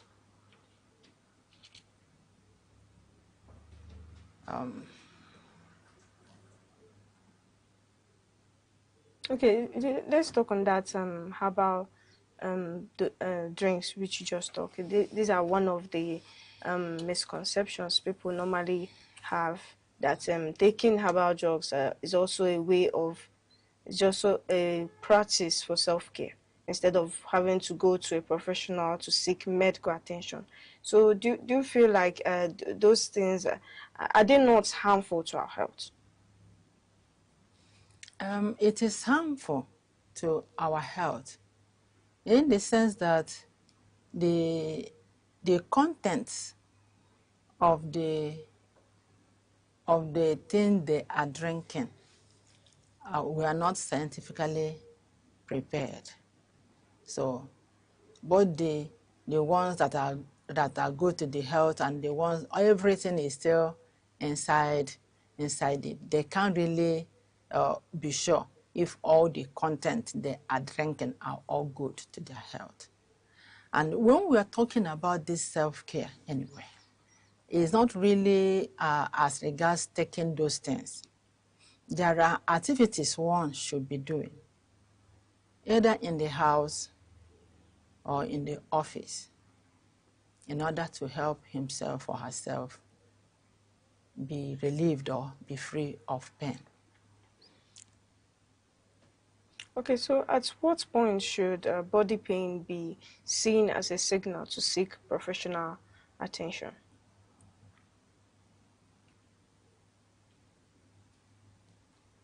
Like I said, some pain can be acute. If somebody have injury, the person that is bleeding, the person doesn't have any option than to go to the hospital. Then, in the acute, in the chronic one, maybe the person have taken this over-the-counter drug and have observed the thing is not going. The person needs to go to the hospital. So when the pain cannot allow the person to sleep, or cannot even allow the person to carry out his or her daily activities, or even to go to his or her jobs, the person needs to go to the hospital. Okay. Earlier you mentioned that self-care is not bad, but it should be taken in the right way, in the right manner. So following medical treatment, what role does self-care management play in the recovery process of a body pain? The role it plays is that if the body pain is a result of physical activities, the things that the person used to do and it will aggravate the pain. If the person stops engaging in those activities, the pain will stop or the pain will reduce. If the person is not engaging in exercises and starts engaging in exercises, the pain will reduce or even stop. Okay, now how you talked about the exercises. How important are these healthy exercises or lifestyle in preventing recurring body pains? Exercises strengthens the muscles and the ligaments of the body. When the muscle is active and strong,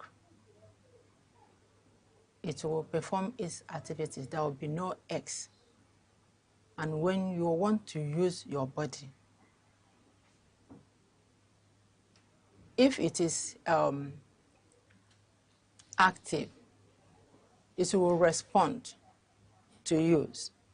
But if it is not active, it may even have some tears or overstretching because of disuse. Okay. Finally, what key message would you like to leave for our viewers on healthcare and how they'll be able to practice a safe healthcare and a responsible healthcare management? Self-care management is not just going over the counter to buy one drug or the other to take. When you eat healthy food, you will live a healthy life. When you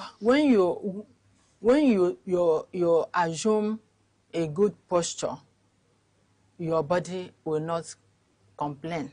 There will be no pain. If you engage in activities when your work do not allow you, so when you are done with your work and you come back to the house, you engage in some physical activities, it will help in maintaining individual health. Thank you so much, Ma. Thank you. We sincerely thank you for those valuable information on healthcare management. And that brings us to the end of today's program. Remember, pain is your body's way of communicating that something may need attention. Listening to your body, adopting healthy lifestyle practices, and seeking timely medical advice can go a long way in preventing complications and promoting a healthier life. Thank you for watching us on Health Matters on Aneke TV. I am Sharon Uche. See you next time.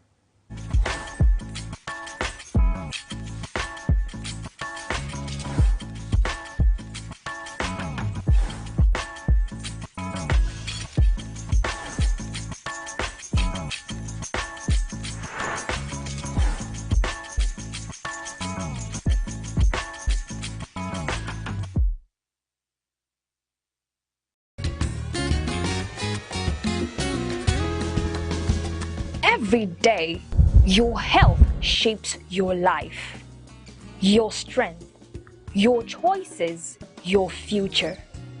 Because knowledge is the first step towards well-being.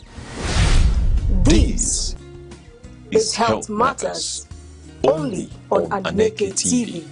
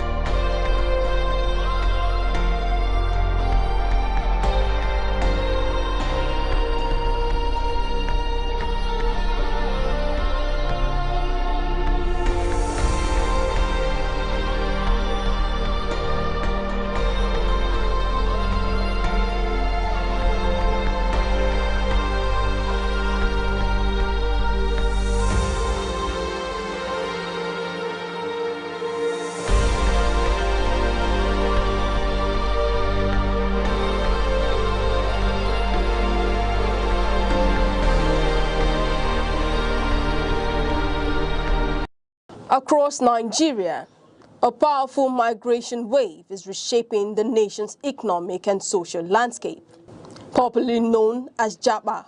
The term captures the growing number of young professionals and skilled workers living in search of stability, opportunity, and systems that function.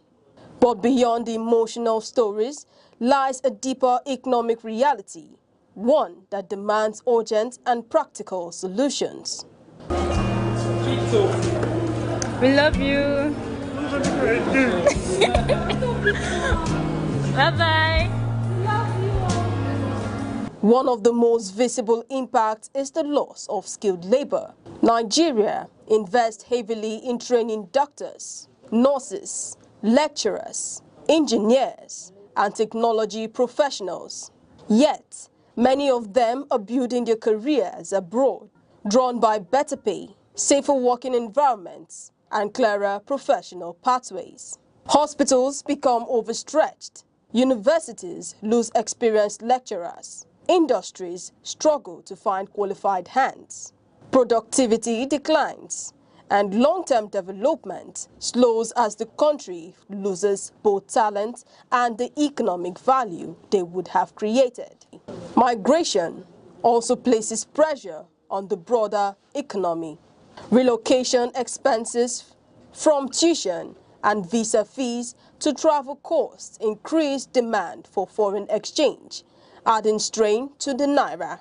A weaker currency raises the cost of imports, fuels inflation, and worsens the cost of living crisis. More Nigerians begin to consider leaving, creating a difficult cycle. Yet, the story is not one-sided. The Nigerian diaspora provides a vital economic cushion. Billions of dollars in remittances flow into the country each year, helping families pay for school fees, healthcare, housing, and daily needs. These inflows support household survival and contribute to foreign exchange earnings. But remittances cannot replace strong institutions, public infrastructure, or large-scale job creation. They help families cope, but they do not solve the structural challenges driving migration. The drivers of Japa are rooted in everyday realities. High unemployment and underemployment limit opportunities for young people to use their skills. Wages often fail to keep pace with rising costs of living. Infrastructural gaps, especially unreliable electricity, increase the cost of doing business and discourage investment.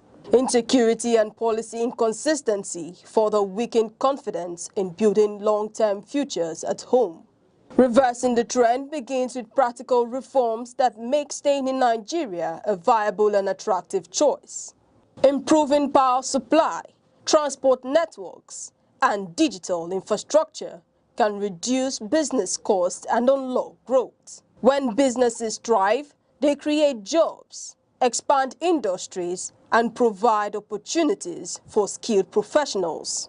Strategic investment in high-impact sectors is equally critical. Strengthening healthcare, modernizing education, supporting technology innovation, and boosting manufacturing can create meaningful career pathways. These sectors not only absorb skilled labor, but also drive productivity and economic diversification. Retention strategies in essential services must also improve. Competitive pay, safer work environments, modern equipment, and clear professional development pathways can help reduce the outflow of healthcare workers and academics. Support for research, training, and career progression strengthens institutions and gives professionals reasons to stay. Entrepreneurship offers another path forward: better access to finance, fewer regulatory bottlenecks, and stronger support for small businesses can empower young Nigerians to build at home. A vibrant startup ecosystem turns job seekers into job creators and keeps innovation within the country. The diaspora can also become a strategic partner in development. Beyond remittances, Nigerians abroad bring skills, networks and investment capital, structured programs that encourage mentorship, knowledge transfer, and diaspora investment can transform brain drain into brain circulation when talent flows out and backing, strengthening both sides. At the center of all solution is trust, transparent governance, consistent policies, and visible improvements in public services rebuild confidence in national institutions. When people see progress in infrastructure, security, and economic management, the incentive to build a future at home grows stronger. Migration will always be part of a globalized world. The goal is not to stop movement, but to ensure it becomes a matter of choice, not necessity. By creating opportunities at home, valuing talent, and engaging citizens abroad as partners, Nigeria can turn the challenge of Japa into a pathway for renewal, resilience, and inclusive growth. In a world that never stands still, where stories break in seconds and moments shape history, one station keeps you connected to your nation, to the continent, to the world. From breaking news to powerful stories, from business and politics to culture, lifestyle and entertainment, we inform, we inspire, we keep you ahead. This is more than television. This is your window to everywhere that matters. Aneke TV. Move with the world.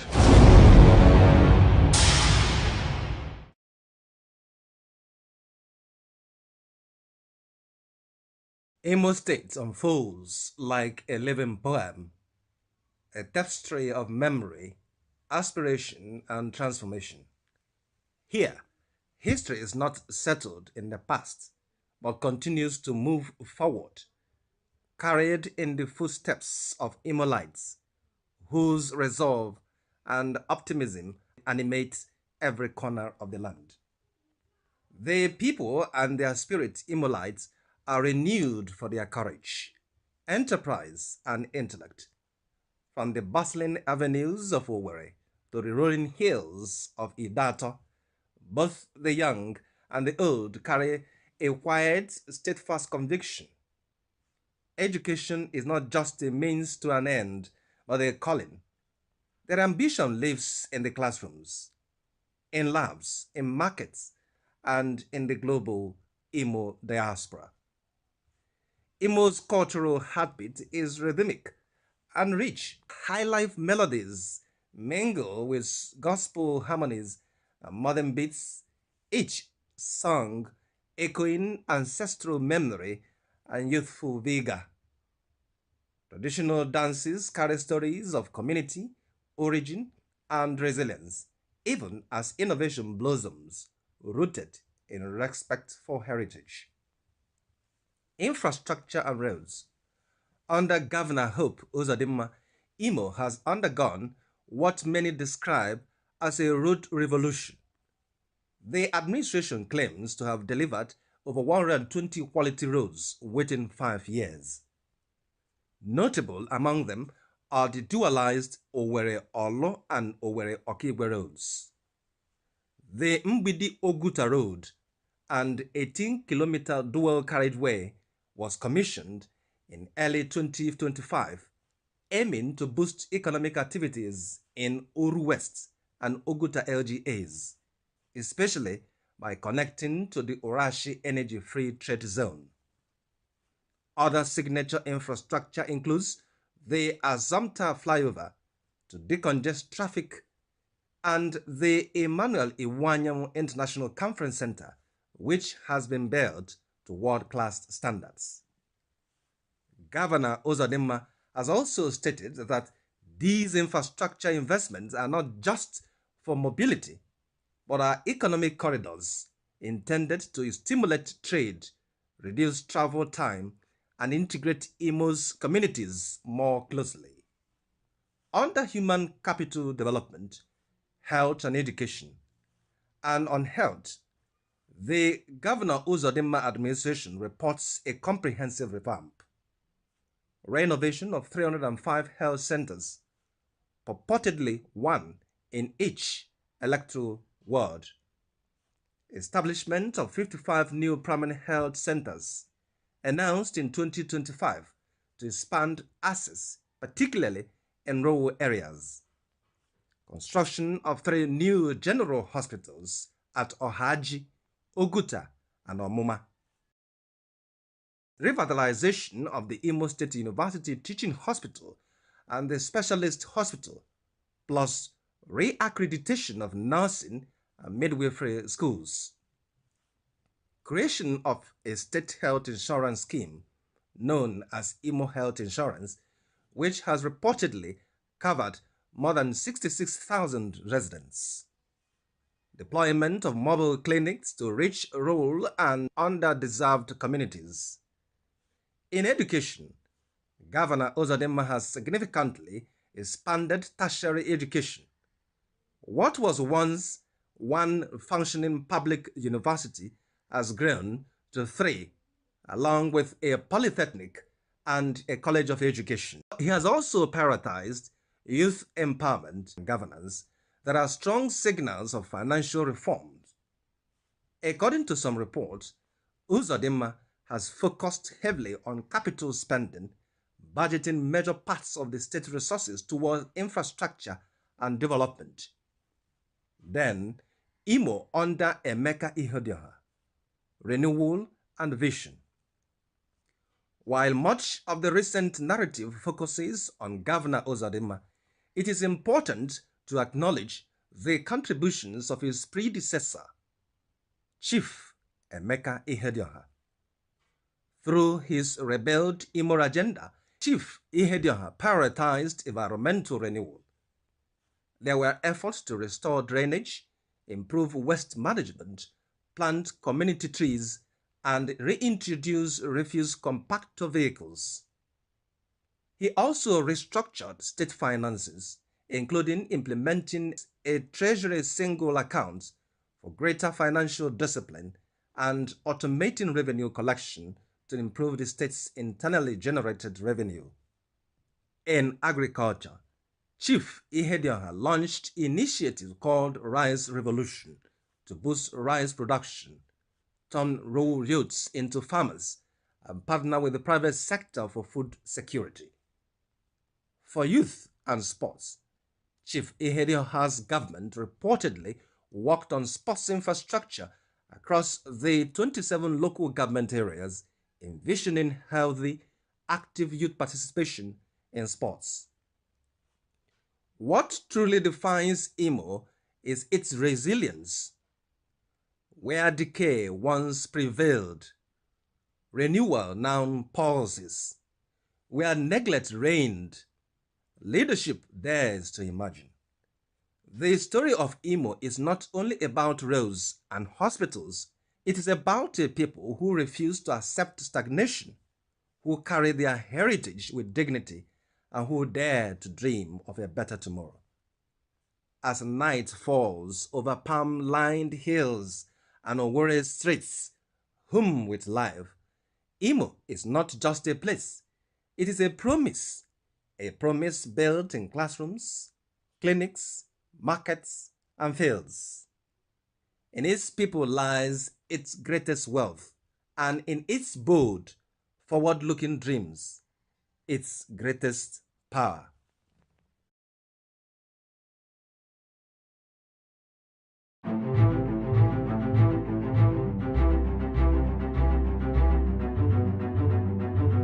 Morning headlines before you step out. Midday updates while you walk. Evening analysis when the day winds down. Wherever life takes you, Aneke TV keeps you informed, connected, and ahead. Aneke TV. Move with the world.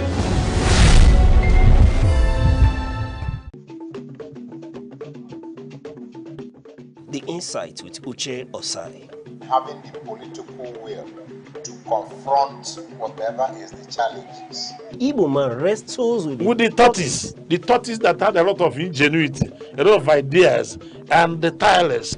It will take the bold mind of government in power to say, let there be electoral reform, no matter whose ox is God. I was there. We did everything. All of us came and supported him with our last blood. In-depth analysis, expert views, real voices, uncover the stories shaping Nigeria today.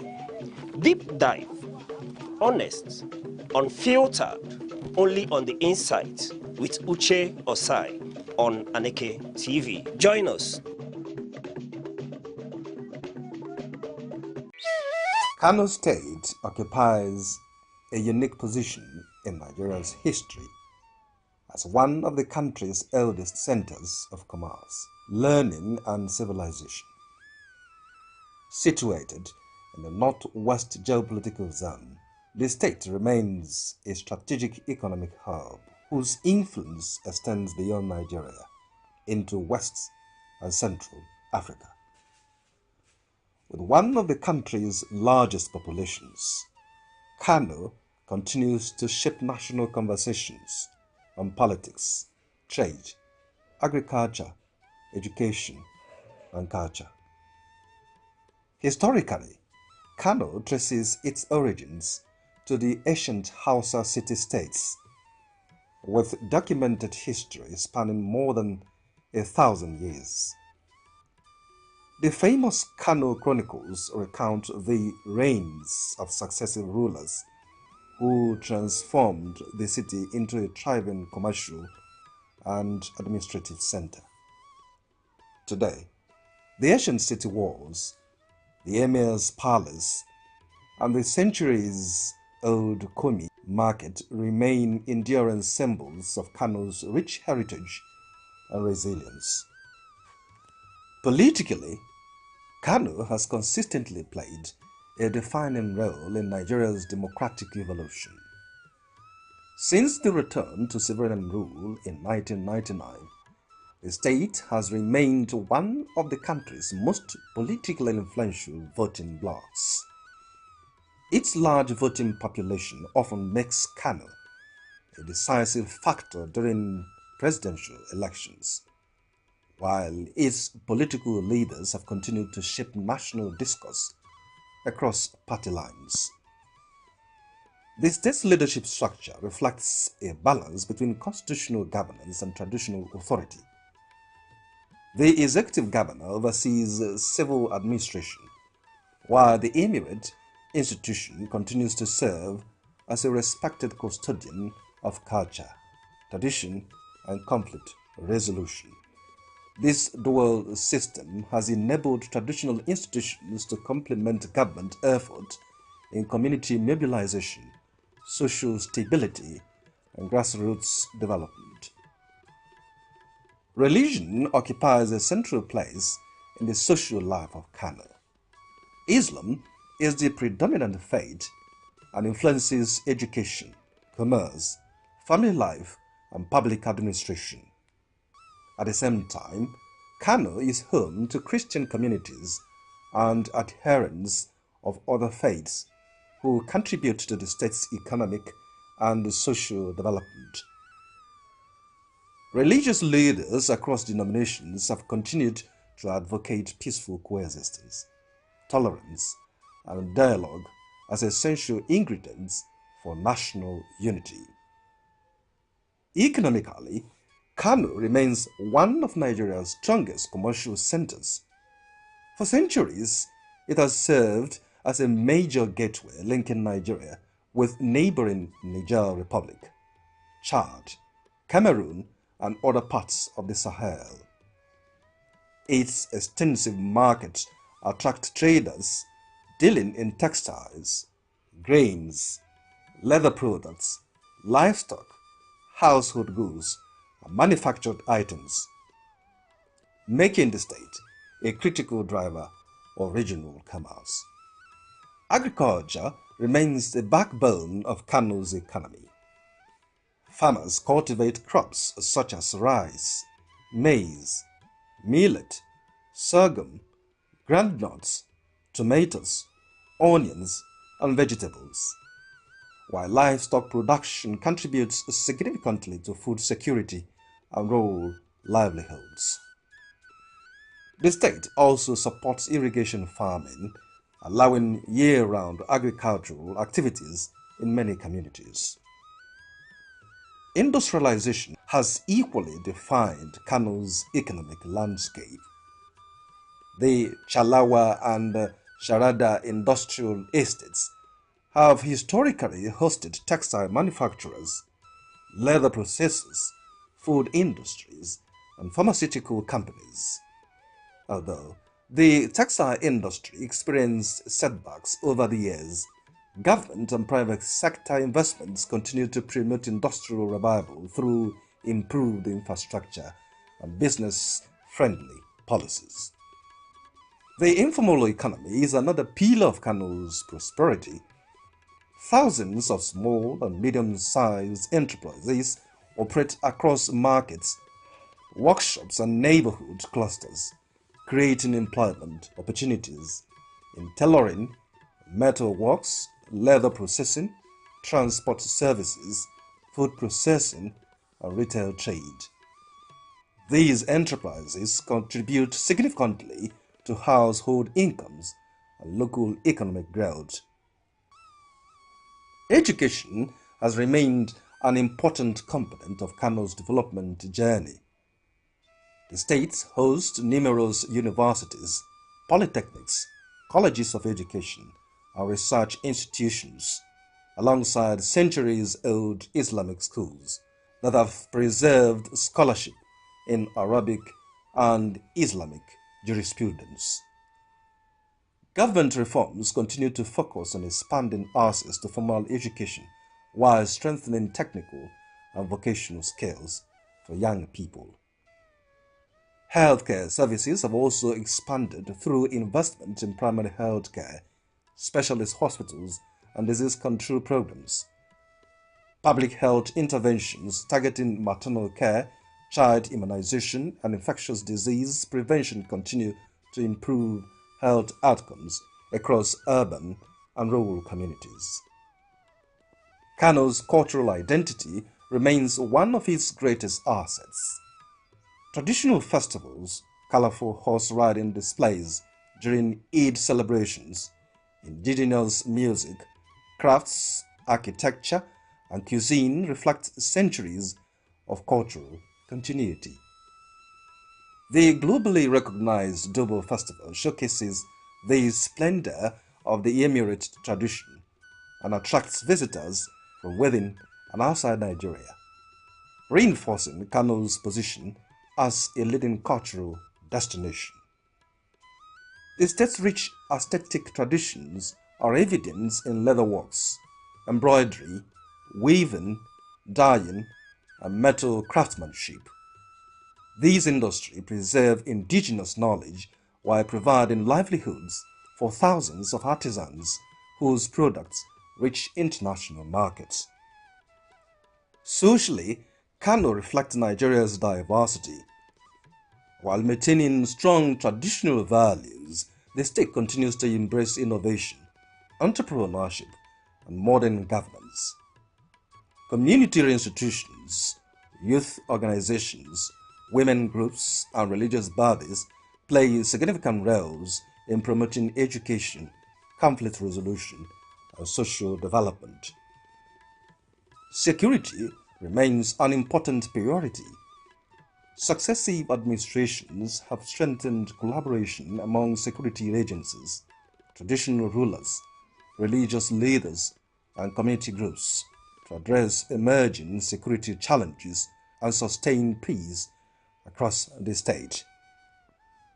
Kano's strategic location on top of rural population and extensive commercial networks continue to position it as one of Nigeria's most important investment destinations. Ongoing infrastructure projects in transportation, energy, housing, and industrial development are expected to further enhance its competitiveness within the national economy. Beyond its economic strength, Kano remains a symbol of Nigeria's unity in diversity. For generations, people from every region of the country have lived, traded, and built businesses in the state, contributing to its cosmopolitan character. This long-standing tradition of commerce, cultural exchange, and peaceful coexistence continues to reinforce Kano's role as a bridge between Nigeria's diverse peoples. As Nigeria advances its quest for sustainable development, Kano State remains central to the country's future, leveraging its historical legacy, economic resilience, cultural richness, and human capital to contribute meaningfully to national integration, inclusive growth, and shared prosperity.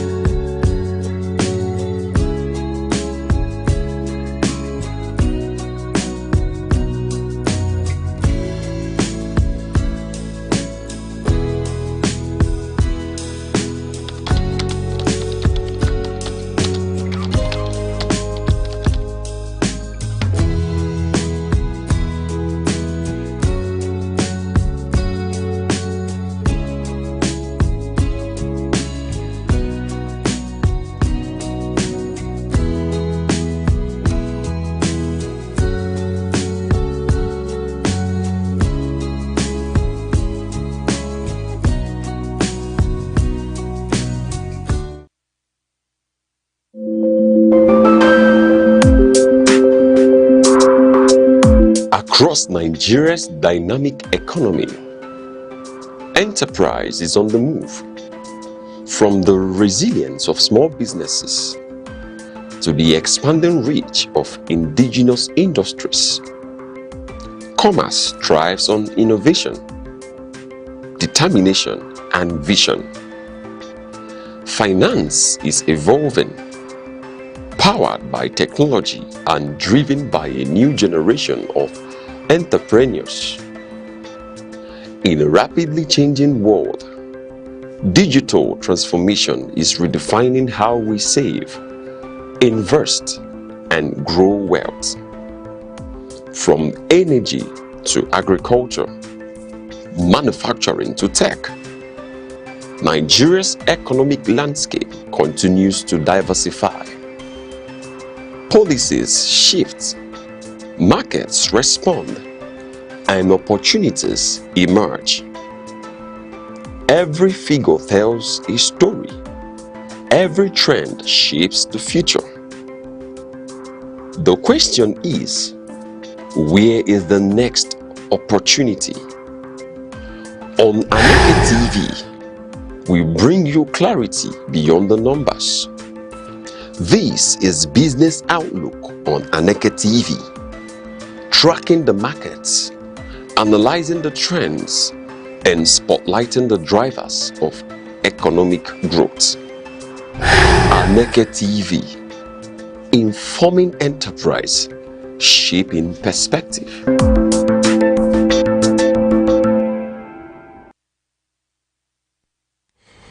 From the trading floors of Lagos to the commodity hubs of Enugu, we say thank you for joining us on this business update. Coming to you live from Enugu, bringing you the latest movement across domestic equities, foreign exchange and global energy and commodities. And this is the business desk where data meets destiny and your word finds its voice. I am Uche Osai.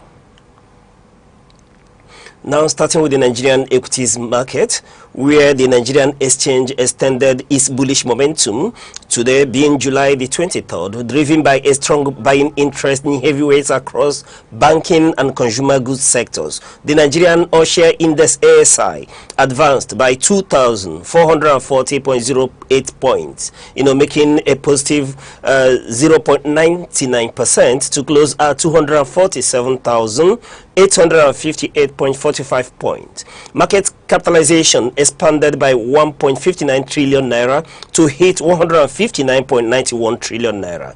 Market breadth closed positive, 37 stocks advanced, while 31 stocks declined. And when we take a look at the trading activity today, total turnover stood at 640.26 million shares, valued at 48.30 billion naira, executed across 38,156 deals. I'm quickly taking a look at the top 5 performers or top 5 gainers for today, as led by Guinness. Yes, Guinness today, having opened trading at 332 naira, closed trading today at 365 naira 20 kobo, making a bullish adjustment of positive 10%.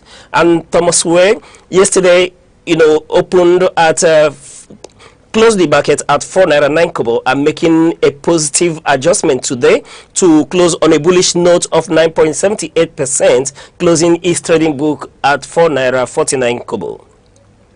UPDC rate today closed positive, making a positive bullish adjustment of 9.37% to close at 14 naira, having opened trading at 12 naira 80 kobo.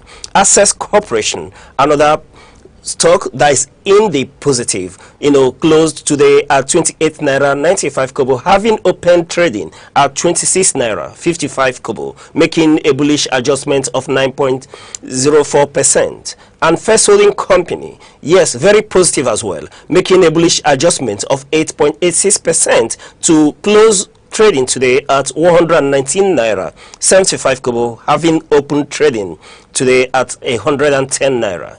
And quickly moving on to take a look at the laggers. Yes, speaking to the top 5 losers for today, as led by Legend, which today closed trading at 4 naira 10 kobo, making a negative deep dive of 9.89%, having opened trading at 4 naira 55 kobo. RT Briscoe opened trading at 12 naira 75 kobo, made a dip to close at 11 naira 75 kobo, making a negative adjustment of 7.84%. Omatech, very big in the dip, closed very bearish, making a negative adjustment of 6.32% to close trading at 1 naira 78 kobo, having opened trading at 1 naira 90 kobo. Cornerstone Insurance today closed in the dip, making a negative adjustment to close its trading book at 5 naira 40 kobo, having opened trading at 5 naira 75 kobo. And Living Trust today closed in the negative, losing on a losing streak of a negative 4.88% bearish adjustment to close trading at 3 naira 90 kobo. Yes, having opened trading at 4 naira thinkable. And quickly, here are the market drivers. One is the earnings season momentum, where robust, half of the year financial results and strong corporate earning disclosures highlighted by Guinness Nigeria revenues growth to 265 billion naira, sparked aggressive bargain hunting in select consumer goods equities. Another factor that drove the market today is banking sector buying pressure, where tier 1 banking giants like Access Holding and First Holding companies saw heightened demand, pushing trading values higher and driving market liquidity. Another factor that moved the market today is the macro investor sentiment. Due to sustained investor confidence across industrial and financial tickers, supported broad-based index appreciation, keeping month-to-date and year-to-date performance firmly in positive territory. And quickly moving along to the forex market, where the Nigerian naira maintained a stable appreciating trajectory against the US dollar in the official foreign exchange market. Looking at the official forex windows, the naira appreciated by 0.34% to close at 1,368 naira 72 kobo against the US dollar, gaining roughly 4 naira 67 kobo from yesterday's section. During the intraday trading, we saw a highs of 1,000 naira 375 naira 75 kobo against the US dollar and a low of 1,368 naira 72 kobo against the US dollar. And quickly moving on to the black market or the street market, or what we call the para market, depending on what you're comfortable with. Trades held stable between 1,395 naira and 1,405 naira against the US dollar, maintaining a narrow premium over the official rate. And quickly, here are the market drivers for today. Improved forex liquidity and inflows, pushed a sustained foreign portfolio inflows into high-yielding government debt instruments and steady intervention through official sales, which helped clear outstanding demand pressure in the spot market. Another factor here is the stronger external position. Crude oil production maintaining solid momentum above 1.55 million barrels per day continues to bolster international reserves, anchoring market sentiment and curbing speculative trading. Now taking a look at the monetary policy stance, which led a tight liquidity management by the Central Bank of Nigeria, keeps domestic money market yields attractive, curbing excess naira liquidity from feeding into foreign currency demand. And quickly, moving to the global energy, where the global benchmark Brent crude extended its aggressive rally today, being July, Thursday, the 23rd, surging over 5% to settle near $98.80 per barrel after touching an intraday high of $98.87 per barrel. Marking its 5th consecutive session of gains. The contract is now knocking on the psychological $100 threshold. Brent spot futures closed at $98.80 per barrel, which is an upward trajectory of $4.73, marking a positive 5.03% for today. And during the intraday range, we saw a low of $94.98 per barrel and a high of $98.87 per barrel. And speaking to the U.S. West Texas Intermediate, which climbed past the $90 barrier to trade at $91.50 per barrel, gaining $5.17 per barrel, marking a positive 5.37%, upward trajectory. Then Brent has gained over 35% in the past month as geopolitical risk premiums re-entered commodity pricing. Now, quickly, here are the factors, that drove the market today. Yes, speaking to the key market drivers, where we saw a heightened Middle East security threats. Fresh U.S. military strikes in the region, coupled with renewed threats to commercial shipping lanes near the Strait of Hormuz and the Red Sea, reignited intense supply disruption fears among global refiners. Another factor that shaped the market today is shipping and freight risk premium. Tensions along maritime choke points drove up war risk insurance premiums and tanker rerouting costs, forcing a scramble for immediate fiscal spot cargoes. Another factor is the persistent 5-day buying momentum, where sustained institutional accumulation across energy commodity desks has kept momentum firmly bullish, overriding near-term inventory builds in secondary market. And quickly taking a look at the Nigerian commodities market, where the Nigerian commodities market saw mixed but firmly elevated trading across major grain counters. Industrial and export demand continue to support grain valuations on domestic exchanges like AFES and the Lagos Commodity and Futures Exchange, even as seasonal inventory drawdowns tighten spot availability across major regional aggregation hubs. Export-focused agricultural commodities, particularly sesame seeds and soybeans, maintained steady price floors, buoyed by international off-taker demand and a stabilizing foreign exchange environment. Meanwhile, local field staples like maize and shogun continue to trade at elevated levels ahead of the primary harvest season. And now quickly taking a look at these grains. Sesame seeds, as of today, we'll take a look at the per kilogram, sold between 1,240 naira to 1,260 naira. And on the metric ton, it rose to 1,250,000, indicating a bullish, strong Asian Middle Eastern export demand. Soybeans closed at 700 naira per kilogram and 700,000 per metric ton, indicating a steady high demand from regional processors and export buyers. White maize per kilogram rose to 420 naira, and when we take a look at the per metric ton, it stood between 36,000 to 420,000 naira per metric ton, and per bag, going for 36,000 naira. And this trajectory indicates an elevated, driven by domestic feed millers and industrial processing. Shogun today per kilogram, that's 50 kg bag of it, stood at 32,000 naira, which showed a firm sustained buying beverage and industrial food sectors. And looking at paddy rice per kilogram today stood between 370 naira to 420 naira. And when we check per metric ton, it closed at 370,000 naira per metric ton. This indicates a mixed commercial meal aggregation ahead of wet season harvest. And quickly, here are the key market drivers. We look at robust offtake for export cash crops. High international appetite for clean-grade sesame seeds and soybeans continue to incentivize local aggregators, maintaining tight spot supply and premium pricing in northern warehouse corridors. Another factor that dictated the pace in the market today is the industrial supply tightness prior to main harvest. Lean season inventory, across key grain belts like Kaduna, Niger and Kano have kept domestic feed grains like maize and shogun trading at elevated price bands.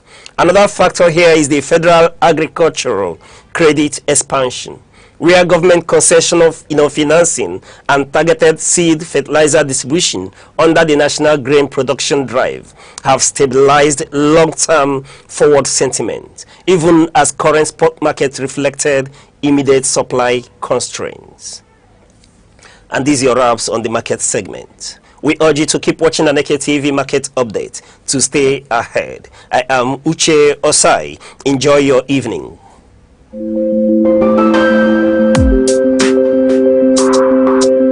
Across Nigeria's dynamic economy, enterprise is on the move.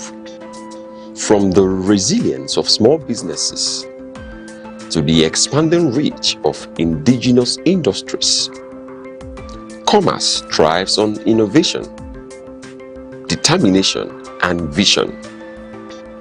Finance is evolving, powered by technology and driven by a new generation of entrepreneurs. In a rapidly changing world, digital transformation is redefining how we save, invest, and grow wealth. From energy to agriculture, manufacturing to tech. Nigeria's economic landscape continues to diversify. Policies shift, markets respond, and opportunities emerge. Every figure tells a story. Every trend shapes the future. The question is, where is the next opportunity? On Aneke TV, we bring you clarity beyond the numbers. This is Business Outlook on Aneke TV, tracking the markets, analyzing the trends, and spotlighting the drivers of economic growth. Aneke TV, informing enterprise, shaping perspective.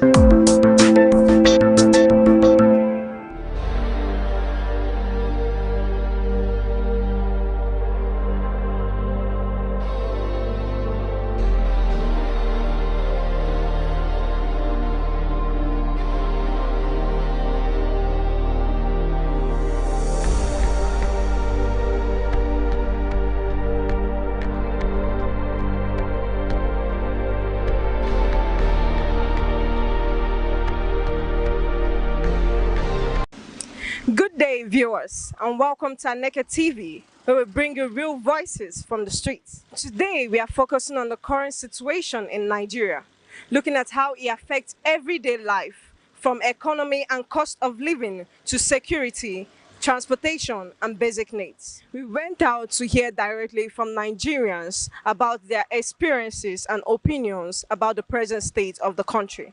Let's hear what they have to say. The situation currently in Nigeria is very demeaning and appalling, in the sense that as youths of this country, we sometimes wish that we are not born in this country.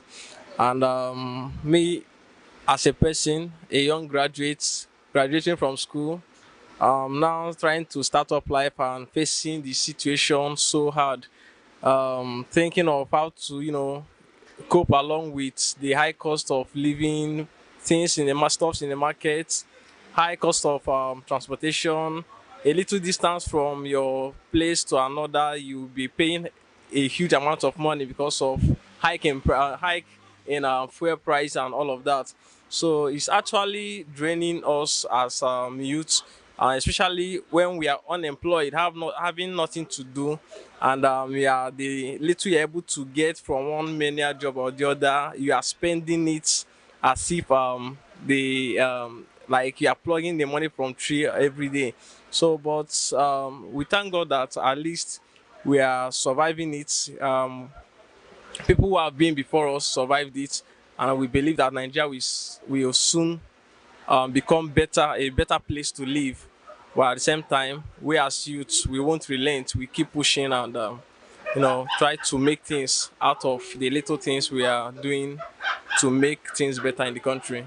So it's when you have something doing, you can actually, think of better things to, offer to the society.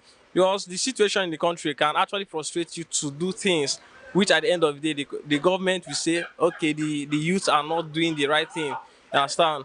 But as much as we still have people thinking positively for the country, which I believe I myself am included.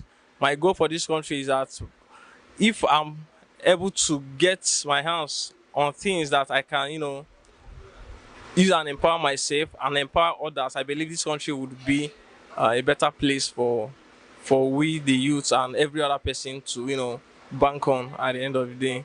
The current state in Nigeria now is very difficult economically, and anyone with one wonders where they are, because anyone who has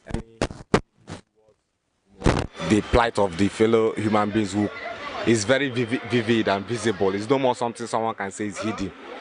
Now, coming to me personally, because of my own revolutionary orientation of things, I see this thing as a positive, because I feel like for a long time Nigeria has been bedeviled by complacency and apathy.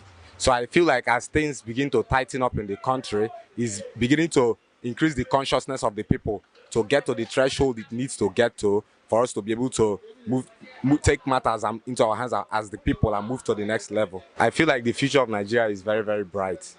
I feel that because I know that normally as in Igbo parlance, they say chukujeku, which basically means dialectically, there are contradictions. Everything that you see is progressive and is moving us towards where we need to be going. Even the hardship that you have are for a reason. So I feel like in Nigeria right now, no matter how hard things are, is a step forward, because dialectics is not always a straight path. Sometimes it goes up, it goes down. So I feel like even though things are hard, is moving us forward to the threshold we need to get to before we can change our condition. The current situation in Nigeria now is very, very bad. It's very, very bad. Like for instance now, for transport, like from here to Ababa, before is 200, but now it's 500. Do you see the difference?